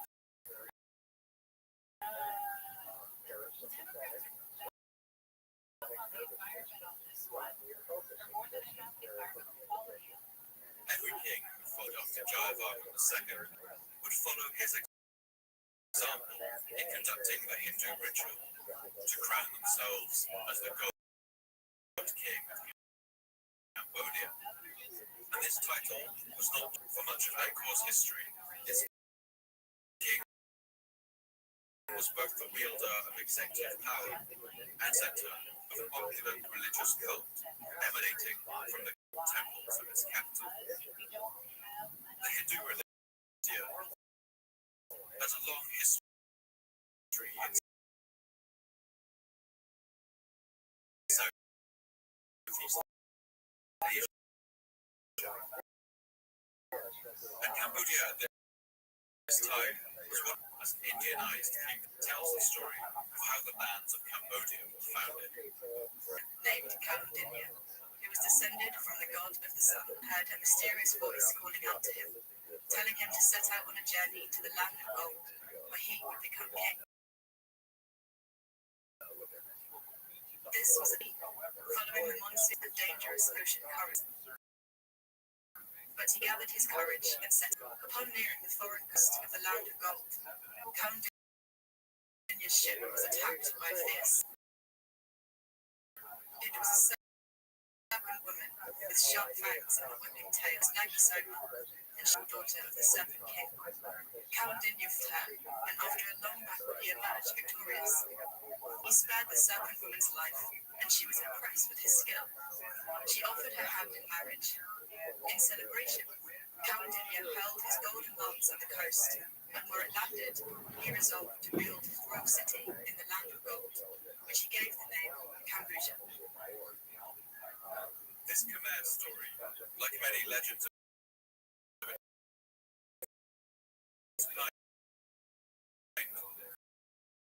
may have some grain of truth to it.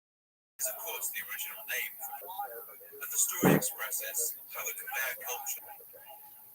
At this time, the cultural impact of India in this region was immense. Great Indian superpowers like the Pallava and Chola empires had already risen.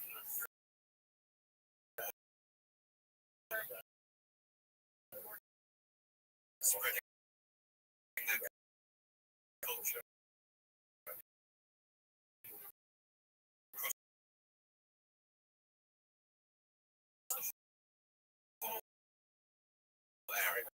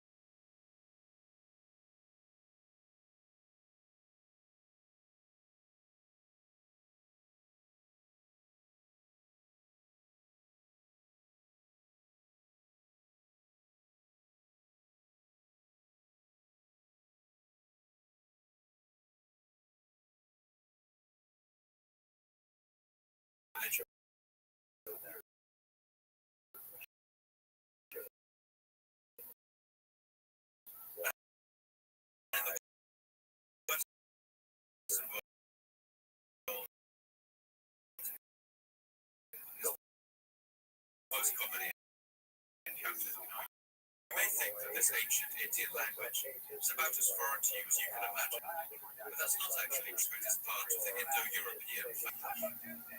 This means that there are actually some Sanskrit words we call Proto-Indo-European, which branched off around 5,000 years ago. Classical Sanskrit became the language used among the elite of Southeast Asia, just like Greek and Latin were once required learning among Europe's nobility. But it's important to note that while the elites, the wealthy, and the nobles of Angkor were enraptured with Sanskrit and Hinduism, a great many of the common people of Cambodia were not Hindu. They were either Buddhist or they followed their own ancient folk rituals that asked favors of the spirits who lived in the trees.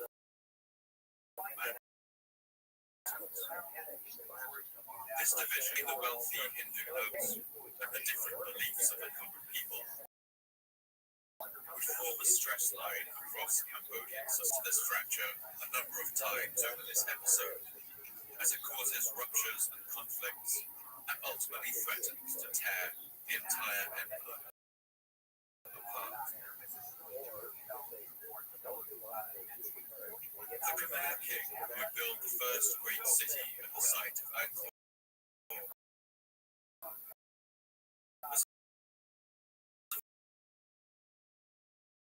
man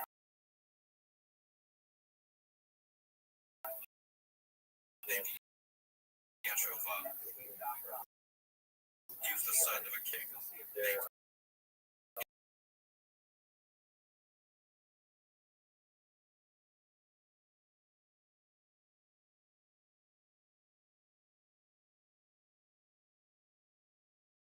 He left behind two sons. One of these was Yashovar.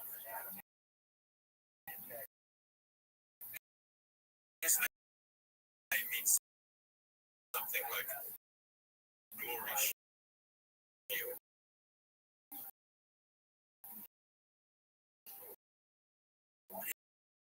He was a vain and short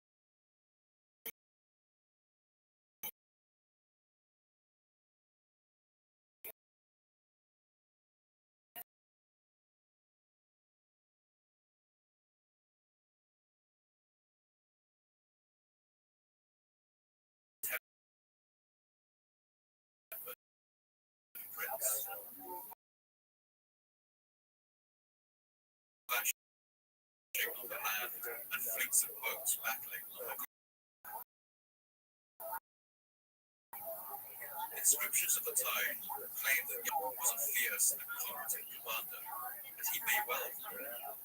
But its words were flattering themselves in their own inscriptions, and those written by Yashovarman are some of the worst offenders. The lion man, he tore the enemy with the claws of his grandeur. His teeth were his policies, his eyes were the holy scriptures. For obvious reasons, it's difficult to rely solely on the way these kings describe themselves in their own inscriptions. But I think each one does tell us something interesting. That is, we do know that after much bitter fighting, Yashovarman finally defeated his younger brother and claimed the crown for himself. When he was finally crowned king, he refused to claim the throne through his father's line. Instead, he had his royal scribe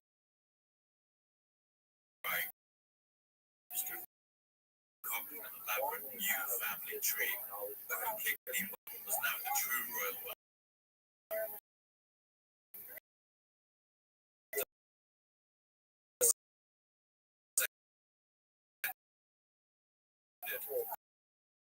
From the ancient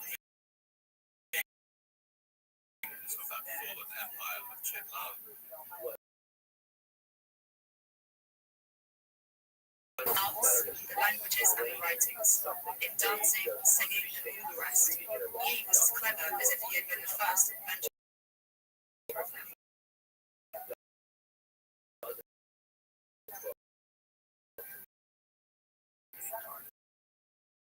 One area that we can be sure Yashovarman accepted. He ruled for another 20 years, from 889 to his death in the year 910. And during this time, he decided to build a new capital. Susceptible as ever to flattery, he named this city after himself, calling it Yeshurapur. But today we know it by the name Angkor. We may never know why Yashovarman had such a mania for construction, but one legend suggests a possible explanation for why this king wanted so desperately to leave his mark on the world.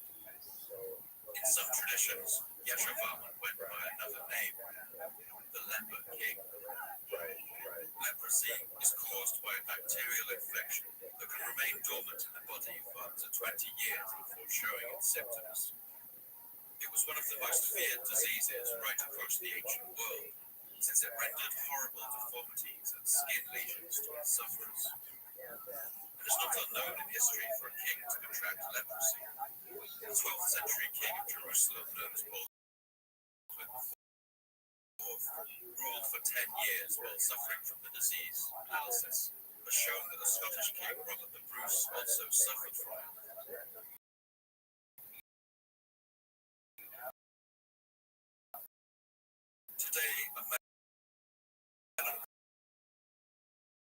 monument in the north corner of One World Square in Angkor has become the Hindu god Yama, the god of death and lord of the underworld. This stems to a legend that it depicts the harrowed flesh of the leper king Yashovama.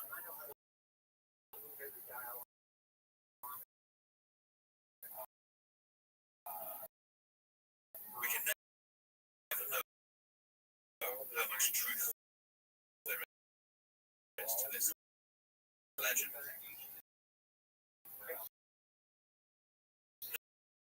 If you'd allow me just a moment of imagination,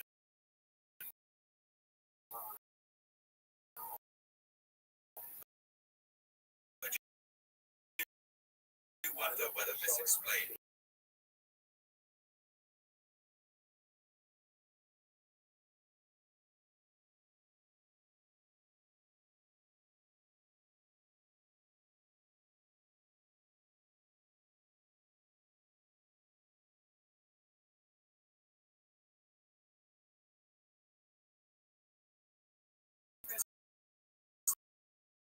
great success story.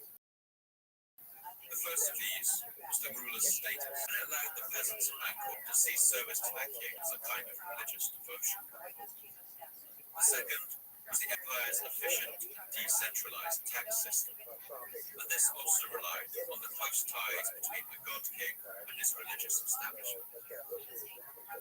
Each village in the Khmer Empire had its own temple, and this temple wasn't just a religious building, it was also an administrative center. Each temple was run by a powerful family in the area who were responsible for collecting taxes from the people who lived there. They would use functioning of their own lands, paying their laborers and soldiers, and supporting their own luxurious lifestyle. And anything left over would then be funneled back to the royal.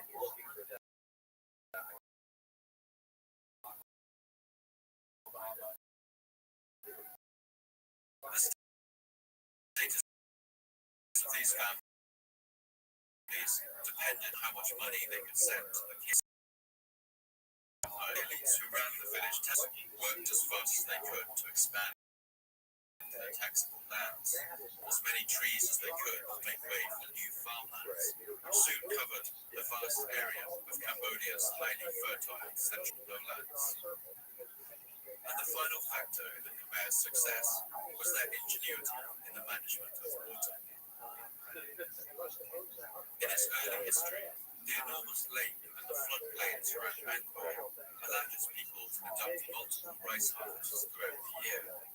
But as Angkor grew into a true city, the strain on this agricultural system increased. To deal with the increased demand of the population, Angkor's people developed an ingenious system of water control that turned their capital into what is known as a hydraulic city. If you were able to soar like a bird over ancient Angkor, you would see the whole land below you etched out in remarkably regular lines, like the marks on a circuit board. These lines would flash in the sun as he passed over them. They are waterways, using canals with multiple bends in them when they wanted a slow, steady flow of water, and long, straight canals when they wanted a fast and direct flow. The reservoir.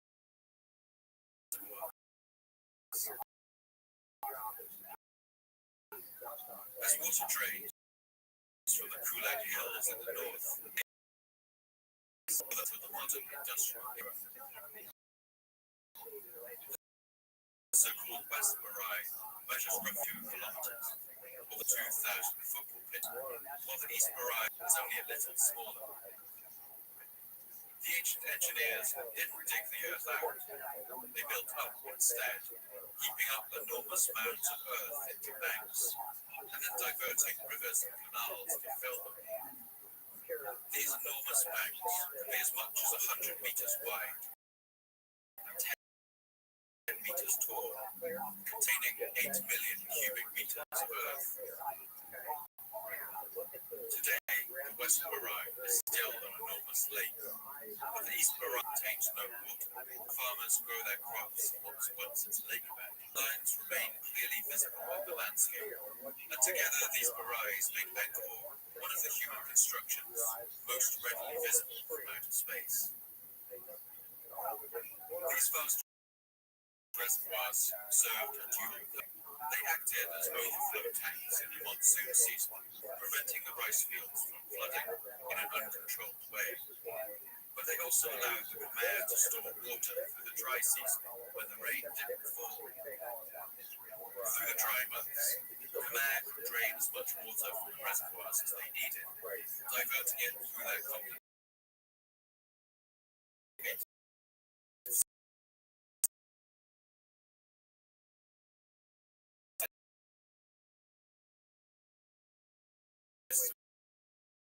channels into their fields. Using wooden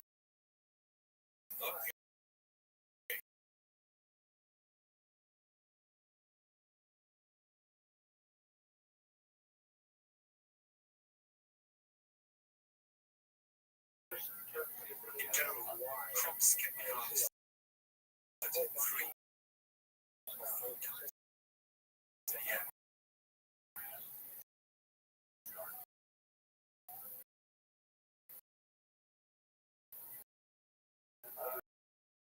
This huge agricultural potential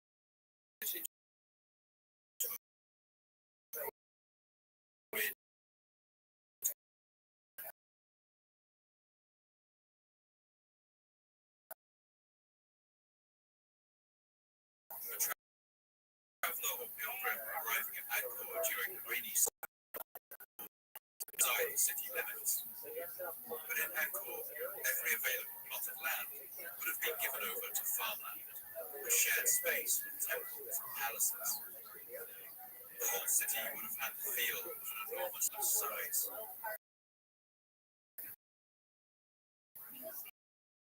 Firstly, they had a powerful central authority and worship as God.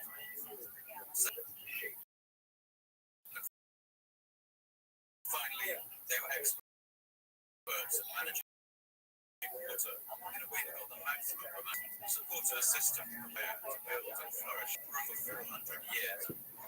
For a number of reasons, this period of flourishing won't last.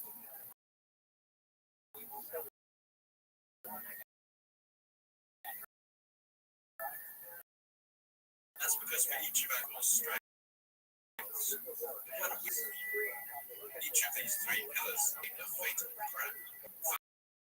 Firstly, one as king was powerful. His power depended on his status as a god king to be maintained. It also encouraged over-exploitation of the land, resentment among the exhausted and overtaxed peasants, and environmental damage in the form of deforestation.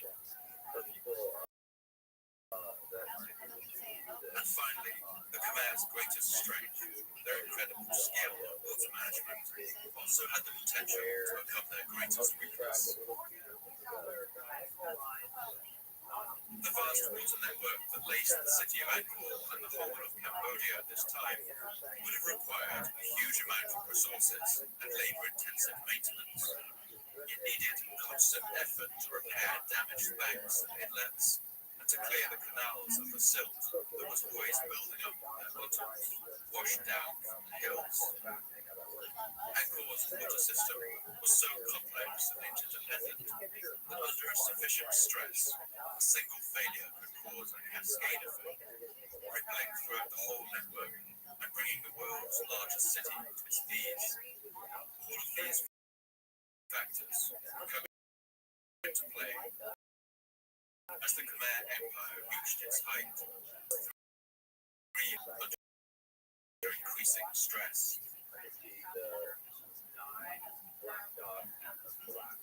That empire begins with the fall of another.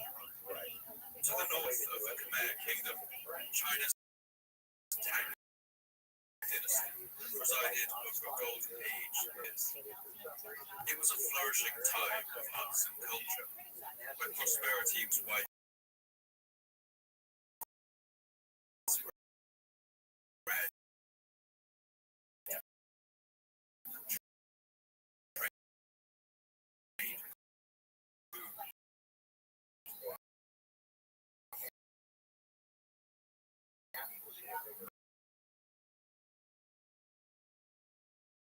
Palace coups led to the disintegration of the entire Tang dynasty. Now 5 different dynasties fought over China. And meanwhile, southern China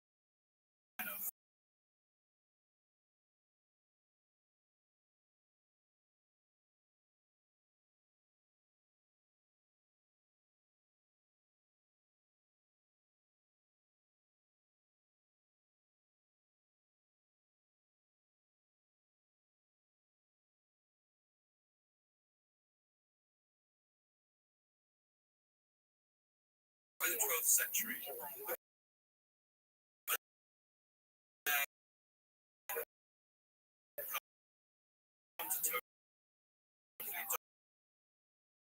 dominate the lands of Southeast Asia.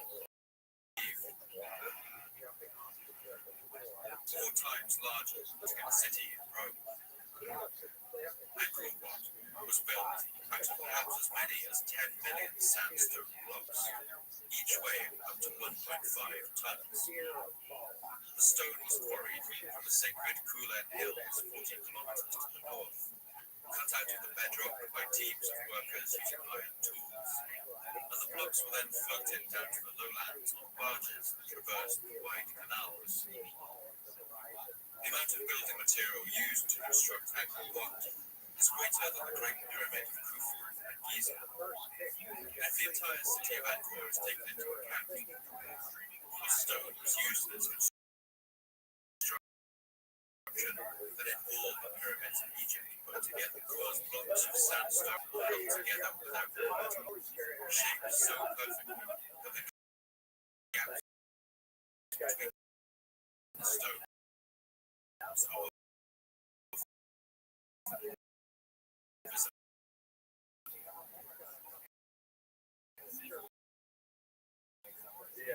like Khmer's Hindu, each towers were designed to look like lotus balls about to bloom. When the French explorer Henri Mouhot showed the ruins of Angkor Wat in the 19th century, now overgrown and clutched in the embrace of huge banyan and silk-cotton trees, he wrote back to the French colonial authorities about what was saw. One of these temples, a rival to that of Solomon, and erected by some ancient Michelangelo, might take an honorable place beside our most beautiful buildings. It is grander than anything left to us by Greece or Rome. And the ingenuity of the people who built this temple can't be overstated. The medieval Khmer built Angkor Wat in just under 37 years, while at the same time the Normans took centuries to build their own cathedrals. Angkor Wat was built by the Khmer king Suryavarman II in the early 12th century. He had a passion for architecture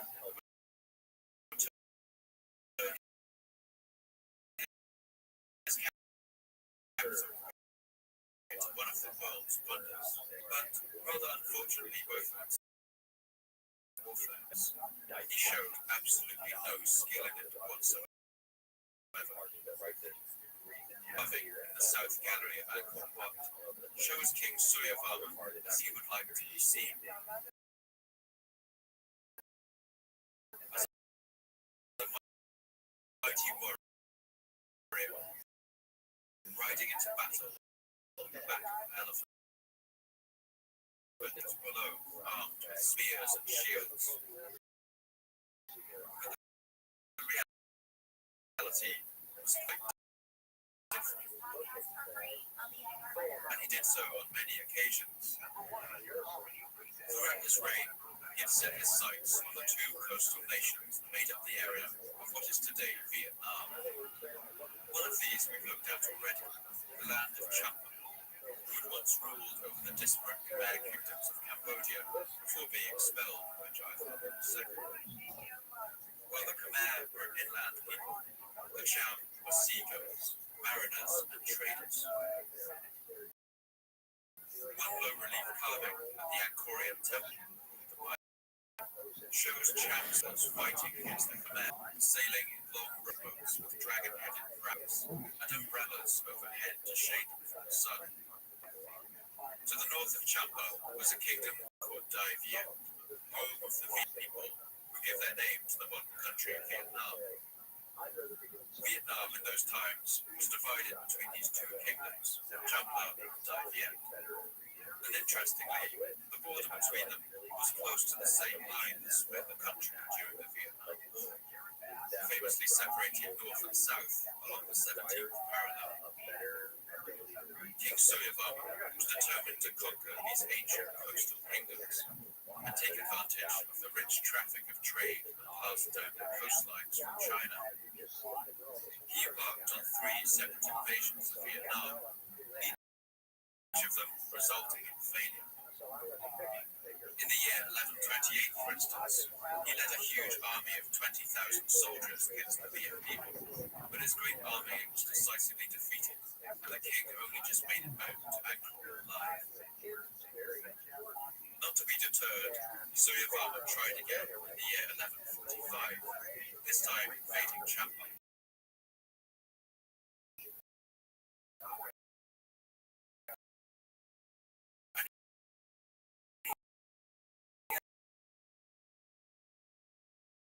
And slightly better luck. He managed to defeat its king and sacked his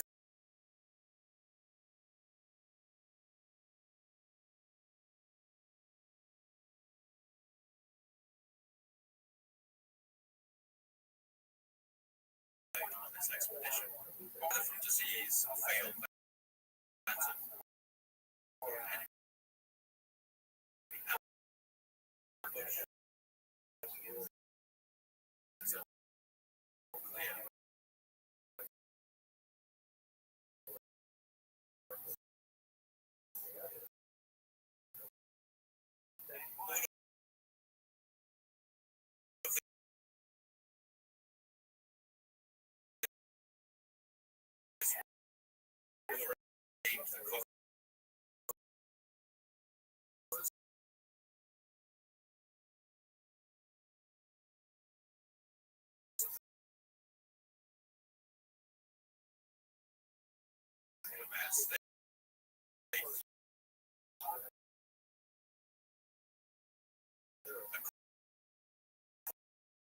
Caused great instability and resentment in the kingdom, and perhaps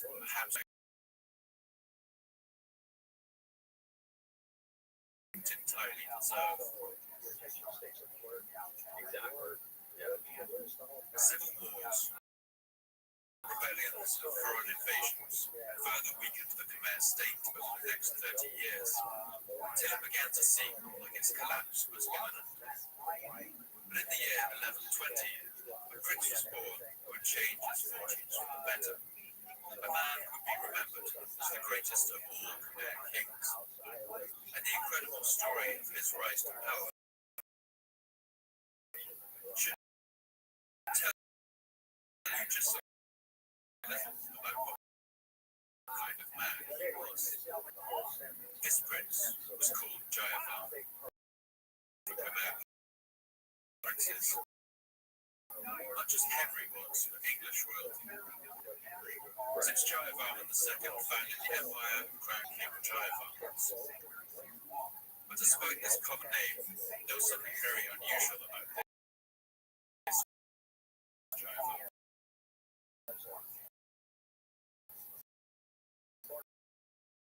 Unlike previous two princes of Bangkok, he was a devout Buddhist. From the various sculptures depict him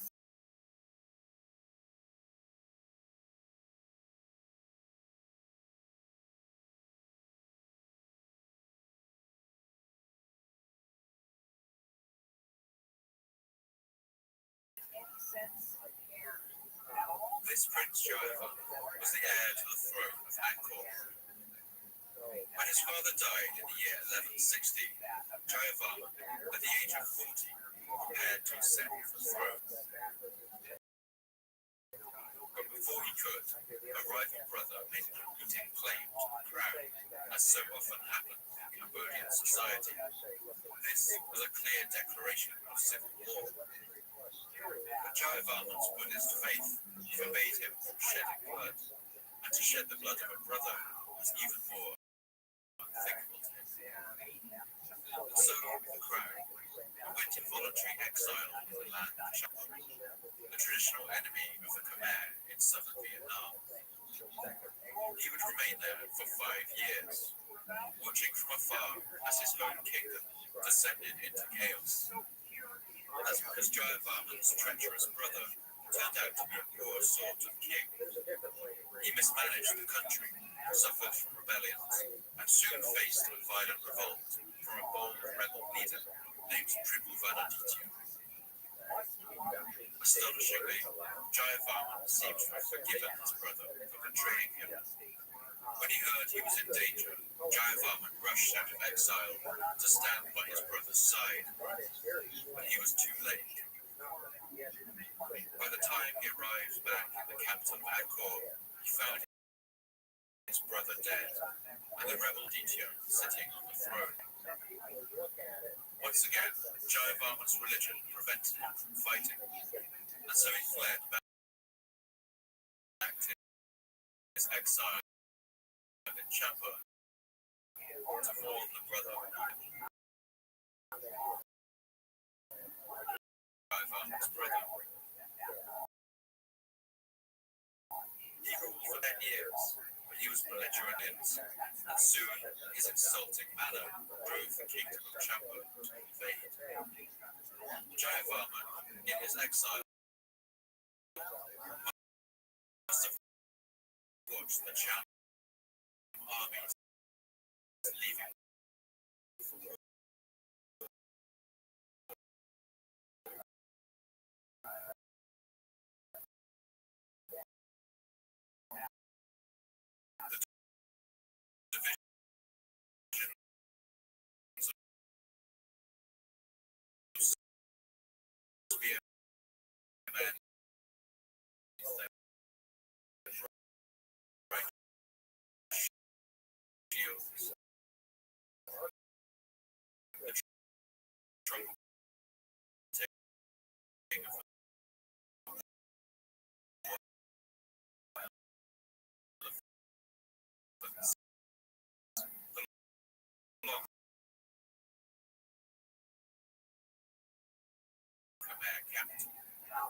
It was a daring surprise.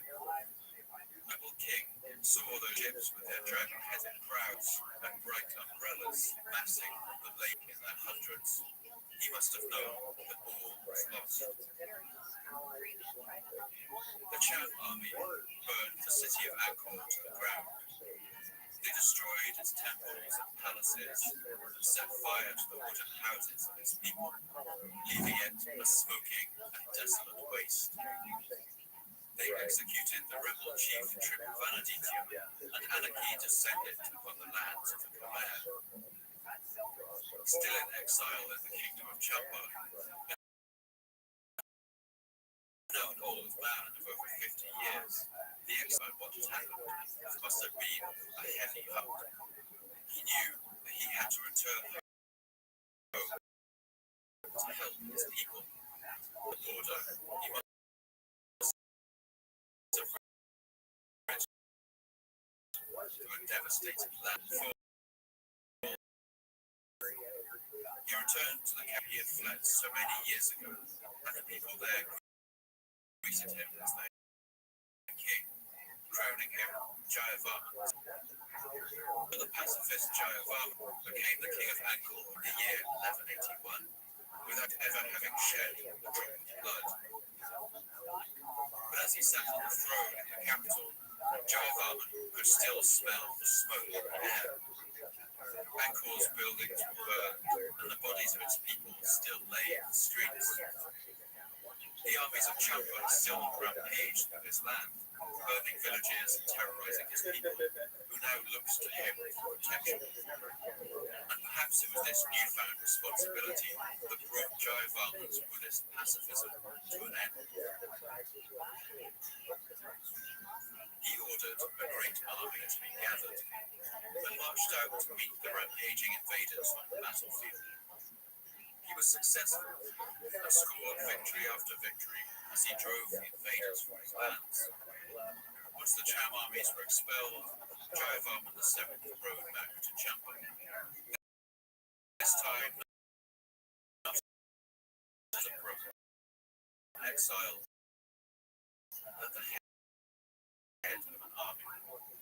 He took revenge on the Cham for the destruction of their empire, which was now wider and broader than it had ever been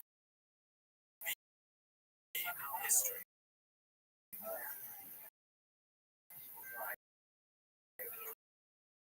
When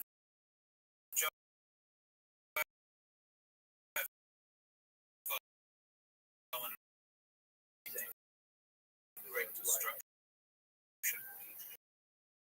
its wooden houses were burned, its gilded temples robbed, and its energy. And this part of Angkor is known today as Angkor Wat, the great city.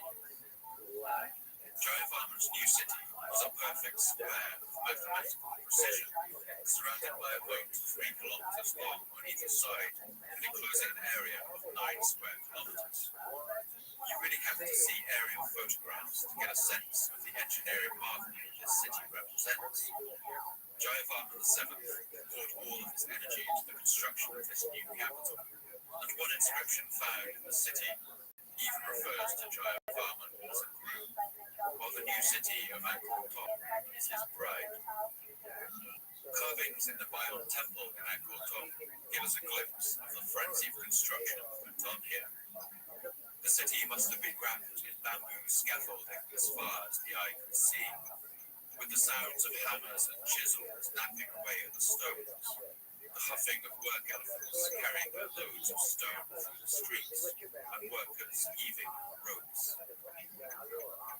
Jayavarman undertook a vast public works program too, building roads that connected every one of Cambodia's towns.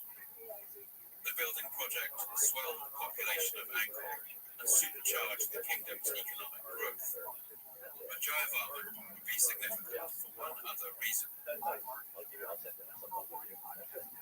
He was not the first Buddhist king of Cambodia, but he was the first to take religion. In the moment of his coronation, he embarked on a program to convert Angkor's society from their Indianized Hindu culture.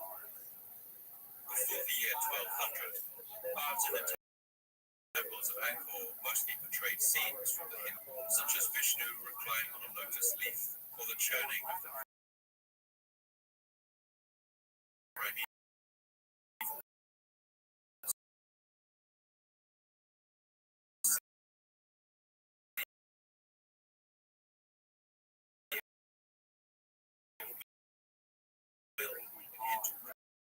creation stories.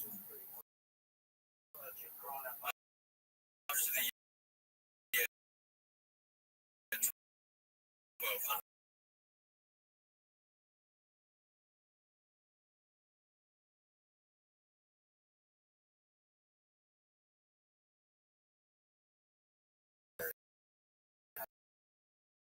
popular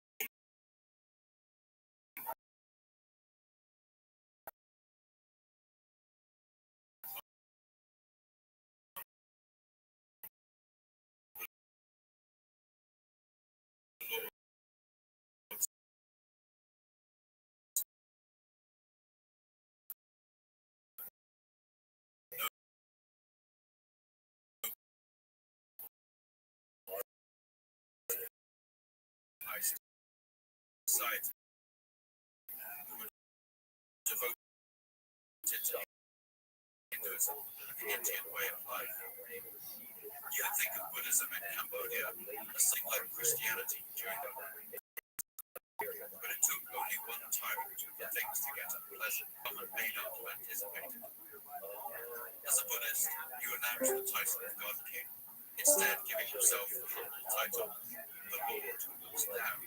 But he still retained religious authority in the kingdom and presided over the construction of the temples and image houses. This was possible because Jayavarman was highly malleable and adaptive.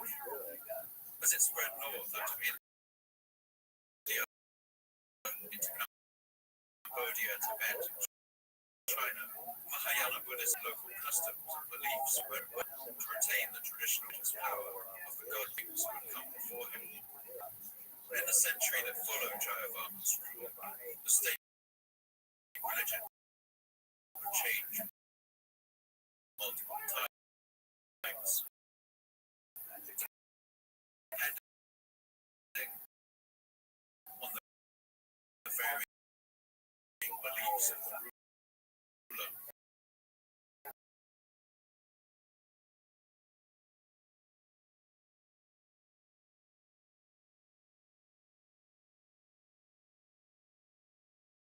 Vacuum of trust swept a new religion.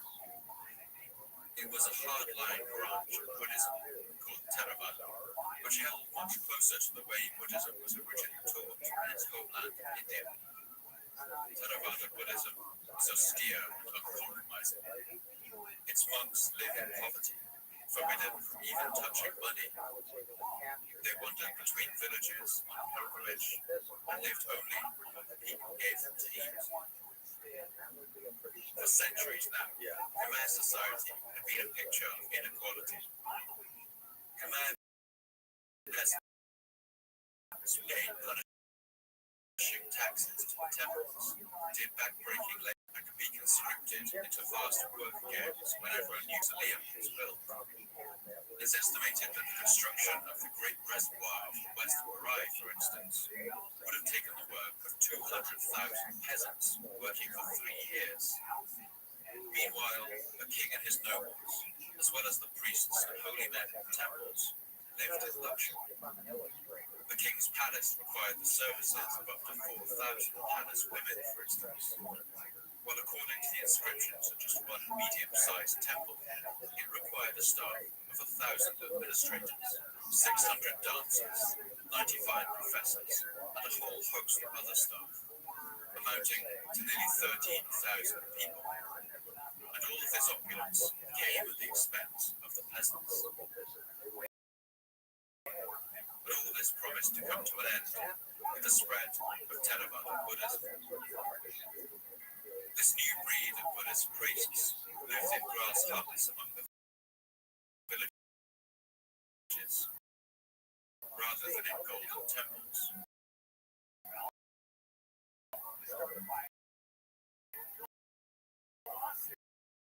It's not hard to see how this new religion became so of the tribe of Theravada Buddhism meant that the king was no longer considered to have any religious authority.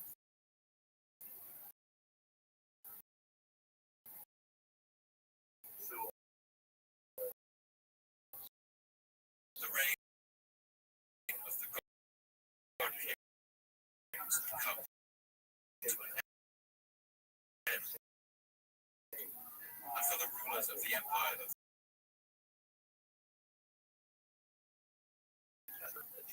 mourning must have been tremendous. Drums and gongs and flutes that sounded at his funeral would have been audible from great distances. The people of Angkor were mourning for their greatest king. They may as well have been mourning for their whole empire. Thus, after the reign of Jayavarman, all monumental religious building projects in Angkor came to an end. Soon, virtually all building projects around to a halt. And over the next 100 years, the creation of stone inscriptions in the capital was slow, until they eventually disappeared forever. Frustratingly for historians, these stone inscriptions were more or less the only source about what was going on in this kingdom at the time. With their ancient alphabet, the Khmer kept many books of their own, but these texts were written on strips of dried palm leaf, which are very delicate and perishable. They had to be recopied every 100 years or so if they were to survive. And for this reason, not a single out to this day. We have only their inscriptions in stone to learn from. And with the end of stone construction in Angkor, as to what exactly happened in those years. The last recorded king of Angkor, who reigned for nearly a decade, was supposedly killed by his head gardener, who married his daughter and took his place on the throne. After this, there are no more records. For the next 200 years, not even the name of one king survived. This period is known as the Dark Ages of Cambodia, and the next thing we hear about the city of Angkor is the report of those Portuguese explorers who opened this episode, stumbling across the ruins of the city deep in the jungle. But what happened in those dark 200 years when the Cambodian inscriptions came to a stop? What fate befell this great empire that had once been one of the world's mightiest powers? And how did the world's largest city turn into nothing more than a string of scattered ruins?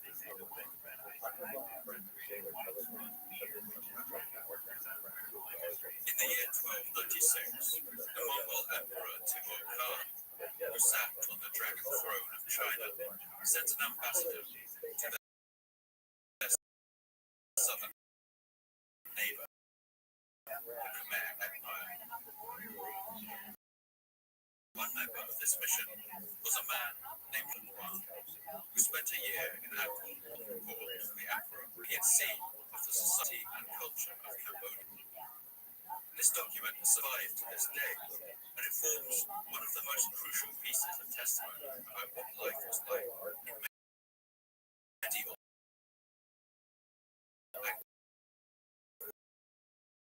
towards its end. Zhou was particularly struck by the influence of the aristocracy, including their own palace steps north of the tower and the bridge of the gold. It is 1.5 mile in circumference. All the dwellings are covered with yellow-colored pottery tiles, carved painted Buddhas, decorated with immense columns and lingers. The roofs are impressive too. Open corridors and long colonnades, arranged in harmonious patterns, stretch away on all sides. Zhou noticed the large numbers of Buddhist monks walking streets. After nearly a century of growing influence, the Khmer king Indravan III had finally made the austere religion of Theravada the official state religion. But despite this, it seems that the pomp and magnificence of the Khmer kings hadn't dimmed in the slightest. The king comes out, James marched at the head of his escort. Then gold flats, banners, and music. Arts women, 300 to 500 of them, wearing flowered cloth with flowers in their hair, all garments in their heads, wearing royal treasure of gold and silver. Guards and horses, all go next. Behind them comes the sovereign, standing on an elephant, holding his silver sword in his hand. And it's clear from Show's notes that despite the most austere form of Buddhism taking over the country, the inequality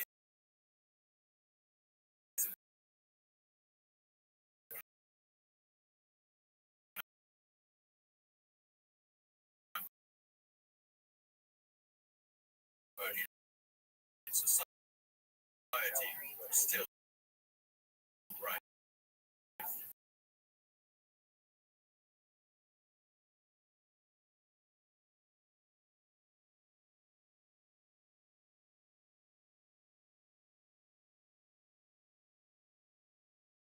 And go naked in the waist, rubbed on.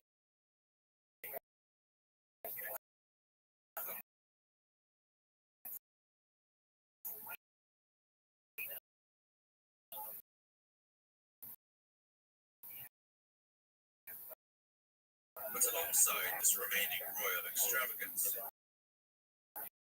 Jaivam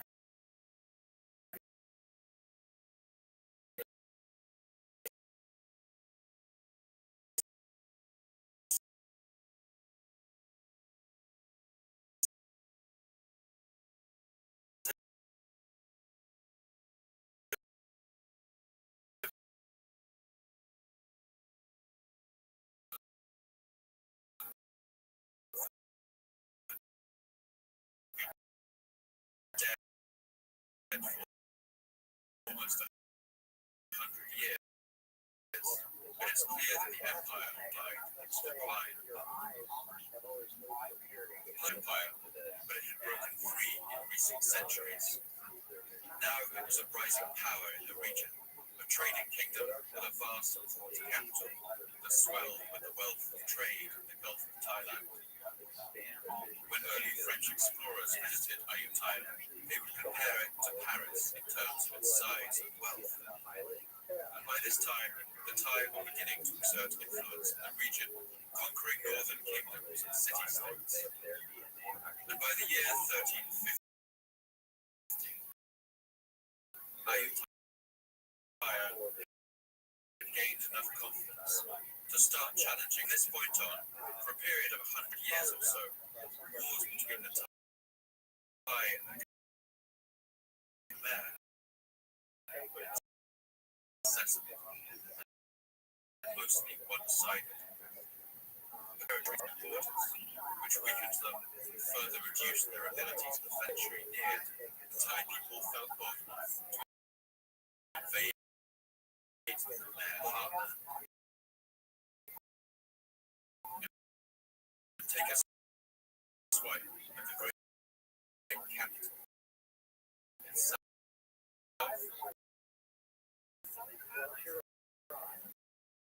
In 1352, the Thai king Wutong marched a great army into Cambodia and encircled the city of Angkor.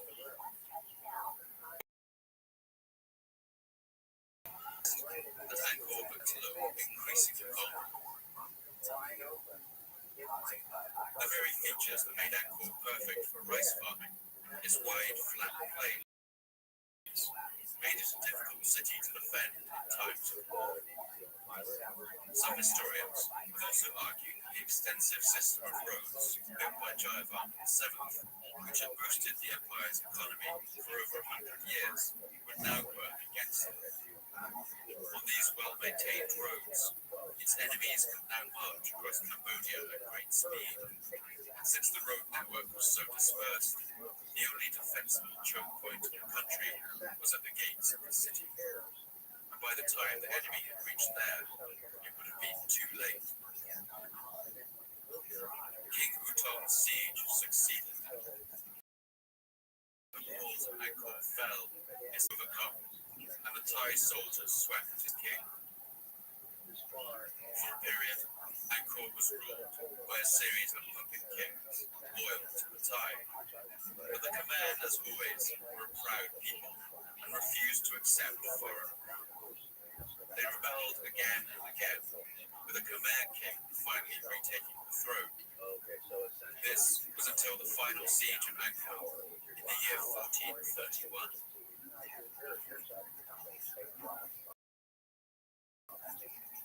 The final siege of months, and the Khmer resistance must have been terrific. But the Thai armies completely encircled Angkor, cutting off its supplies on the land and blocking the canals. The smoke rising from the siege camps as the city of Angkor was slowly thrown, and the Thai forces sacked it completely, looting it of all its valuables. Statues from Angkor have been found decorating ancient Thai capital,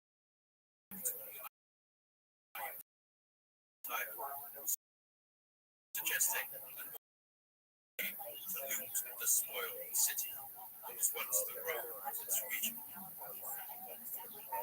It took a short time before the Khmer prince chased him away and reclaimed the crown. But after this humiliation, it was clear that Khmer kings could no longer rule the great city of Angkor. They moved the king and his corpse south to a more defensible location, around where Phnom Penh, a modern empire, and for the city of Angkor, the first step is gradual but inescapable collapse.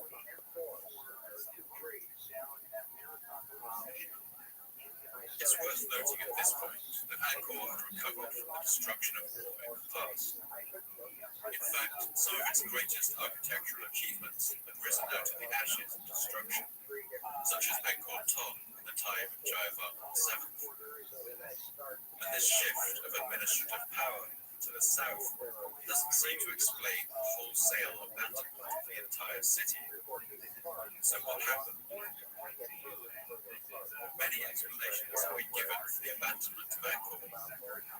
Some historians have argued that only a cataclysm, like a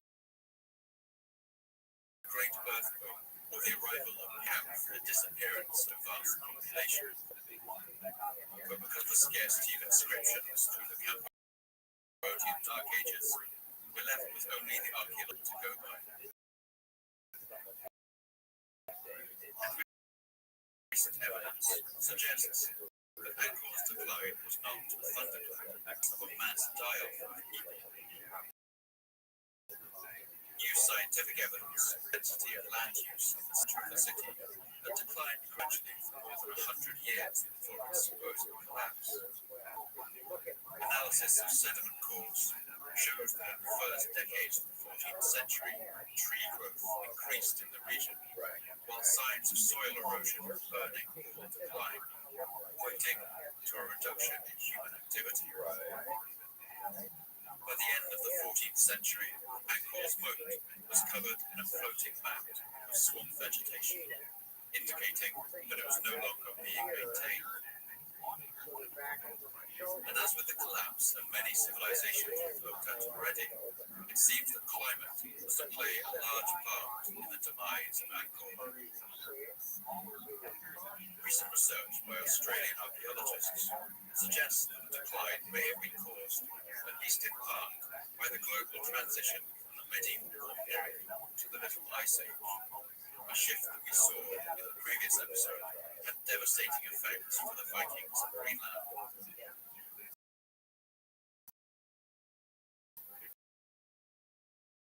In Cambodia, the complex mechanics of its monsoon season, this period of climate change to the south of Angkor, we see that around this time they became filled with a large amount of coarse was grey sand. This suggests a period of torrential rainfall and flooding, during which silt deposits were swept down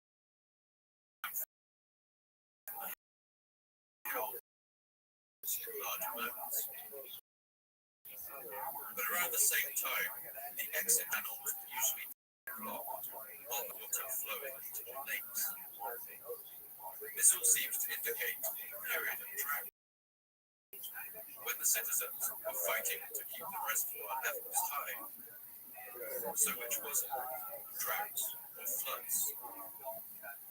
This apparent paradox puzzled archaeologists for many years, but an answer came in the recent publication of a study into the widths of tree rings in Cambodia, covering a period of nearly 1,000 years. Tree rings are wider in periods of heavy rainfall and thinner in years of low rainfall.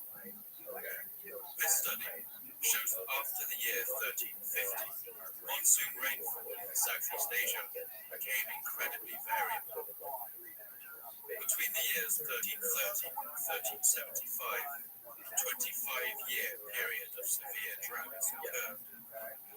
This happened again between 1400 and 1425. Between these extreme dry periods, the rains fell in a deluge. The period from the mid-14th to the mid-15th century contains an astonishing number of both the wettest and the driest years of the last millennium. This would spell doom for the city of Angkor. The Khmer's lasted 1 or 2 years, but a nearly 30-year drought would have caused immense damage to this primarily agricultural economy, and the people must have decided that their water system needed to adapt. They hurriedly built emergency canals, running from the hills directly to the city.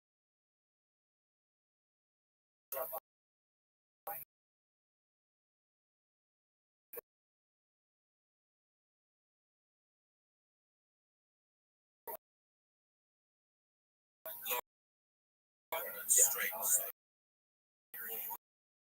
water could flow to the reservoirs.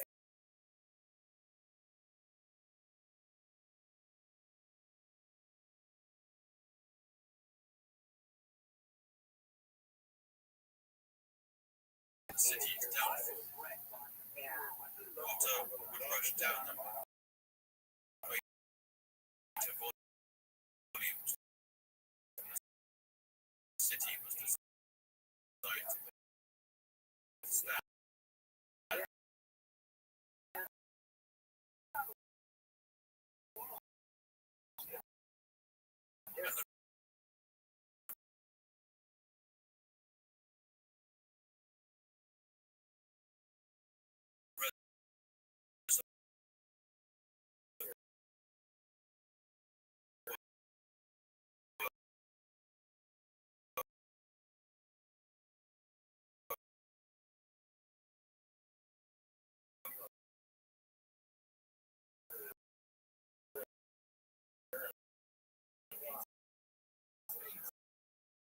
The Khmer made some attempts to drain their tanks, desperately digging emergency outlets and trying to block the canals, and the whole cycle would begin again. This repeated cycle of severe drought and flooding seems to have been a stress that Angkor's water system simply wasn't versatile enough to withstand, and it led to a series of cascading failures. A cascading failure can occur in any system of interconnected parts when one part of the system fails. Other pieces of the system must now compensate, and this in turn overloads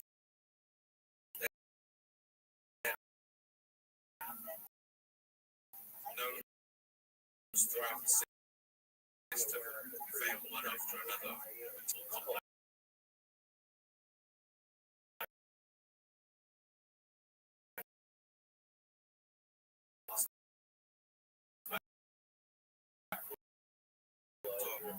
Tells a chilling story of that time. The first thing we noted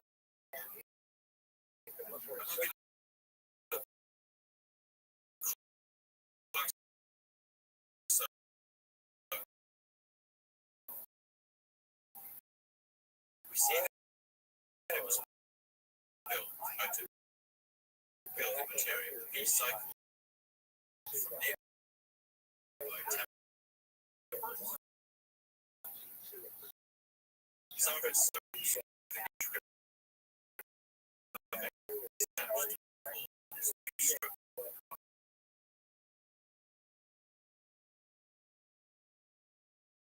carved away around its eastern end collapsed. But one question remains. Did the people of Angkor leave as the infrastructure failed? Or did the infrastructure fail because people failed? We may not know the answer to this question. But I would argue that a feedback loop exists between these two factors. A vicious cycle came into play as Angkor diminished in relevance. As this happened, fewer resources were spent maintaining its vast and complex water system, and the cycle of drought and flooding finally broke it completely. As larger parts of the city flooded, sewage and sanitation systems, such as they existed, would have failed, and diseases like dysentery and cholera would have spread along the flooded streets. As water in some areas stopped flowing and became stagnant, mosquito populations may have thrived in still pools. As has happened with other dying cities around the world, word may have got around that the city was cursed. The devils lived there that caused disease, but now ever fewer resources will be spent maintaining the water systems of a dying city. The enormous amount of maintenance required in the water system meant that Angkor essentially had a minimum possible population. Below the certain number of people required to maintain it, the system would have failed utterly. The city would have flooded permanently, and life there would have become unlivable. Now, only monkeys clamber along the temple roofs and would amass saplings, shrubs, and wild grasses, which are artifacts that have ever been uncovered in Angkor. It's likely that looters scoured the ruins too, stripping them of anything of value.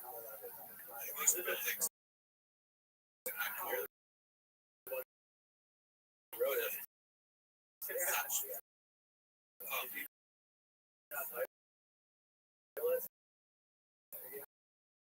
years and decades past. These disintegrated quickly.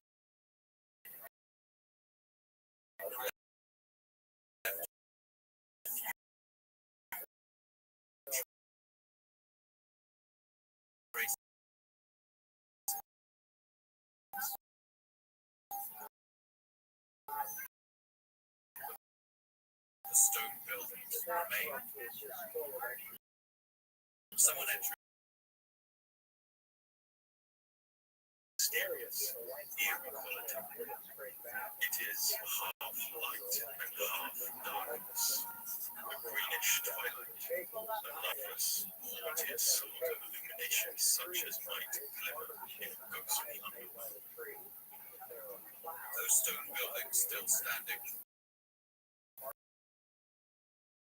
would soon become green and vines and creepers. Sounds from the chirping of parakeets and the movement cheers of the city's palaces came home to bats and owls. And already, the species of tree that you most readily associate with the ruins of Angkor would have begun its steady conquest of these crumbling ruins.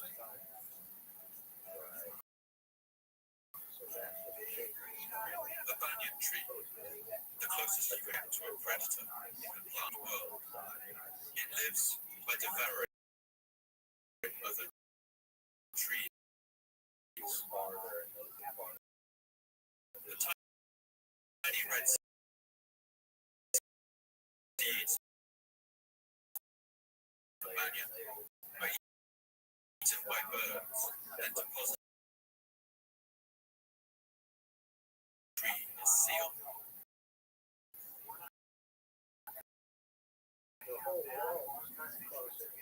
Banyan and then wrap themselves around the unfortunate host, growing to cover it completely, and eventually strangling the life out of it like a boa constrictor. The host tree dies and decomposes, and soon only the banyan remains, with a hollow space in the tree's center where the unfortunate host once stood.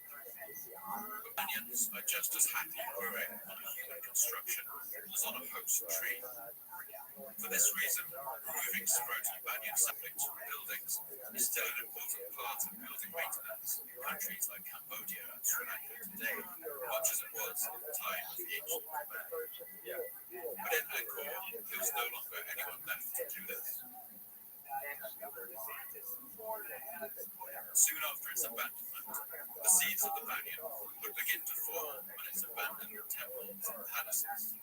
They would sprout and soon put down their head.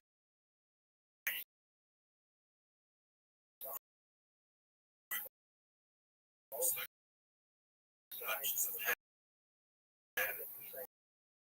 which then swell a friction monster, wrapping its tentacles around the stones. The banyans slowly enveloped the temples with their weight, driving roots between stones, fracking pillars.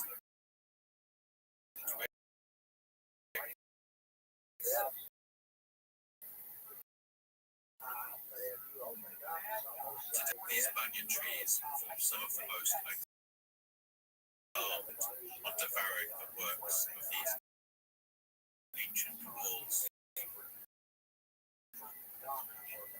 Today's Angkor reminds us of the danger of society's face. The growing inequality poses as the rich become richer and the poor become poorer around the world. It also shows us the dangers posed by global climate that has become increasingly variable and unpredictable. We hope that our systems are robust enough to withstand whatever global climate throws at us in the next century. But as the example of Angkor shows, this may not be something we're able to take for granted.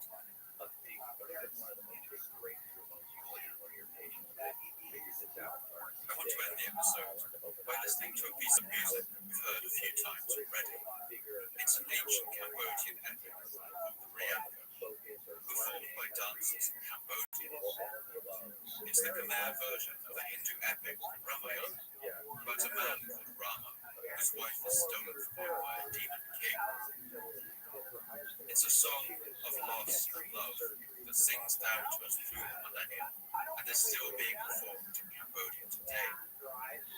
As you listen, try to imagine what it must have been like to live in that vast and ancient city of golden towers as it's aged to an end.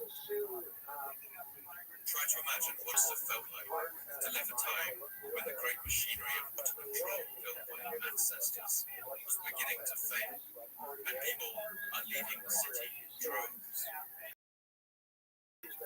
As streets empty, as the monks left for the temples and the rest stops began to open. Imagine being one of the last people to live in the city of Angkor, watching the sun set over the grand temples that are already beginning to crumble against the skyline, sprouting with their first banyan saplings, as the cries of the parakeets and the monkeys sound.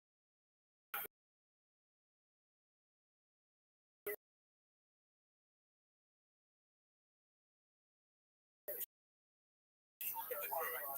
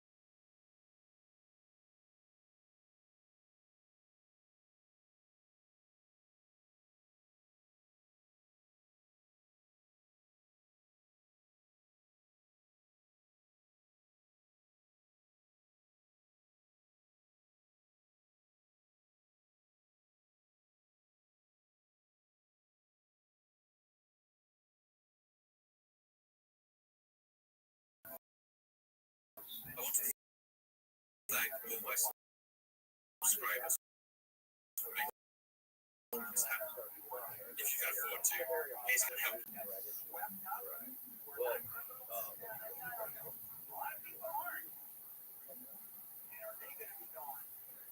Show on your book so they can tell them where they can find it, the shape of the sky. He had been on the sea for 17 days, searching the Southern Ocean for a mythical continent known as Terra Australis. And when he saw a small island on the horizon, his heart must have skipped a beat, as Rothschild recounts in his diary. There was a great rejoicing among the people.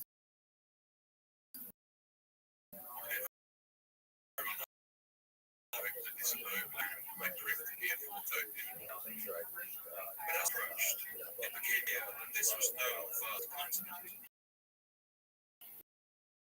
Only a small island, a dot of land.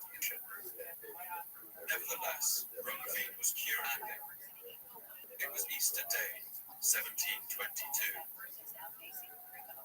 As the Dutch got closer,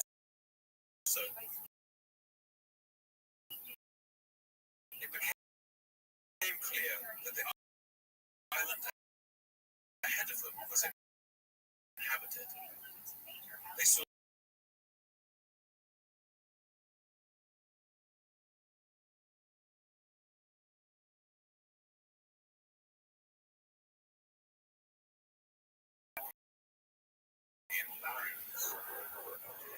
as they sailed, the island's inhabitant came out unconfused, greeting them with friendly astonishment. This was much like other islands that Rothschild had visited before. When he got ashore, what he found on this island amazed him. Along the beaches, lined up in rows with their backs to the sea, was a line of stone statues. They were carved from black volcanic stone, some of them standing 10 meters high, wearing crowns of red sandstone.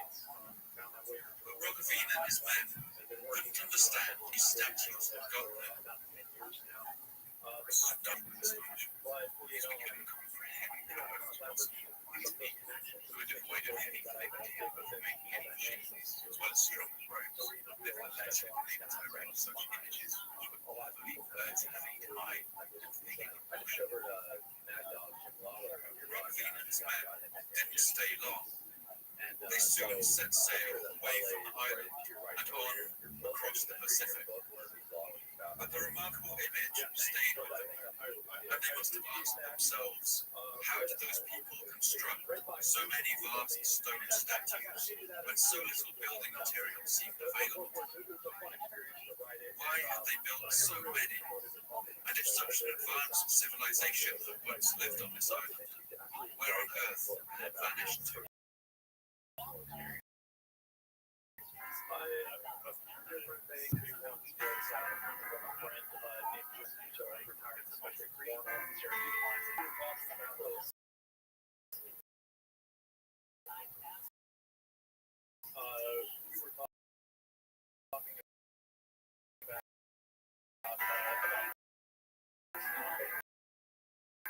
There was a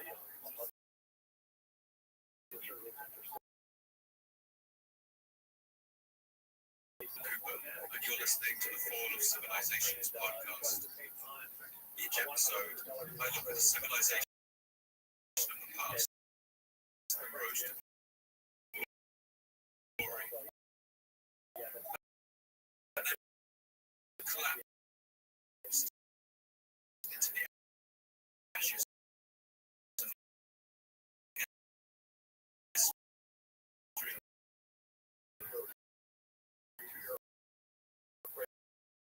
I want to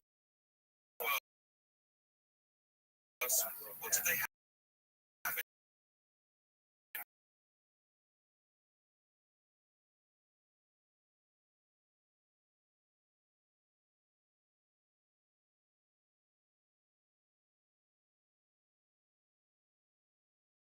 in and its enormous statues crashing down? The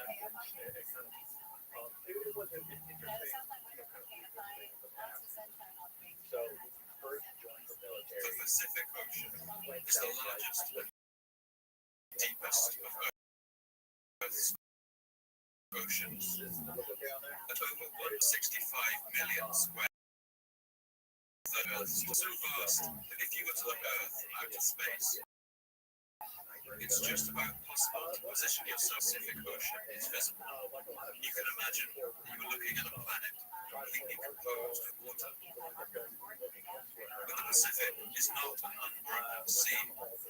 Across its narrow expanse, there are over 25,000 islands of varying size, where volcanic eruption burst from the lively tectonics of the Pacific Plate. Easter Island is at the eastern corner of an area we call the Polynesian Triangle, a vast region of the Pacific Ocean, broken by over 1,000 volcanic islands. And Easter Island itself is called. It's a young volcano, bursting out of the 400,000 years ago. Its lava gushing out half a kilometer above the ocean. When it first erupted, it cooled so that it choked two older volcanoes on either side of it, and the landmass that today we call Easter Island was born. The people who have lived on Easter Island for centuries call it by the name Tenito o Teheno, which translates literally to the center of the world. Other names for it are translated as the land's end, or fragment of the earth. And today's Polynesians call the island Rapa Nui. Rapa Nui is a small island, only about 24 kilometers end to end and 12 kilometers wide, and it's one of the most remote and isolated places on Earth. From the coast of Easter Island, it would take 3,200 kilometers to reach the nearest continent of South America, about the distance from Paris to Damascus, and even the nearest inhabited island were 2,000 kilometers settled. Sometime before the year 3000 BC, they had left the mainland of the Asian continent.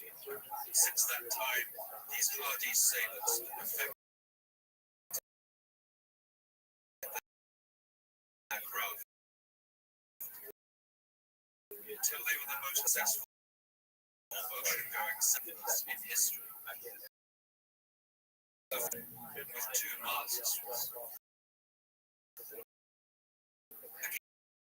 catamaran design of these ships was impressive, but in fact they looked like a modern sailing boat, able and fast, and they allowed the Polynesians to gradually settle the entire Pacific Ocean.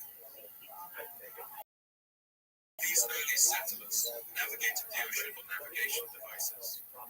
They knew the stars well enough that they could make astonishing calculations about latitude and longitude using only the night sky. But they didn't bring this detailed knowledge down, but used only songs and stories to memories and positions of the stars, islands, and known seamounts. The Polynesians also used the natural world as an aid to their navigation. They followed the flight paths of seabirds like the black tern, and this ancient Polynesian sailor song shows the significance of these birds. The black tern. The black tern is my bird in whom my eyes are gifted with unbounded vision. These epic voyages are even more impressive because the winds in the South Pacific blow westwards against the direction of the Polynesians' expansion. To travel these vast distances against the winds, the explorers developed a sailing technique known as tacking, where the craft zigzags against a prevailing wind in order to catch the forward motion. And storms in the Pacific could be deadly to these early explorers. It's been recorded when a severe typhoon struck. These sailors had a method of surviving that seems unthinkable to a modern sailor. They would actually purposefully flood the hulls of their canoes. And because the wooden hulls provided enough flotation, the ship would stay afloat. But with most of its body submerged, it would survive being buffeted.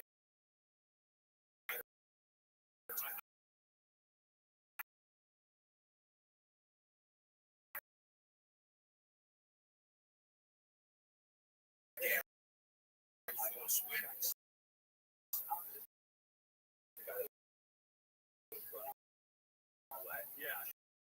While the storm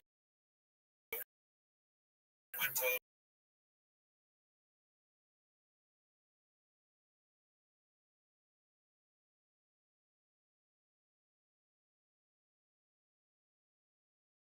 more modern analysis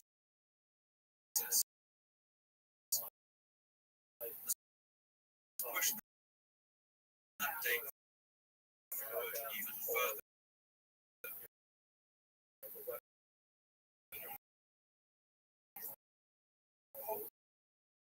Many scientists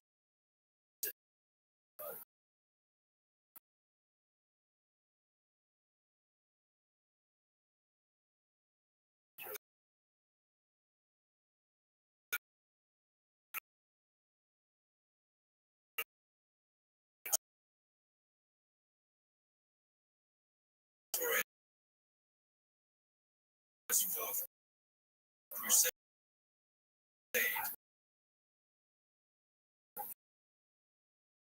headed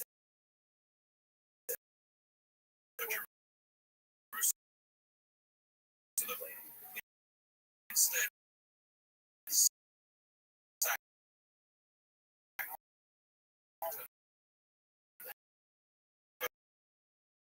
Christian capital of Constantinople. An exotic import here called sugar was mentioned for the first time. In Kiva, Palmaka had a dream in which a spirit traveled to a far country, looking for a new home for his king, Rothschild. The spirit arrived in 3 small islands, a landing place on the north coast of the island, and future residents of the king about the dream. After hearing about the dream, Rothschild ordered Palmaka to send some young men to explore the island. Rothschild were told so the 7 men left in a canoe, stocked with yams, sweet potatoes, bananas, and other foods. They left on the 25th day, arrived on the first day of June. Lifestyle.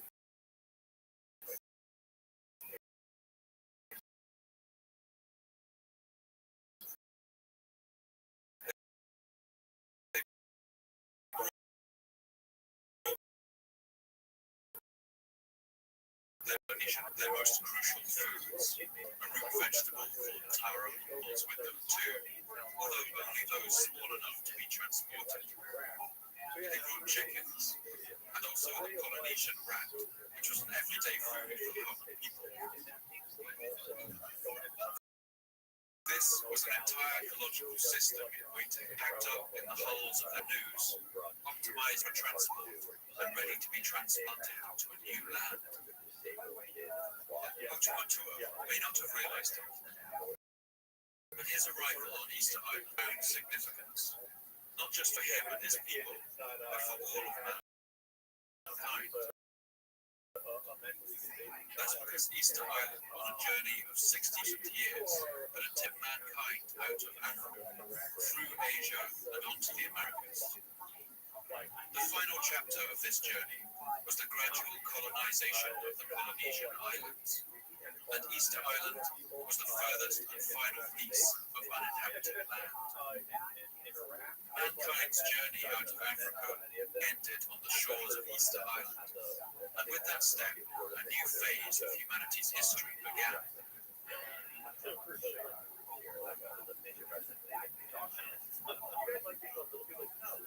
think it's worth noting at this point that apart from the evidence we can find in the archaeological record, we have essentially two sources of information about the history of Easter Island, and each of them has their problems. Firstly, there are the accounts of European visitors to the island, like the Dutchman Rabbbi. These accounts come down to us either in the form of ship's logs or in the form of memoirs written down when these explorers returned to the accounts are extremely limited in their content and their reliability. Most of them stayed for only a few days. They rarely wandered far from their landing spot, and they commented little on the culture,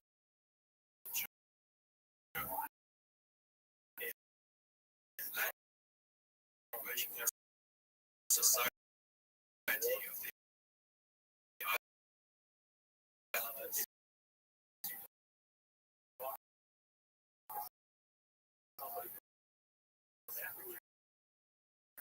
In the debate that has raged over what happened on Easter,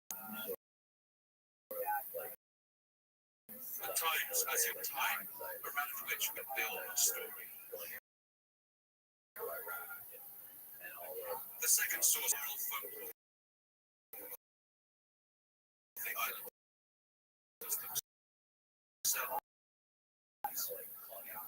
This was passed down by word of mouth, often in the form of songs and stories, and their own sense of identity. But this source of information can also be very difficult to rely on when trying to sort historical fact from fiction. The different strands of the island's folklore is also often extremely contradictory, and the reason for that isn't hard to imagine. Detailed observations of these songs and stories weren't written down until the 1880s, and by that time the culture of Rabb'i had already undergone drastic change.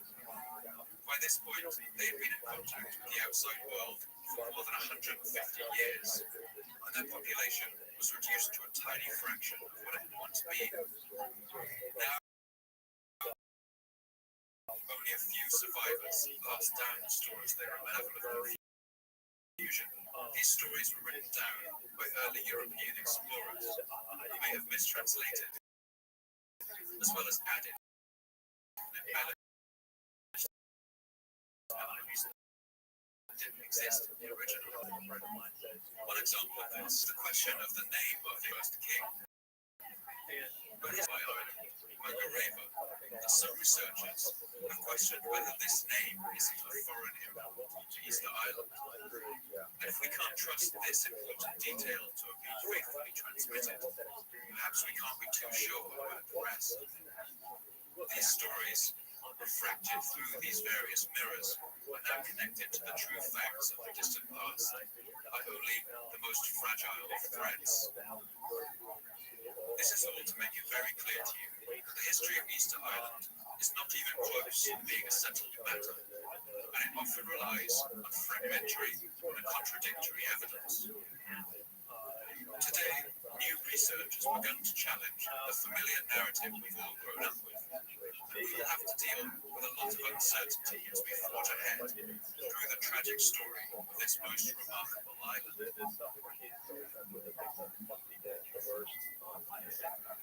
According to tradition, the first Polynesian settlers arrived on Easter Island at a point called Anaken, a white coral sand beach on the north of the island.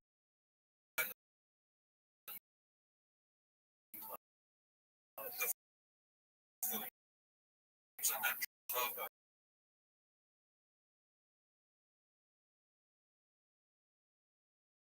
In the 18th century BC. In fact, they would have been covered by a thick forest of tropical palm trees. If you dig down into the earth of Easter Island today, you could still see the hollow molds left by the roots of the colonists. The island was home to over 21 species of trees. Some of these were large, including at least 3 grew up to 15 meters. One species of palm tree, the Easter Island Rabbbi palm, may even have been among the largest species of palm tree in the world.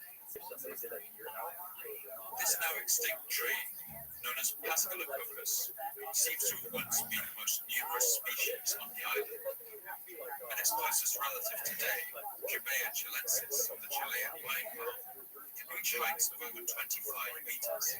Its bulbous trunk, the thickest in the world, reaching a diameter of more than a meter. The soil of Easter Island has never been but the forest would have provided a small amount of palm nuts and fruits too, easy to be trapped. Luckily for archaeologists, the sand of Anakena Beach, the site of that first settlement, is particularly good at preserving bone and human remains. Because of this, skeletons examined here have given scientists insight into the lives of the ancient Rabbinui. Studies have shown that as well as these plant crops, people supplemented their diet with a mix of marine animals, including dolphins they trapped in the Bay of Anakena, seals, sea turtles, and fish that they caught with hooks carved from bone.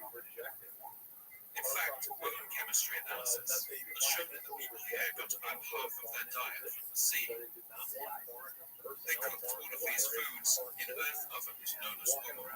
Cavities dirt.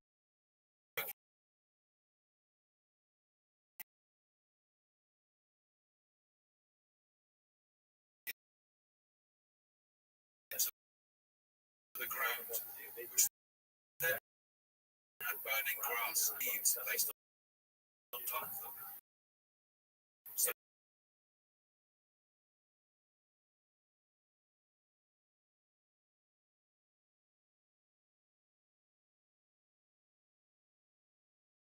across the small landmass of the island, and they soon began to clear the forest.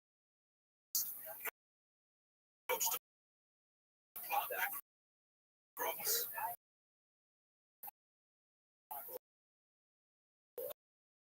Until the whole of Rabbbi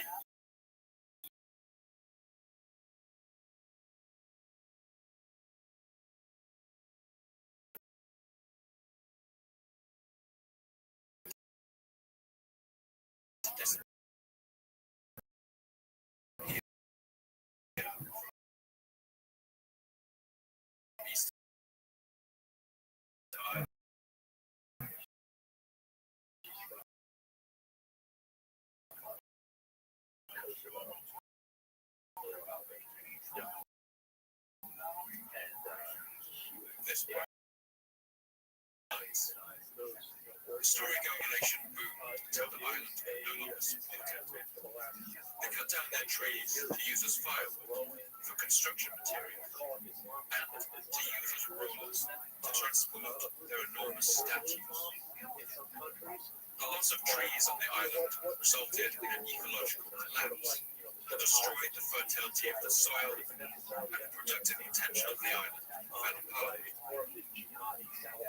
Along with the collapse of the island's ecology, the complex and centralized society that had built hundreds of stone statues on the coast began to collapse too.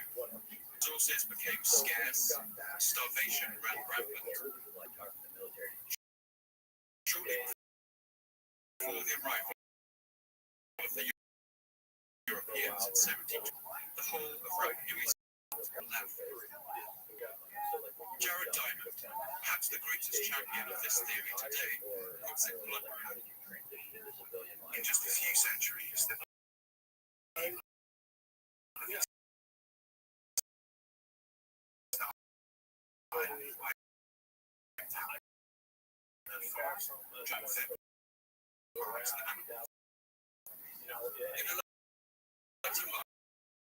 of the 20th century, as we became increasingly concerned about our society's destructive impact on our environment. The story of Easter Island informed us we fail to respect the environment around us. And the stone statues, too, are bigger and better than our neighbors. In his book, Jared Diamond even makes the comparison to his neighbors in Hollywood, building ever bigger and better mansions in an effort to prove their status. The islanders were so obsessed with these statues, the narrative goes, they cut down all their trees to transport them. This single-minded obsession drove them to starvation, then cannibalism, and finally to the edge of extinction. But there are a number of problems with this narrative, a number of seriously questionable assumptions. And over the course of this episode, I'm going to try to unpick 3 of the most glaring of these assumptions, so that you can assess the evidence for yourself. Firstly, there's the assumption that the Easterners deforested Ireland due to greed, overpopulation, or even a maniacal obsession with statue building.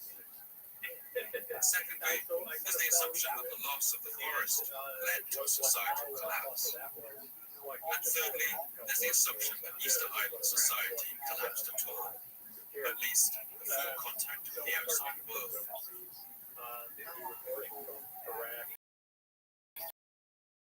As we'll see, each of these assumptions, and once we've dealt with it, we can get down to what actually happened to Nui, to strictly plant life, and take those famous stone statues mouldering on the low grassy hills of Easter Island.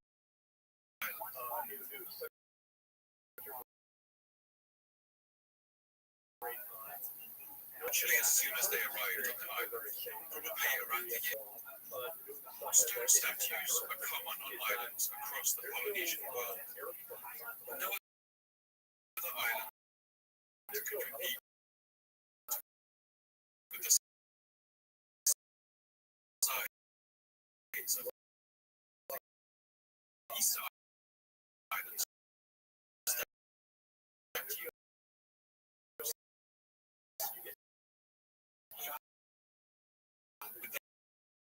Incredibly are known for their large, broad noses and strong chins. For the Easter Island, these are stone representations of the islanders that have gone before. When the Moai was successfully placed, the vast majority stand on the coast of the island. Monolithic stone platforms called Rabbbi. While most people's eyes are drawn by the statues, together in a perfect jigsaw, with not even enough room to fit a razor blade between the stones. The largest of them, Ahu Tongariki, holds 15 moai, lined up in perfect order.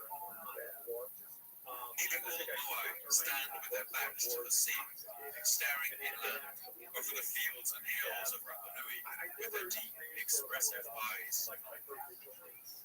Almost all of the statues are carved from a volcanic stone known as tuff. Tuff is formed when ash from a volcanic eruption falls thickly on the ground and is then slowly compacted into solid rock. Tuff is relatively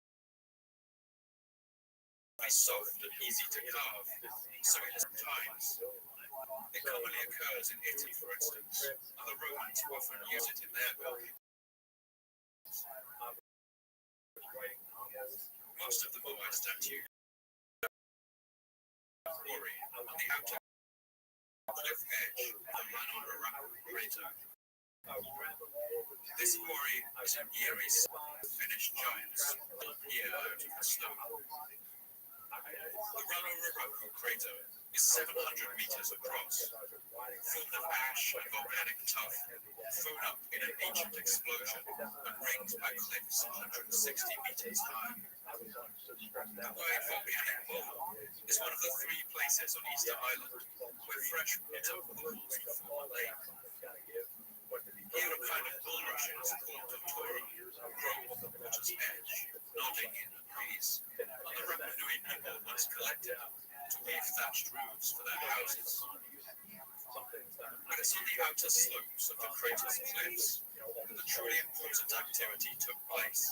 Here, the islanders chipped their statues directly from the bedrock, using a kind of stone chisel known as a toki that was made of dense basalt, perfectly suited for carving the softer volcanic tuff. This would have been incredibly slow work. Work that might take a modern craftsman with a steel chisel 1 hour might take an Easter Islander with a stone toki all day, 2 days at least. And although estimates vary, that an entire one fascinating aspect of this quarry is that there are a huge number of incomplete moai abandoned, 397 in total. That's nearly half of the island's total population of 887. And this shows just how difficult the carving of these statues was. Some more obvious than others. On some statues, it's clear that the workman discovered a seam of hard rock somewhere on the moai's body, which would have been virtually impossible to carve with their stone tools. Others have obvious flaws or cracks in them, and some moai have fallen over while raising them. Other moai simply seem to have been too ambitious in size. The largest of these, nicknamed El Gigante, is nearly 22 meters in height. That's twice the height of a telephone pole, the size of a 6-story building. El Gigante, still lying on his back in the cliff face, is almost twice the size of any moai ever completed. This enormous statue would have weighed an estimated 270 tons. And it's hard to imagine how the islanders ever intended to move it. We might imagine an ambitious ancient craftsman overseeing the carving of this vast statue, determined to create the largest moai that the island has ever seen.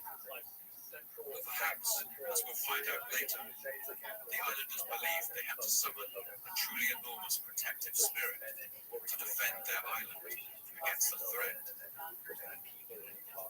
get a sense for how these people must have felt about these statues, let's imagine ourselves into the role of a team of moai carvers during the golden age of Rabbinui statue carving. The work would have been slow and painstaking, but it would also have carried a great deal of responsibility.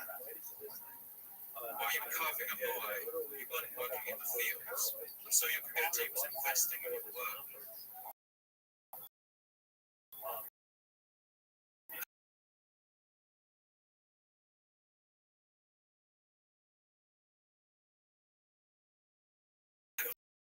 Must have been a lot of pride tied up in the creation of these statues too.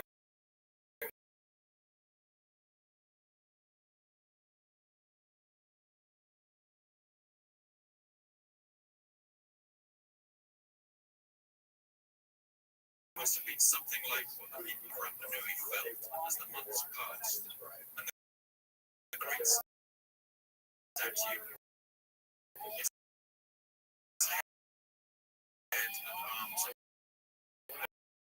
body, slowly materialized.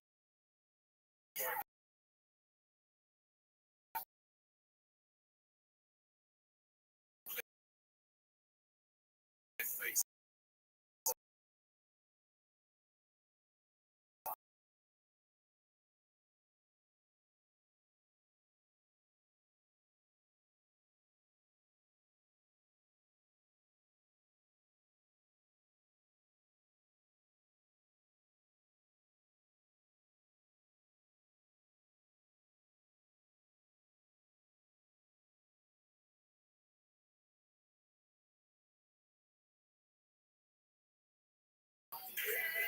The workers' hands must have been a much arduous work. The whole outline of the moai would be carved out.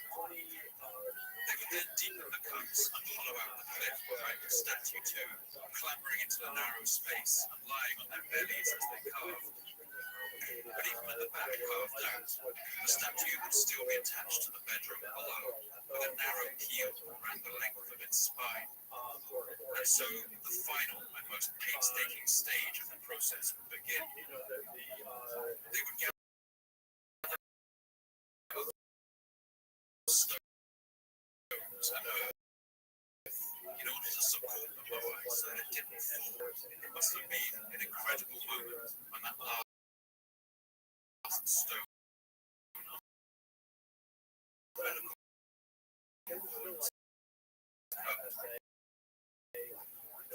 it was the culminant time and swear ancestor broke of its stony slumber and was finally filled with a living spirit.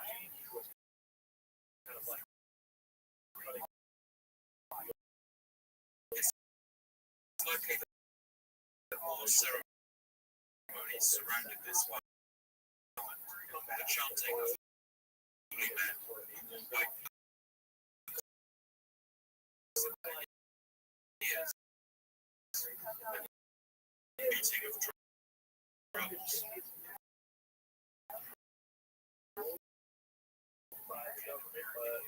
Almost immediately. When the statue was clear, they slid it down the grassy slope of the volcano so that it could be shows us. They looked like an army of stony wanderers marching down from the volcano. Somewhat ironically, these abandoned statues, buried up to their necks in the most iconic images of Easter Island today, more familiar to the layman than the completed ones that stand on the ample platforms on the coast. This is why people talk about the stone heads of Easter Island, ignoring the fact that most of the moai have bodies.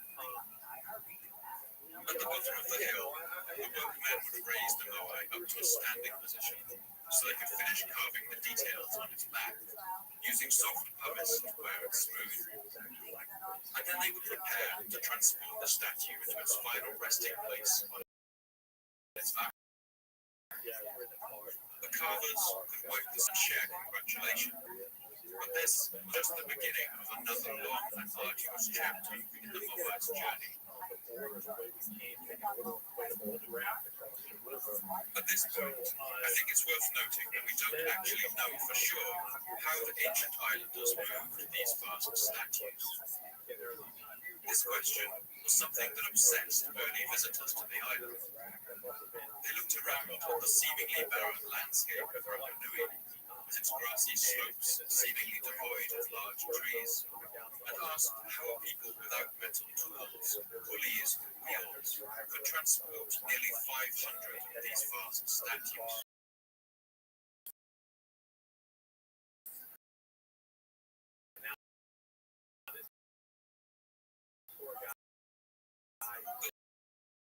The largest successful test of this statue weighed about 82 tons, heavier than a Boeing 737 aircraft when fully loaded with passengers who pulled these statues for distances of 20 kilometers across the island's rough, undulating terrain. It's a question that has been asked of the islanders since Europeans first fly. They would simply say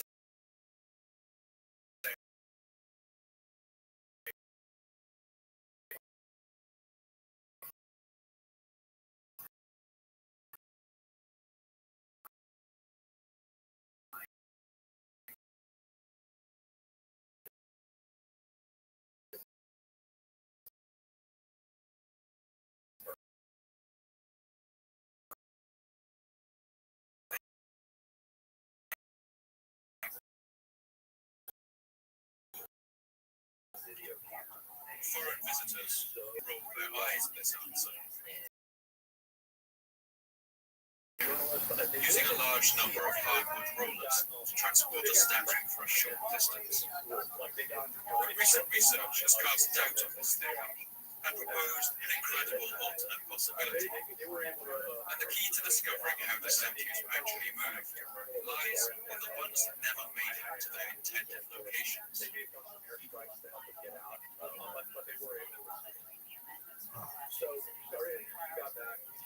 Littered across Easter Island are the sad shapes of statues that broke during their transportation. Only about a fifth of the moai ever carved would reach their destination on the island platforms, and these total about 200. The rest, some 7, were either abandoned in quarry or along the roads. Stone heads are cracked from bodies. Decapitated statues lie mouldering in the long road.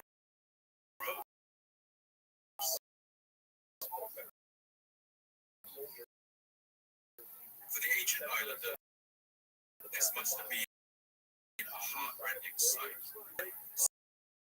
Somewhere along its journey, in a crack, would have to be abandoned by the side of the road. These so-called road moai have a number of interesting features. For instance, we know that the islanders waited to carve the eyes of the moai until the statues were in place on the platforms. This may have had a ceremonial purpose, which has parallels around the world. For instance, in Sri Lanka, when new statues of the Buddha are built, the eyes are always the last part to be painted, and only the painter is allowed in the shrine room while doing their work. But a team of archaeologists, led by Terry Hunt and Carl Lipo, also found something else interesting about these abandoned statues. They noticed that when abandoned road moai were found on uphill paths, they usually lay on their backs. And when the cracked statues were abandoned on downhill paths, they usually lay on their fronts. On flat ground, it was more like 50-50. And so the theory began to emerge. Is it possible that the statues were transported? Once this detail had missed, other details about this had puzzled archaeologists for a long time, but Hunt and Lipo's theory seemed to make sense of this. The islanders were designing the moai in 2 phases. In the first, transportation phase, the moai were bottom heavy, final shape, and moved the statues, rocked back and forth by teams of islanders with ropes over the ground. Their team caused an international sensation when they were able to successfully scale a model of a master concrete, rocking it back and forth along with the ropes. In this way, the statue could literally walk down the path, just as ancient folk walked out it.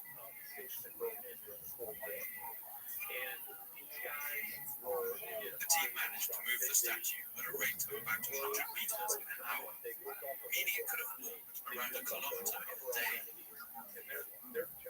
If this is indeed how the statues were moved, it must have been an incredible sight to see. The tallest moai weighed over 80 tons, and each one of the statue's footsteps would have thundered on the earth, so that it really seemed like a giant was stamping its way towards the platform.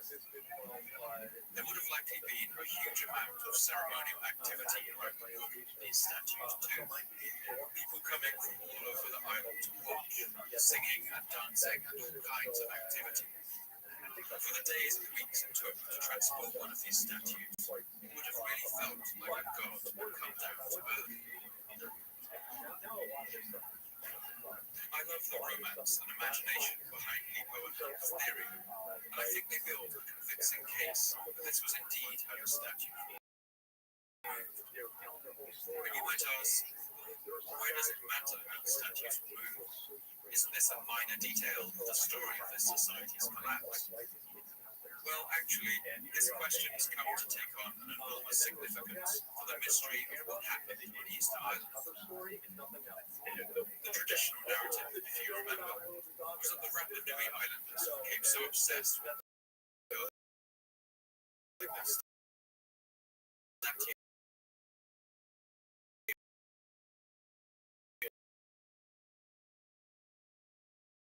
they destroyed their environment to do so.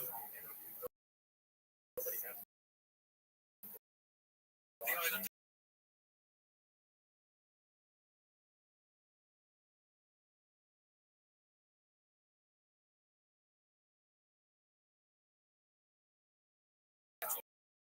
was needed, and the whole narrative of the Moai causing the question.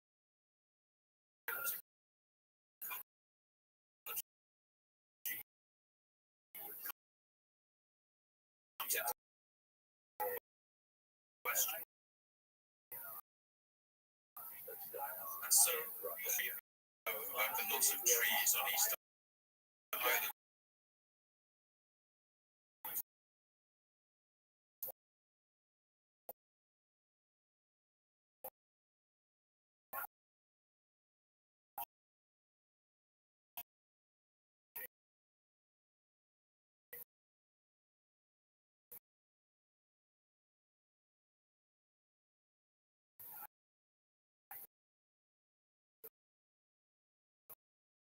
One thing we can say for sure,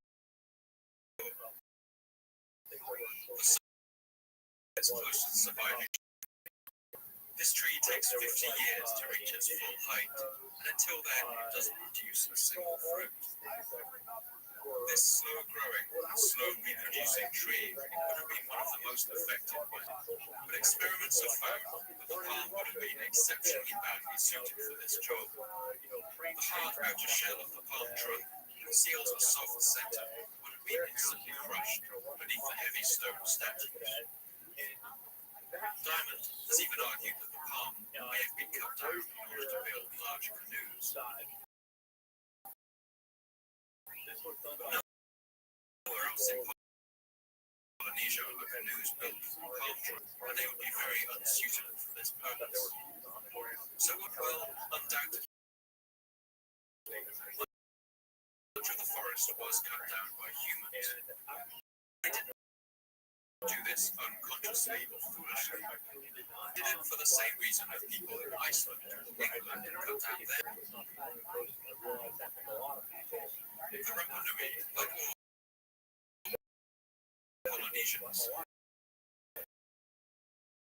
found energy-rich foods like sweet potatoes, taro, and sugarcane.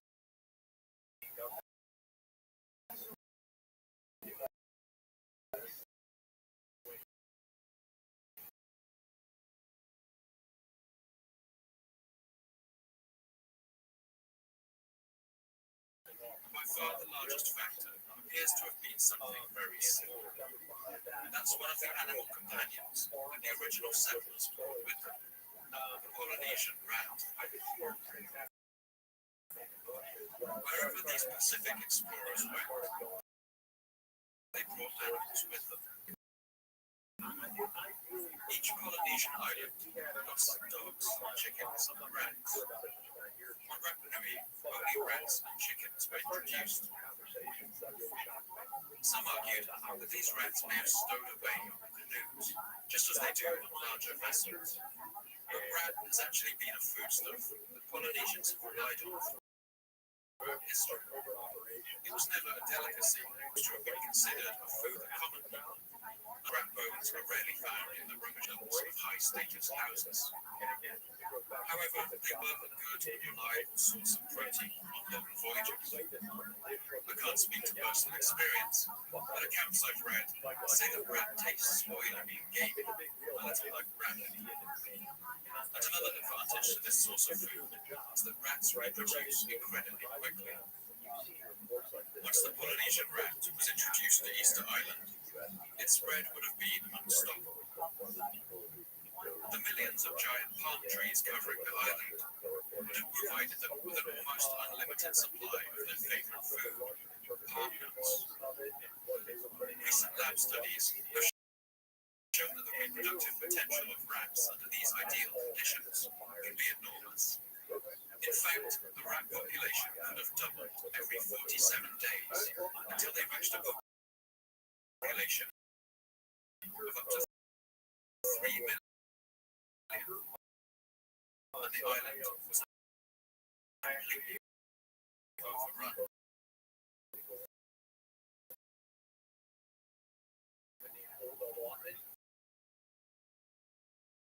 Of rats. As well as damaging the forests, rats would also have eaten the eggs of seabirds, finishing off those the islanders had trapped and eaten.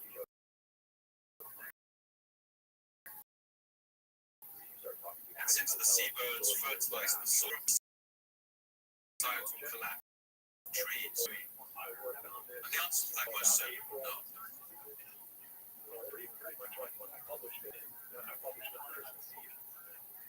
This isn't to say that the loss of palm forests on Rapa Nui didn't present a number of challenges to the islanders. By around the year 1650,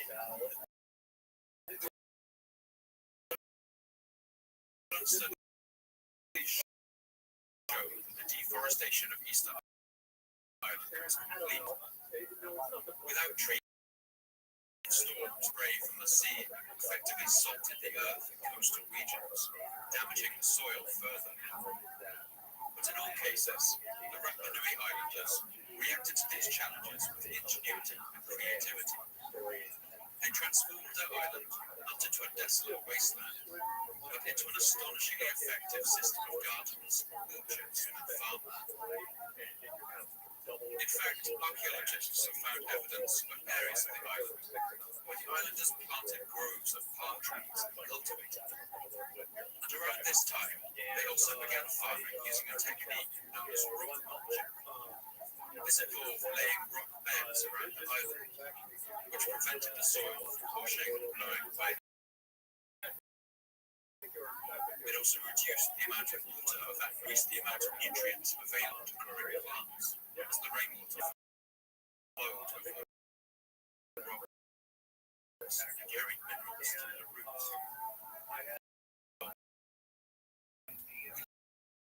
Live in harsh, water-poor areas.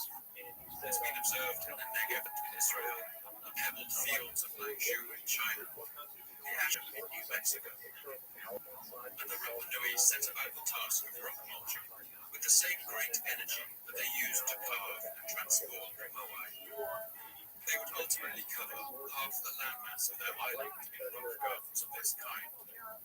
It was an enormous task. It's been calculated that over the 400 years that the practice was engaged in, it would have taken over 150 men working daily to construct these vast assemblages made up of millions of stones. And there's strong evidence that the Rapa Nui people also took advantage of the deep underground caverns of the island. The caves of Easter Island were formed by lava tubes, which developed during the volcanic eruptions that raised the islands out of the sea. When lava flows out of the mouth of a volcano, it forms vast underground rivers, as the lava on the surface cools and hardens into rock. When the eruption ends and the lava stops flowing, the tubes drain their lava, leaving enormous caverns. As though a monstrous worm has eaten its way through the rock. The islanders' relationship with the back to the first known moment of their history, as this piece of Rapa Nui folklore about King Hotumatua shows. The explorers went to the west side of the island.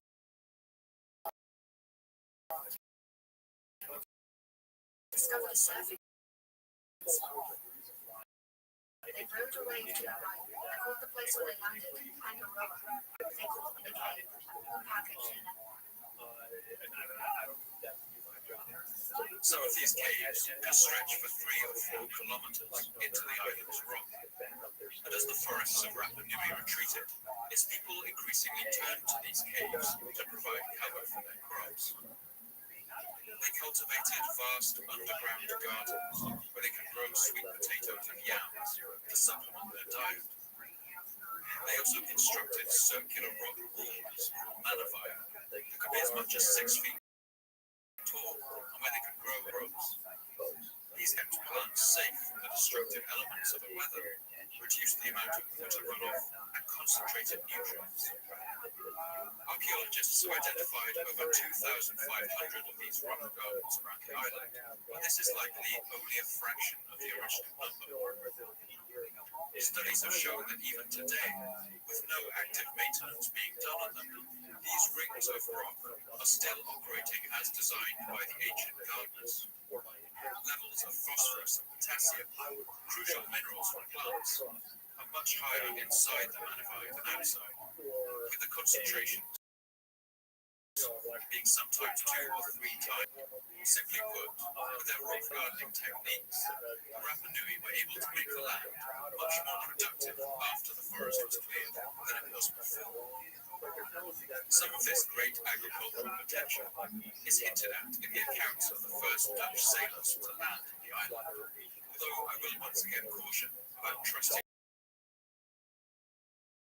too much.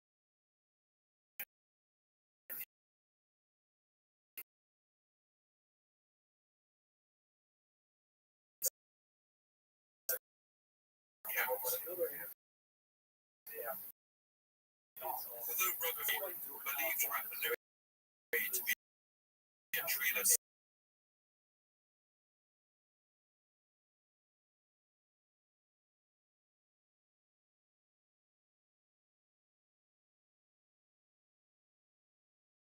another of Rabbi's officers, a man named Karl Friedrich Behrens, seems also to contradict this account, but it on a wide variety of uses the islanders had. They gave us paragraphs as peace.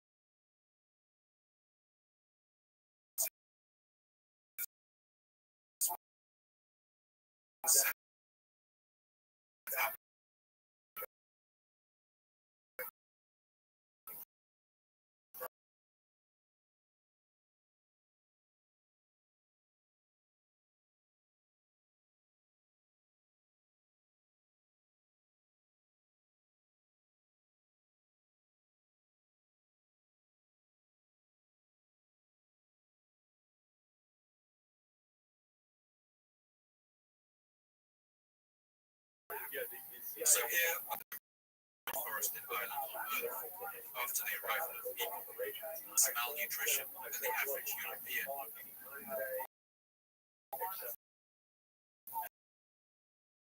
This all seems way back up by Rothschild's account of his to the island. It's clear from his account that when he arrived, the Rabb'i Islanders weren't starving to beg for food from the newcomers. In fact, they were much more interested in the Europeans' hats. And one brief, there's no account of them stealing the Europeans' food. In fact, it was the Dutch. Malnutrition.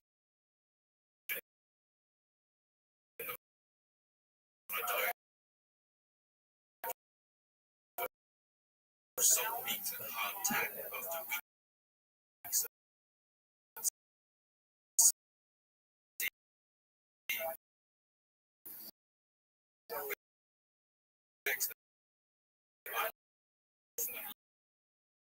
In exchange for 60 60 chickens and 30 bunches of bananas begins to make that popular scenario of starvation and even cannibalism look patently absurd. Ireland descended into a period of brutal conflict once resources ran scarce. If resources were abundant, can we also question the folklore of the islanders does record a period after which the Moai building culture faded into obscurity.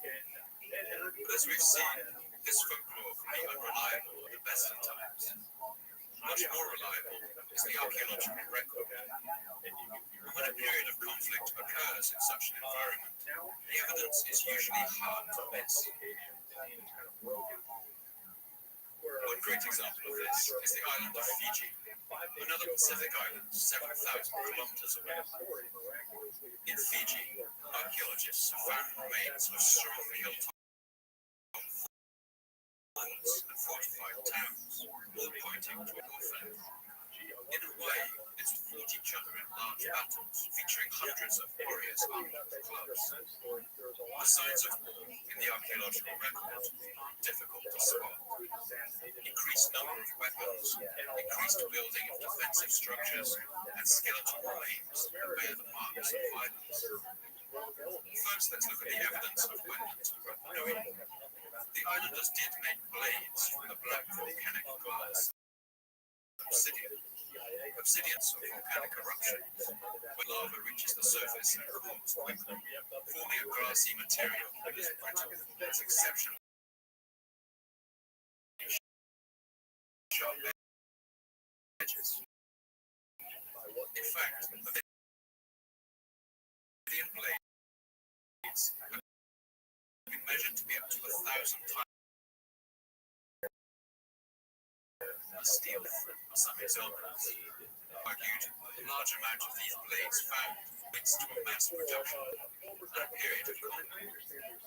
But studies of these blades have found that their edges were mostly covered in vegetable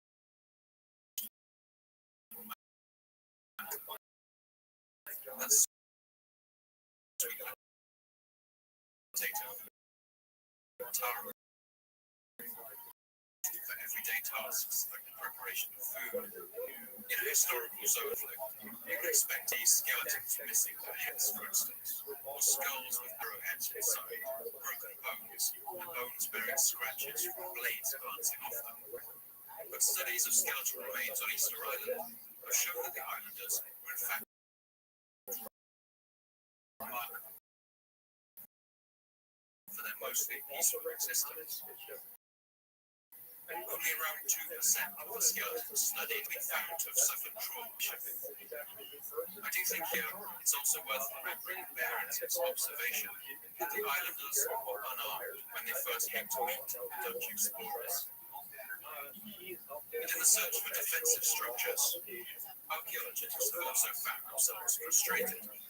The small Pacific island of Rabbbi, for instance, is 5 times smaller than Easter Island, and yet it has no fewer than 14 hilltop fortresses. On Rabb'i, life on the island actually did descend into a nightmare of violence and civil war, and the signs of this are hard to miss. Fortifications on Rabb'i involve watchtowers, walls, ditches, and wooden palisade fences. Find weapons here and human remains bearing the marks of violence. But on Easter Island, no such fortifications exist. One feature known as the Quaker Ditch is long assumed to be a defensive structure. But recent investigations have shown that it's actually a natural feature caused by the collisions. Some walls built to fortify themselves, but there's little other evidence of the caves being used as military strongholds. And in fact, they seem to be more commonly used as hiding places. So another one of our assumptions about Easter Island has been taken away. Now we're left having to explain how Rapa Nui's culture could actually have been less violent than many other comparable societies, and certainly less violent than any city of Europe at the time. We may never know what decides whether a small community will descend into a violent hell like Rapa Iti, or whether they will work together to maintain the peace like on Rapa Nui. Some have suggested the Rapa Nui Islanders, all descended from that first colonization attempt, would have had many family relations between tribes, and so it may have been unthinkable to escalate conflict beyond the occasional feud or skirmish. When a rival chief is also the husband of your wife's sister's aunt, for instance, you might try to avoid excessive conflict and reach for peaceful compromises. That is, if you want to avoid a frosty atmosphere at your dinner table. Historians have even argued the construction of the Moai themselves may have helped prevent conflict by allowing the island's different communities to compete for dominance in a non-violent way. And another way this may have occurred is through an incredible ritual.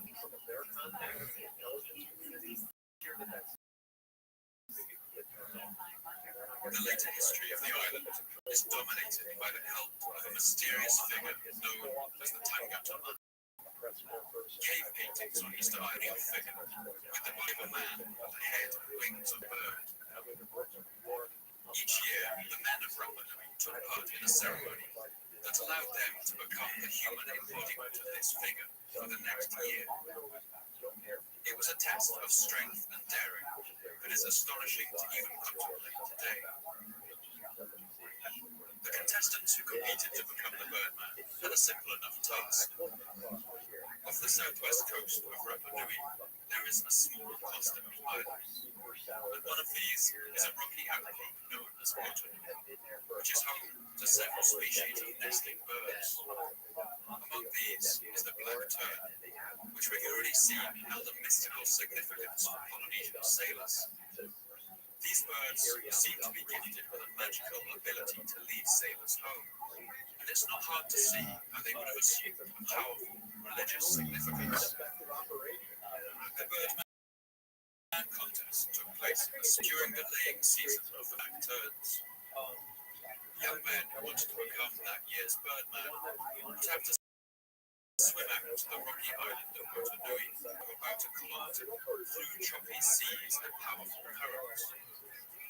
Once they reached the island, they had to climb up through the flocks of cackling seabirds and search through their nests.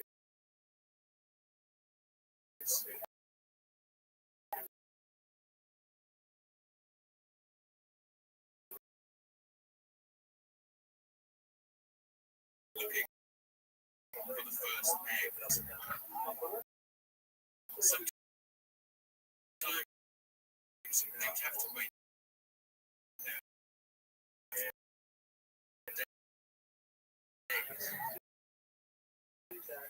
When they found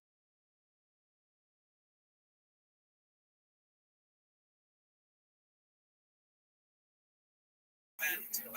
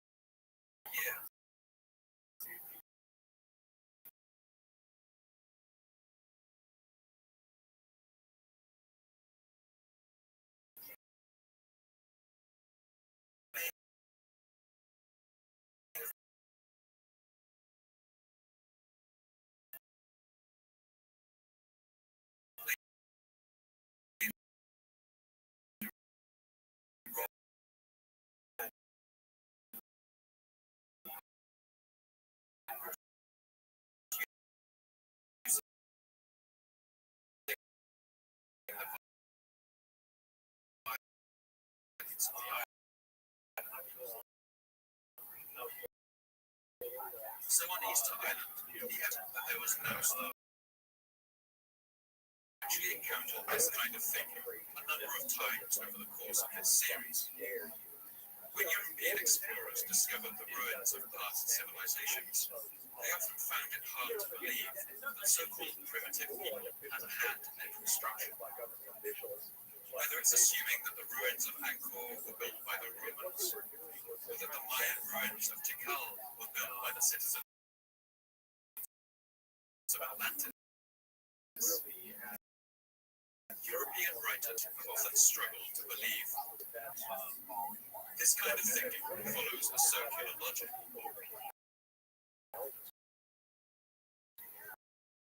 Only a so-called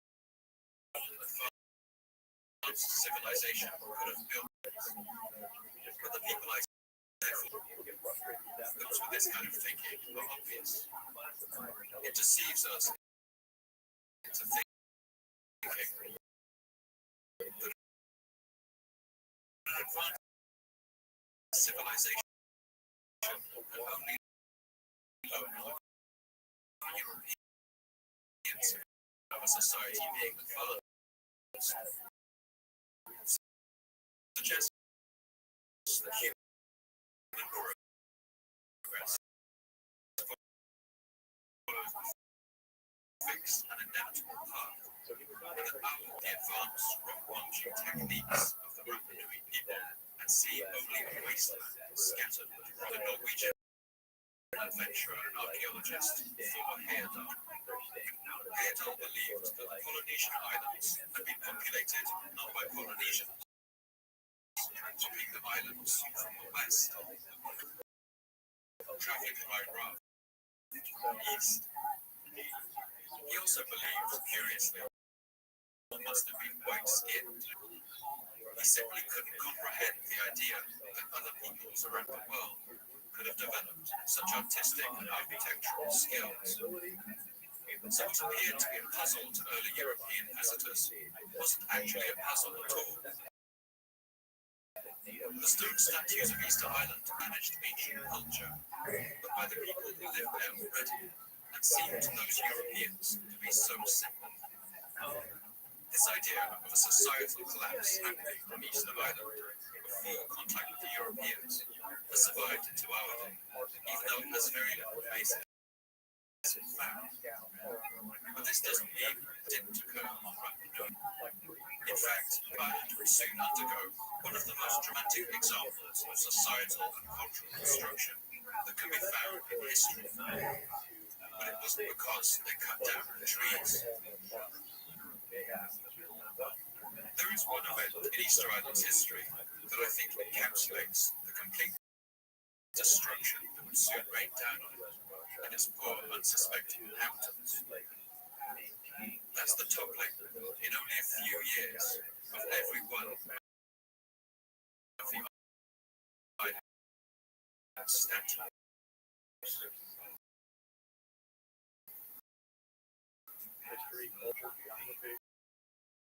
For centuries,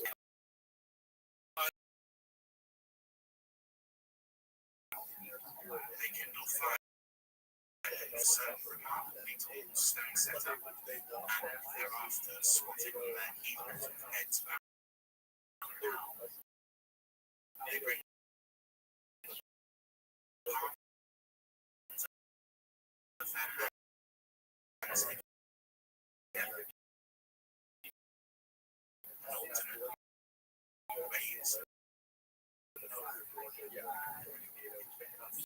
visit a second arrived.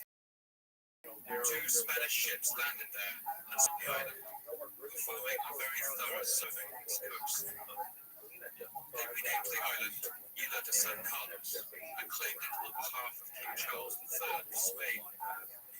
They also ceremoniously erected 3 wooden crosses and a Spanish flag.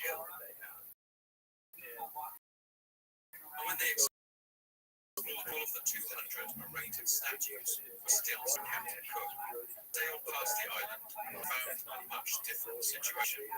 Cook's diary of Thursday, 17th of March, 1774, gives his account of the impoverished state of the island. This is undoubtedly the same island as was seen by Rabbbi in April 1722, although the description given of it by the author of that voyage does by no means correspond with it now. No nation will ever contend for the honour of the discovery of Easter Island, as there is hardly an island in the sea which affords less refreshments and conveniences for shipping than it does. Nature has hardly provided it with anything fit for man to eat and drink, and then more than sufficient for themselves. If Cook's account is to be believed, the population size of Easter Island from taking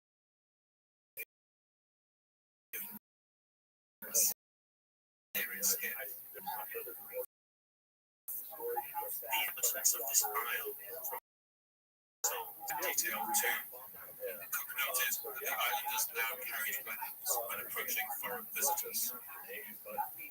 Their arms are wooden cutouts and clubs, very much like those of New Zealand, and spears about 6 or 8 feet long, which are pointed at one end with pieces of black flint. But the final tragic detail is that in the 4 years since the Spanish expedition, virtually all of the standing moai on the island have been toppled over. On the east side, near the sea, they met with 3 platforms of stonework, or rather, the ruins of them.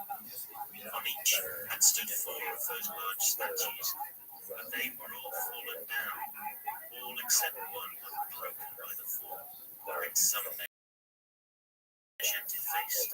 The practice of statue toppling is called Remoa in the Rabbani language, and it continued into the 1830s. By 1838, every single coastal moai had been taken down. Now the only standing statues were those abandoned on the slopes below the quarry and Rabbbi. So what happened to make the islanders start to cause inflation to reduce so heavily? And what made them well, the answer to that may lie in the very event of this episode, which we've returned to a number of times. That's the arrival of 3 Dutch sails on the horizon on the day 1722. At the sight of the enormous ships dropping anchor somewhere gathered on the shore, astonishment. They looked alien spaceship, which one day materialized. It must have been a mix of fear and wonder, a sense that the world would never quite be the same again. They selected one of their number, who must have been the bravest of them all. It's not unlikely, I think, that he would have been the winner of the most recent Birdman competition, the island's champion and protector. This man got in his canoe and rowed out to meet the strange vessels, whose white sails must have looked brilliant and dazzling in the sunlight. Perhaps he wouldn't have immediately realized how large they were until he got up close and their prows began to loom over his small canoe. When he approached, he saw that there were men on board. He waved. The Dutch officer, called Friedrich Behrens, wrote about this incredible encounter. During the morning, Captain Nemo released the Islander on board, together with his crowd. This hapless creature seemed to be very glad to behold us, and showed the greatest wonder in the build of our ship. He took special notice of the forms of our spars, the stoutness of our rigging and running gear, the sails, the guns, which he felt all over with minute attention, and with everything else that he saw. When the image of his own features was displayed before him in a mirror, he started suddenly back, and then looked towards the back of the glass, apparently in the expectation.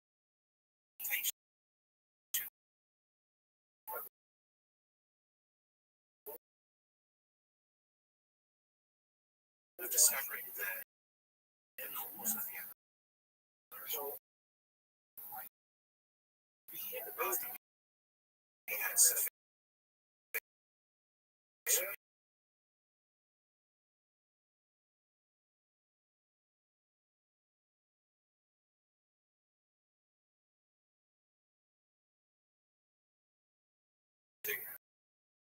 the novel Robinson Crusoe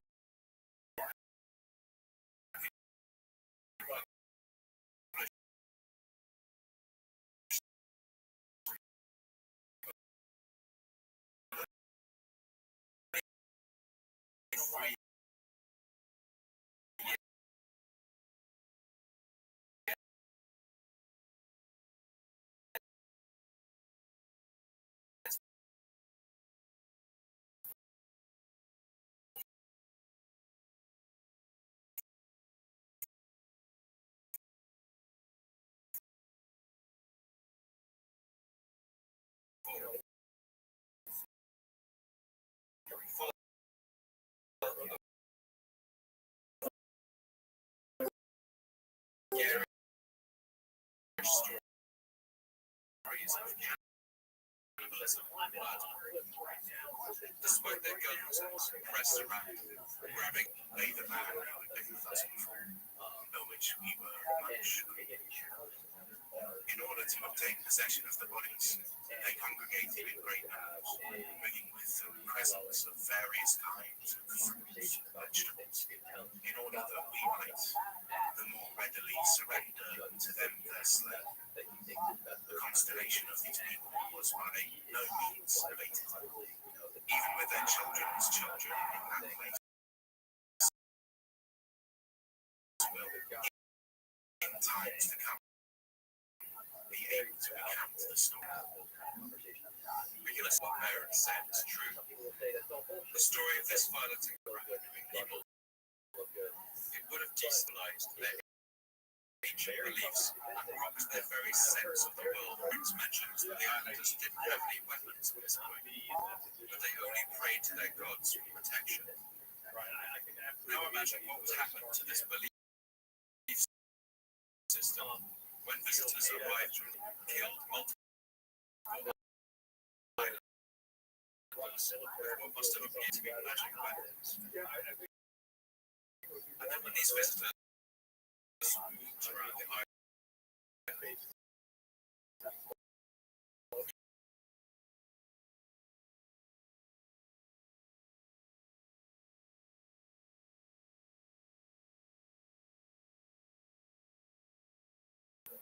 the true killer of the Rabboi would have been something much smaller. Invisible microbes, viruses, and bacteria to which the islanders' immune systems had never been exposed.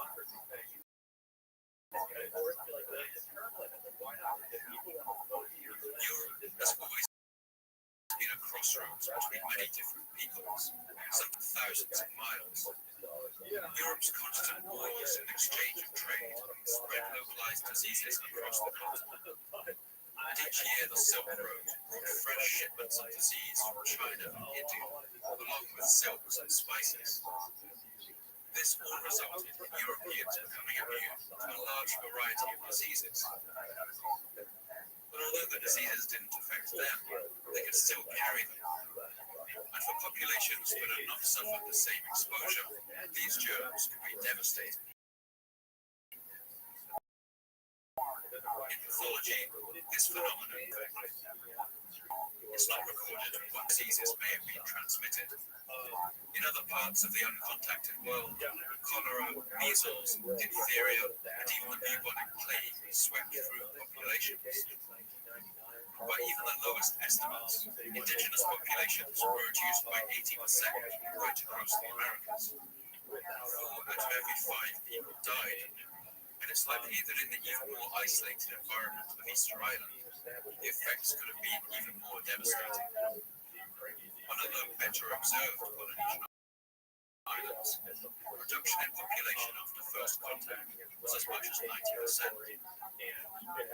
And so in the decades after the Dutch visit,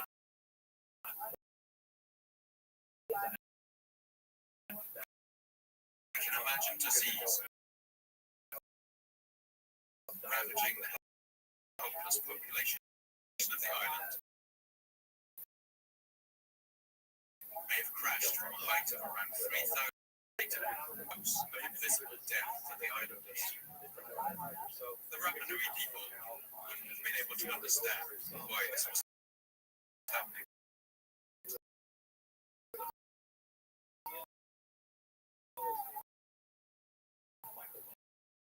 In fact, if you ask the Europeans of the time, these the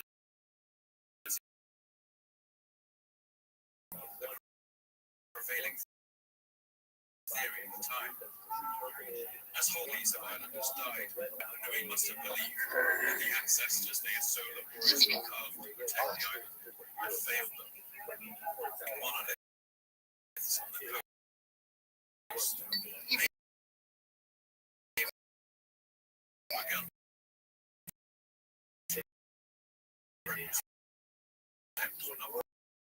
Protective spirits.